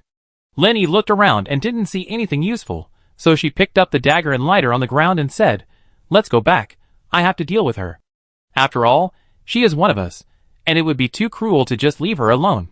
Okay, I bring the firewood back later, you go quickly. Chinyu nodded and said. Chapter 467. After Lenny left, he stood up and looked at the roof. He found that many pieces of wood had been taken down. Although the advantage was that they could be used to make fire, the disadvantage was also obvious, that is, the temperature inside the stone house was lower. However, he soon figured out why Wu Rui did this. After all, the door was made of iron bars, and could not block the wind. It was probably because of these pieces of wood that Wu Rui had basically not gone out these days. Judging from the blood of the zombies at the door, she should have killed several zombies. Although I don't know how the body was disposed of, there are surprisingly no signs of zombies around. As he looked around, Chinyu touched his chin and analyzed it carefully. According to the footprints he found in the woods before, he knew there were people around. The strange thing is that it looks like there is only one person, which is impossible. Human footprints will walk in a regular pattern, but zombies are different. They either limp or drag one foot.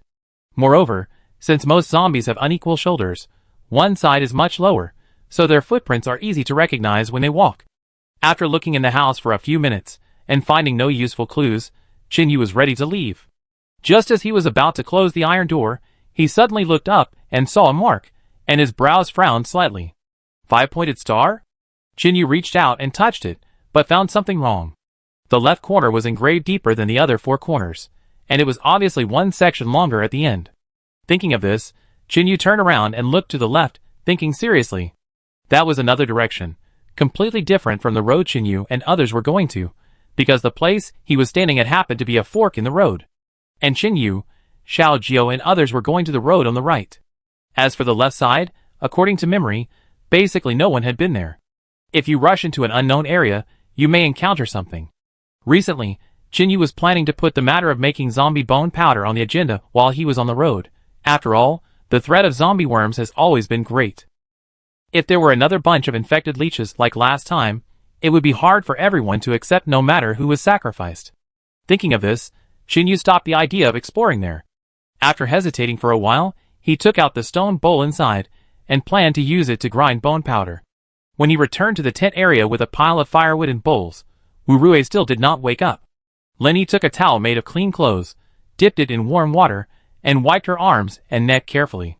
Finally, he put some cold water in a plastic bag and put it on his forehead. The snow had basically melted, but the temperature had not risen yet. Chinyu did not ask any more questions. Although he wanted to know the whereabouts of the others, there was no point in being anxious. Soon, everyone who had collected firewood came back. More than a dozen people went out together, and soon piled up a small mountain of wood, which was enough to burn for a whole night. Then Xiao Ning and Yang Zi also surrounded Wu Rui, and helped Lenny wipe her body. When the private parts such as chest and thighs were involved in the process, they were pulled up with cloth. Just as Chinyu was about to find some zombie bones, his eyes suddenly lit up, and he walked towards the thin man tied to the tire. Your name is Xiaoshu, right? I have something to ask you. After that, Chinyu stepped forward to untie the rope, grabbed his neck with one hand, and walked towards the stone house. Seeing this scene, Xiaoyin thought Chinyu was going to kill him, and wanted to shout loudly, but Xiao Jiao stood in front of her and whispered, "What are you doing?" Seeing this, Xiaoyin moved her head to the side, pointed behind Xiao Jiao, and said, "Chinyu, he doesn't want to." Hearing this, Xiao Jiao shook his head slightly. Xiao Yu didn't even have a dagger, how could he kill him? Okay, be good, he must have something to ask. I go over and take a look. Chinyu walked Xiao Shou for more than 10 meters, then pointed to the road on the left and asked coldly, "Are there any survivors living there?" Hearing the question, Xiao Shou touched his cheek, then raised his head and took a look. The next second, he hesitated and said, "Why are you asking this?" Chinyu snorted coldly and continued, "I ask you questions, do you understand?" Xiao Shou hesitated for a moment, he looked back at the girl behind him, gritted his teeth, and said, "A few 100 kilometers away, there is a group of people using cold weapons. The number of people is unknown, but it is said that everyone has strong physical fitness.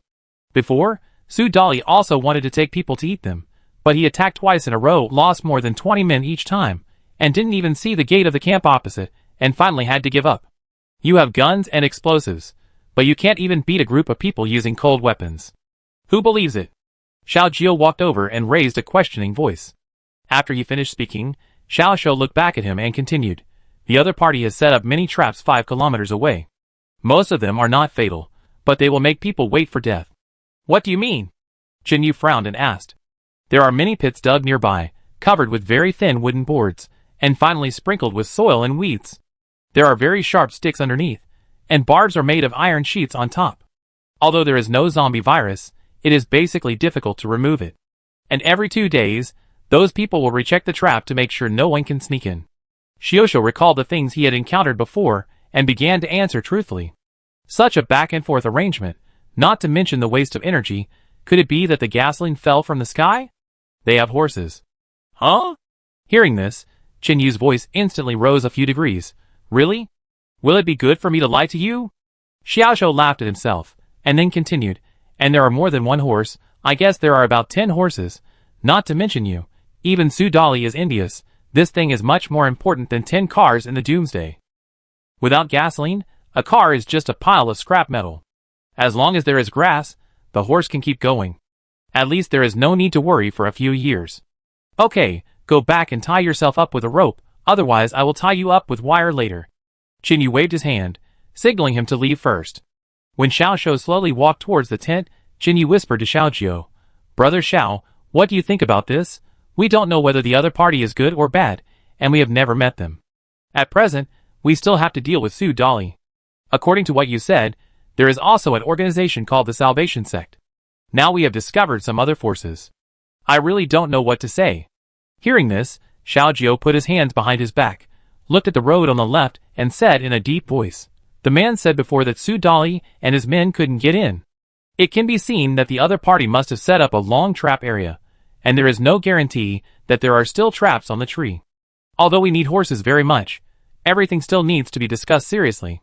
Chapter 468. Chinyu nodded and said seriously, Yes, this is the first time I heard about the whereabouts of horses in such a long time. If we have this thing, we can find a cart or something and tie it with a rope, which will make it convenient to pull supplies in the future. Hearing this, Xiaojiu laughed and said, From what you said, can't we use cows? Cows won't work. Chinyu shook his head and continued, Cows are not as fast as horses, and they are easily caught by zombies. They may not survive in the wild. Of course, the most important thing is that we can't even meet cows at the moment. Chinyu shrugged helplessly, and then walked towards the tent. When he arrived at the parking lot, Chinyu checked whether Xiaoshu's hands were tied, and then said with satisfaction, Be honest, it will be good for everyone, so as not to make you uncomfortable. After he finished speaking, he went to see Wu Rui again, and was surprised to find that he had woken up. Brother Chun, you are here. Wu Rui supported the ground and wanted to sit up. Seeing this, Chinyu waved his hand and said softly, Lie down and have a good rest. After that, he turned his head and whispered to Lin Yi, How is the situation? Is there anything serious? Hearing this, Lin Yi replied in a low voice, Feed her some salt water, the body should be better. Okay. Chinyu nodded, Then I want to ask her something, it should be okay? Just don't take too long. Lin Yi said truthfully, and then left with Xiaoning, ready to feed the chicks. Recently, as time goes by, the 2 chicks are bigger than before, with more feathers, and for some reason, these 2 little things like to be very close to Lin Yi. Usually when Lin Yi is roasting a fire, they will run to her feet. Of course, in order to avoid accidents, they are rarely let out at night. After all, it is dark at night. If someone accidentally steps on them to death, it will be a big loss. After the others left, Chinyu sat over and swept the dirt on the ground with his feet, took an old piece of clothing from the side and put it on the ground, then sat cross-legged. To be honest, you were so dirty before, I almost didn't recognize you. Later, Yi and Xiaoning cleaned you up, and you really look a lot thinner. You must have suffered a lot recently, right? When Wu Rui heard this, her nose felt sore, and she began to sob, whispering, Brother Chen, it's okay for me to live a miserable life, but you have to go find Sister Xiaoyao. Hearing this, Chinyu frowned slightly and said, She really left with you, but why are you alone? Where is Li Yao? After the voice fell, Wu Rui seriously talked about the things that happened before. A few people gradually gathered around. More than 10 minutes later, Wu Rui finished the last sentence, and then touched his fingers and whispered, I'm sorry, I'm too weak. There are 9 people on the other side, and there is a dog. I really don't dare to rush up to stop them. Although they look good, no one can tell in the doomsday. Maybe they are just smiling tigers, or maybe they took Sister Yao back to be a slave. No matter what, these consequences are caused by me. I have no complaints if you want to beat or scold me. After saying that, Wu Rui closed her eyes and sat up. but there was no movement around. After a few seconds, she opened her eyes and looked around, and found that everyone was busy with their own things, either making dinner or stabilizing the tent. Seeing this, Yangzi walked over and squatted beside her, holding Wu Rui's shoulders, and said seriously, did you have a fever and burned your brain? What nonsense are you talking about? Lenny also sat by the fire and shouted, don't make yourself unhappy. There are many accidents in the doomsday. No one can predict what will happen in the next second. And you are right to hide outside. Otherwise, we don't know the whereabouts of you two. If you are all captured, you won't know whether you are dead or alive. After the two of them finished, Chinyu nodded and said, I've said before that we are different from other people, so you don't have to blame yourself. Judging from the fact that those people can lead dogs, they may not be good people, but they may not be bad people either. Huh? How do you know that? After listening to everyone's comfort, Wu Rui felt much more relaxed than before. She raised her head and asked in confusion. Because in the current environment, meat is very attractive to people, and I don't know if you have eaten it before, dog meat has another name, called fragrant meat. Chinyu smiled and explained softly. Most people can't resist this temptation. After all, when they are hungry, they don't care what kind of meat it is. But those people chose to feed dogs to warn zombies. At least it shows that they have enough food resources. Xiao Yu is right. Xiao Jiu walked over and looked at the girl in tattered clothes and a miserable look in front of him and said, those people must have enough food to feed dogs. If the people are starving, how can they have other food for the dogs? After all, to put it bluntly, dogs are also considered food in the apocalypse. Lao Chung came over with a set of old clothes in his hand and said with a smile, the roasted dog meat was indeed very fragrant, but Chinyu said he would not eat it no matter what a pity. Hearing this, Chinyu said seriously, it's still the same old saying, I don't care if others eat dog meat, and I won't interfere, but I will never touch it myself. If one day in the future I am about to starve to death, I will choose to eat it, but not now. After saying this, Lin Yi, who was originally playing with the chicken, suddenly looked up at the serious man, his eyes slightly curved, a smile appeared at the corner of his mouth, and he whispered to his feet, this is the last bit, it will be gone after eating. At night, it was already dark, and there were 2 fires under the tent, so the temperature was not low. Since they were staying overnight in the wild, now, like before, each person had to keep watch for an hour, and rotate according to the frequency of camping, mainly for safety. Although there were cans of warning lights hung 10 meters outside the tent, they could only prevent zombies and the like. In order to avoid being attacked, it was necessary to keep watch. At about 1 a.m., Chinyu carefully sat up from the ground, put on his shoes, picked up the clothes covering his body, and walked to the middle area. Then he gently put the clothes on Lin Yi, put his hands in for her, and walked to the parking space again. Xiao Shou was tied up here alone. Although he was wearing thin clothes, in order to prevent him from freezing to death, Xiao Jiu also built a fire for him when it got dark. As time went by, he could not add firewood, and it was about to go out. Chinyu's action at this time was to add some wood for him. Chapter 469. Thank you. Xiao Shou suddenly spoke up as he watched the fire being relit. Chinyu stopped and said in a deep voice with his back to him, your hands are not stained with the blood of the community, and I have no reason to take your life. When you live under someone else's roof, you have to do some things, but you also have to know whether you can bear the consequences. After he finished speaking, he walked towards the night watchman. That was all he had to say. People with different ideologies cannot work together. Chinyu was too lazy to persuade such a person. Anyway, he would not take him in afterwards. Hearing the footsteps, Xiao Kong looked back nervously with his rifle in his arms, and said in surprise, Hey, brother Yu, why are you here? The next one should be Huang Lulin. Hearing this, Chinyu shook his head slightly, walked up to him and whispered in his ear, I have something to go out for, you keep an eye on this for a while, and tell the next person on night watch that if the man next to the car makes any movement, kill him directly. Xiao Kong was stunned for a moment, but immediately nodded and replied, I understand, brother Yu, you can go without worry. Yeah. Chinyu patted his shoulder, then walked to his car, reached under the seat and fumbled, and took out a pistol magazine. Then he took out a few bullets, took out the pistol from his waist, and put a few more bullets into it. This time, Chinyu thought it would be better to bring more ammunition in case of emergency. After putting the gun and dagger back in his pocket, Chinyu walked directly towards the woods. When he walked a little distance, he saw a black figure in front of him. Hearing the noise, the figure turned around and whispered, Let's go, Xiaoyu. Let's go to the front and take a look. The person who spoke was none other than Xiao Jiu, who had been waiting here a few minutes ago. The two had decided to go to the nearby mountains to find the location of the military factory. Xiao Jiao took a look at the map that Xiao Shou had drawn before, and the more he thought about it, the more strange it felt. Finally, he found something wrong. That is, he seemed to have some memory of this area, and always felt that he had been here, but he could not confirm it. Until last night, when Xiao Jiao was preparing to build a fire for the little Shou who was tied to the tire because he felt sorry for him, the latter suddenly said that there was a mysterious area in the nearby mountains. Before the end of the world, troops often patrolled there. Cars could not enter normally. No one knew what it was. If they were short of supplies, they could go and search. When Xiao Jiao heard this, although he was a little confused, he knew what it was in an instant. However, he did not reveal any flaws, and just nodded casually. After discussing it with Qin Yu, the two agreed that it was very likely that the military factory mentioned by Xiao Jiao before was there. Although it was very likely to be emptied, the zombie outbreak was very sudden, and it was estimated that there would be some resources left. But no matter what it is a timely help for them now. Even if there are a few military coats in it, it is worth their trip. So after careful consideration, they decided to go there in the middle of the night to take a look. What if they really find what they want? In this way, Qin Yu and Xiao Jiao started running towards the mountains in the southwest at 1 o'clock in the morning.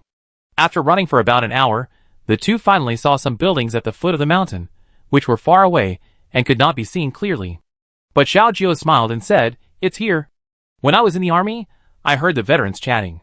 They said that a military factory somewhere needed to be moved recently. Now it is allowed to build factories in the suburbs. The mountains are too remote. Heavy rains can easily cause mudslides and are unsafe. The superiors decided to take people to dig out another road. In the end, the road was built, but for some reason, the original address was kept and not moved."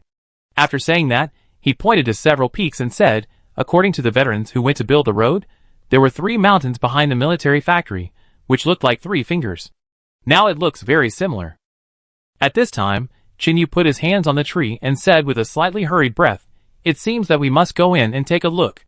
Hearing this, Xiao Jiao hesitated and said, "This place should have been abandoned before the end of the world. After all, I have been a soldier for many years. I guess there will be very few useful supplies. Are you sure you want to go?" Hearing this, Qin Yu wiped the sweat from his head and smiled. "I ran for an hour to get here. You asked me to turn back directly. Isn't this a joke? Even if there is nothing, I have to go in and pick up a piece of iron sheet." As soon as he finished speaking, he began to walk towards the foot of the mountain. Seeing this, Xiao Jiao said no more and was about to follow him when he suddenly heard a noise behind him. He turned around and saw a zombie wandering towards him. But he was too lazy to care about it and left it in the woods. After about 10 minutes, the two finally arrived at the door of the old military factory. Looking at the vines hanging on the wall and some buildings and houses inside, Qin Yu also realized that they had really found this place. They didn't bring any lighting when they went out, but it didn't bother them. They were about to find something to make torches when a few zombies stood out at the edge of the woods. Seeing this, the two smiled at each other, drew their daggers and walked over. More than a minute later, they were holding torches and walking towards the closed iron gate. Looking at the big iron chain on the door and the other 2 locks above and below, Xiao Jiao said, "It's locked very firmly. There's no way to climb in. We have to go from the wall." Qin Yu nodded and followed him. There were many glass fragments stuck on the edge of the wall, and it was impossible to climb directly, so Qin Yu simply cut down a tree trunk as thick as his arm and used it to knock it. Then he took off his clothes from the zombie's body and put them on top. Xiao Jiao wiped the torch on the ground, approached the wall, crossed his hands, and motioned Qin Yu to step on it and climb up. Qin Yu did not refuse seeing this. After all, he was lighter and more suitable to go up and see what was going on. When Qin Yu climbed up the wall and sat on it, he looked at the scene inside the military factory. He suddenly frowned slightly, reached out to take the torch and shone it, and said in surprise, "Fuck, it's cleaner than my face." As soon as he finished speaking, he reached out and pulled Xiao Jiao up.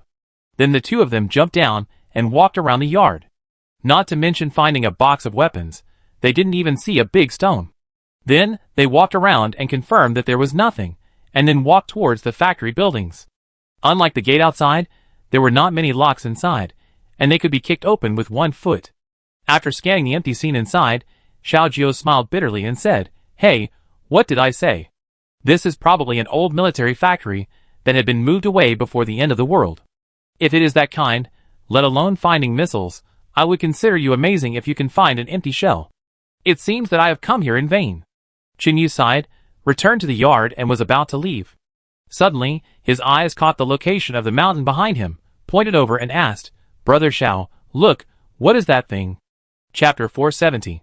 Hearing the shout, Xiao Jiu walked outside and asked in confusion, "What's wrong?" Then he looked at the place Chinyu pointed to. It was a little dark at first, and he couldn't see clearly. But when Xiao Jiu squinted his eyes, he was shocked and said in a deep voice, "It seems to be a crashed helicopter." After the voice fell, the two looked at each other and decided to check it out. As soon as he said it, Chinyu ran directly to the wall at the foot of the mountain and turned back and shouted, "The landslide collapsed the wall here before, it seems we don't need to take a detour." When he got to the mountain outside, Chinyu put out the torch again. The factory needed lighting inside, but it was not necessary outside because of the moon. Of course, the most important thing was that the light of the fire would spread very far in the early morning. If it was seen by some survivors, it might cause unnecessary trouble. When going out, Chinyu still thought it was better to have less trouble than more. Touching the moss on the stone in front of him, Xiao Jiu frowned and said, "It's a bit slippery. It's probably not convenient to climb up."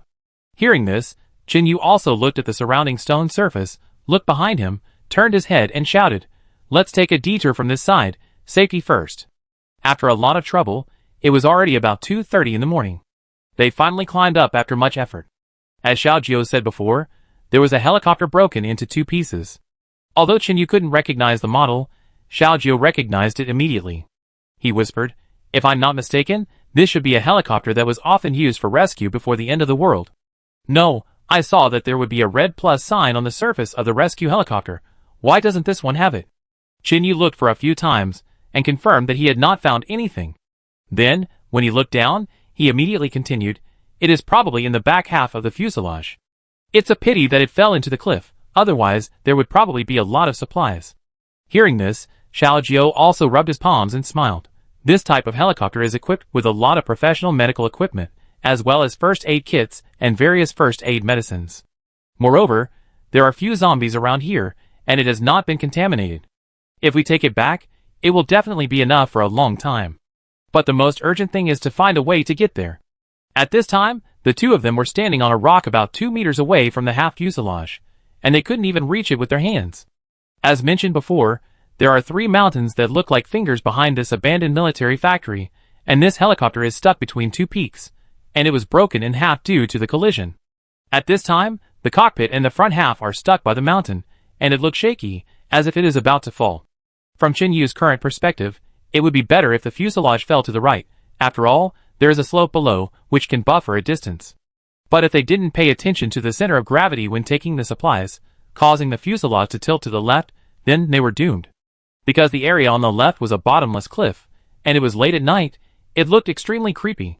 The most important thing was that if they fell from such a height, even if there were a few supplies left, they would basically be broken. So what they had to do now was to find a way to make that half of the helicopter fall to the right. Standing on the cliff, they couldn't come up with any countermeasures. After all, it was 2 meters away, and it was difficult to jump over there, and there was no place to land there. Originally, according to Xiao Jiu's plan, he was going to go back to the tent with Chinyu first, and call everyone over after the matter was done, and everyone would work together to find a solution.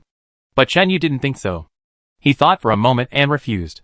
The reason he gave was that the road was too long and the car couldn't enter. If he ran for an hour, it would consume a lot of physical strength. Moreover, there was obviously not much food here.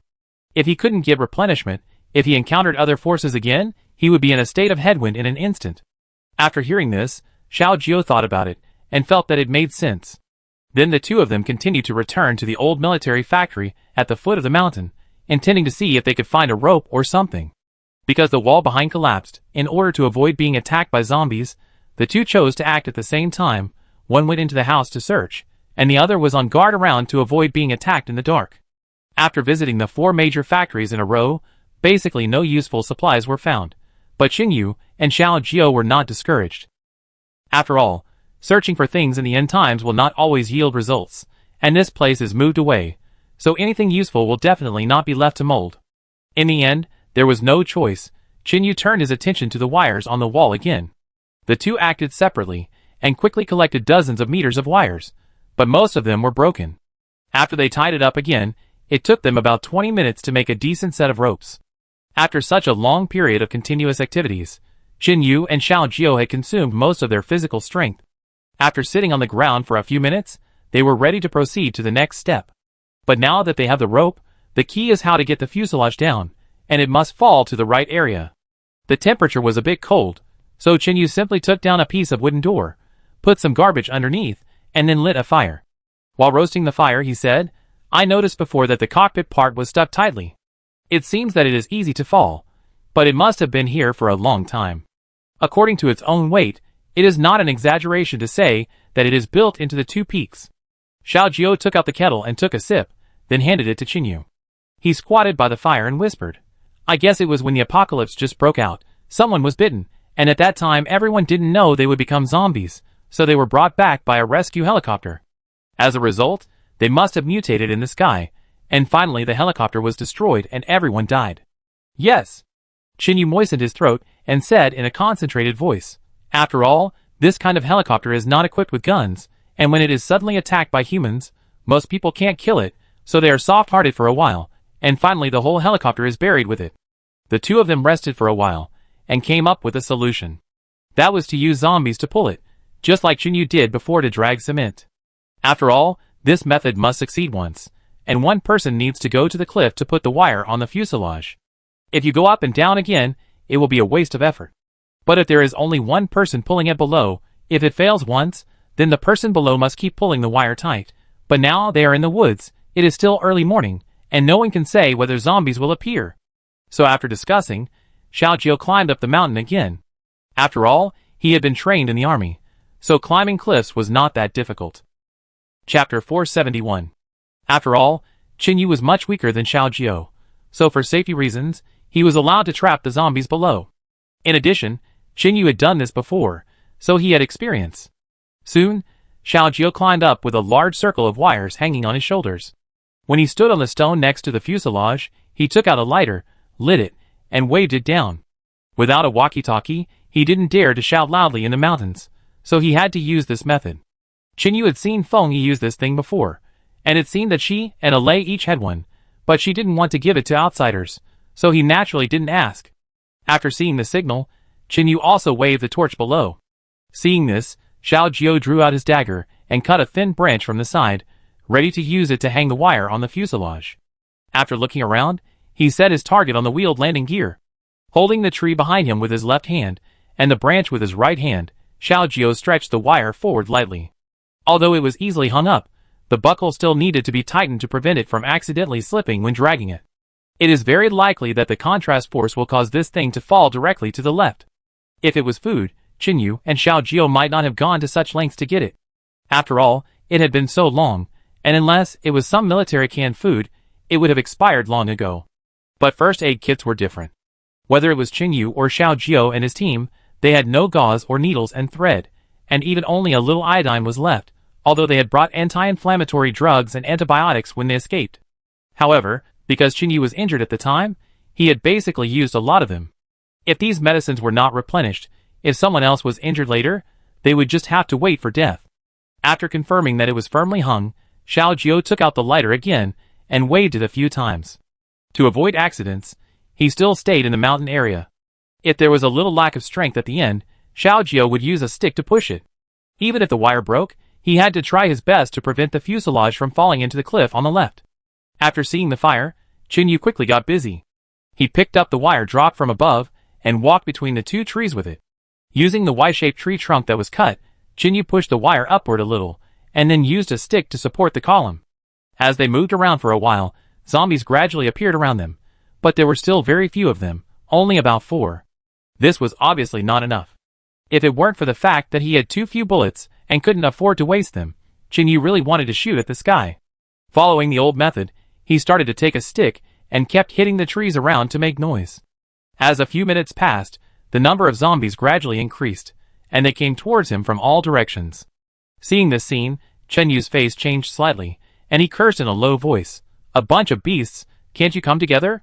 As soon as he finished speaking, he began to use meat as bait and ran directly towards the zombies, flapping his hands as he ran. In order to get the zombies into the noose, Jin Yu was forced to lead them together, which took a little time. Xiao Jiao was shivering with cold on top, only listening to the movement from below, but the helicopter was not pulled. Finally, when he was about to lose his patience, the half of the helicopter in front of him suddenly made a creaking sound, and the wires were pulled straight in an instant. Qin Yu, who was below, frowned as he watched the wires blocking the zombies in the middle. Damn, I overlooked the fact that you will be pulled apart. Time was urgent, so Qin Yu quickly picked up a few pieces of wood from the ground, took a few steps forward, and stuffed them hard into the front of the zombies' stomachs. Fortunately, he was wearing thick clothes, and the zombies' hands could not scratch their skin at all. After adding a few pieces of wood, the zombies were not pulled apart in the middle. As they retreated further and further, gravel began to fall from above. When the zombies could hardly move, there was another loud rumble, and a huge monster fell directly downwards. Seeing the zombies in front of him suddenly stumble forward, Qin Yu quickly ran to the side, fearing that he would run a little slower. The consequences of the helicopter falling were very serious, and even caused many stones to roll down, and directly crush the zombies into meat paste. Thanks to the many trees blocking the way, the helicopter only rolled a few times when it fell and got stuck. Qin Yu, who was hiding in the corner, finally breathed a sigh of relief when he saw this scene. He was worried that this thing might roll into the zombie pile, otherwise it would be contaminated and cause great losses. After that, the forest soon returned to silence. Qin Yu and Xiao Jiao did not waste time and quickly searched.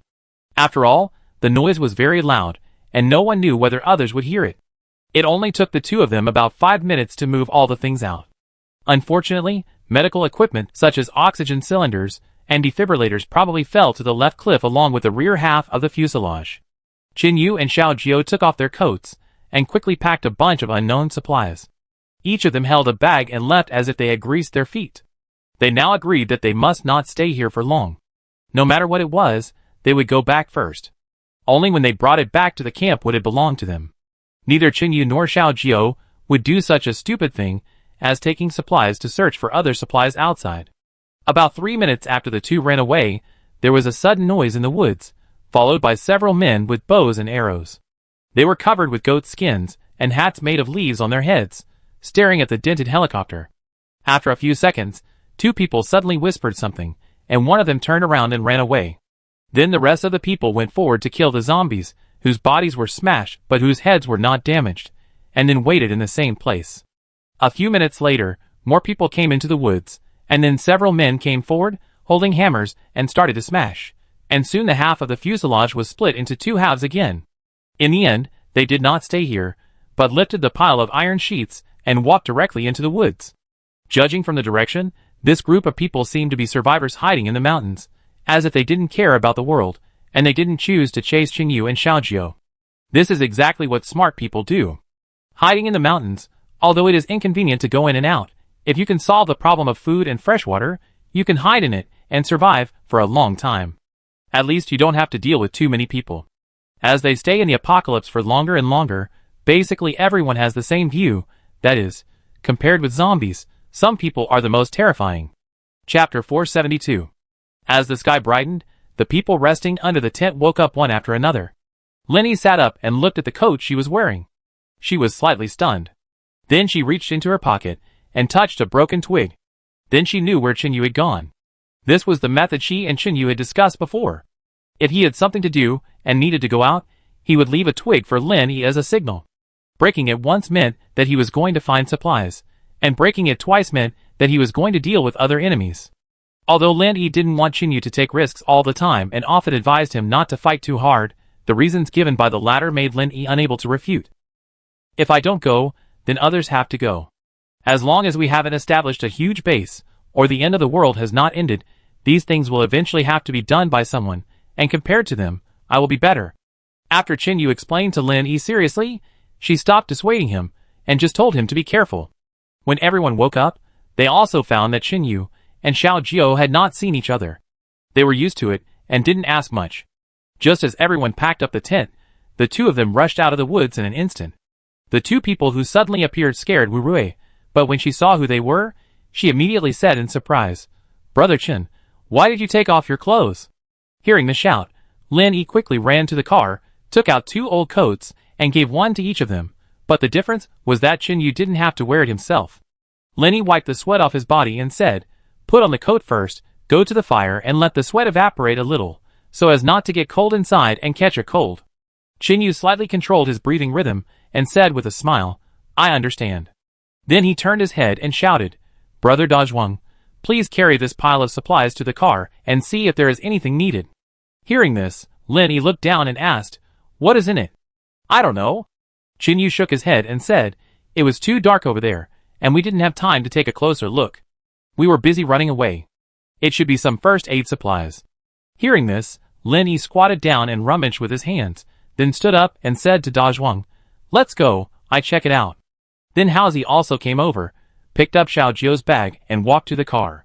After they dispersed, Qin Yu and Xiao Jiu went to the fire to warm up the sweat on their bodies. As soon as they sat down, Qin Yu waved and shouted, Yangzi, do you have any dried meat or canned food? Give us some. We are so hungry after a night of hard work. Yes. After more than 10 seconds, Yangzi ran over with 4 cans of meat in his arms, ready to heat them up by the fire. Seeing this, Qin Yu took out 2 cans and handed them back to her. You don't need so much. 1 can each for us will be enough. Okay. Yangzi also obediently put away the 2 cans and put them back in the car. Soon the two sat by the fire, chatting and eating.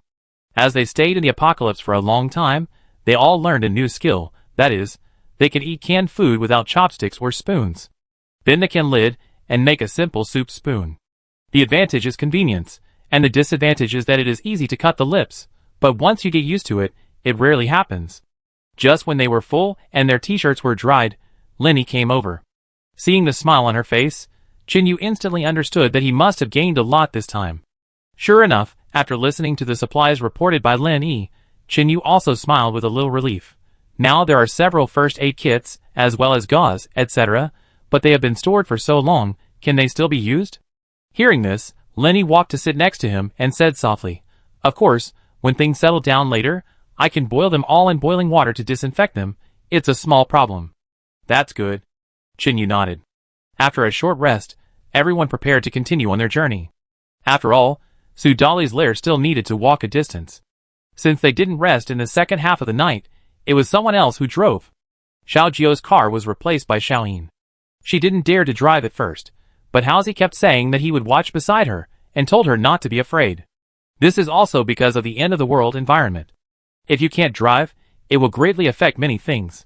Xiao Jiu also lay comfortably in the back seat, closed his eyes, and said, Now you don't need to take the test, and there is a saying that people who can drive may not pass the test.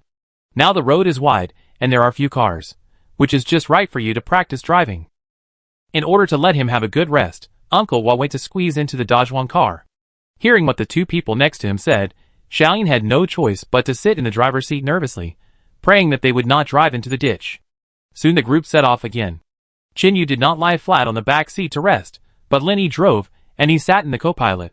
2 days passed in a flash, and the group was getting closer and closer to the destination, and that Xiao Shou was getting worse and worse, and recently he coughed a lot. Although everyone knew that he was an enemy before, they didn't care about him, but it was not good to keep coughing like this. At the very least, several groups of zombies were attracted. Finally, more than 50 kilometers away from Su Dali's villa park, Xiao Shou was no longer able to hold on, and even had diarrhea. Because it was getting dark, everyone couldn't travel at night, and chose to spend the night near an abandoned sentry tower. Xiao Jiu also asked Qin Yu how to deal with that person. After pondering for a while, Qin Yu gave the answer that they had not yet entered the target area, and they could not let this man die directly. Finally, Qin Yu took Lin Yi to check next to him. But without instruments, Lin Yi could not see much useful information, so he could only patiently ask from Xiao Shou's mouth. Finally, he treated the wound on his body that had already festered, and soaked some water with charcoal ash and fed him to drink, which barely improved the diarrhea. In this way, his life was saved, and at least it should not get worse at the moment. After dealing with this problem, Qin Yu, Xiao Jiu and Dazhuang, each holding a dagger, began to search the sentry tower to confirm that all the zombies were killed. With a bang, Dazhuang kicked the closed wooden door open, holding a torch and walked in, followed by Qin Yu. With the sound of corpses falling to the ground, Dazhuang came out and waved, and everyone entered one by one with their luggage. The area inside was quite large, a pentagonal tower with 2 floors and windows, so the light was not that dark. Chapter 473. After putting away their luggage, everyone worked together to carry the corpses out and pile them around the sentry tower. Although they smelled bad, their smell could also drive away zombies and corpse worms. 2 days ago, when traveling, Chinyu also successfully made zombie bone powder. He used the stone bowl to pound almost 2 mineral water bottles. Since there was no sun recently, Chinyu had to choose to smoke or roast it with fire. As a result, this thing was finally made into the same color as charcoal, and it looked black. When everyone was preparing to rest in the sentry tower, he took a bottle and prepared to find some corpse worms for experiments. It was already clear before that whether it was zombies or corpse worms, even animal zombies, they would not attack their own kind, which was why the cities were not defeated by corpse rats when the outbreak first occurred. After all, the zombies had already entered various cities, and the smell was spread widely, and the animal zombies could not distinguish it. In addition, many people outside the city were fleeing for their lives, so at that time, the people in the city were safer. Of course, Chinyu only figured out these reasons half a year after the outbreak of the apocalypse. In this way, it was a coincidence. The area around the abandoned sentry tower was very desolate, and the woods were far away. This area should be considered a plain. Chinyu walked for most of the day, and did not find a single infected corpse worm. Finally, he had no choice but to walk towards those dark and humid places.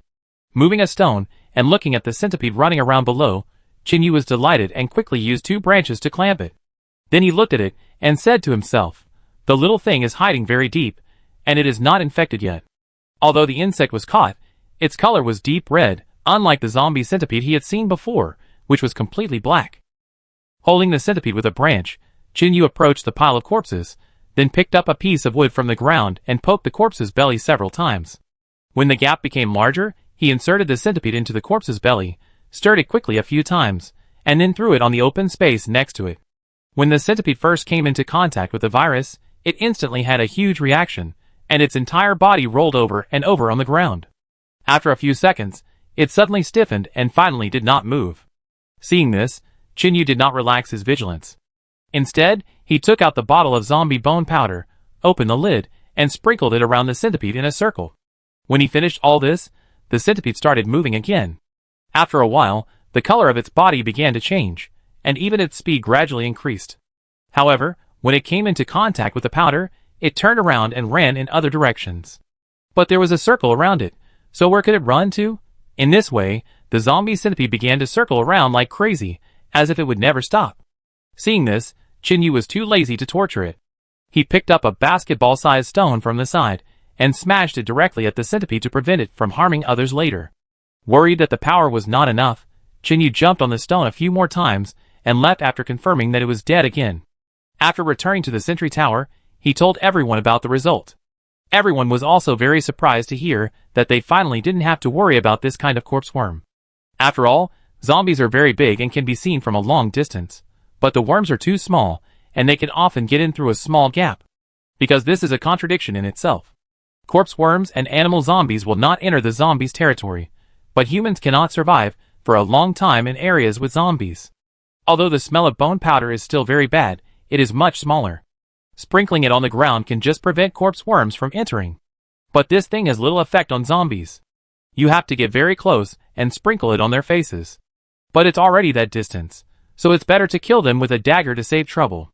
When it got dark at night, Chinyu brought Xiao Jiao and Zhuang, as well as Uncle Hua, Haozi and Lao Cheng, together to hold a meeting to discuss how to deal with the people in Su Dali's camp. Of course, there was nothing to say about those men who did not attack their community. They would not be killed if they surrendered, but there was a slight disagreement among the people about some of the captive slaves. According to Lao Cheng, they were currently short of people, and could be recruited. At that time, they could be divided into several teams, and sent out to search for supplies, and take the lead. But Chinyu did not think so.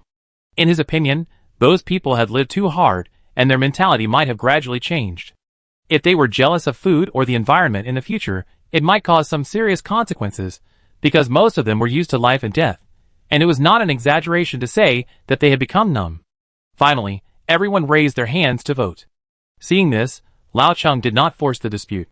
The 6 people unanimously decided that no matter where the survivors who were locked up went, they would not be taken in. After a simple meal, everyone spread their sheets or clothes on the ground and prepared to rest. This was also because they had found a lot of bedding in the houses on the roadside. At about 11 o'clock in the evening, the deafening thunder woke everyone up, even the baby in Shinxi's arms, who was crying loudly at this time, but compared with the noise outside, the child's crying seemed insignificant. Raindrops fell on the watchtower, and crackling sounds came from all directions. Jinyu and Xiaojiao took plastic sheets and placed them horizontally at the door to prevent the wind from blowing the rain in. Boom! A lightning bolt struck the nearby woods, and the tree fell down in an instant, hitting the watchtower directly, but fortunately it was far away, so no serious consequences were caused.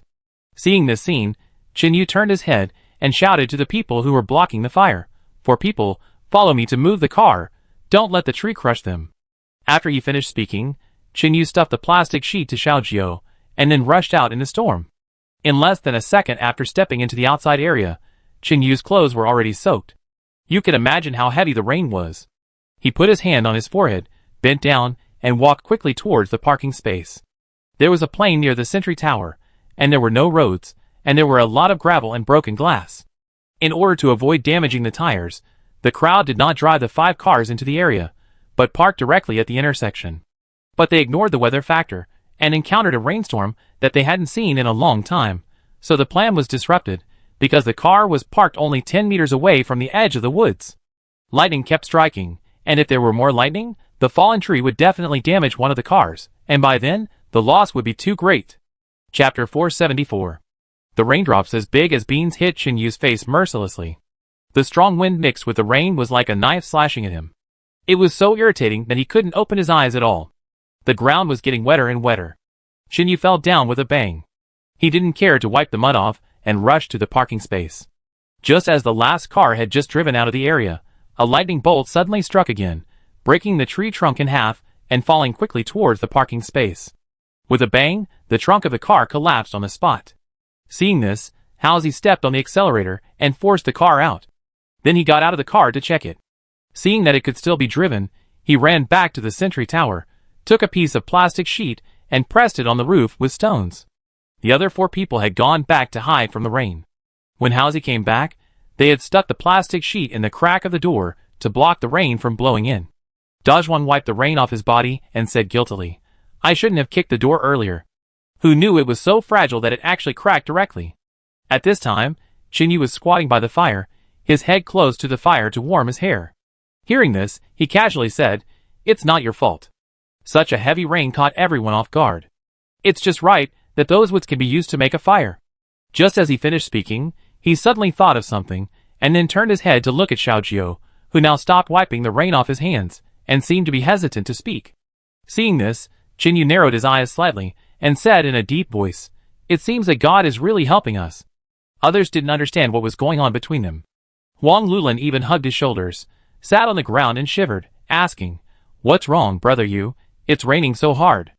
I'm freezing to death. How can you say that?" After saying that, Jinshi hugged the child, then turned his head and sneezed. Seeing this, Lao Cheng took off his coat and put it on her, saying softly, "Don't catch a cold." But Jinshi did not accept his kindness, but moved a step to the right with the child in his arms, lowered his head and said, "I'm not cold, you don't have to give me clothes." In fact, she also knew what Lao Cheng meant, but now, Jinshi's heart was dead. In the past, she had to endure humiliation in order to survive, but now she has come into contact with such a group of people who would rather die than surrender and survive with difficulty. Jinshi no longer trusts any man now. She only hopes to raise her sister's child well, and she is willing to be bitten to death by zombies in the future. Feeling her attitude, Lao Cheng was suddenly stunned, raised his hands and stood there, then smiled bitterly in his heart, walked forward to pick up his clothes, and then took 2 steps to the left. At this time, Jinyu, Xiaojiao and De Zhuang were discussing the plan. No one paid attention to the situation here, except Lin Yi. She touched her wet ponytail behind her head, then blinked, and walked towards the old city. "Well, since no one wants your kindness anyway, why don't you give me the clothes?" Hearing this, Jinshi looked up at Lin Yi, who also smiled back at her. Seeing this, Jinshi lowered her head again, her eyes kept looking at the baby in her arms, gently rocking. Lao Cheng was a little depressed at the moment, and he handed the coat to Lin Yi, and then he walked to the fire. Then Lin Yi took the coat and looked at it. He didn't see any holes, so he walked to Jinshi again. Seeing someone coming, Jinshi shook his head slightly. "I'm really not cold." Hearing this, Lin Yi rolled her eyes. "You are not cold, and the child is not cold either, right?" Because she is very beautiful, rolling her eyes looks a little cute, and Jinshi didn't feel any discomfort. When she heard this, She realized that there was a lot of rain near the baby's swaddling clothes. At present, everyone was gathered around the fire, blocking the light, so Chin-Shi had not noticed it. In addition, she had been holding the baby for a whole day, and her arms began to feel numb.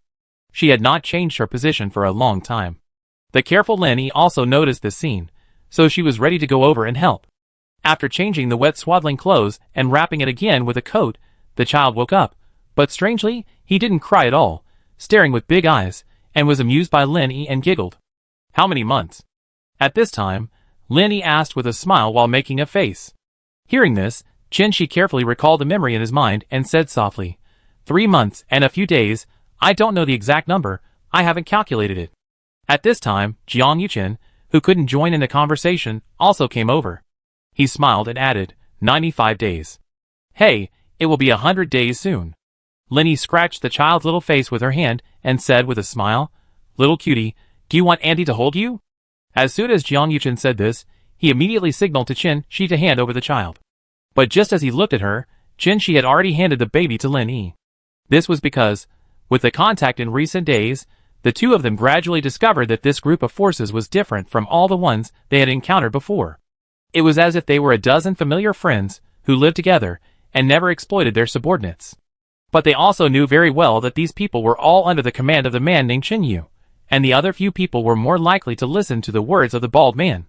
In addition, Qin Yu often gets close to Lin-Yi, so Chin-Shi and Jiang Yuchen both know that if they can please Lin-Yi, they will at least not die from illness or injury in the future. And Lin-Yi basically didn't care about them before, so there was no chance for them to have contact. Although other people were very friendly to the baby, it was only some people. While holding the child, Lin-Yi gently patted his coat and whispered, Adults can't stand being sick in the end times, let alone such a young child, so you have to pay more attention to everything. After she finished speaking, she sniffed and frowned. Do you two smell a strange smell? It's not that Lin-Yi couldn't smell it, but in the current environment, there are too many smelly things. Although Lin-Yi and the girls are very clean, they have been fleeing in the wild recently, and the conditions do not allow it. In addition, they need to run around, so they can't take a shower. There is more or less some smell on the body, but it's not bad. Then Lin-Yi suddenly thought of something and leaned her head into her arms. The next second, she raised her head and let out a sigh. Well, the baby has pooped. Chapter 475. Then Lin-Yi handed the child back to Chin-Shi and explained, Come here, I haven't changed the child's diaper yet. Do you have any replacements? How about trying with clean gauze? I disinfected a batch yesterday. Hearing this, Chin-Shi shook her head. She put the child on the bed sheet on the ground and said as she untied it, Thank you for your kindness, but we brought diapers, and there are still a lot enough. Brother Chen, go get some. Hearing this, Lin-Yi was stunned and frowned.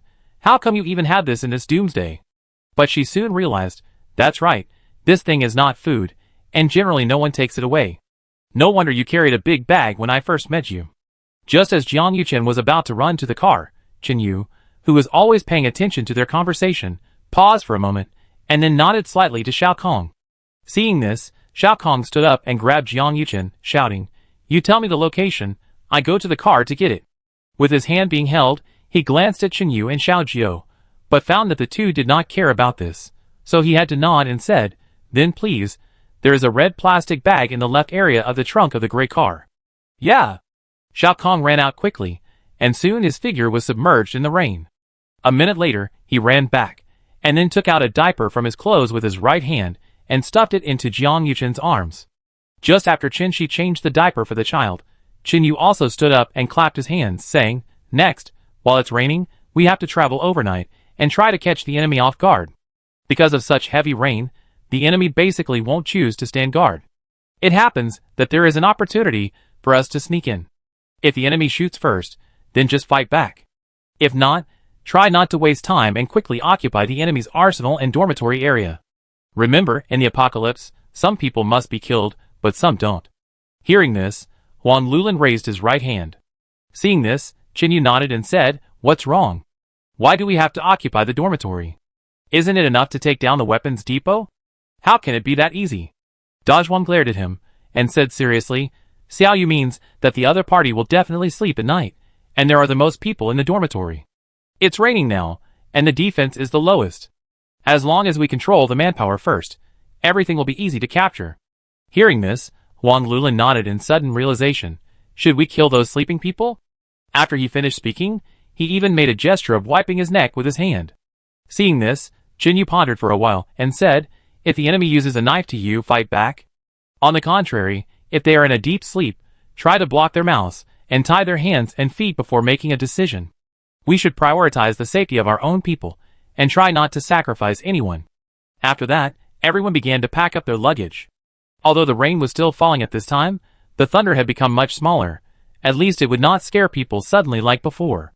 After everyone got back in the car, they started the car immediately and headed for the final target area. Because it was early in the morning and it was raining, Jinyu did not let everyone drive in the dark, but drove forward with the headlights on to avoid accidents. The rear area of the last car was a little damaged, and rain would drip in from time to time. Seeing this, they tied it up with plastic sheeting and ropes, and it could barely be driven. Then, they would find a way to repair it after it stabilized. A flooded car in the apocalypse was also a small problem. After about an hour, the 5 cars quietly stopped behind a hillside. Except for the girls, who did not get out of the car, all the men lay on the hill, quietly looking at the large number of buildings a few hundred meters ahead. It was almost 2 o'clock in the morning, and the rain had lightened up a lot. Although everyone was soaked like a drowned rat, they were used to it. Housie lay on the ground, looking at the several-meter-wide river below, swallowed his saliva, and said, these bastards really know how to choose a place. There is such a river outside the camp. I'm afraid there will be endless fish to eat. Hearing this, Xiao Jiao handed the telescope to Jinyu. A smile appeared on the corner of his mouth, and whispered, there is another treasure place about 100 meters away at 11 o'clock. Jinyu took the telescope and looked at it. He was stunned and blurted out, damn, there is a lake, and it is inside the wall.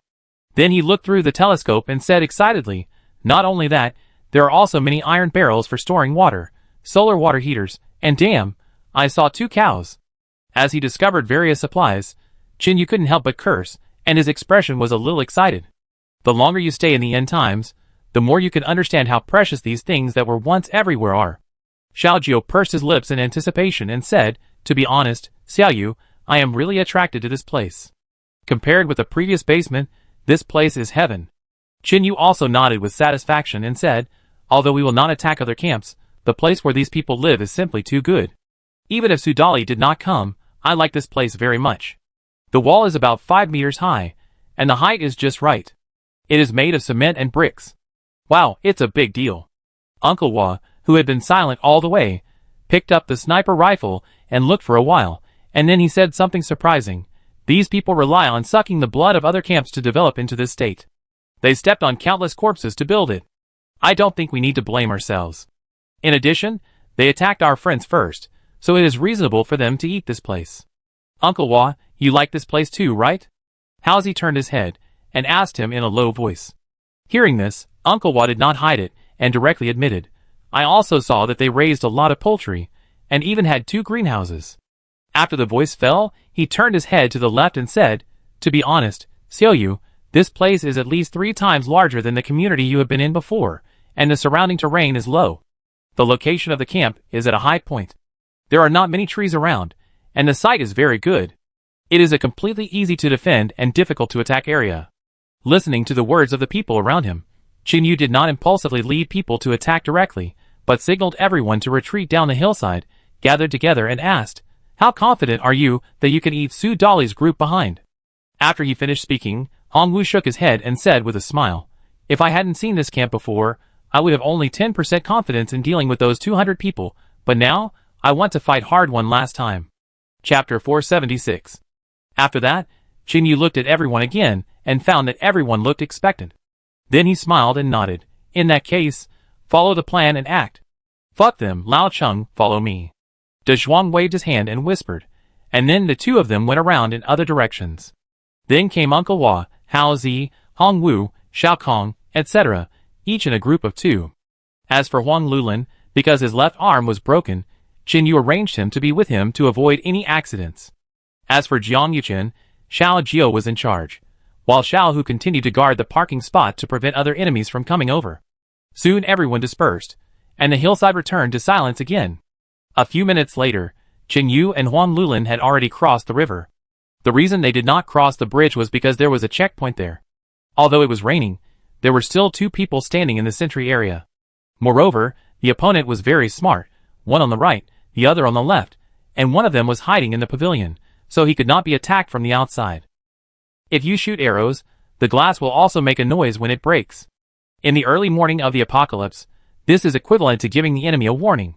So according to the previous agreement, the men will get closer first, and then a girl will act as a survivor in distress to attract the attention of the 2 people on the bridge.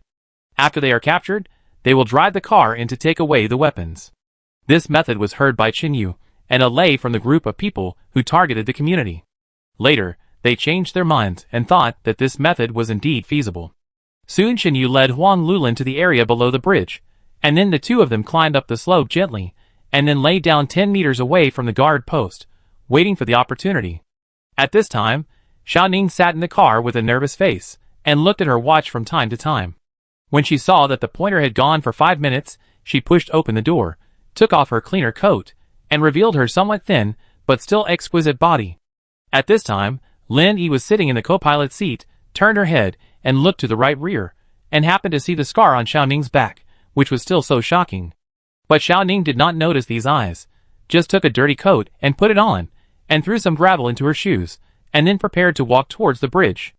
Lin Yi reached out from the car window, held Xiaoning's arm, and after hesitating for a while, she warned, "Be careful. If an accident happens, jump under the bridge. Don't hold on." Hearing this, Xiaoning was slightly stunned at first. She didn't understand why Sister Shaolin suddenly cared about her, but she didn't say much, but nodded seriously. Because there was something stuck in the shoe, there was no need to pretend to walk deliberately. It looked like she was lame, and in order to make it more realistic, Chinyu also asked Xiaoning to tie a red cloth strip on her right knee. In addition, she was covered with gauze and limped. In the dark night, almost everyone would think that she was a weak woman with a leg injury. When Xiaoning lowered her head and stepped onto the bridge with the help of a branch, the 2 men instantly found her. Then a headlight shone over her, and someone shouted, "Stop, I will shoot if you move again." But Xiaoning ignored it, and held the stick with her right hand, raised her left hand in front of her face, made a blocking gesture, and continued to move forward. Seeing this, the man on the left couldn't help it, raised his gun, and wanted to pull the trigger. Seeing this, Huang Lulin was a little anxious and wanted to rush out directly, but fortunately he was held down by Chinyu, and then a somewhat disappointed tone came, "Are you crazy? Don't rush, follow my instructions." Hearing this, Huang Lulin lay on the ground and lowered his head and said, "The man is ready to shoot, something will happen. He has that kind of homemade hunting rifle in his hand, and the range is not enough." Chinyu patiently explained. Sure enough, the man in the left sentry box raised his gun and aimed at him, shouting again, "If you move again, I will really shoot."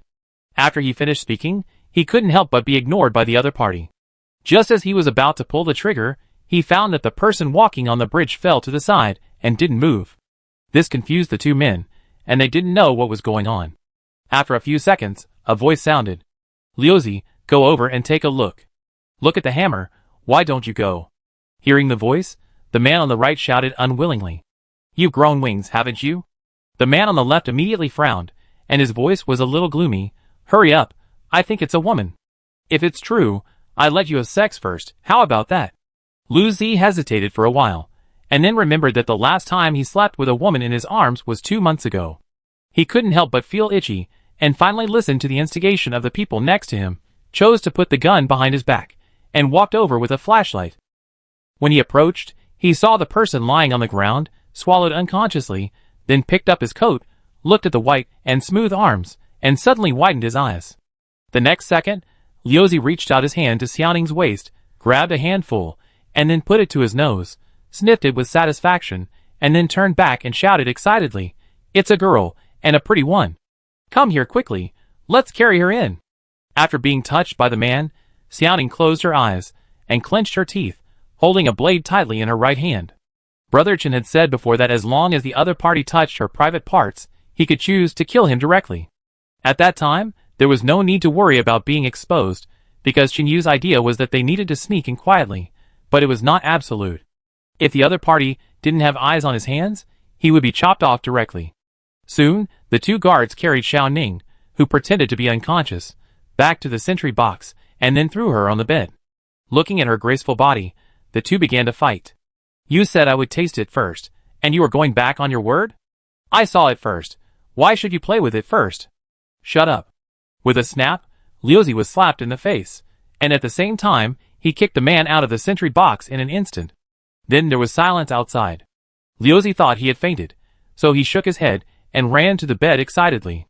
Just as he knelt on the bed and stretched his hands toward Xiaoning's chest, his hands were suddenly grabbed by someone, and he couldn't move forward at all. Then Liuzi saw the unconscious girl on the bed open her eyes and stare at him with a grim face. The next second, there was a click, and 2 fingers on Liuzi's left hand were broken directly, and his nose was punched at the same time. Chapter 477. The pain came, and Liuzi suddenly wanted to shout out. A one-armed man suddenly emerged from under the bed and tightly pinched his throat to prevent him from making any sound. The next moment, the door curtain was pushed open, and Qinyu came in with another person, who was knocked unconscious, and threw him to the ground. Then Xiaoning stepped forward and kicked Liuzi hard, saying with disgust, "If my eldest brother hadn't said so, I would have chopped off your claws, roasted them, and fed them to you." Then Qinyu walked to her side and whispered, "Did he touch you?" As soon as he finished speaking, Qinyu drew out his dagger. Seeing this, Xiaoning shook her head and said, "He touched my waist. It's a small problem, but I still feel uncomfortable, but fortunately De Zhuang is not here. Wait until the matter is resolved, then deal with these people." Qinyu said softly, then stepped forward and directly took off Liuzi's coat. Xiaoning took the clothes and put them on, and then cut off a little of the old coat with a blade, and stuffed a large piece into the mouth of the person who fainted on the ground. After doing all this, Qinyu walked to the sober person and said in a deep voice, "Call Liuzi, right? Next, I will ask you questions, and you will answer them. You don't need to say a single word. If you make a little louder noise, I will cut off your thing." After he finished speaking, Liuzi felt a chill between his legs and nodded his head like a chicken pecking at rice. "Let go." Wang Lulin took a step back and went back to tie up the man on the ground, of course, using the man's own shoelaces. Who are you?"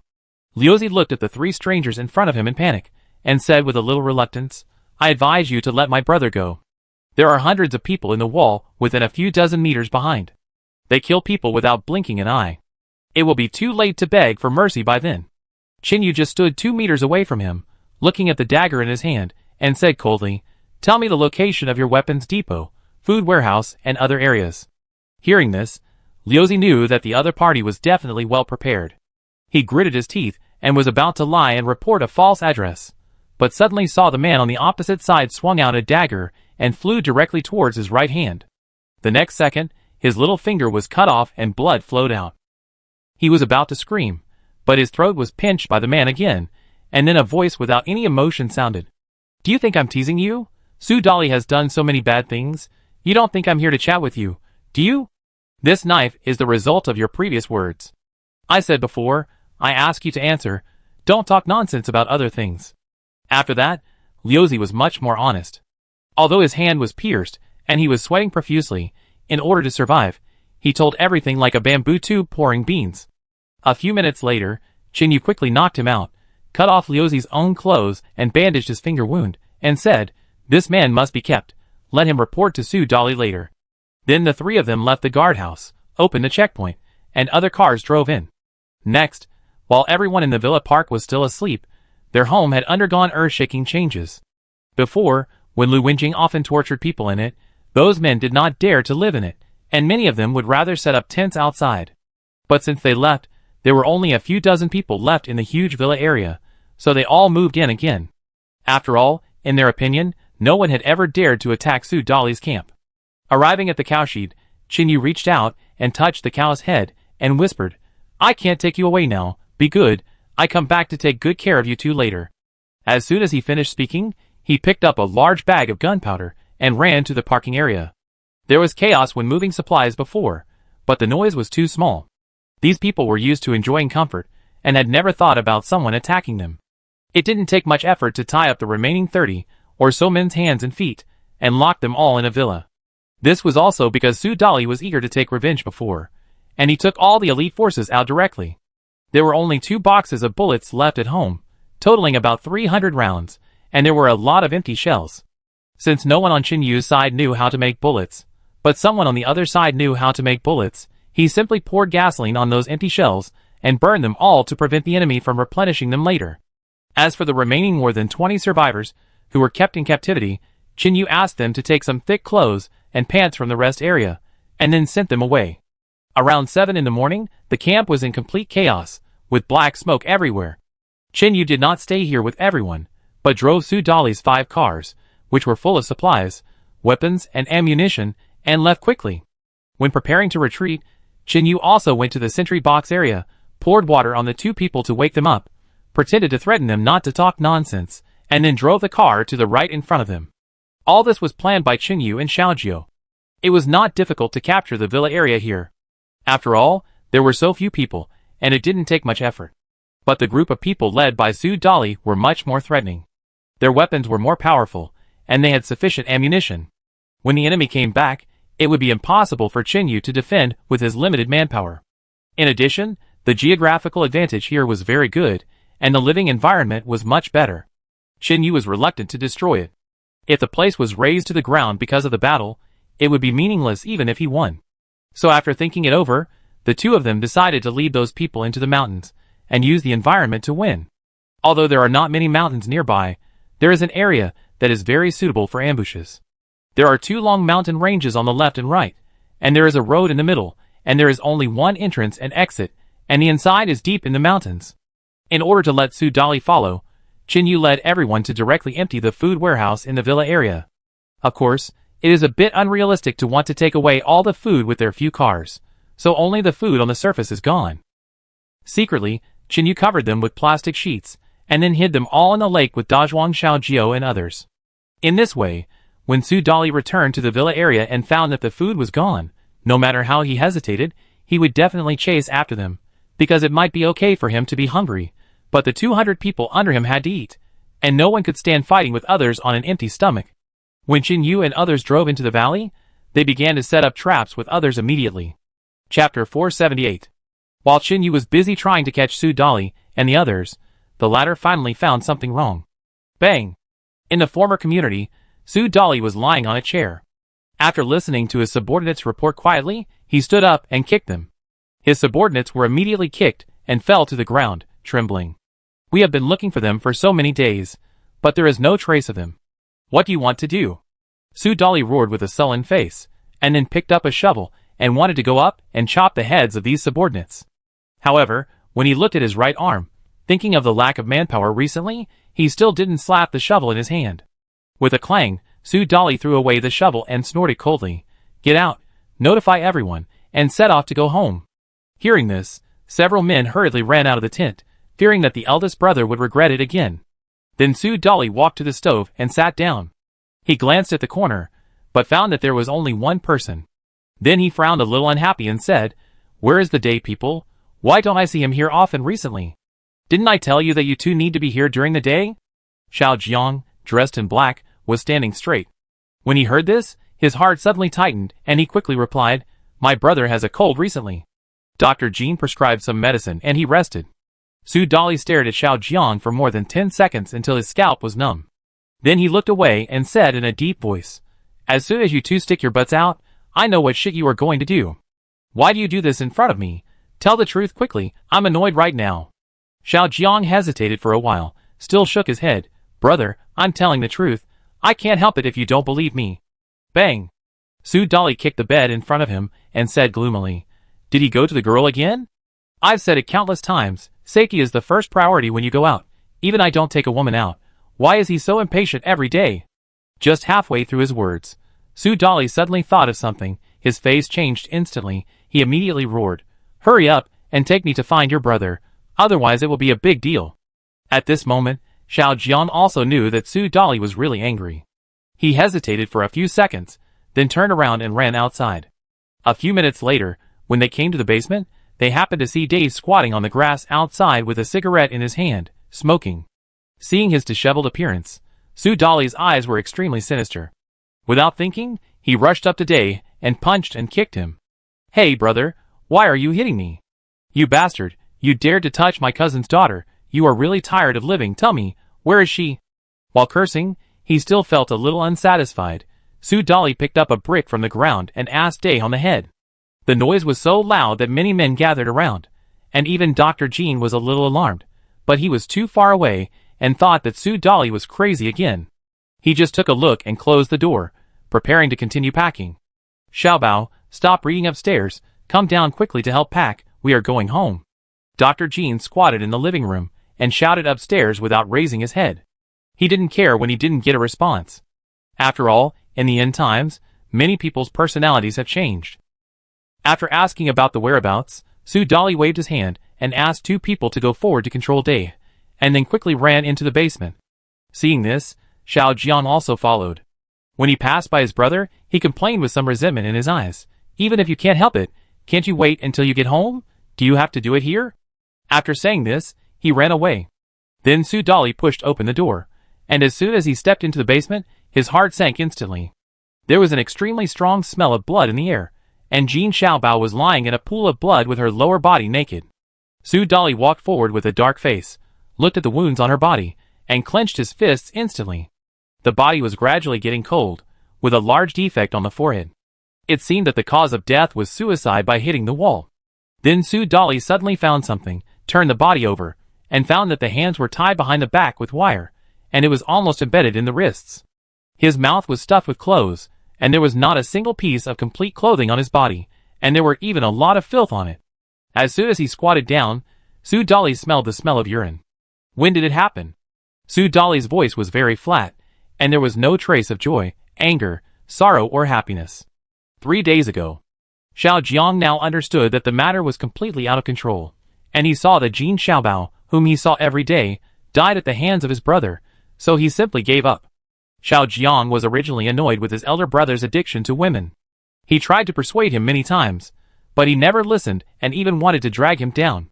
Xiao Jiang had quarreled with his brother for this, but because this was the end of the world, there was no law and no order, and even death was a common thing, so he couldn't persuade him. Usually he could only turn a blind eye and try not to see it and not to be annoyed. At first, did he just like to let women serve him like slaves, but as he stayed in the end of the world for longer and longer, his mentality gradually changed, and later, ordinary women could no longer make him feel excited. He even began to deliberately target survivors who were married couples. Once they were captured, he began to torture them inhumanely, and the woman's husband had to listen in the whole process.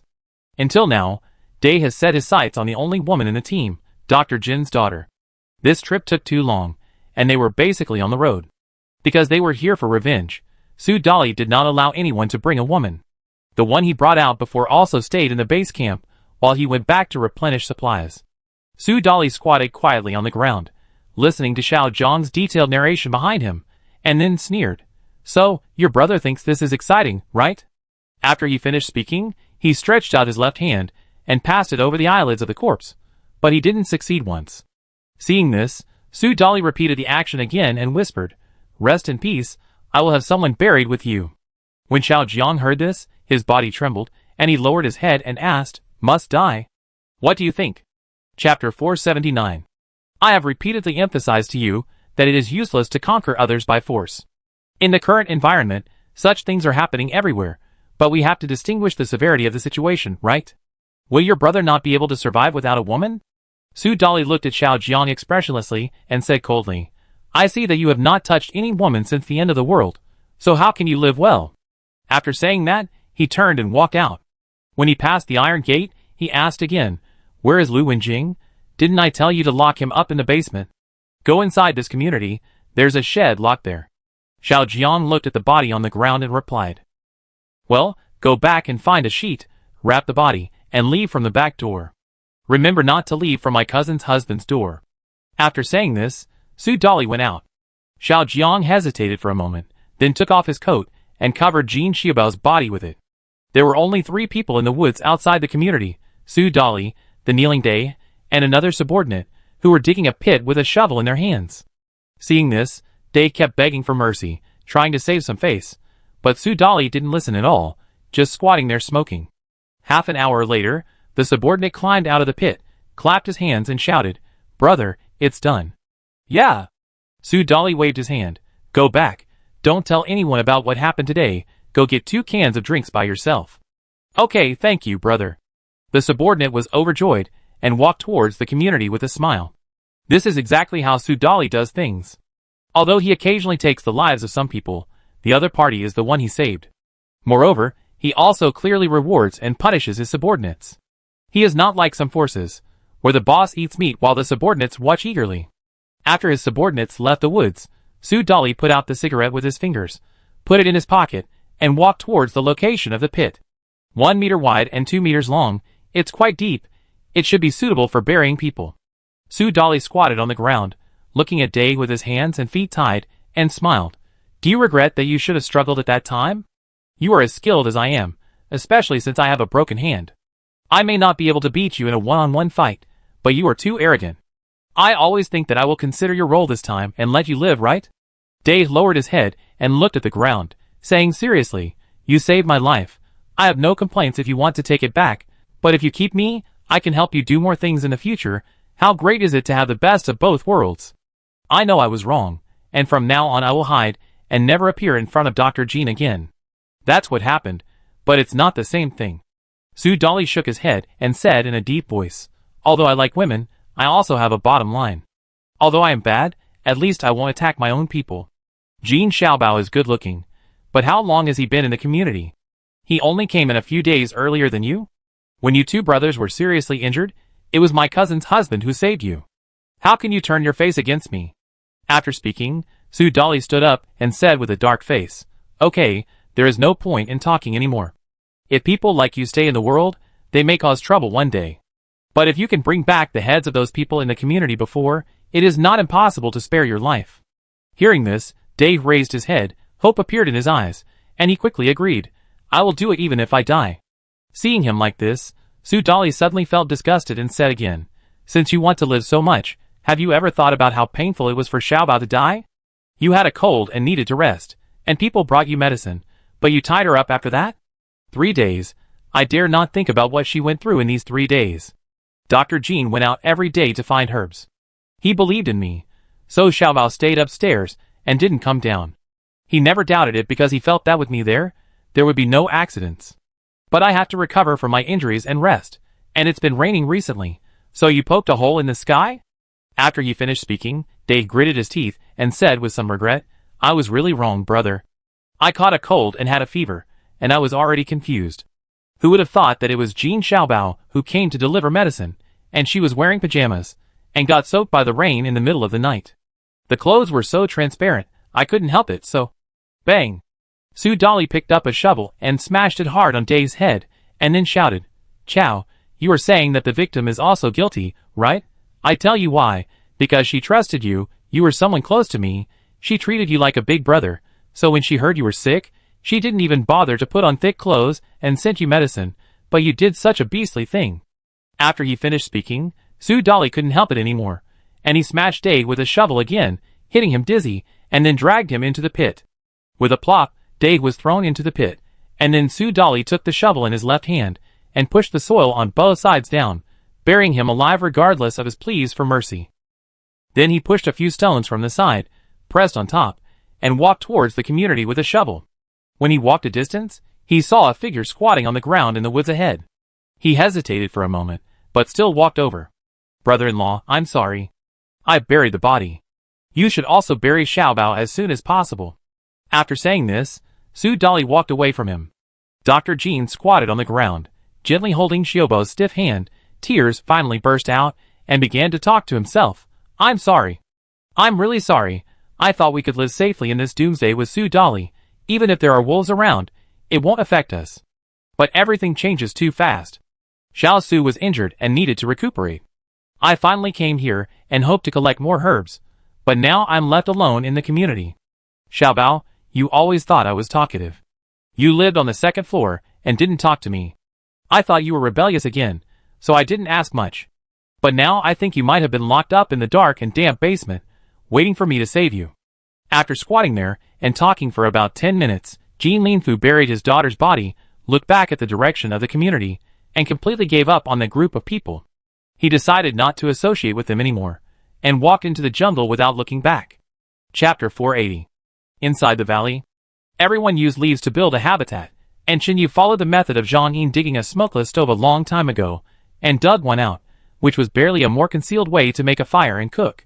After all, the material harvest this time was more than the previous ones combined, and even a small bag of green vegetables was looted. If Qin Yu had not planned to go back to live in the camp later, he would have destroyed the greenhouse and never left it to the enemy. Originally, when he was in the department store before, Qin Yu thought that the materials would be enough to eat for a long time, but he didn't expect that the large number of zombies gathered inside destroyed everything, and many of them could not be used again, let alone eat. Even if the zombies didn't enter the shops, the air was full of stench, which would accelerate corruption. In the evening, Xiao Jiu, De Zhuang and others came down from the top of the mountain. Seeing this, Qin Yu was boiling water and asked, "How is it? Are the stones stuck?" Xiao Jiu nodded, wiped the sweat from his head and said, "Although 2 people are carrying nearly 100 kilograms of stones, it is really too tiring. If there weren't so much food this time, I would never have been able to do this job. Haha, it's estimated that Su Dali and others will take a few days to return here. We are not in a hurry. We can do it slowly. Come, wash your hands and prepare for dinner." Chen Yu greeted with a smile. Hearing this, Lao Cheng came over in a t-shirt and a coat on his shoulders, and was surprised. "How come you are so rich all of a sudden? You even wash your hands before eating. Is there enough water to drink?" As soon as he finished speaking, Yangzi came towards them with a basin and said with a smile, "Don't worry, we got 2 large buckets of water this time, all from the water tanks of those people. It is definitely boiled drinking water." When Brother Chen rushed in, there was still someone inside guarding the boiling water. "The most important thing is that we have to wash our hands before eating meat patties tonight. There are viruses on the knife, and the woods nearby are not very clean, so we won't use chopsticks on the spot." As for the enemy's bowls and chopsticks, Brother Chen was worried about infectious diseases, so he didn't let everyone bring them out. "Our own are still being boiled in boiling water." After saying that, Lin Yi and Xiao Ning walked out of the tent holding a pot of kneaded dough and prepared to start making food near the stove. Just as they were about to put the dough in the pot, Lin Yi suddenly thought of something and turned around and shouted, "By the way, Qin Yu, do we have to add oil first?" Hearing this, Qin Yu raised his head and smiled. "Of course, how can you make pancakes without oil? Your hands are too delicate. Go and take a rest." "I do it." "No." Lin Yi shook her head and refused. "Go get the oil. I also need to learn how to cook. It's not easy to have a chance to learn cooking in this doomsday. I can't waste it. Then you can stir-fry the meat." Seeing this, Qin Yu smiled, stuffed a few pieces of wood into the pit, and then walked towards the parking space. As for the little skinny guy, his treatment has been improved a little. Compared with being locked at the wheel before, he can now tie his hands and move freely. With a sizzling sound, the smell of fried dough spread everywhere, and everyone swallowed unconsciously. Qin Yu squatted in front of the pot, using a spatula to turn the food, licking his lips and said, "If there were green onions, the fragrance would probably be even better." Yangzi carefully controlled the heat. When she heard this, she stared at the pot and said, "Even if it's food at this level, I think it's extremely delicious." A minute later, Chen Yu scooped up a palm-sized cake. Xiao Ning, who was waiting on the side, quickly caught it with a bowl, then swallowed her saliva, turned around and said, "Sister Xiao Lin, how about you try it first?" Hearing this, Lin Yi waved her hand and said, "Let's do it together later, don't worry, I still have to fry the meat." After that, she squatted down to the other pot of the smokeless stove and fried the diced meat. Looking at this scene, De Zhuang sighed and said, "It's really annoying to compare with others. We eat the same thing every day, but the people in the villa area are so particular about nutritional matching that they even come up with a table. I was so angry that I beat up the cook on the spot." Hearing this, Haozi said cheerfully, "He is just a handyman. Why are you beating him?" Lao Cheng scratched his head and replied, "Maybe it was because when Dazhuang rushed into the kitchen, the 2 men were squatting in front of the fire pit to grill meat. They deserved to be beaten for being there in the middle of the night. And they also said that they could join us and help everyone cook in the future. It seems that they were chefs in a 5-star hotel before." Then, Lao Cheng suddenly laughed and said, "Don't say, those 2 are quite interesting, but it's a pity that Dazhuang didn't listen at all. He said seriously that if there was a piece of meat, he would first choose to stew it into broth so that everyone could drink a little, instead of roasting it and eating it. After that, he tied up the 2 men again." After the words fell, De Zhuang turned his head and glanced at the busy Qin Yu, Lin Yi and the others, and said with a smile, "But we don't seem to be stewing soup now. Indeed, if we can eat better food, who wants to eat the same thing every day? But you are right not to bring it." Xiao Jiu nodded and said, "After all, more people means more mouths to feed. If you bring useless people, it will only hinder us." Here they were happily cooking and chatting, while Jiang Yuchen, Qin Shi and the other two had to squat beside a small fire, too embarrassed to go over. After all, they basically didn't help much when the attack was launched in the middle of the night. Although Jiang Yuchen participated in the action, his only role was to inform Xiaojiu, and he didn't need to speak at all. After all, with Xiaojiu's skills, ordinary 7 or 8 men can't get close to him. After looting a lot of food, Qin Shi and the other two knew that they were not qualified to ask for it. Now that they can survive with them, it is already very good, so after thinking about it, they dare not go over to eat. Maybe she noticed that they were a little uncomfortable. Lin Yi glanced back inconspicuously, and then said, "By the way, Xiao Ning, go get some salt, it's in the car." Xiao Ning, holding the bowl with both hands, nodded and said, "Okay." After that, she wanted to put the bowl on the ground, and Lin Yi said softly, "The ground is dirty. Don't put it on the road where zombies have walked." Xiao Ning was slightly stunned, then she looked at Lin Yi's expression, and suddenly realized and walked a few steps to the right. "Here, since you are not holding the baby now, help me take the bowl first." Then, without waiting for Qin Shi to refuse, Xiao Ning directly handed over the bowl in her hand. Chapter 481. Feeling the warmth in his hands, and the aroma of the fried diced meat, Qin Shi's eyes actually turned red. While cooking, Lin Yi whispered, "I've brought you so far, why are you still so reserved? Don't you really understand the attitude of us?" Hearing this, Qin Shi lowered his head and murmured, I can't do anything. Who doesn't start crawling when they are born?" Hearing Lin Yi's words, Qin Shi didn't know what to say again.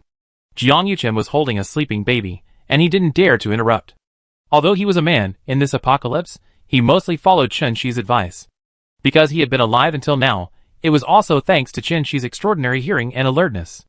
It's okay once or twice, but it's not the third time. Lin Yi covered the pot, squatted and turned around and whispered, "I don't have time to persuade you often. If you feel embarrassed, then you can do more work in normal times, even if it's to help build a stove or pick up some firewood when you are preparing to cook. In the apocalypse, how can you survive with such a thin skin?" After saying this, Lin Yi stood up and walked to the side. Seeing this, Qin Shi hurriedly said, "I get it for you." After saying this, Qin Shi walked towards the seasoning area and came over with 2 bottles. Lin Yi looked at the production date of the soy sauce bottle in her hand and muttered, "Fortunately, this thing has a long shelf life, otherwise it would be boring to stay in this doomsday." Hearing this, Qin Shi said excitedly, "I can make soy sauce, I can do this." "Ah, is it true?" Lin Yi added some to the pot and asked in surprise. Qin Shi, who was standing beside her at this moment, nervously added, "When I was a kid in my hometown during the summer vacation in the countryside, my grandma often made soy sauce by herself. I learned it after watching it a few times." Hearing this, Lin Yi smiled and said, "Well, you just said that you don't know anything, but now you find a place to use your skills. So, people should not often deny themselves. After all, everyone works hard and supports each other, and only then will they live a good life. But it's hard to find soybeans in the apocalypse." Qin Shi said this with some disappointment. Seeing this, Lin Yi looked at the man on the left who was baking pancakes seriously. A hint of smile appeared in his eyes, and he said softly, "Don't worry, these will be available sooner or later. I never thought that I could live for a year in the apocalypse before." When it got dark, a fire was lit in the 4 corners of the tent made of leaves, and everyone sat cross-legged in front of the table made of suitcases, eating dinner happily. Of course, in order not to affect the meal, everyone tacitly did not take off their shoes. A lot of red wine was found on this trip. Lao Cheng, Hao Zi, Hong Wu and others gathered together to drink and play finger-guessing games, as if they had returned to the pre-apocalyptic era. It seemed that zombies had not appeared, and the doomsday had not come. Everyone was still the same as usual, calling a few friends, finding a roadside stall after work, ordering a few side dishes, and forgetting the troubles in life. Although there were many people, and it was more difficult to set up the tent than before, everyone never complained, because when there were teammates around, no one was afraid that they would be targeted by the bad guys. At least their safety was guaranteed. The girls who didn't drink gathered in another area. Xiaoyin was infected by the sound of finger-guessing games next to her, and started to taste the wine. As a result, she didn't know her limits, and after drinking a small bowl, she lay in Lin Yi's arms, and started talking nonsense. As they got to know each other, Lin Yi began to like this lively girl.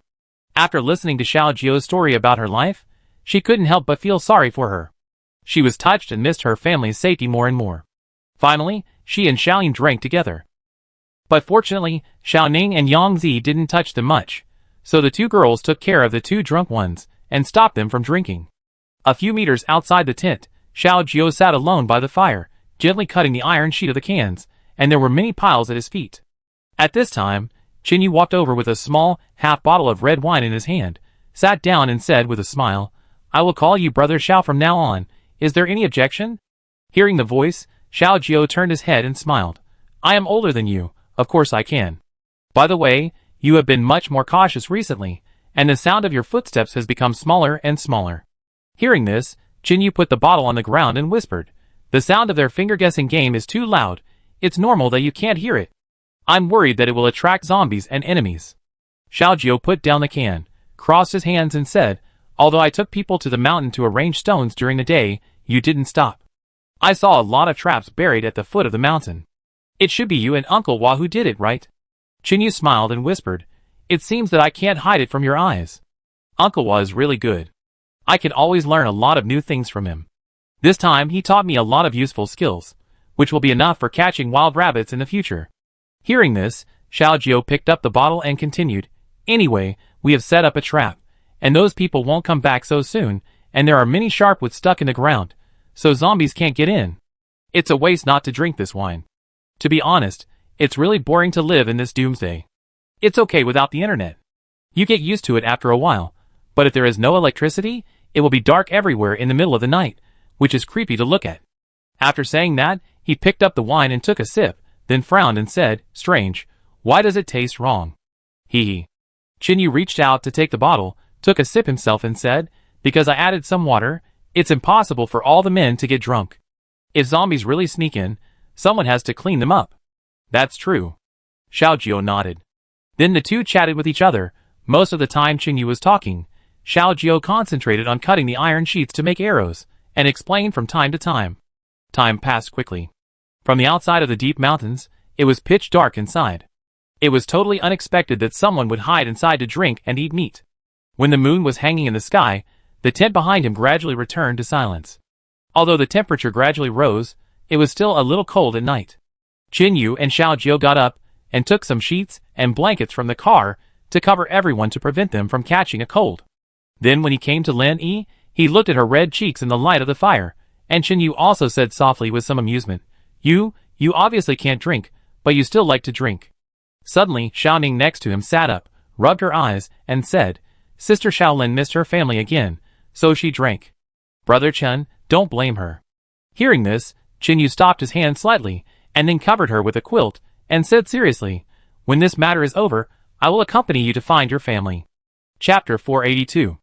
Nothing happened overnight. The sky gradually brightened. Everyone spent a night in the mountains.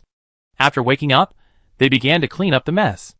As for the remaining wine, Qin Yu asked people to store it, and slowly take it out to drink it when it was stable. Anyway, don't think about touching it in the short term. Next, just like yesterday, continue to arrange stones above the valley, and use vines to fix them.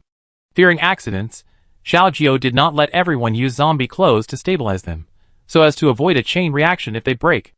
The girls spent the whole day cleaning up the supplies in the temporary camp. They ate the ones that were about to expire first, and kept the ones that could be stored for a long time first, trying not to mix them together. At this time, Qin Shi was sitting by the fire with her baby in her arms, holding a small bowl in her left hand, and a spoon in her right hand, gently feeding the child.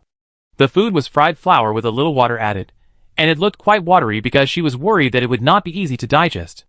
This was because Qin Shi herself was getting thinner and thinner, and she could basically not feed the child with breast milk. That's why I came up with this idea, but Lenny also suggested that she shouldn't feed too much complimentary food at one time, because the child is still too young, and it would probably be fine after more than 4 months. 2 days passed, everything was ready, and they just had to wait for the fish to bite. Qin Yu and Xiao Jiao stood on the top of the mountain, looking at the passage in front of them, and whispered, "Fishing with a straight hook, do you think they will come in? What if they use a rocket launcher to blow it up?" Hearing this, Xiao Jiao smiled and shook his head slightly, saying, "If they really have enough ammunition, you didn't have the chance to throw it out last time, just use that thing to blow up the whole house. So I guess the other side only has a lot of bullets and explosives, but we have to prepare some of this stuff in case of emergency." After saying that, he turned and walked towards the foot of the mountain. Then Qin Yu followed, and the two came to a cave somewhere, where a large bag of supplies was piled up, plus a can of white crystal-like things. Qin Yu walked over and took a look, and said with some heartache, "So much sugar. My friend said before that this thing can be mixed with some substances to make explosives. I thought it was just talk, but I didn't expect it to come in handy today. The group that attacked you probably made it this way, so I teach you now." Xiaojiu put a pot on the stove and said casually, "We really stole the right house this time. We have all the ingredients ready. Watch out, you must remember my steps." Just as he was about to light the fire, Qinyu shouted, "Why don't you ask Dazhuang and Haozi to come and learn together? Why teach me in private?" Hearing this, Xiaojiu lit a match and threw it into the stove and said, "This method of making is very dangerous. It will explode if you are not careful. There are so many people, and I am worried that others will not learn carefully. And with so many people, if someone mixes up the steps and secretly makes a big explosion, won't that kill innocent people? So, are you going to teach me alone?" Qinyu looked at the bag of fertilizer and asked. "Yes." Xiaojiu nodded, boiled the water in the pot first, and then said, "This method is too dangerous and not suitable for everyone to learn, but if revenge is needed, you can't rely solely on cold weapons, so if there are fewer people, I can teach more carefully." As soon as he finished speaking, he poured the bag of fertilizer into the pot, and then whispered, "Watch out, the next step is very critical." Half a day passed, and the cave was busy.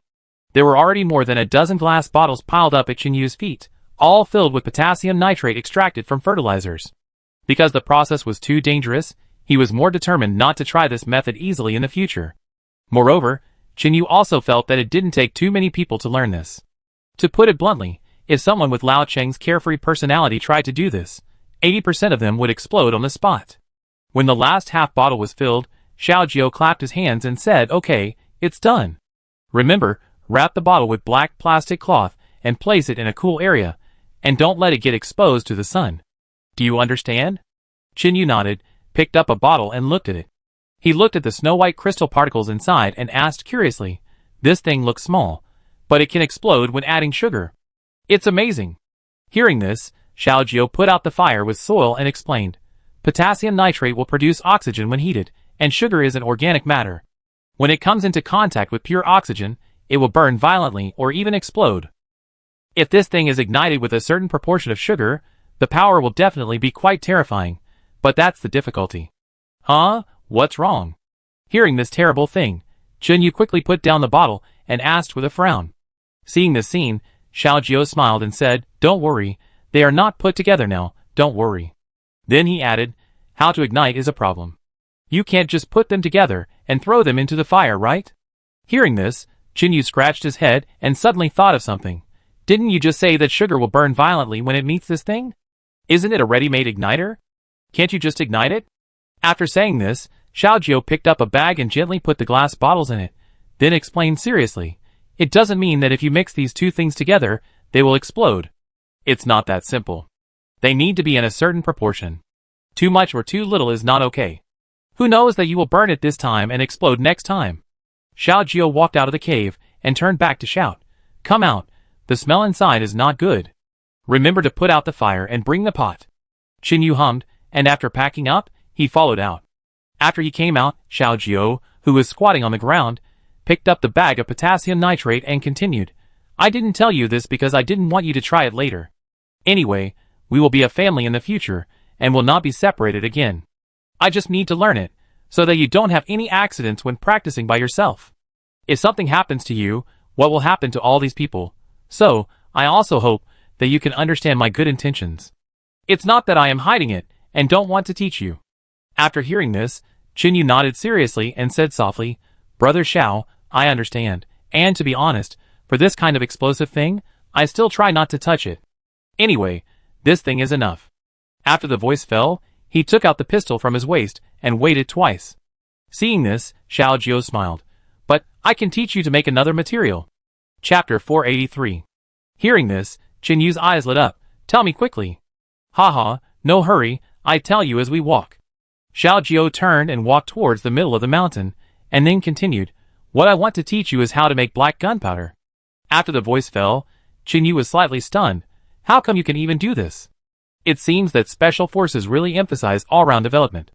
To be honest, I have long regretted not joining the army. Not all of them. Some of them are what I am interested in learning. Xiaojiu shook his head slightly. "It's a good opportunity to talk to you about the construction principle of bullets now. I won't talk about the complicated ones. I will first talk about two aspects, namely the primer and the gunpowder in the shell. Many years ago, we used black gunpowder, but nowadays it has basically been replaced with smokeless gunpowder. There is no need to explain this in detail. Let's just talk about the former. Okay, I promise to remember it. Chen Yu nodded, not giving up the opportunity to learn. In his opinion, reading thousands of books and traveling thousands of miles are not contradictory in themselves. Some things that are not learned from books are more precious now. Xiao Jiu grabbed a small tree and climbed up the slope, then turned back and pulled Chen Yu up, and continued, "Do you know why the bullet was fired?" Hearing this, Chen Yu took out the pistol, looked at the back of the gun, and answered in confusion, "It seems that there is a pointer that hits it, and then the bullet is fired." Hearing this, Xiao Jiu walked beside him, smiled and explained, "When the pointer hits the base of the shell, the gunpowder in the area below will be ignited, which will then trigger the gunpowder inside the shell. Then, due to the sudden surge in pressure, the bullet is affected and will fly straight forward. That's why the barrels are designed to be straight, right?" Chen Yu understood a little and said immediately, "That's right, because at this time the bullet can only go forward. If the barrel is bent, it will explode directly." "Oh, I understand now." Chen Yu remembered it in his heart and nodded.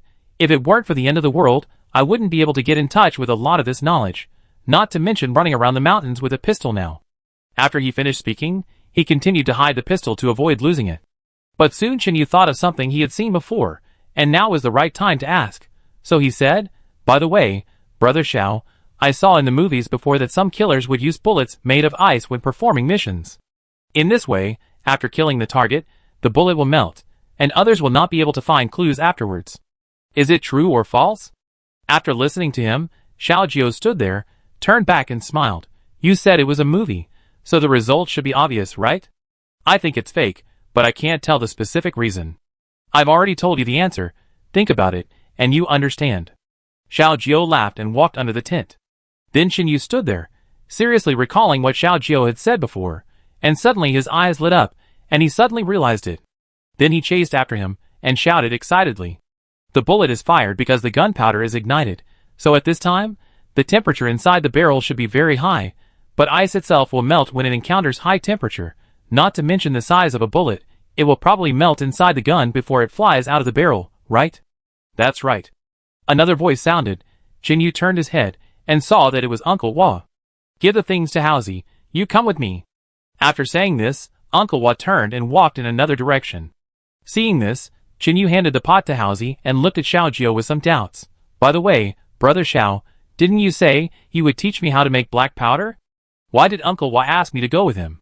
Hearing this, Xiao Jiu put the bag of glass bottles under the tent, turned back and smiled. "How can we do it without raw materials?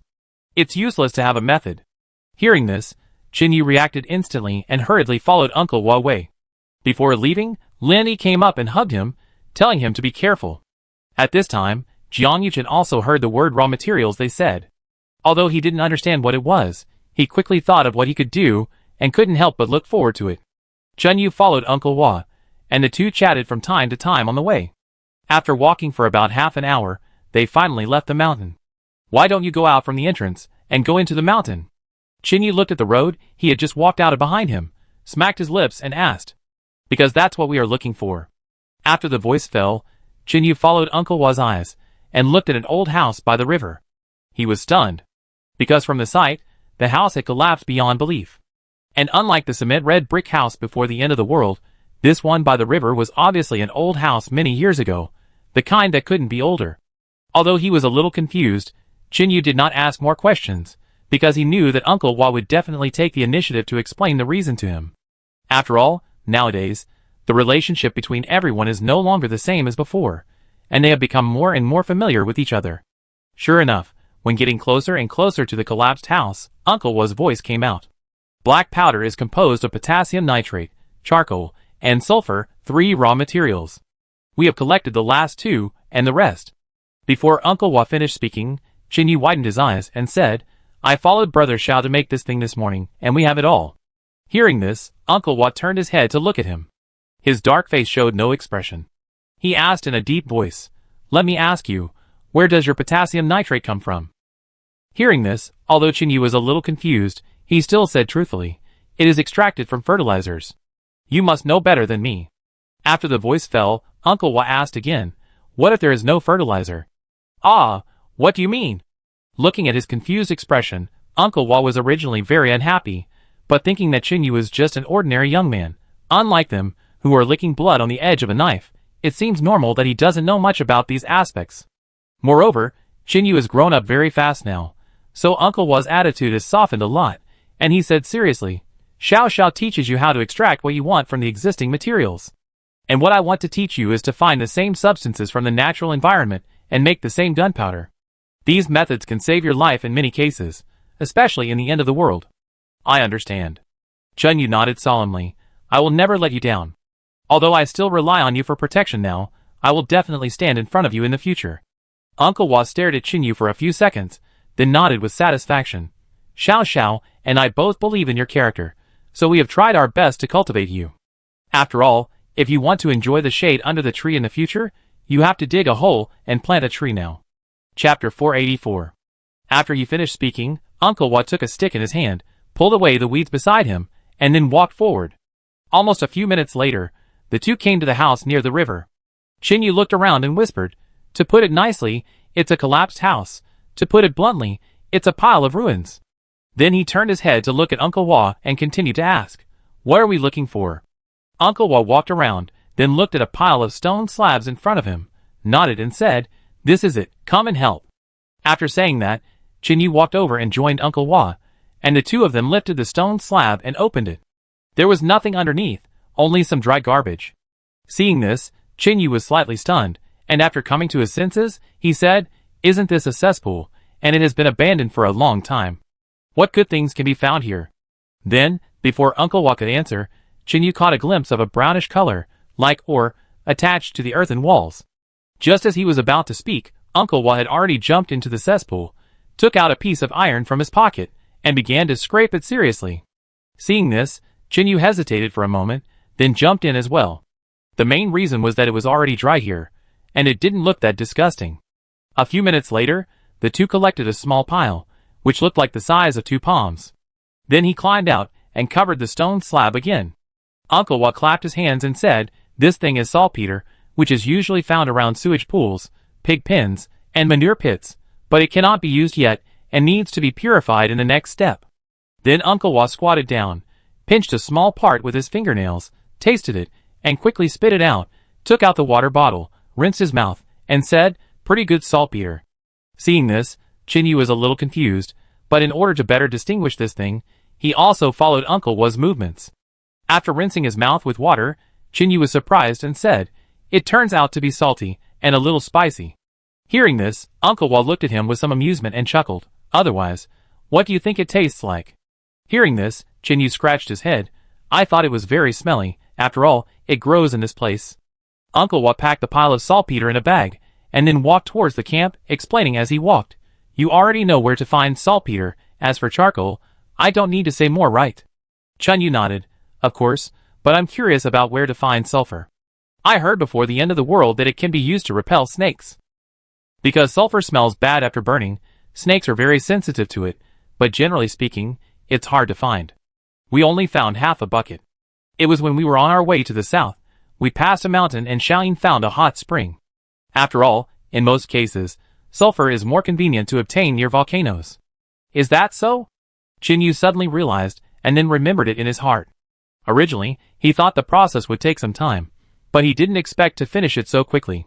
The two of them had already returned to the camp halfway up the mountain to prepare for the next step.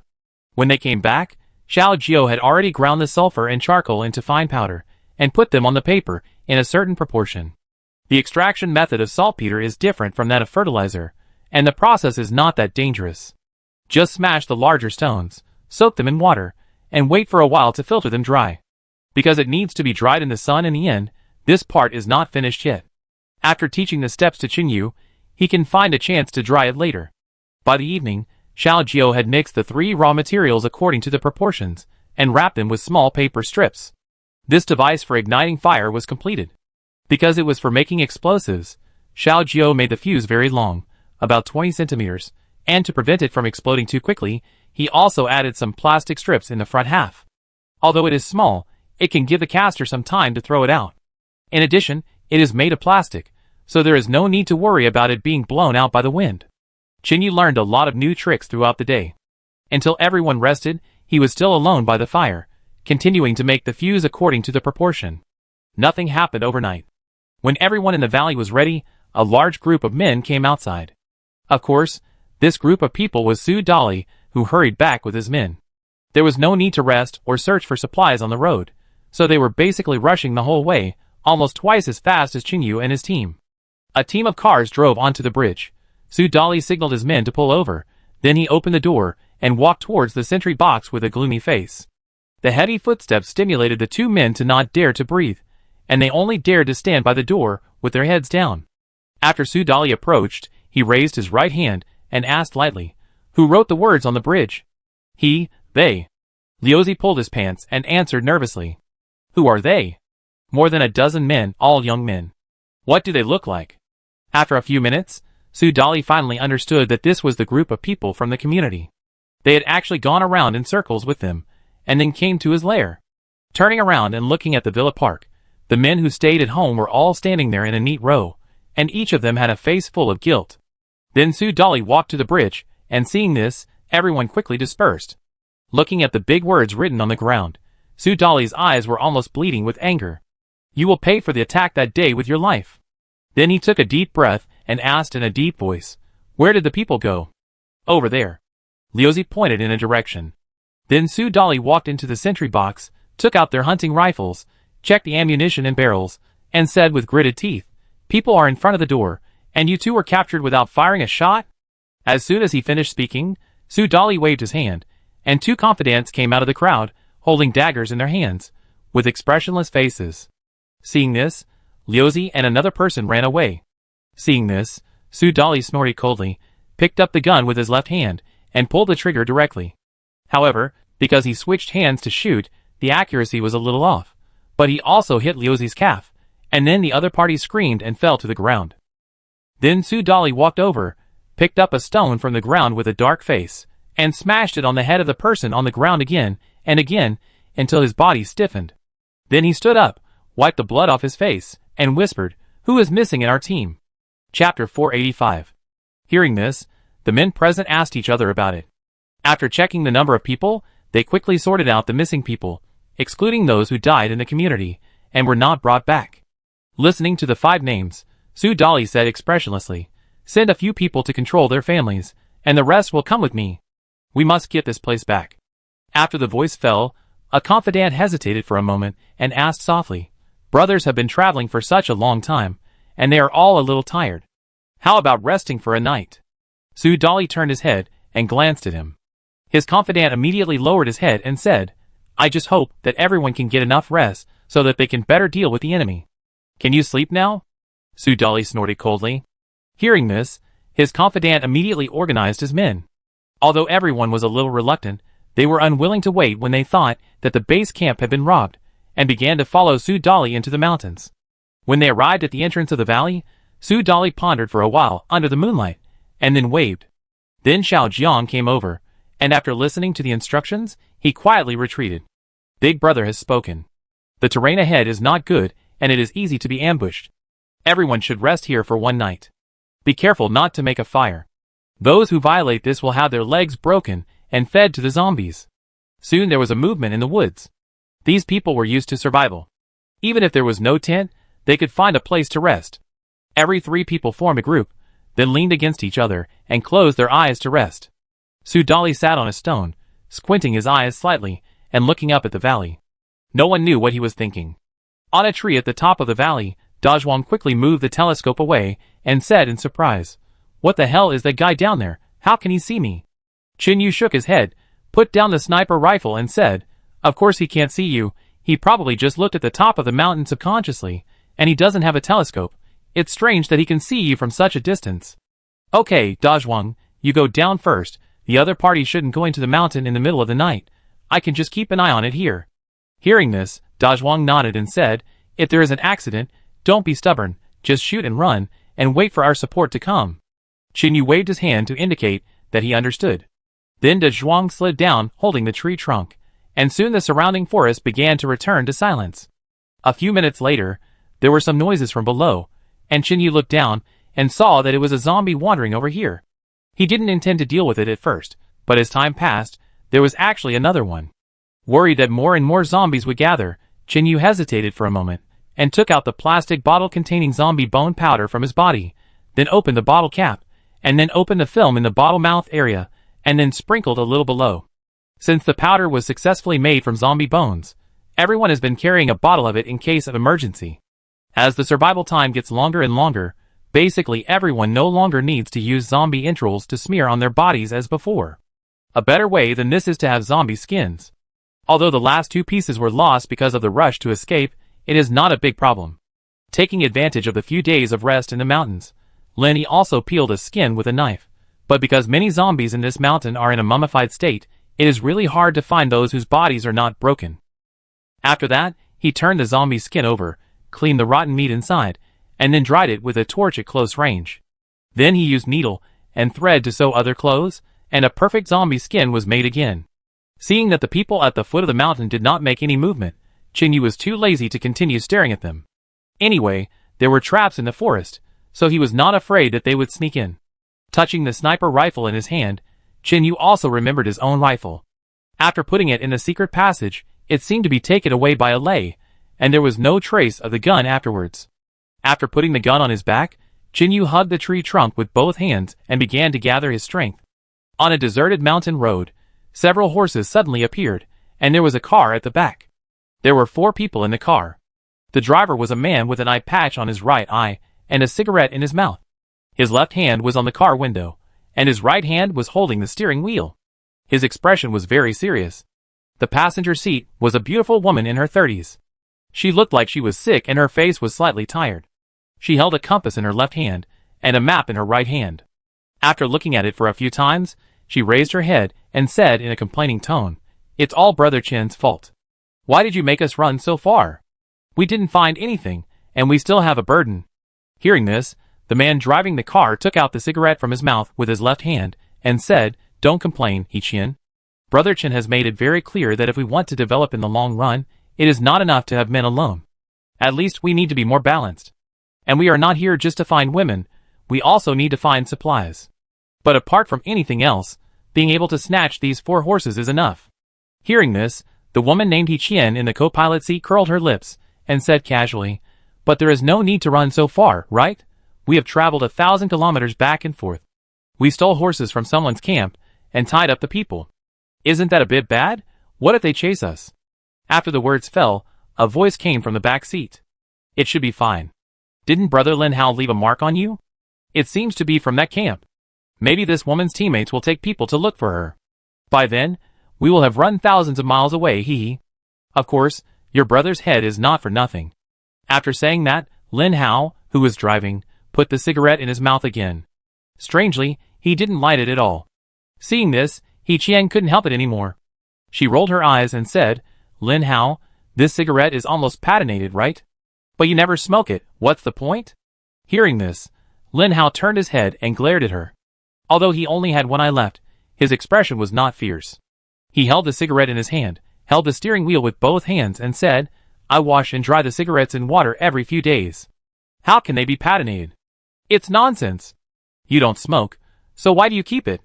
The man driving the car was silent for a while after hearing this, then he recalled someone's face and whispered, "This is the last pack of cigarettes my sister bought for me. I swore to her that I would quit smoking after I finished it, but as soon as I stepped off the plane to go abroad, zombies started to break out. After 3 months of hard work, I finally returned home, but my family was gone. This cigarette is my last thought." Chapter 486. Inside the valley. Time passed quickly, and the sky gradually brightened. Chin Yu slept for a while in the first half of the night, and came down from the tree in the second half of the night. It was really cold up there, and it was unbearable without a fire. I don't know how those people down there could hold on. When he returned to the tent, the others didn't rest either, but just sat by the fire, preparing to smear something on the arrows. Seeing this, Chin Yu walked over, took a look at the extremely smelly zombie blood in the bucket, frowned and said, "I have a suggestion. We can replace it with something else that is more likely to kill us." When hearing this, Xiao Kong, who was knocking the iron sheet on the arrow with a dagger, suddenly said hesitantly, "There are about 200 people below. Are we really going to kill them all? After this, everyone stopped what they were doing, and they were a little unsure in their hearts.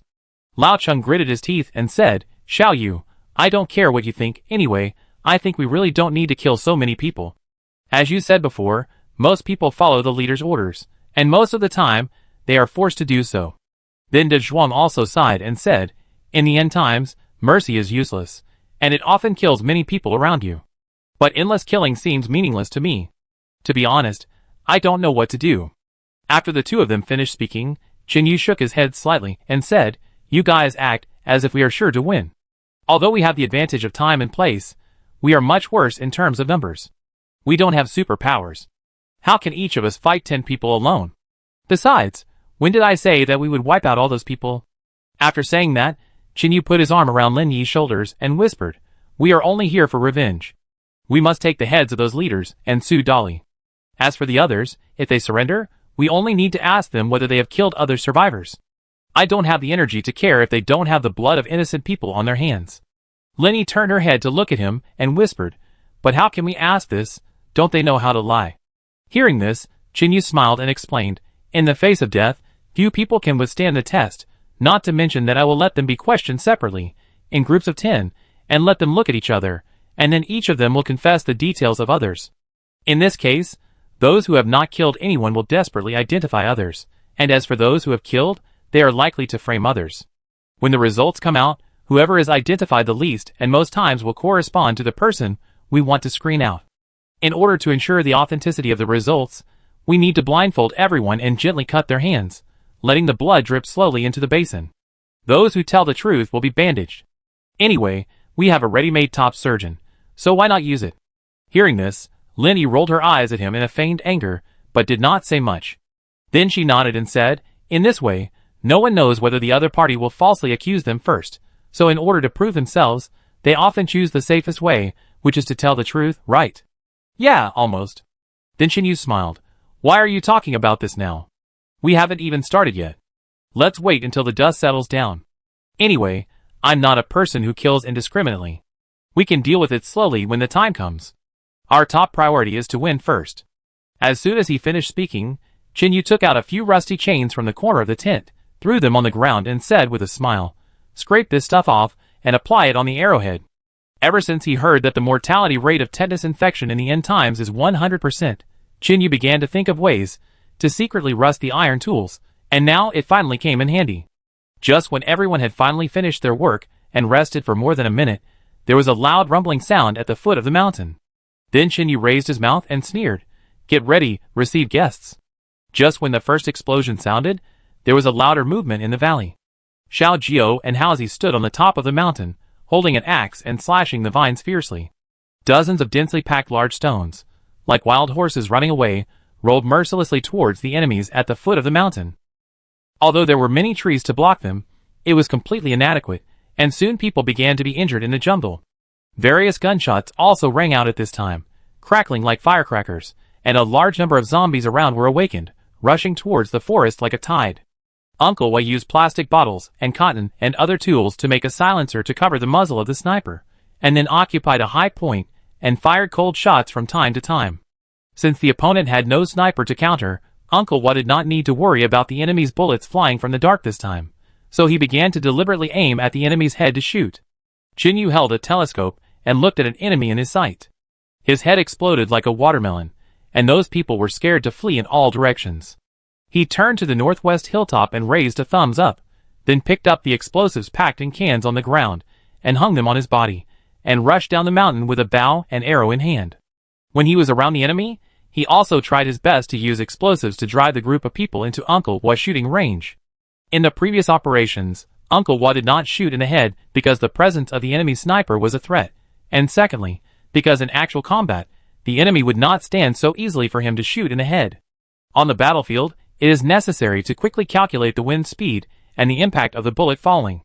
Shooting in the head is often easy to miss, which is very risky. Only when performing assassination missions, snipers will stabilize the guns and strive to kill with one shot. However, since the bullets of sniper rifles are generally powerful, even if they hit the heart, they can still be fatal, so when shooting at moving targets, it is often best to aim at the chest first. That is why snipers never run and shoot with their guns, which is a pure waste of bullets. Originally, Uncle Wa didn't want to mention these things, but this time when he was chatting privately with Chin Yu, he mentioned that when he attacked Jizi and Longshan's group last time, Uncle Wa seemed to have hardly shot them in the head. After explaining the reason, Chin Yu finally understood that the battlefield was indeed different from what he imagined. When you finally take aim for 2 seconds, the enemy sniper may have already pulled the trigger. After all, in reality, when the body is injured or even shot through, if it is not treated in time, the process will be extremely painful, and you will feel death slowly approaching, but you can't move your body. At this time, the sniper can just change the angle and look for a better opportunity to shoot. Chapter 487. From morning to noon, and from noon to dusk, the gunfire from both sides never stopped.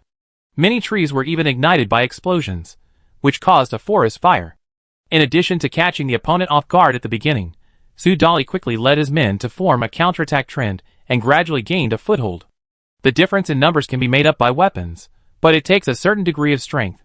If you rely solely on the stolen hunting rifles, you will not be able to fight at all. The most important thing is that although the enemy has made a lot of bullets, most of them are for rifles and pistols, and special bullets that can only be used for hunting rifles. Uncle Wa's sniper rifle itself has a small amount of ammunition, and it becomes a firewood stick after shooting a few people. Fortunately, Uncle Wa is also proficient in firearms. Even if the sniper scope is dismantled, it can be reinstalled and recalibrated afterwards, so he simply took a rifle and ran to close range to shoot the enemy. After fighting for a whole day, dozens of Su Dali's men were killed, and Chin Yu's side also had people injured. If Xiao Jiao hadn't pulled Xiao Kong's ankle in time and made him fall quickly, I'm afraid one person would have been killed. Although the progress was extremely slow, the result was generally good. Because the zombies came too fast, the two groups had no choice but to stop fighting for a while, and each side cleaned up the zombies around them. At night, Su Dali led his men back to the foot of the mountain. Unlike before, they obviously made a big fire and barbecued meat this time, and they were not afraid of the people on the mountain at all. Under the tent in the valley, Huang Lulin was lying on the ground. Lin Yi used tweezers to remove the fragments from his legs after the explosion. While treating the wound, he turned back and said, "Chin Yu, what should we do now? We didn't win once, and we injured 2 people." Hearing this, Chen Yu came over, looked at Huang Lulin and Zhuan lying down, and his face became a little solemn. After thinking for a while, he said, "There are too many trees, and the other side has far more guns and bows than us. We can't get in at once. Now that Zhuang's arm is injured. Let me think about it carefully." After the voice fell, he walked out of the tent, quietly looking at the area at the foot of the mountain, and kept thinking. Just when he and Xiao Jiao were planning to see if they could sneak over in the middle of the night and secretly set a fire, they suddenly heard gunshots from below. And this sound was obviously not made by a hunting rifle. The next second, Chin Yu looked at Xiao Jiao, who was also a little confused at this time, and didn't know what was going on. He wondered, could it be that the other side has new support? After that, Chin Yu quickly picked up his dagger and bow and arrow, and ran desperately towards the foot of the mountain. As for the pistol, it had run out of bullets long ago, so he was too lazy to bring it. Then Uncle Wa and Haozi followed Xiao Jiao, and the 3 of them followed behind Chin Yu. When the 4 of them approached, they were all stunned by the scene in front of them. All the men under Su Dali, who were originally extremely arrogant, now all knelt on the ground in an orderly manner, holding their heads in their hands. As for Su Dali, he had a knife stuck in his shoulder at this moment, and was beaten back by a young man in gray. With a bang, the young man's legs burst out with power, and a side kick hit Su Dali's chest. The latter instantly retreated uncontrollably. At the same time, a woman in a vest walked out from behind the tree, holding a fire axe, and swung it down suddenly. The result came too suddenly, and Chin Yu couldn't figure it out. How could Su Dali and others, who were so difficult to defeat, be pulled up in an instant like weeds? The next second, the young man in gray turned his head and looked in the direction where Chin Yu and the other 4 were hiding. His frosty face suddenly smiled. Seeing this, Haozi was slightly stunned.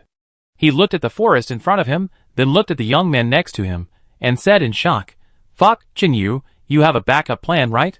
You even hid it from us?" But Chin Yu did not answer, but just looked at the young man quietly, then stood up with a relieved smile and shouted, "If I'm not mistaken, you have been following behind secretly, right?" After saying that, Chen Yu walked out. The other person was none other than the long-missing A Lei, but the woman holding the fire axe was not Feng Yi. Although she was not one of his own, Chin Yu still knew her. She was the survivor who was rescued by chance when Chen Yu and Xiao Jiao attacked the abandoned hotel in Longshan a long time ago.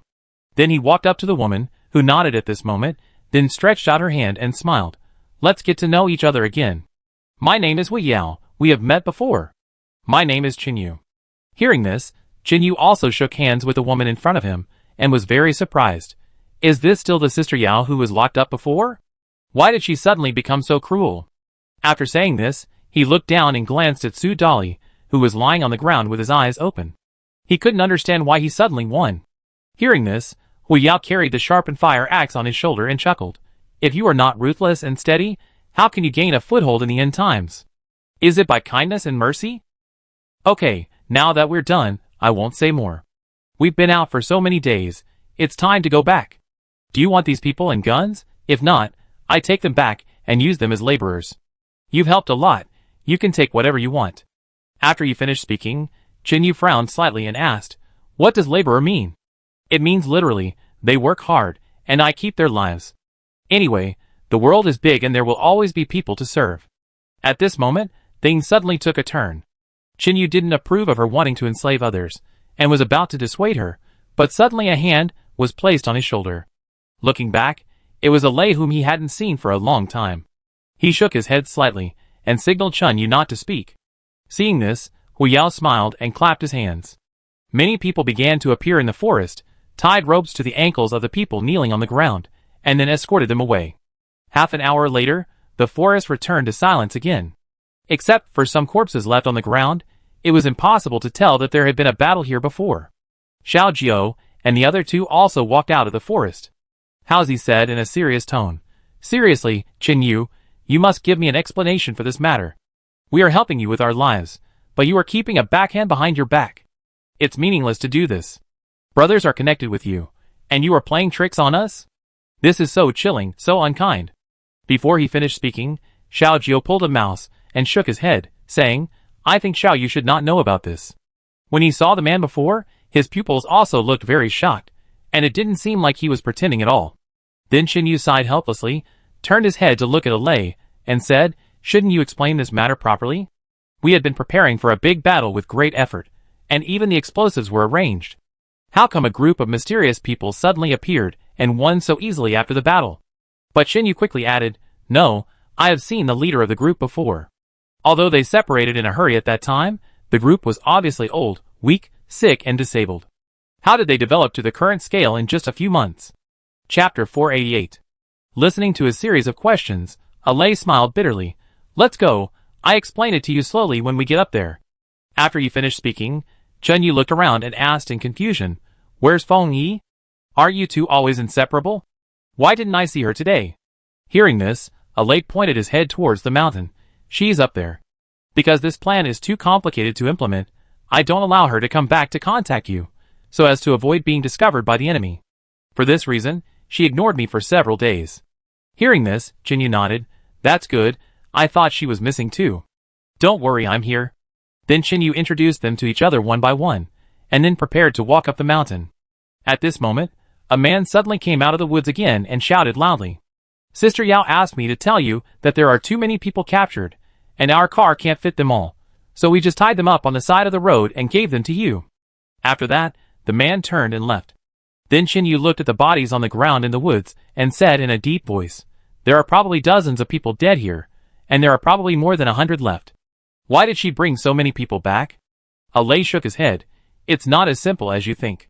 Anyway, let's talk about it later. I suggest you send someone to keep an eye on them, and don't let them escape. Then Haozi and Uncle Wa will have to work hard. Xiao Jiao pondered for a while, and said softly, okay. Haozi immediately agreed and walked down the mountain with Uncle Wa.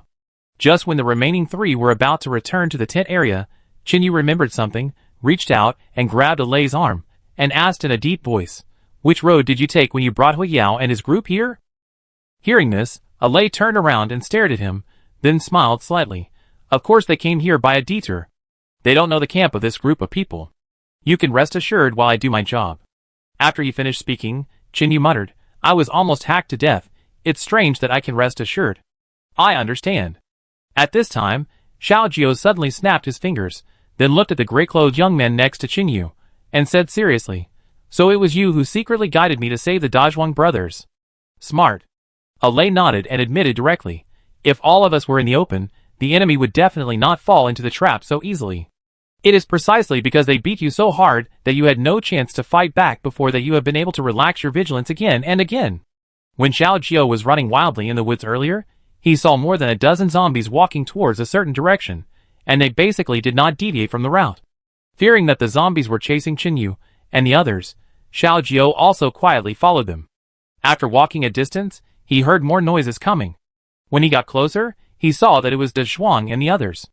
Arriving at the tent area, Lin Yi and Feng Yi were holding hands. The two girls sat together and asked each other about their well-being. They looked happy. After all, in this apocalypse, it was God's arrangement for people who had been separated to meet again.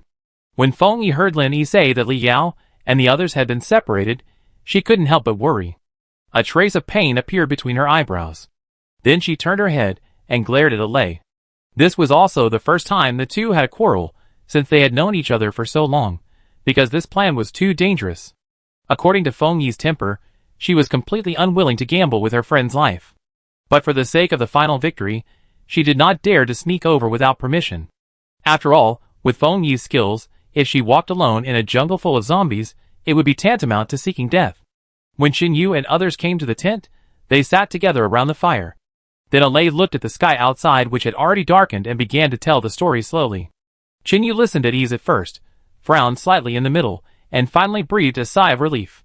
He completely understood that there was a high possibility of something bad happening on his trip, and also understood Alay's good intentions. It turned out that since he escaped from the secret passage that day, Alay had noticed something was wrong. Because of his vigilance and his nose from many missions, he immediately understood that the group of people only wanted to kill people, not supplies. Moreover, the other party would not be stupid enough to come up and chop with a knife. They would shoot first when they saw someone. Although the hunting rifle has a short range, its power at close range is also extremely terrifying. Even Alay did not dare to be careless, not to mention that he had Feng Yi with him.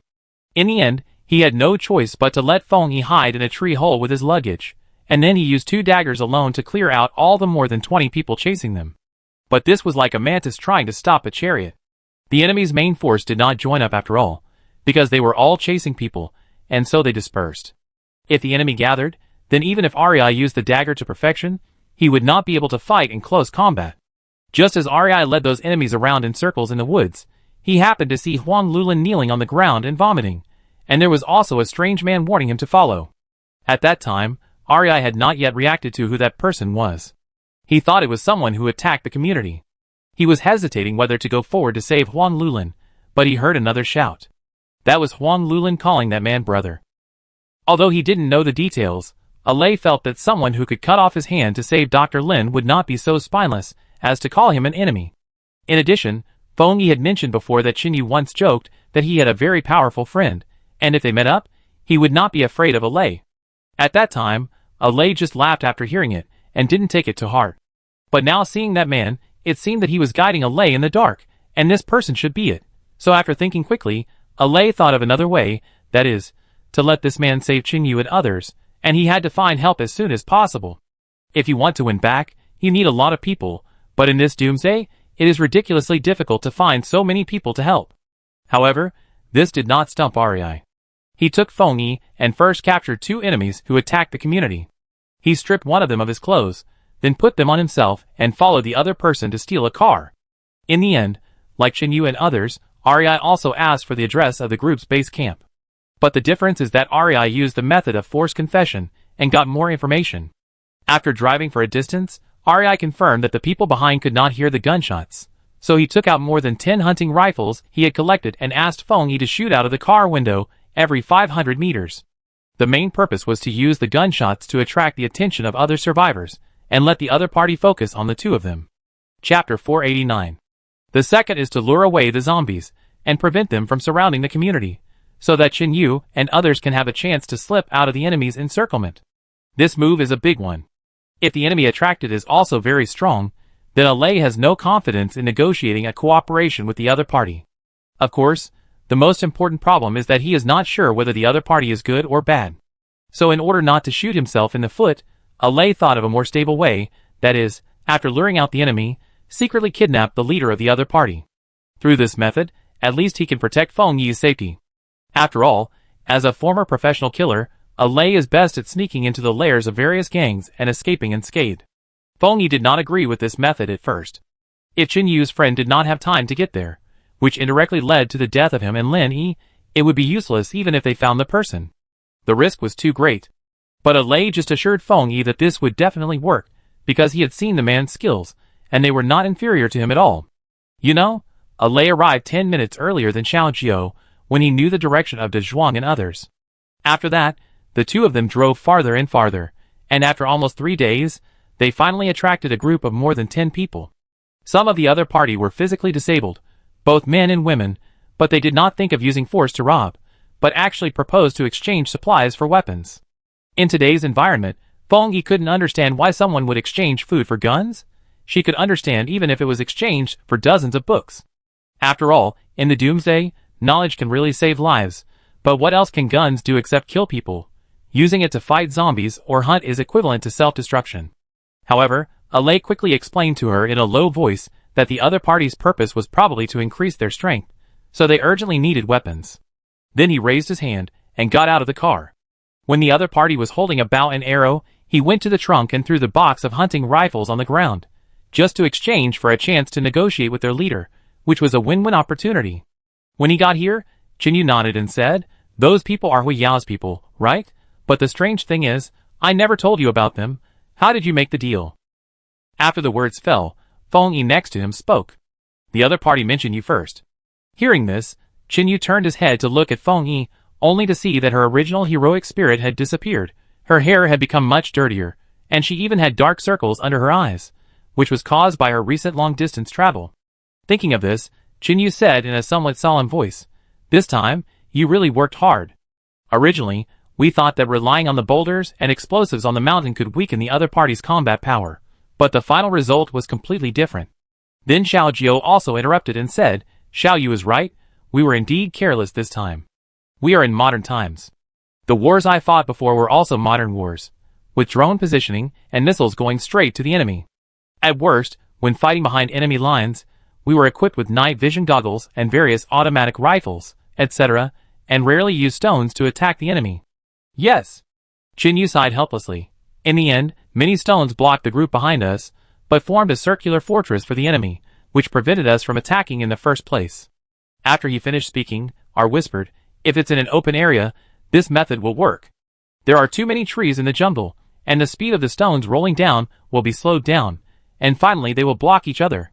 Then he continued, "When we went to the camp of those people, we were actually shocked. We thought we were sheep walking into the mouth of a tiger." "Huh? What do you mean?" Lin Yi asked after a pause. "Because they imprisoned many survivors, built walls and houses for them, and even had people who worked as iron workers." R said softly. "I was a little hesitant about whether to cooperate, but the strange thing is that the group of people had no injuries, as if they were working voluntarily. Although they had ropes tied around their legs and everyone was very tired, no one wanted to escape." Hearing this, Qin Yu thought for a moment and said, "I guess their method is to make people work in exchange for something, and finally exchange it for supplies and food." "Yeah." R nodded. "The group of people basically have no hot weapons. All of them are bows and arrows, spears and the like, but they are coated with poison, so the threat is quite big. When I said that there was a group of people with a large number of weapons and ammunition, and they might even make bullets, the woman agreed on the spot. As a condition for the deal, she will send people to help us fight back, and all the weapons and ammunition collected will belong to her." After he finished speaking, Xiao Jiao suddenly asked, "When you said those people had weapons and ammunition, did you mention that they were a group of evil people who killed people without blinking an eye?"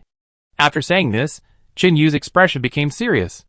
Lei finally found something wrong and frowned. "Now that you said that, it seems that I didn't say that at the time. I only mentioned that the other party had weapons." "That's bad." Qin Yu rubbed his hair in annoyance, feeling very depressed. At this time, Xiao Ning and Yang Zi were still a little confused, not understanding why these men suddenly showed such expressions. Wu Rui even asked directly, "What does this mean?" Hearing this, De Zhuang sat up with his hands on the ground. He greeted Lei, then looked at the bandage on his right arm and said in a deep voice, "That group of people don't care what kind of person Sudali is. They just want weapons." When they heard that there was ammunition, they immediately agreed to help. In other words, if we had weapons, the other party would also find a way to come and grab them. No way. Lin Yi was slightly startled and blurted out, I heard from you that the woman is a friend of Qinyu, so she shouldn't point the knife at us, right? Hearing this, Qinyu looked at her with a wry smile, spread his hands and said, if a one-time encounter can be considered a friend, then this is too cheap. After that, he began to slowly tell what happened in the abandoned hotel. When it was said that in the abandoned alley, the long-haired woman rushed out of the dark at the right time and stabbed a man to death with a piece of iron in her hand, everyone felt something was wrong. Qinyu now slowly said, at this moment, I thought it was a bit abnormal. A woman who had been locked up for an unknown period of time, when she suddenly escaped, dared to kill people directly, and her eyes were still so vicious, and she didn't even have any psychological discomfort afterwards. This is simply too abnormal. Chapter 490. So what should we do next? Lao Cheng took a few pieces of wood from the right and threw them into the fire, asking.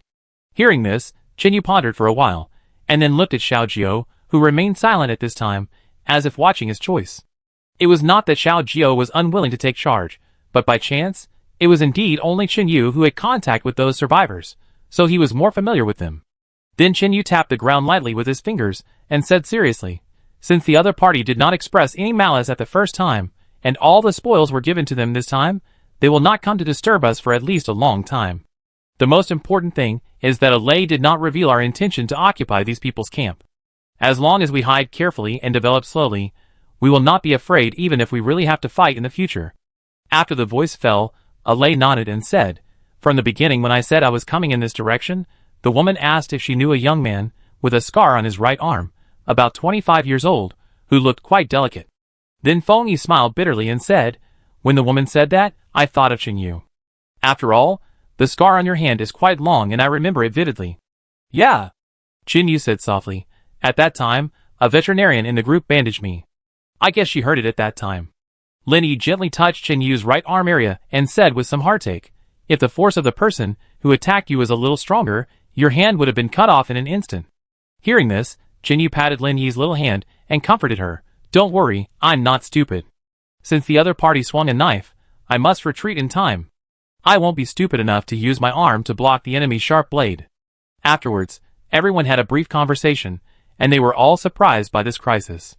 Originally, they thought Su Dali was the biggest threat, but they didn't expect that Alay had set a trap in secret, and caught him in the trap, and caught him in an instant.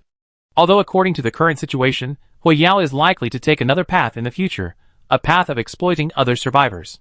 But in the end times, everyone suffers differently. After listening to Xiao Jiao's story about Chen Shi, Jiang Yuchen and others, as well as the so-called Salvation sect, he gradually began to figure out a truth. That is, in the apocalypse, the survivors have lived for so long, and their experiences are often very different. If you have not experienced the suffering of others, there is no reason to persuade others to be kind. So Qinyu and Xiao Jiao discussed it, and everyone unanimously decided that as long as Hui Yao did not point the knife at them in the future, there was no need to interfere with what others did. Just as everyone was packing up and preparing to retreat, Qinyu suddenly patted his knee, stood up and said, one of Su Dali's people can make bullets, we have always forgotten this. After he finished speaking, he turned around and called Xiao Jiao, and the two of them quickly ran down the mountain, leaving the others to continue packing their luggage. When they arrived at the foot of the mountain and looked at the dozens of men squatting on the flat ground, they all felt something was wrong, because they didn't know what the man looked like. In other words, if Hui Yao took the man away by chance, and if he was deceived by the man's sweet words and gained trust, it would probably cause a conflict again. After all, Hui Yao didn't know the details of these people. Then Qinyu came to those people, scanned them, and felt that it was a little difficult to distinguish, so he simply grabbed a middle-aged man's hair and carried him out. With a thud, Qinyu threw the man to the ground and asked coldly, I heard that there is someone in your group who can make bullets. Who is it? Hearing this, the middle-aged man turned his head and spit at him fiercely. He was about to say that he didn't know, but the next second he saw Qinyu's face and was stunned in an instant. Not only the man was stunned, but even Qinyu was slightly stunned, frowned and said, Is it you? Hearing this, Xiao Jiao came over and asked, What's the situation? Is this an acquaintance? If so, then there is no need to tie it up. Howzy, come and untie it. Hearing this, the middle-aged man shouted excitedly, Oh my God, it turns out to be you, brother. I just saw you look familiar, but I didn't recognize you. Are we family members? It's like a flood that has washed away the Dragon King temple. Hee hee. Chinyu showed a hint of sneer, stretched out his hand to grab Halsey, and said expressionlessly, "Who is your family member? When the apocalypse just broke out, weren't you planning to steal my takeaway? I really didn't expect that you were still alive after a year." The middle-aged man's face turned red after being exposed, and he lowered his head and said embarrassedly, "That happened so long ago, why are you still talking about it, little brother? Besides, I haven't succeeded in stealing yet. And it must be said that things have changed. We encountered the zombie apocalypse at the same time, but our final fates were very different." The middle-aged man secretly looked at Chinyu in front of him, and said with some sadness.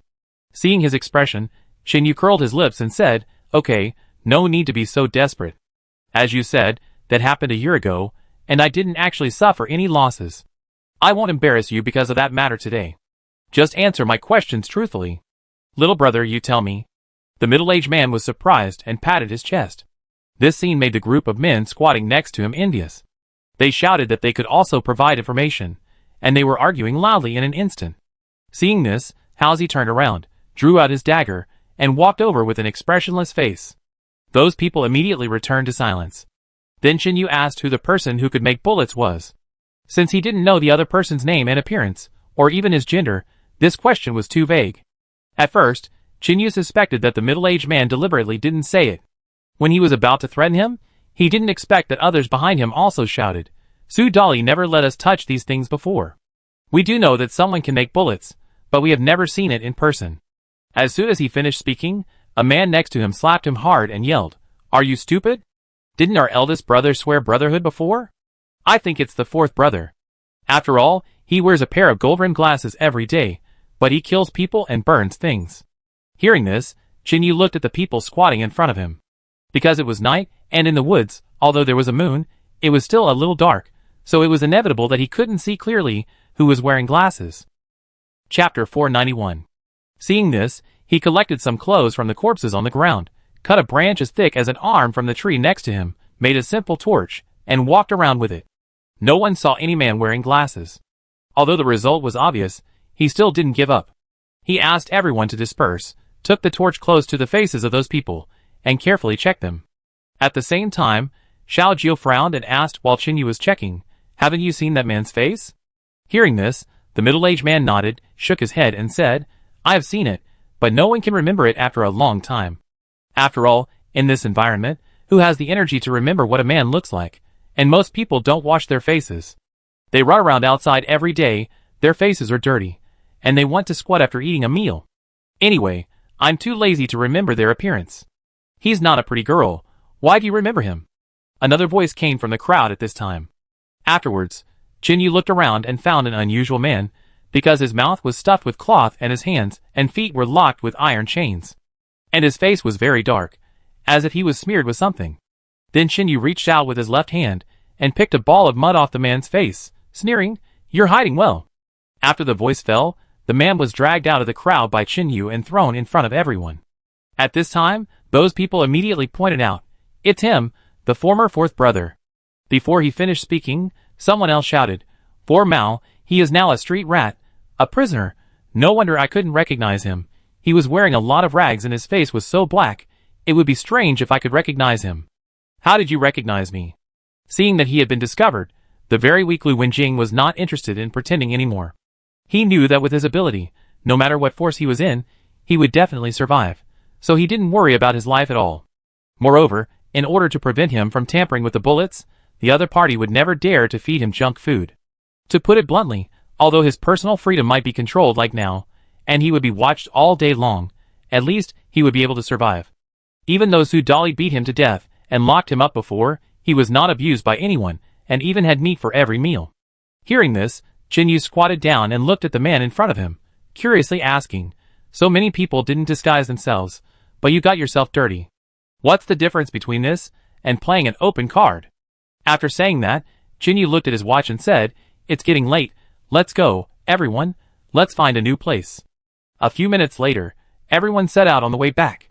Some girls drove on the main road, while the men took their guns and escorted the tied-up captives on the mountain path. In order to prevent them from having any ideas, Xiao Jiu also asked every two people to tie their left feet to the right feet of the person next to them and walk side by side. Because the journey back to the villa area is still a bit far, it takes more than 2 hours to drive, not to mention walking.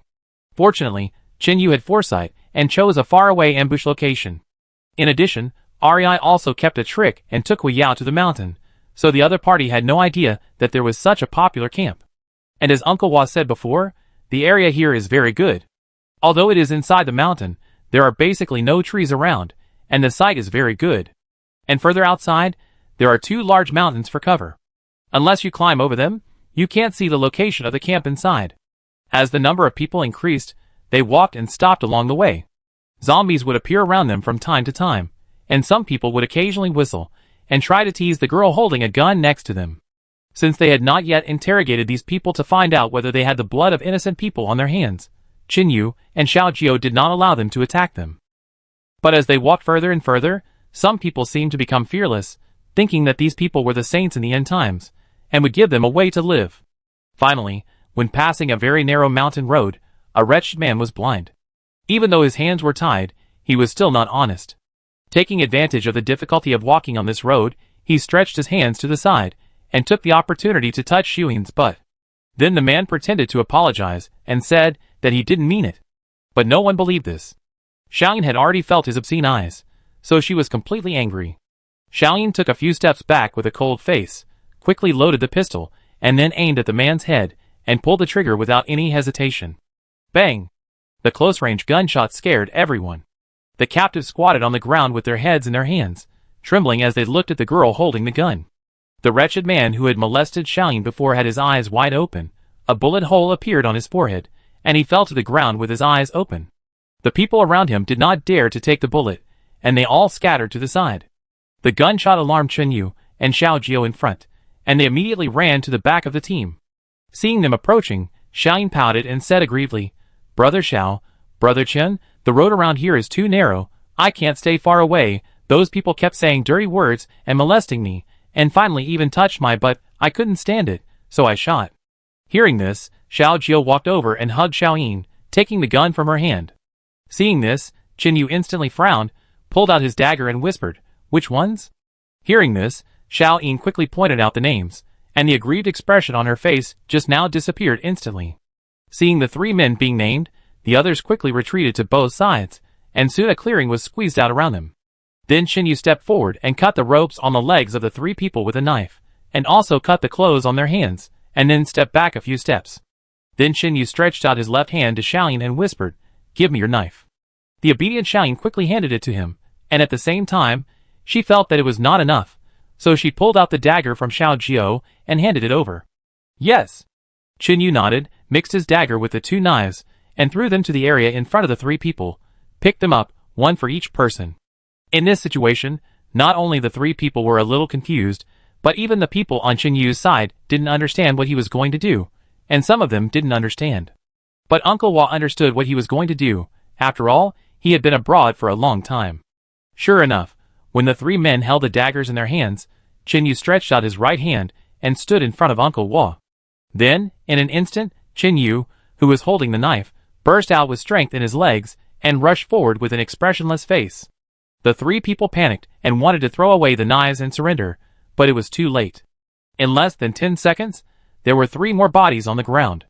After dealing with these, Chin-Yu squatted on the ground, wiping the blood on the knives with the clothes of those people, and whispered, "For people held lethal weapons and tried to attack innocent people. After I stopped them, they died in the conflict." The others continued on their way. Chapter 492. After the words fell, Lao Cheng and Hongwu clapped their hands in front, and the rest of the people hurriedly followed, not daring to stay here for a moment. Looking at their somewhat frightened expressions, Chin-Yu shook his head slightly, not caring too much. These people are typical of taking advantage of others. They have been captured alive, but they still can't see the reality clearly. Because Chin-Yu has always emphasized that even if the enemy is captured, as long as there is no unresolved hatred, it is not allowed to abuse them, let alone take their lives. Enemies can be killed, but some don't. For this reason, the attitude of the people around Chin-Yu is not very good, but not bad. This gave the group of people the illusion that they had met good people. But they didn't think about it carefully. How many of those who can survive to this day can be ordinary people? After everyone left, the surroundings gradually became much emptier.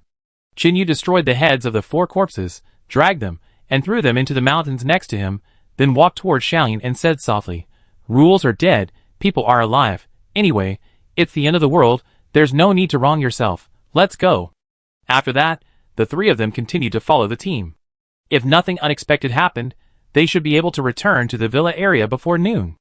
At about 1 p.m., everyone saw the familiar river and the intact wall again, and they became a little excited. Ali and others led the group of prisoners in. Dazhuang took advantage of the small number of people, and came to Qinyu to ask a question that he didn't understand. "By the way, Xiaoyu, I was actually thinking on the way that Hui Yao had captured some people, but if she was more careful, wouldn't she be able to find out the address here through torture?" Hearing this, Qinyu looked at the clear river water under his feet and replied with a smile, "We are not really enemies now. I said before that as long as we are given time to develop, we will have the confidence when the time comes to fight." Then Xiao Jiao came over with the unused potassium nitrate and said, "Don't worry, Brother Dazhuang, I noticed before that although the woman didn't let the group of people go, her attitude towards us is not bad. On the contrary, her life was saved by Xiaoyu. It is reasonable that she will not call us in a short time. Even if she knows the address, what's the harm?"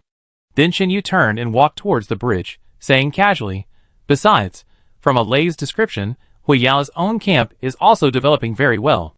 After all, she has so many survivors working. It is basically unlikely that she would bring people to attack just by hearing a few messages. At least she has to pretend." After that, several people began to walk towards the villa park. The gate was better and more solid than Xinyu's previous community. There were 4 large iron bars, even as thick as an adult's arm, and they were tied with the old-fashioned anti-theft windows and wires. There were 2 doors put together. It took 2 men to push them open. Moreover, on the side of the river close to the periphery, with the villa area as the boundary, there are basically a lot of wood inserted, and there are also a lot of broken glass stuck on it. It's just a pity that the gap is a little bit big, and a normal person can get through it by turning sideways. But this is also normal. After all, it was not used to prevent people from coming, but to prevent zombies from polluting the river water. The only way to enter the villa area normally is the stone bridge, but there are also checkpoints and special people standing guard. Entering from the gate, Qinyu and others saw the people in the villa area before, still squatting honestly. Seeing this, Lao Cheng came over, rubbed his shoulders and said, "These bastards, seeing that the people coming in were not theirs, actually wanted to resist with weapons. Fortunately, their guns were confiscated last time, otherwise they might have been ambushed. The few who jumped happily were also dealt with by Brother Ali, and now they are squatting there obediently." "Yeah." Qinyu nodded, thought for a moment, and then ordered, "According to the previous plan, each group of 10 people will be questioned separately. Let's quickly find out the details of these people, keep those who are clean, and expel those with blood on their hands." Hearing this, Lao Cheng was slightly startled. "Stay? What for? I don't think it's necessary to have more mouths and more people to eat." Hearing this, Xiao Jiao shook his head slightly and said, "That's right, if we want to develop faster, we must expand our manpower. Although we don't enslave other survivors, we still need labor." After the voice fell, Lao Cheng thought about it, and then replied, "Okay, I understand, then I will arrange it."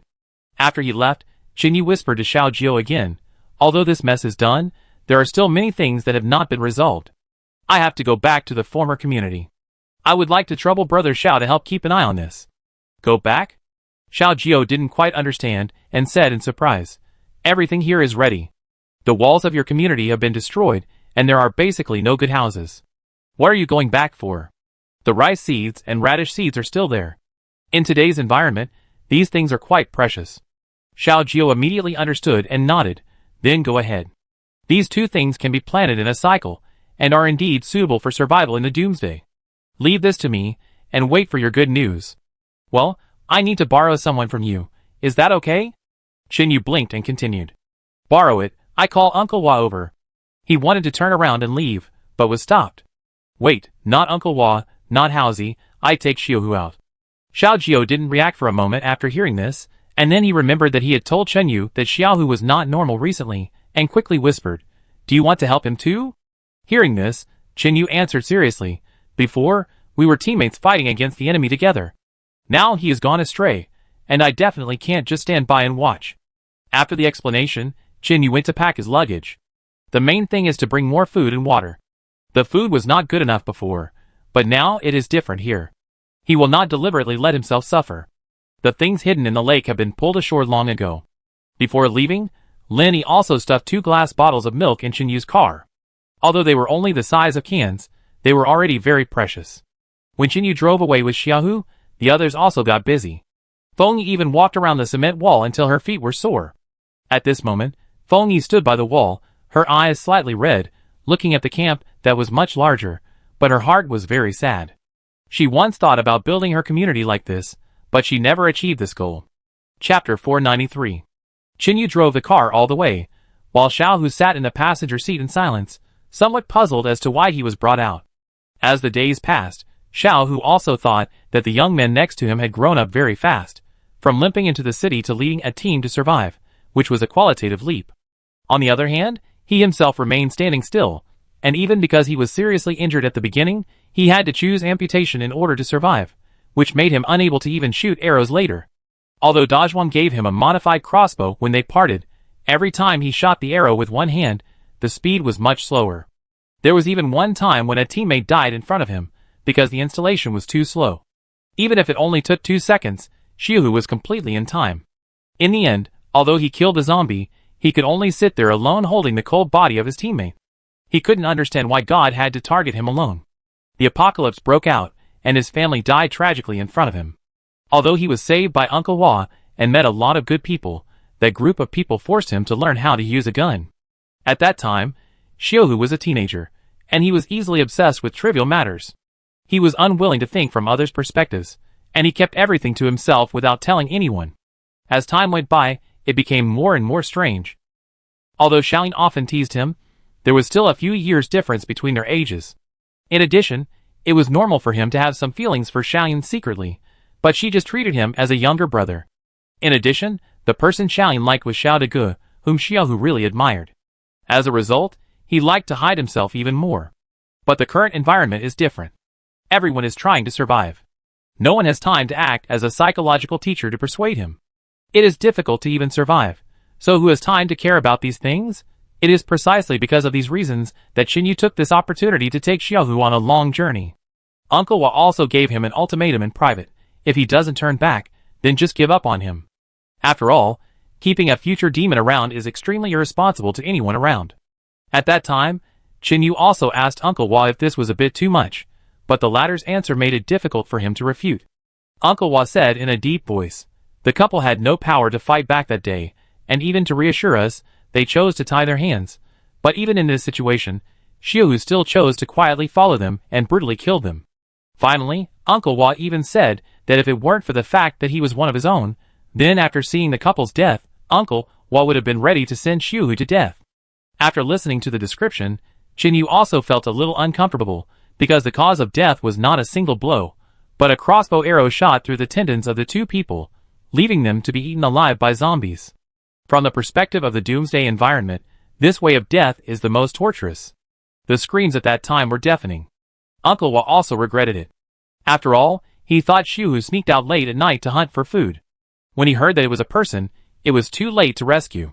Finally, when Uncle Hua grabbed Xiaohu and came to the corpse that was only left with bones, Xiaohu kept quibbling until Uncle Hua said that he had been following him, and the other party fell silent. All this made Xiao Jiu very upset. Although Xiaoyin knew that Xiaohu had done something wrong, she didn't know the details, so she didn't take it seriously. But even so, Xiao Jiu, Uncle Hua, and Xiaoyin never thought of giving up on this boy and tried to bring him back to the right path. The car drove very smoothly. Chen Yu was too lazy to talk to Xiaohu on the road, just concentrating on driving his own car. After driving for more than 2 hours, Chen Yu glanced at the fuel gauge, took out the wrinkled map from his pocket, and looked at it, and then when he arrived at the next intersection, he drove straight to the left. Seeing this, Xiaohu hesitated and reminded, "You are driving the wrong way, we should go to the right." Hearing this, Chen Yu put the map in his pocket, held the steering wheel with both hands, and said in a deep voice, "What's wrong with the road? It depends on how we drivers choose."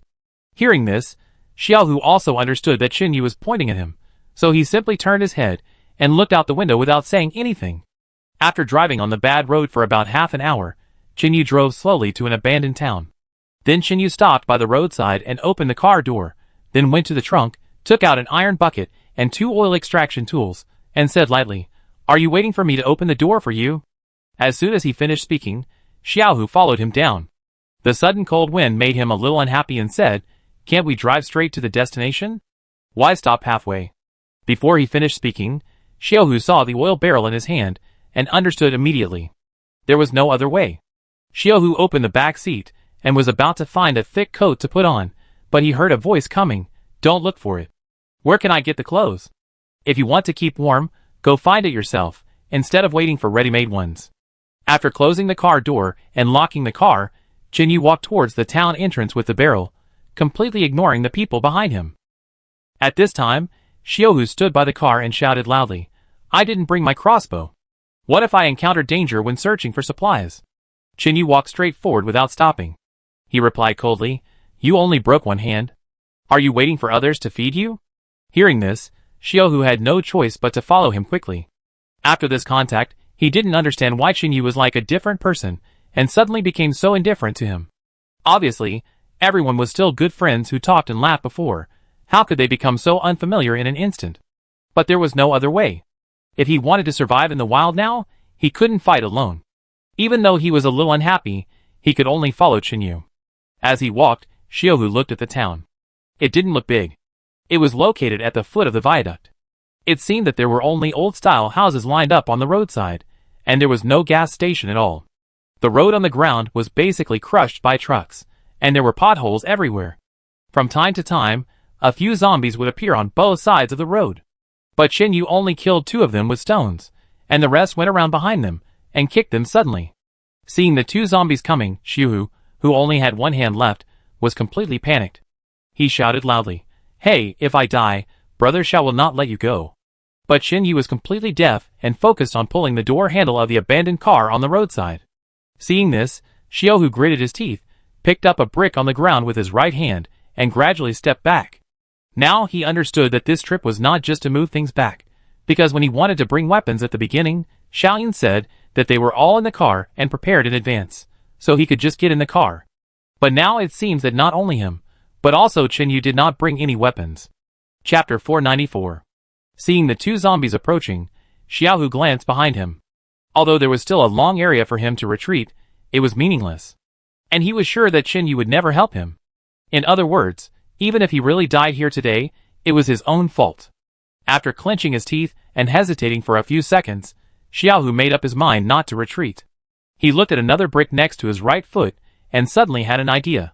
Seeing the zombie approaching within 3 meters, he seized the opportunity and suddenly threw the brick in his hand at the zombie behind him. With a bang, it hit the head instantly. However, due to the lack of strength, this attack was not enough to kill the zombie, but it did slow it down. At this moment, Xiaohu realized that when he was separated from the crossbow and the dagger, his force value was basically 0, and he couldn't even kill a few zombies. If he met other survivors, they would also be lambs to be captured and slaughtered. Without taking a breath, Xiaohu quickly picked up another brick, stared at the nearest zombie nervously, and rushed up holding his breath. With 1-2 hits, he finally crushed the zombie's head. However, since he attacked the zombie with one hand, it was difficult to control the body. The last hit actually broke through the upper part of the head, and his right hand got stuck inside. There were many pits on the ground. After Xiaohu stepped on the stone, he didn't pay attention and fell straight to the side. In addition, his right hand was stuck in the head of the dead zombie at this time. The impact of his body falling down pulled the corpse a little towards him, and then it pressed directly on him, making him completely unable to move. Seeing another zombie approaching, Xiaohu's hand was pressed by the corpse, and his elbow was blocked by the ground, so he couldn't pull it out at all. The corpse couldn't be pushed away at this time, and he was so anxious that sweat ran down his forehead. The zombie on the left also knelt down when it was only 1 meter away from him, moved forward a little, and then grabbed his calf and opened his mouth to bite it. Xiaohu just took a last look at the indifferent Jinyu, closed his eyes, and waited for death quietly.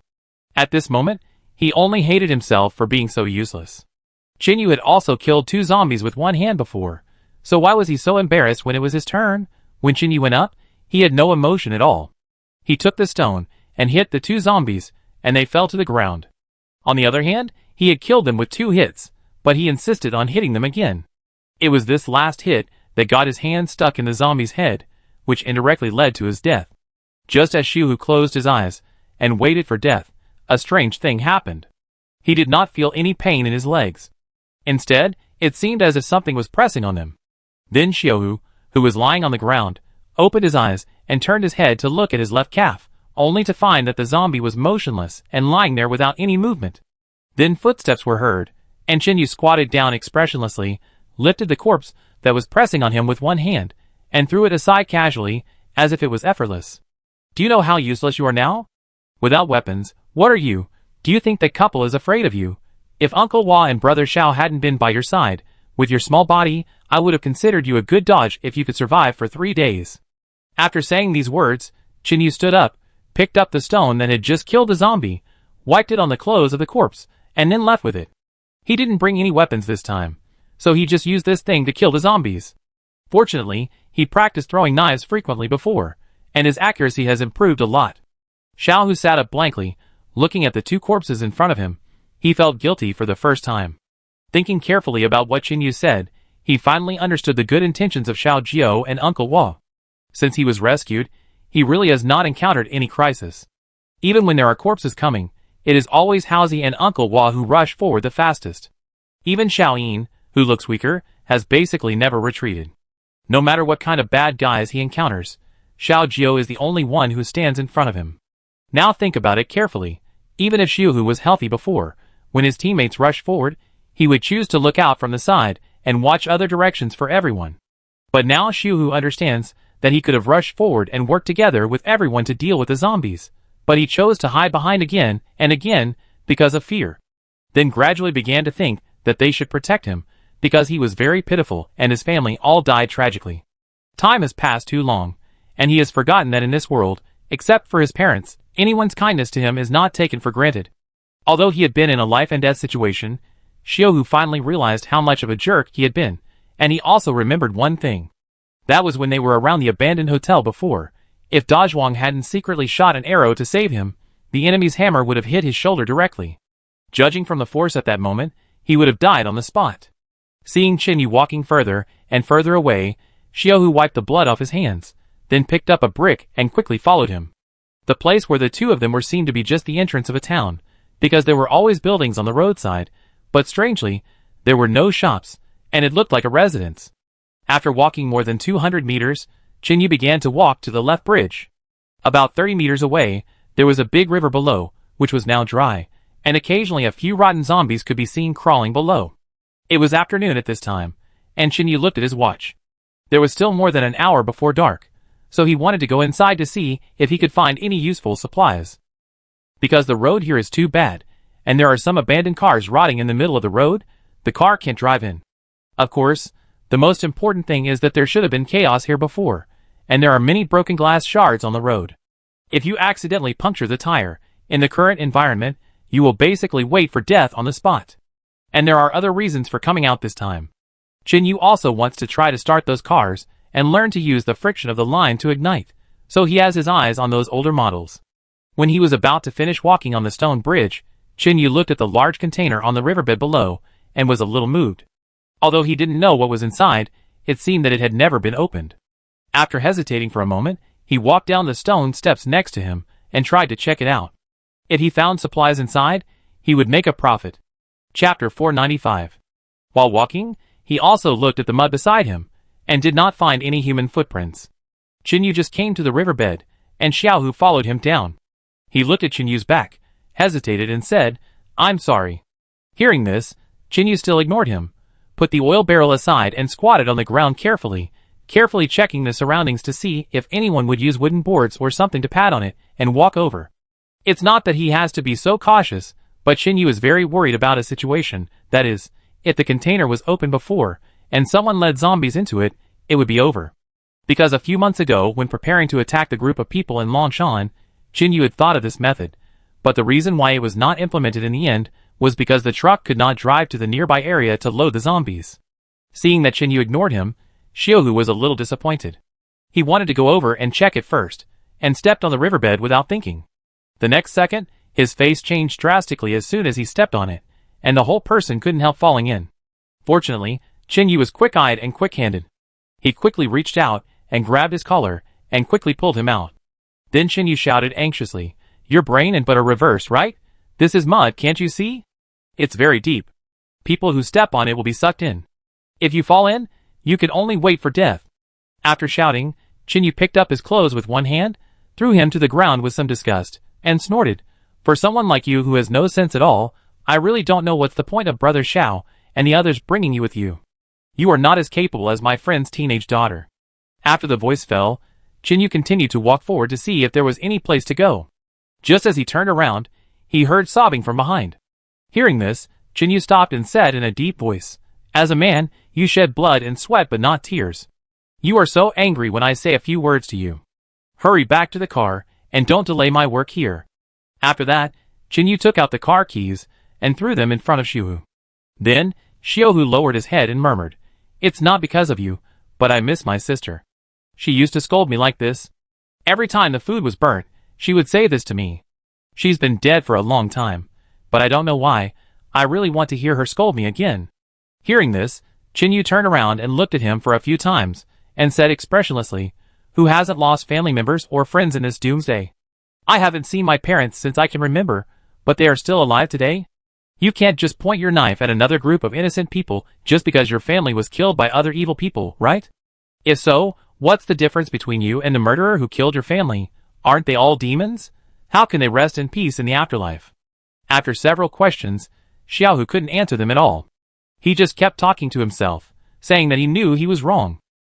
Seeing this, Chinyu didn't bother to care about him, and continued to walk to other places. Then Xiaohu looked at the mud on his feet, wiped it with the weeds next to him, then picked up the car keys and followed him. Hearing the footsteps behind him, Chinyu was relieved. As long as he didn't really hide in the car, it meant that he was still worth pulling back. After all, it is the end of the world now. The two of them knew very well that they did not bring weapons. If Chinyu was left alone to search for supplies, although it might not necessarily lead to an accident, it would be easy to encounter danger. If Xiaohu really left him alone outside, and returned to the car alone, then Chinyu would definitely take the oil extraction tools and iron buckets, and quietly leave from other directions. In this wilderness, there is not much oil in the car. Without weapons and lighters, relying on the food in the car, you can only survive for 3 days at most. But fortunately, Xiaohu made the right choice, and did not abandon Chinyu, even if he was scolded. This is exactly why he changed his attitude before. When Xiaohu approached, Chinyu looked at the riverbed and explained softly, "From the traces on the bridge above, there should be a car accident here." The river was estimated to be very deep at the beginning. The driver was probably driving to transport goods, but encountered a zombie outbreak. He drove the car into the river to avoid others. Hearing this, Xiaohu understood that the other party no longer regarded him as a drag, and at least was willing to share information. Then he asked curiously, "How do you know it happened during the apocalypse, not before or after?" Hearing this, Chinyu turned his head to look at him, then pointed to his head and said, "You have to learn to analyze everything with your head, and see with your eyes." Then Chinyu pointed to the gap on the side of the bridge and said, "If you fall into the river from this height, you will definitely be discovered. In addition, there are many people living here. If it was before the apocalypse, someone would definitely find a way to rescue you. Because we are all well-educated people, before the doomsday, most people would never stand by and watch someone die. But if you look closely, there are no signs of ropes in the driving area of the vehicles except for the abandoned cars that are blocked. In addition, there is so much rust on this container, which is enough to prove that people at that time were trying to escape." "I understand." Xiaohu nodded and said. After Chinyu looked around, he chose to pick up a stone and then threw it at the container. There was a bang, but no sound came from inside. After knocking several times and confirming that there was no sound, Chinyu continued, "There should be no zombies inside. Let's go first. We will check again when we are about to leave. By the way, we will go to the abandoned town to remove a few doors." "Use the door pad on the mud to get through?" Xiaohu asked. "Yes." After that, Chinyu continued to walk towards the stone steps with the iron bucket, ready to enter the town. Since Xiaohu did not leave, Chinyu no longer turned his face to him, and basically answered every question. After passing the bridge, the road here is much better, basically all cement roads, although some cracks, but at least there are no potholes. After walking along this road for about 10 minutes, the two came to the entrance of the town. There are also mahjong halls and noodle shops around. Of course, it has been abandoned for a long time, and occasionally there are zombies standing in the transparent glass door, growling at the outside. Then Chinyu took Xiaohu to the noodle shop and said, "We don't have weapons, so the first priority is to find this thing first." At least we need to have self-defense, and of course, we need to find fire. Okay. Xiuhu is now completely like a good child, listening to Qinyu and everything, and no longer silent. When he came to the door, he was about to enter, but Qinyu stretched out his hand in front of him, and then took the iron bucket and gently knocked on the glass to make noise. Chapter 496. What are you doing? Aren't zombies right in front of you? Looking at Qinyu's actions, Xiaohu didn't understand and asked. Before he could answer, there was another noise from inside, and then the door curtain was lifted, and two zombies covered in dirty walls appeared and slowly walked out. Then Qinyu held the stone he had just picked up and said calmly, "Don't trust what you see too much. After all, zombies are more sensitive to sound." Then he opened the glass door, kicked the nearest zombie, and quickly killed it with the stone. Without waiting for Qinyu to say anything, Xiaohu followed him, smashing the zombie's head with a brick, and also kicked the zombie behind him back a little. But because the floor was covered with tiles, and there was a lot of blood, Xiaohu didn't notice it, and his feet slipped, and he fell backwards. Qinyu quickly supported him and whispered, "Be careful, if you hit your head, I will have to waste time searching other houses." Xiaohu stabilized his body, looked at the cement floor behind him with a slightly pale face, and asked with some fear, "Thank you, but what do you mean by that?" Hearing this, Qinyu killed the last zombie, clapped his hands and said, "I find you a coffin and bury you right here." Xiaohu was stunned, and then used the garbage on the ground to wipe the dirty blood. After dealing with the zombies, Qinyu did not go directly into the kitchen to search, but looked around, found a plastic bag and put it on his hands, then squatted down and reached out to touch the corpses. More than a minute later, Qinyu held a wallet in his hand, and as soon as he opened it, a photo fell out. It seems to have been taken just before death. This thought flashed through Qinyu's mind, and then he looked at the half-rotten clothes of the corpse and recognized that the two were the people in the photo. A man and a woman, smiling warmly, each holding a bowl of noodles in their hands, wearing couple t-shirts. The only difference is that they don't have those two aprons.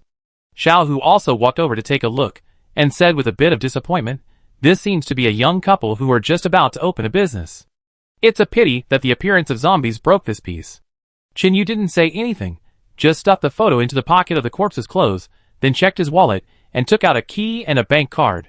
Then he used the key to open the drawer in the corner, which contained a pile of change, but Qinyu didn't take them out and quickly closed it again. "What are you looking for? Do you want me to help you?" Xiuhu stood aside, a little at a loss.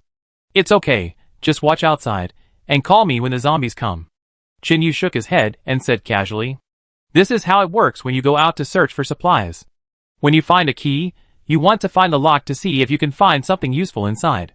After all, in this environment, even a box of toothpicks will do." Then he walked into the kitchen. The light was a little dim. There was a big pot on the stove. The soup inside had turned black, and the stench was overwhelming. Qinyu covered his nose with his arm, while searching the area inside. He quickly took out two knives, one for cutting vegetables, and the other for chopping bones. Both were a little rusty.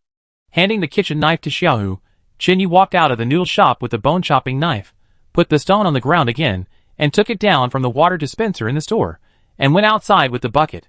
Watching him sprinkle some water and start sharpening the knife, Xiaohu followed suit, but because he only had one hand, it was not very convenient, and the speed was much slower. Finally, he simply used his left elbow to hold the back of the knife, and quickly removed the rust. A few minutes later, Qinyu's knife had been sharpened, and he took Xiuhu's knife and helped clean it. Watching his movements, Xiuhu understood that Qinyu was now trying to teach him how to survive step by step from scratch. After finishing all this, the rust on the ground could not be wasted. Using the bank card, Qinyu bottled the rusty water. Then the two continued to walk into the town. Soon it was dark. After searching several houses, no food was found. Even if there was any, it would have rotted long ago. This was also expected. After all, so much time had passed. There was no way to replenish the food with a new date, so it would definitely expire and rot. When night fell, it would be more dangerous if they were still walking outside, so Qinyu did not show off, but took Xiaohu to a community. The main reason for coming here is that there is an open-air parking lot with many cars parked there. If they stay here overnight, they can collect gasoline the next day. There is a supermarket downstairs in the community. It is dark inside, and the ground is in a mess. It can be seen that it has been looted many times. But even so, Qinyu still took Xiaohu in, because it was dark, and they had not found the lighter yet. It's not like I haven't come across a tobacco shop before, but places like this have long been on people's minds. After a year of searching, there's not even a shadow of them. However, Chinyu never said anything discouraging, but walked into those houses again and again. Even if he walked out empty-handed, his mood was not depressed at all. Standing a little inside the supermarket door, he still used the old method to make noises to attract zombies to come out. However, because they knocked too frequently, the zombies in other directions gradually noticed them and slowly approached them. Seeing this, Chinyu thought for a moment, then said, "Don't go in yet, the zombies are about to come over, we have to lead them away first."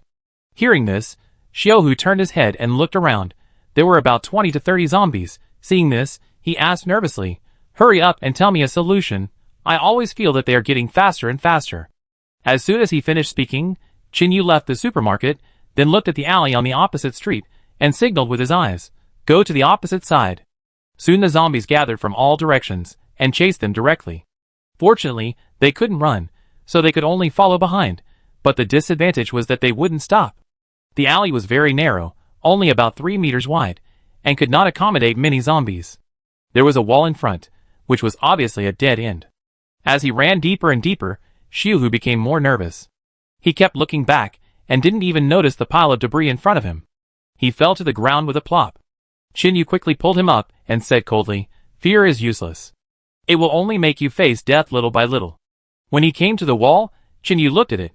It was about 2 meters high, which was not difficult. Then he put the iron bucket on the ground, his knees against the wall, crossed his hands and looked up, and shouted seriously, "Hurry up, you go first, I can climb over this height by myself." Chapter 497. Seeing this, Xiaohu also realized that it was not the time to shirk responsibility. He took a last look at the zombies behind him, and stepped directly on Chinyu's hand.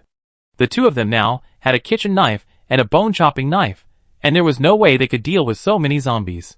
Then Chinyu raised both his hands upwards, and Xiaohu quickly grabbed the edge of the wall with his right hand, and then subconsciously tried to grab it with his other hand, but suddenly remembered that he was just a useless person now, and could not do such a move at all.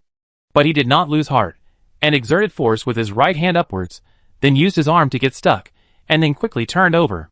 Chinyu quickly threw the bucket to him, and stepped back a few steps.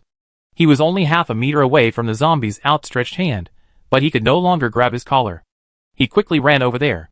When he approached the wall, Chinyu kicked the wall with his right foot, jumped up, grabbed the edge of the wall with one hand, kicked his left foot to the side, and turned over in one go. Seeing his smooth movements, Xiaohu also gave a thumbs up sincerely. Because the other party did not use both hands at all, and also used one hand all the time, Xiaohu understood that Chinyu wanted to tell him that even if he only had one hand left, he would still have many chances to survive in the apocalypse, provided that he did not give up. "Stop talking nonsense and hurry up." Chinyu picked up the iron bucket and shouted in a low voice, while quickly running to other streets. Being chased by zombies again, Chinyu basically seemed to be at ease and not panicking at all. At this moment, he once again thought of the underground parking lot before. In the past, he was at a loss when he was caught by 3 zombies, and he didn't have the confidence to go up and kill them even with a dagger. Unlike now, he was chased by the zombies, and didn't even blink. 2 minutes later, the two had taken a detour to the supermarket, and the zombies were still blocking the alley, blocking each other and unable to get out. After all, they are creatures without intelligence, and are completely unaware of these things. Entering the supermarket, because of the loud noise before, the zombies inside were also lured out, so there was no need to bother to check again. Quickly searched through the shelves, but found nothing. Although a lighter was found in the lounge, there was no food. Just as they were about to leave, Chinyu suddenly kicked an iron box under his feet. Seeing this, he bent down to pick it up, took a look at it in the moonlight, and suddenly a bitter look appeared on his face. "What's wrong? Have you found something to eat?" Xiaohu came over with empty hands and asked curiously.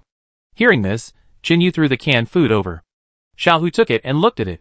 He was stunned for a moment, and then read it out. "Canned food for dogs." Then a voice came. "Take it with you. Although we brought food with us, it will be eaten up eventually, so we can't waste it when we have the chance to replenish it." "Okay." Xiaohu nodded helplessly, put the canned food in his pocket, and was about to leave. Suddenly, his eyes lit up. He squatted down and turned over a pile of garbage, then picked it up and took a look, and then said disappointedly, "Oh, why is it dog food again?" Hearing this, Chinyu smiled and said, "It's probably because of this thing that it was left behind. But don't tell me, if someone finds it now, they will be taken away. Okay, let's go and find a place to spend the night. When they entered the community gate, two figures suddenly appeared under the fifth-floor window of the building in front of them.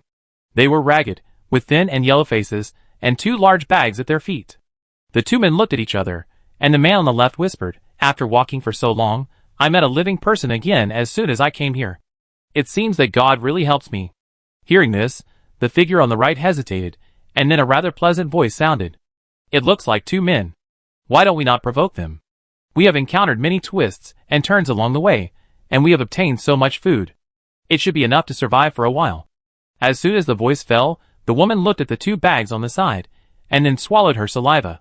Just when she was about to reach out to open the zipper, the man in front of her suddenly reached out his hand, grabbed her throat and said coldly, "You stinky woman, have you forgotten how you survived to this day? You don't even listen to me?" Then the man used force with his fingers, and the woman tried desperately to pull the big hands apart, but due to the difference in strength, she was no match at all, and her face gradually turned red, and her eyes became more and more blurred. Just when the woman was about to collapse, the man snorted coldly and let her go, saying in a deep voice, "The food will eventually run out, and there are still a lot of supplies outside. As long as there are fewer and fewer living people, we will be able to find more and more food. Don't you understand this principle?" While listening to him, the woman rubbed her throat while lying on the ground, whispering, "I understand." Then the man watched the two people downstairs walk into the building next door, looked at the watch on his wrist, and looked at the woman lying on the ground. With the brightness of the moonlight, he began to feel a little restless again. He quickly took out the bed sheet from his bag and threw it in front of the woman, and then the man began to untie his belt. Seeing this, the woman on the ground had a trembling flash in her eyes, and reluctantly took the bed sheet and spread it, then took off her clothes and lay on it with a numb face. Although the temperature had risen a little, it was still a little low. In order to prevent a cold, the woman had to hold her shoulders with both hands and let the other person toss. Time passed by, and Chinyu and the other man did not find any traces of other people. After entering the building, in order to leave a way out for easy retreat, they only chose the room on the second floor. Just when Xiaohu was curious about how he opened the door, he saw Chinyu took out the bank card he had used before, fiddled with the door for a while, and the door opened. As soon as he stepped in, dust instantly hit him. Although there were furniture, it looked like no one had lived there for a long time. Even the air smelled of decay. Then Chinyu came to the bedroom and quickly pulled off the bed sheet. Then he went back to the living room and turned it over and spread it on the floor. Xiaohu had already drawn the curtains and was ready to find something to start a fire. Although it was dirty everywhere, Chinyu was already used to it. He used a spatula and cut sheets to make a simple torch and began to look for ignition. Originally, he wanted to look for a study room, but after a few minutes, Chinyu only moved out a few wooden chairs. Later, I thought it was normal. After all, it was just a small town. According to the thinking of the older generation, even if there were extra rooms, they would choose to decorate them as bedrooms to facilitate the accommodation of relatives during the holidays. Although he found food, Chinyu did not choose to eat dog food. Instead, he took out a wrapped plastic bag from his inner pocket. Inside was a dozen pieces of fresh meat slices, which were found in the villa area before. When he took the oil barrel, he took a bag and put it on his body. He removed the electric fan, then placed the outer cover on the side of the chair, and burned a fire underneath, ready to roast it. Just as the two were busy with dinner, there was a sudden knock on the door behind them. Chapter 498. When Xiaohu heard the noise, he was startled instantly. At the same time, he quickly grasped the kitchen knife and looked towards the door with a nervous face. Chinyu raised a finger with his left hand and gently placed it on his mouth, signaling him not to move. Just when the two of them couldn't figure out the situation, the knocking stopped. The surroundings returned to silence again, and Xiaohu could even feel his heart pounding. Not only him, but even Chinyu felt something was wrong. When he entered this town, he specially observed many places, and there were no footprints of survivors at all. You have to know that it rained a few days ago, and it has been cloudy since then. The sun has hardly come out, so the various traces can't disappear so quickly. Whether it is the streets of the town or the front of the shops, no one has come in for at least 3 months. Chinyu is very sure of this. But now they heard a knock on the door, which is simply too abnormal. Feeling something is wrong, Chinyu asked Xiaohu to stare at the barbecue on the cover, then put a knife on the fire to roast it red, then carefully cut off 2 sheets and tied them to the shoes. This method allows him to avoid making footsteps without taking off his shoes. Just as he tied up his right shoe, Chinyu suddenly smelled a smell. It was the smell of barbecue. Then Chinyu smiled bitterly, and a thought flashed through his mind. I almost forgot that this thing will spread out. Sure enough, when he untied his shoes and put them on the bed sheet again, a voice came from the door, sounding like a woman. Hello? Hello? Although he heard someone talking, Chinyu still did not answer her and remained silent. A few seconds later, the person outside the door spoke again. I am the neighbor who lives upstairs. I saw you look kind just now, so you should be good people. Can I exchange something with you? The woman stood at the door, hugged her shoulders, and asked in a low voice.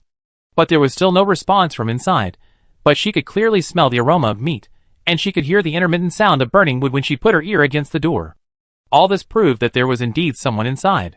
She looked at the light in the corridor. The woman standing alone outside was a little scared, but she didn't dare to go back to the next building. If she went back without getting any information, she would only be greeted by fists. My wood is burned out. Can you let me in first? The person outside still didn't give up, and asked in a pleading voice. Hearing this, Xiaohu was a little unsure. He walked to Chinyu and whispered, It sounds like a poor woman.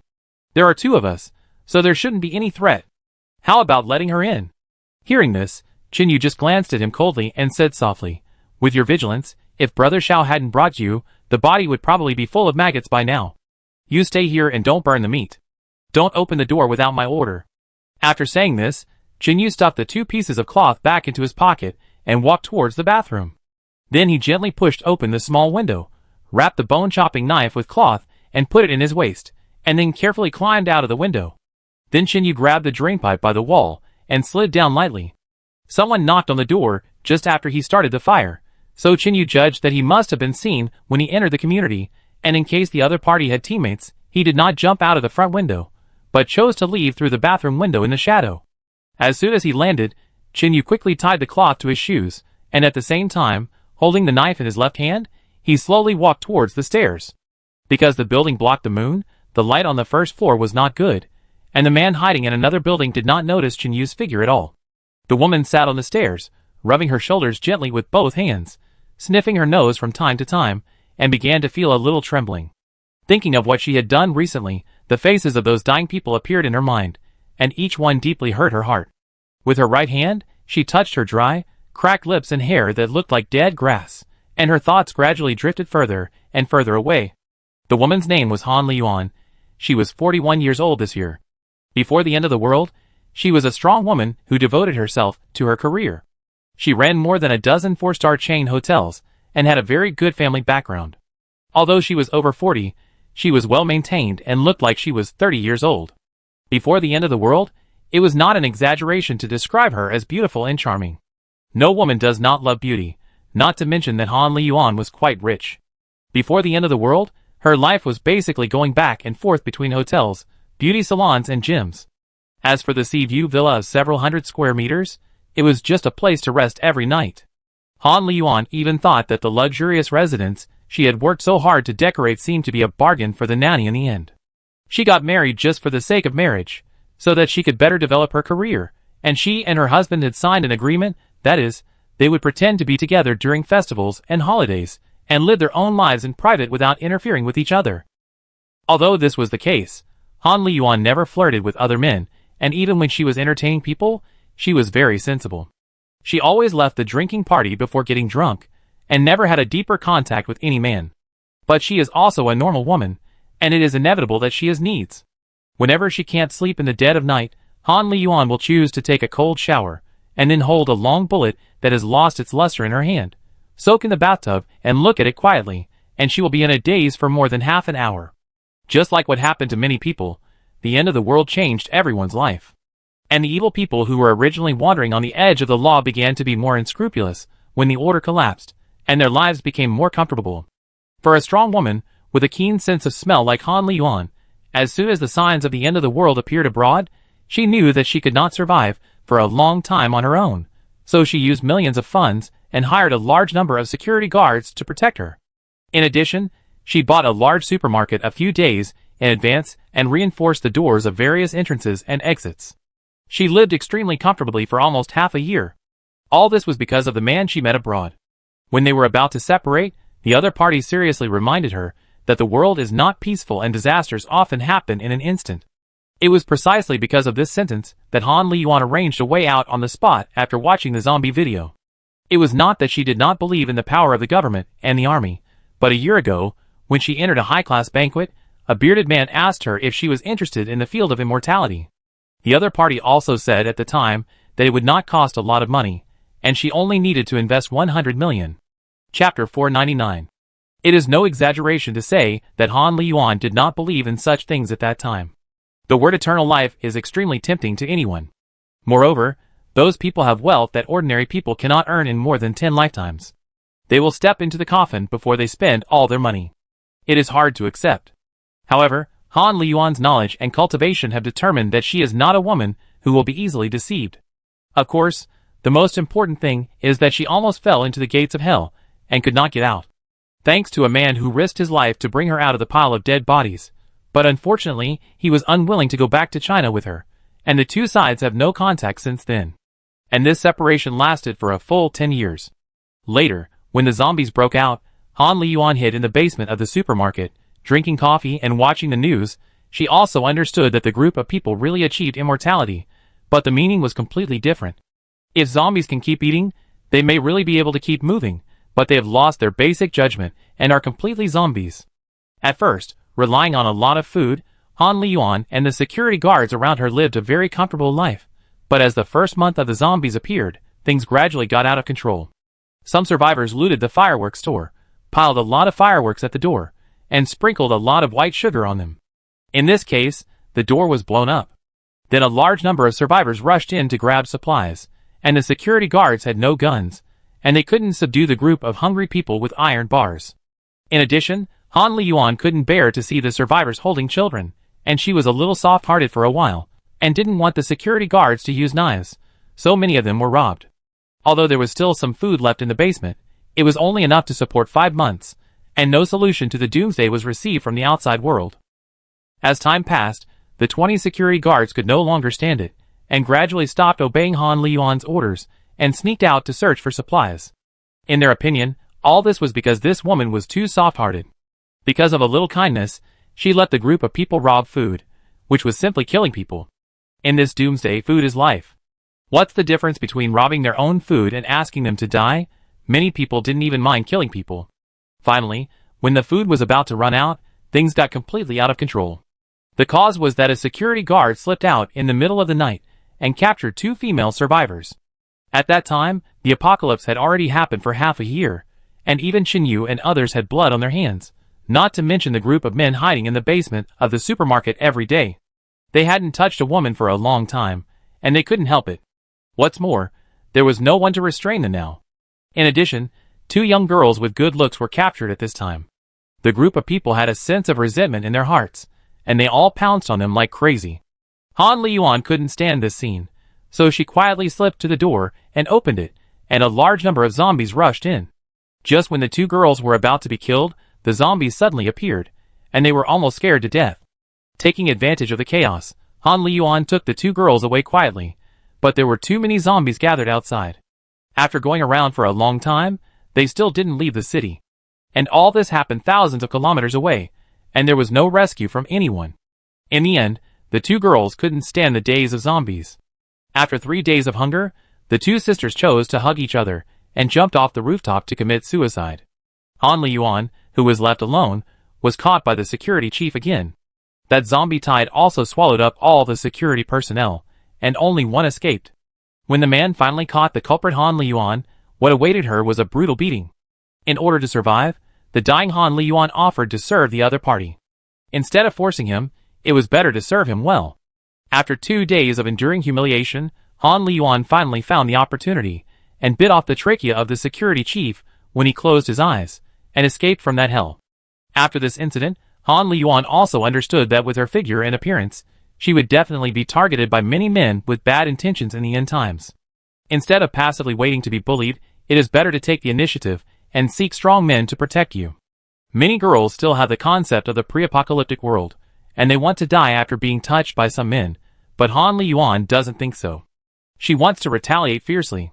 And after staying in this environment for more than 5 months, it is impossible not to be affected, so after making a decision, she began to secretly target those survivors with well-developed muscles and strong fighting power. She will not contact gangs, because Han Liyuan can only accept that she is with a man at most, and at most she will live with him. Anyway, it is all for survival. If there were too many people, Han Liyuan was worried that she would not be able to control the situation, and would be locked up by that group of people, and then she would be finished. The man next to her now was the one Han Liyuan had identified at the beginning. At the beginning, he was polite to her, and would think of her when he had food and drink. At that time, Han Liyuan was also willing to sleep with him sincerely. The two of them traveled together, and were not targeted by other forces. However, after encountering an attack, the man's temperament changed. At that time, the two were chased by a group of zombies. When they passed a waterfall, the man chose to jump off the cliff to avoid being bitten to death, but his backpack was caught by a branch. At the critical moment, Han Liyuan reached out to pull him, but as a woman, she couldn't lift the man with one hand. As luck would have it, the backpack began to break. Afterwards, Han Liyuan took back the bag of food. She was a little afraid of heights, and didn't dare to jump off the cliff. She planned to swim to the other side, and chose to jump into the river. By accident, she found that zombies couldn't swim and survived by luck. At that time, Han Liyuan was also used to living with the man, and didn't want to give up on him. The other party was very good at finding food, and she only needed to accompany him every few days to live safely. As they were in contact for a long time, Han Liyuan once told herself that it didn't matter, just treat it as a normal relationship, no big deal, after all, they were all adults. But then things changed. When she went to the bottom of the cliff to find the man, what greeted her was not a hug, but a slap in the face with a livid face, and suddenly slapped her into the river. The man grabbed her neck, pushed Han Liyuan's head into the water, and shouted fiercely, "Chow, you deliberately broke your bag to kill me, right? You think I'm not a normal man, right? Okay, I show you today." That time, Han Liyuan was lying by the river, being punched and kicked by the other party, and then her legs were tied with ropes. When she rested at night, she would be deprived of food for 2 days, and kneeled for 12 hours if she resisted. Han Liyuan couldn't understand why the other party didn't listen to her at all when she really wanted to save the man. Even his personality changed instantly, and became more and more scary. Chapter 500. Later, she thought about escaping, but there was no way, because the food was guarded by the other party all day, and she was only given enough to survive. The result was that after about 2 months of suffering, Han Liyuan lost more than 30 pounds, and because of eating a single type of food for a long time, she was seriously malnourished. As a result, her skin condition is very bad now, but because she exercised frequently before the end of the world, she did not become skinny, but still looked curvy. In addition, winter has arrived, the temperature has dropped sharply, food is hard to find, and it is easy to meet other survivors, so the man thought of an extreme way. That is to take advantage of the sympathy of some people in the end of the world, and then find a way to snatch food after gaining their trust. Although many people will not easily trust strangers, what if the other party is a pitiful beauty? No matter how vigilant, ordinary men will inevitably relax when they see a woman wandering alone in the wild. In order to successfully implement the plan, Han Liyuan was not allowed to carry any weapons, and even thick clothes were not allowed to be worn, so that her limbs would be frozen red, making her look even more pitiful. From the beginning, their target was a family of 4. They hid in a self-built house in the countryside, and lived for a long time relying on chickens and ducks in the yard, as well as potatoes and sweet potatoes hidden in the cellar. According to the normal progress, it would take at least half a year for the zombies to pass through this place. But the turning point often comes quickly. The man set his eyes on this family, and sent Han Liyuan to be the bait. But the result was completely unexpected. The man of that family did not fancy Han Liyuan's beauty. The whole family was warm-hearted, and looked like honest farmers. Even in the end of the world, they could not bear to see others suffer, and they openly gave her a lot of food. In this situation, Han Liyuan's conscience was condemned for the first time. When she sat on the warm kong and watched a timid child handing her a roasted sweet potato, her heart was touched again. She knew very well that if she drugged the family and waited for the man to come, and the two stole the supplies, the 4 people in the family would starve to death. Thinking of this, Han Liyuan ignored the consequences of this matter and told the family the whole plan in private, but the result was not forgiveness, but the couple's stick. In the chaos, Han Liyuan was hit on the head and knocked unconscious, and her hands were tied to the window with wire. Then another family of 4 took a lot of supplies and left in the middle of the night. In order to avoid any accidents, the plan was basically to wait 2 days before the man would sneak in, Because during this period, if the survivors really targeted Han Liyuan, she would have to endure it silently. It can be said that now, she has completely become a tool for the man to make a living. When 2 days passed, the man entered the village and found that Han Liyuan was half starved to death. He was instantly furious. If he hadn't seen that she was dying, he would definitely have been beaten a few more times. When the man came to the cellar, there was only messy garbage on the ground. The sweet potatoes that the family couldn't take away were actually poured with manure, and all were destroyed without leaving any for the two of them. This scene also irritated Han Liyuan's teammates, who roared hysterically for more than a minute before releasing her. Fortunately, the man did not notice anything wrong, and just thought that his first plan was not done well, and people noticed something wrong. Since then, Han Liyuan basically wore clothes and pants with holes, which made her look very pitiful. In order to prevent accidents, the man would allow her to roast for 4 hours at night, and she barely survived. Later, the man not only let Han Liyuan use her beauty to seduce other survivors, but also added an extra layer of insurance, that is, drugging the other party. Major pharmacies were basically looted, but many uncommon medicines were not taken away. The man collected all of them, mixed them together, and crushed them into powder.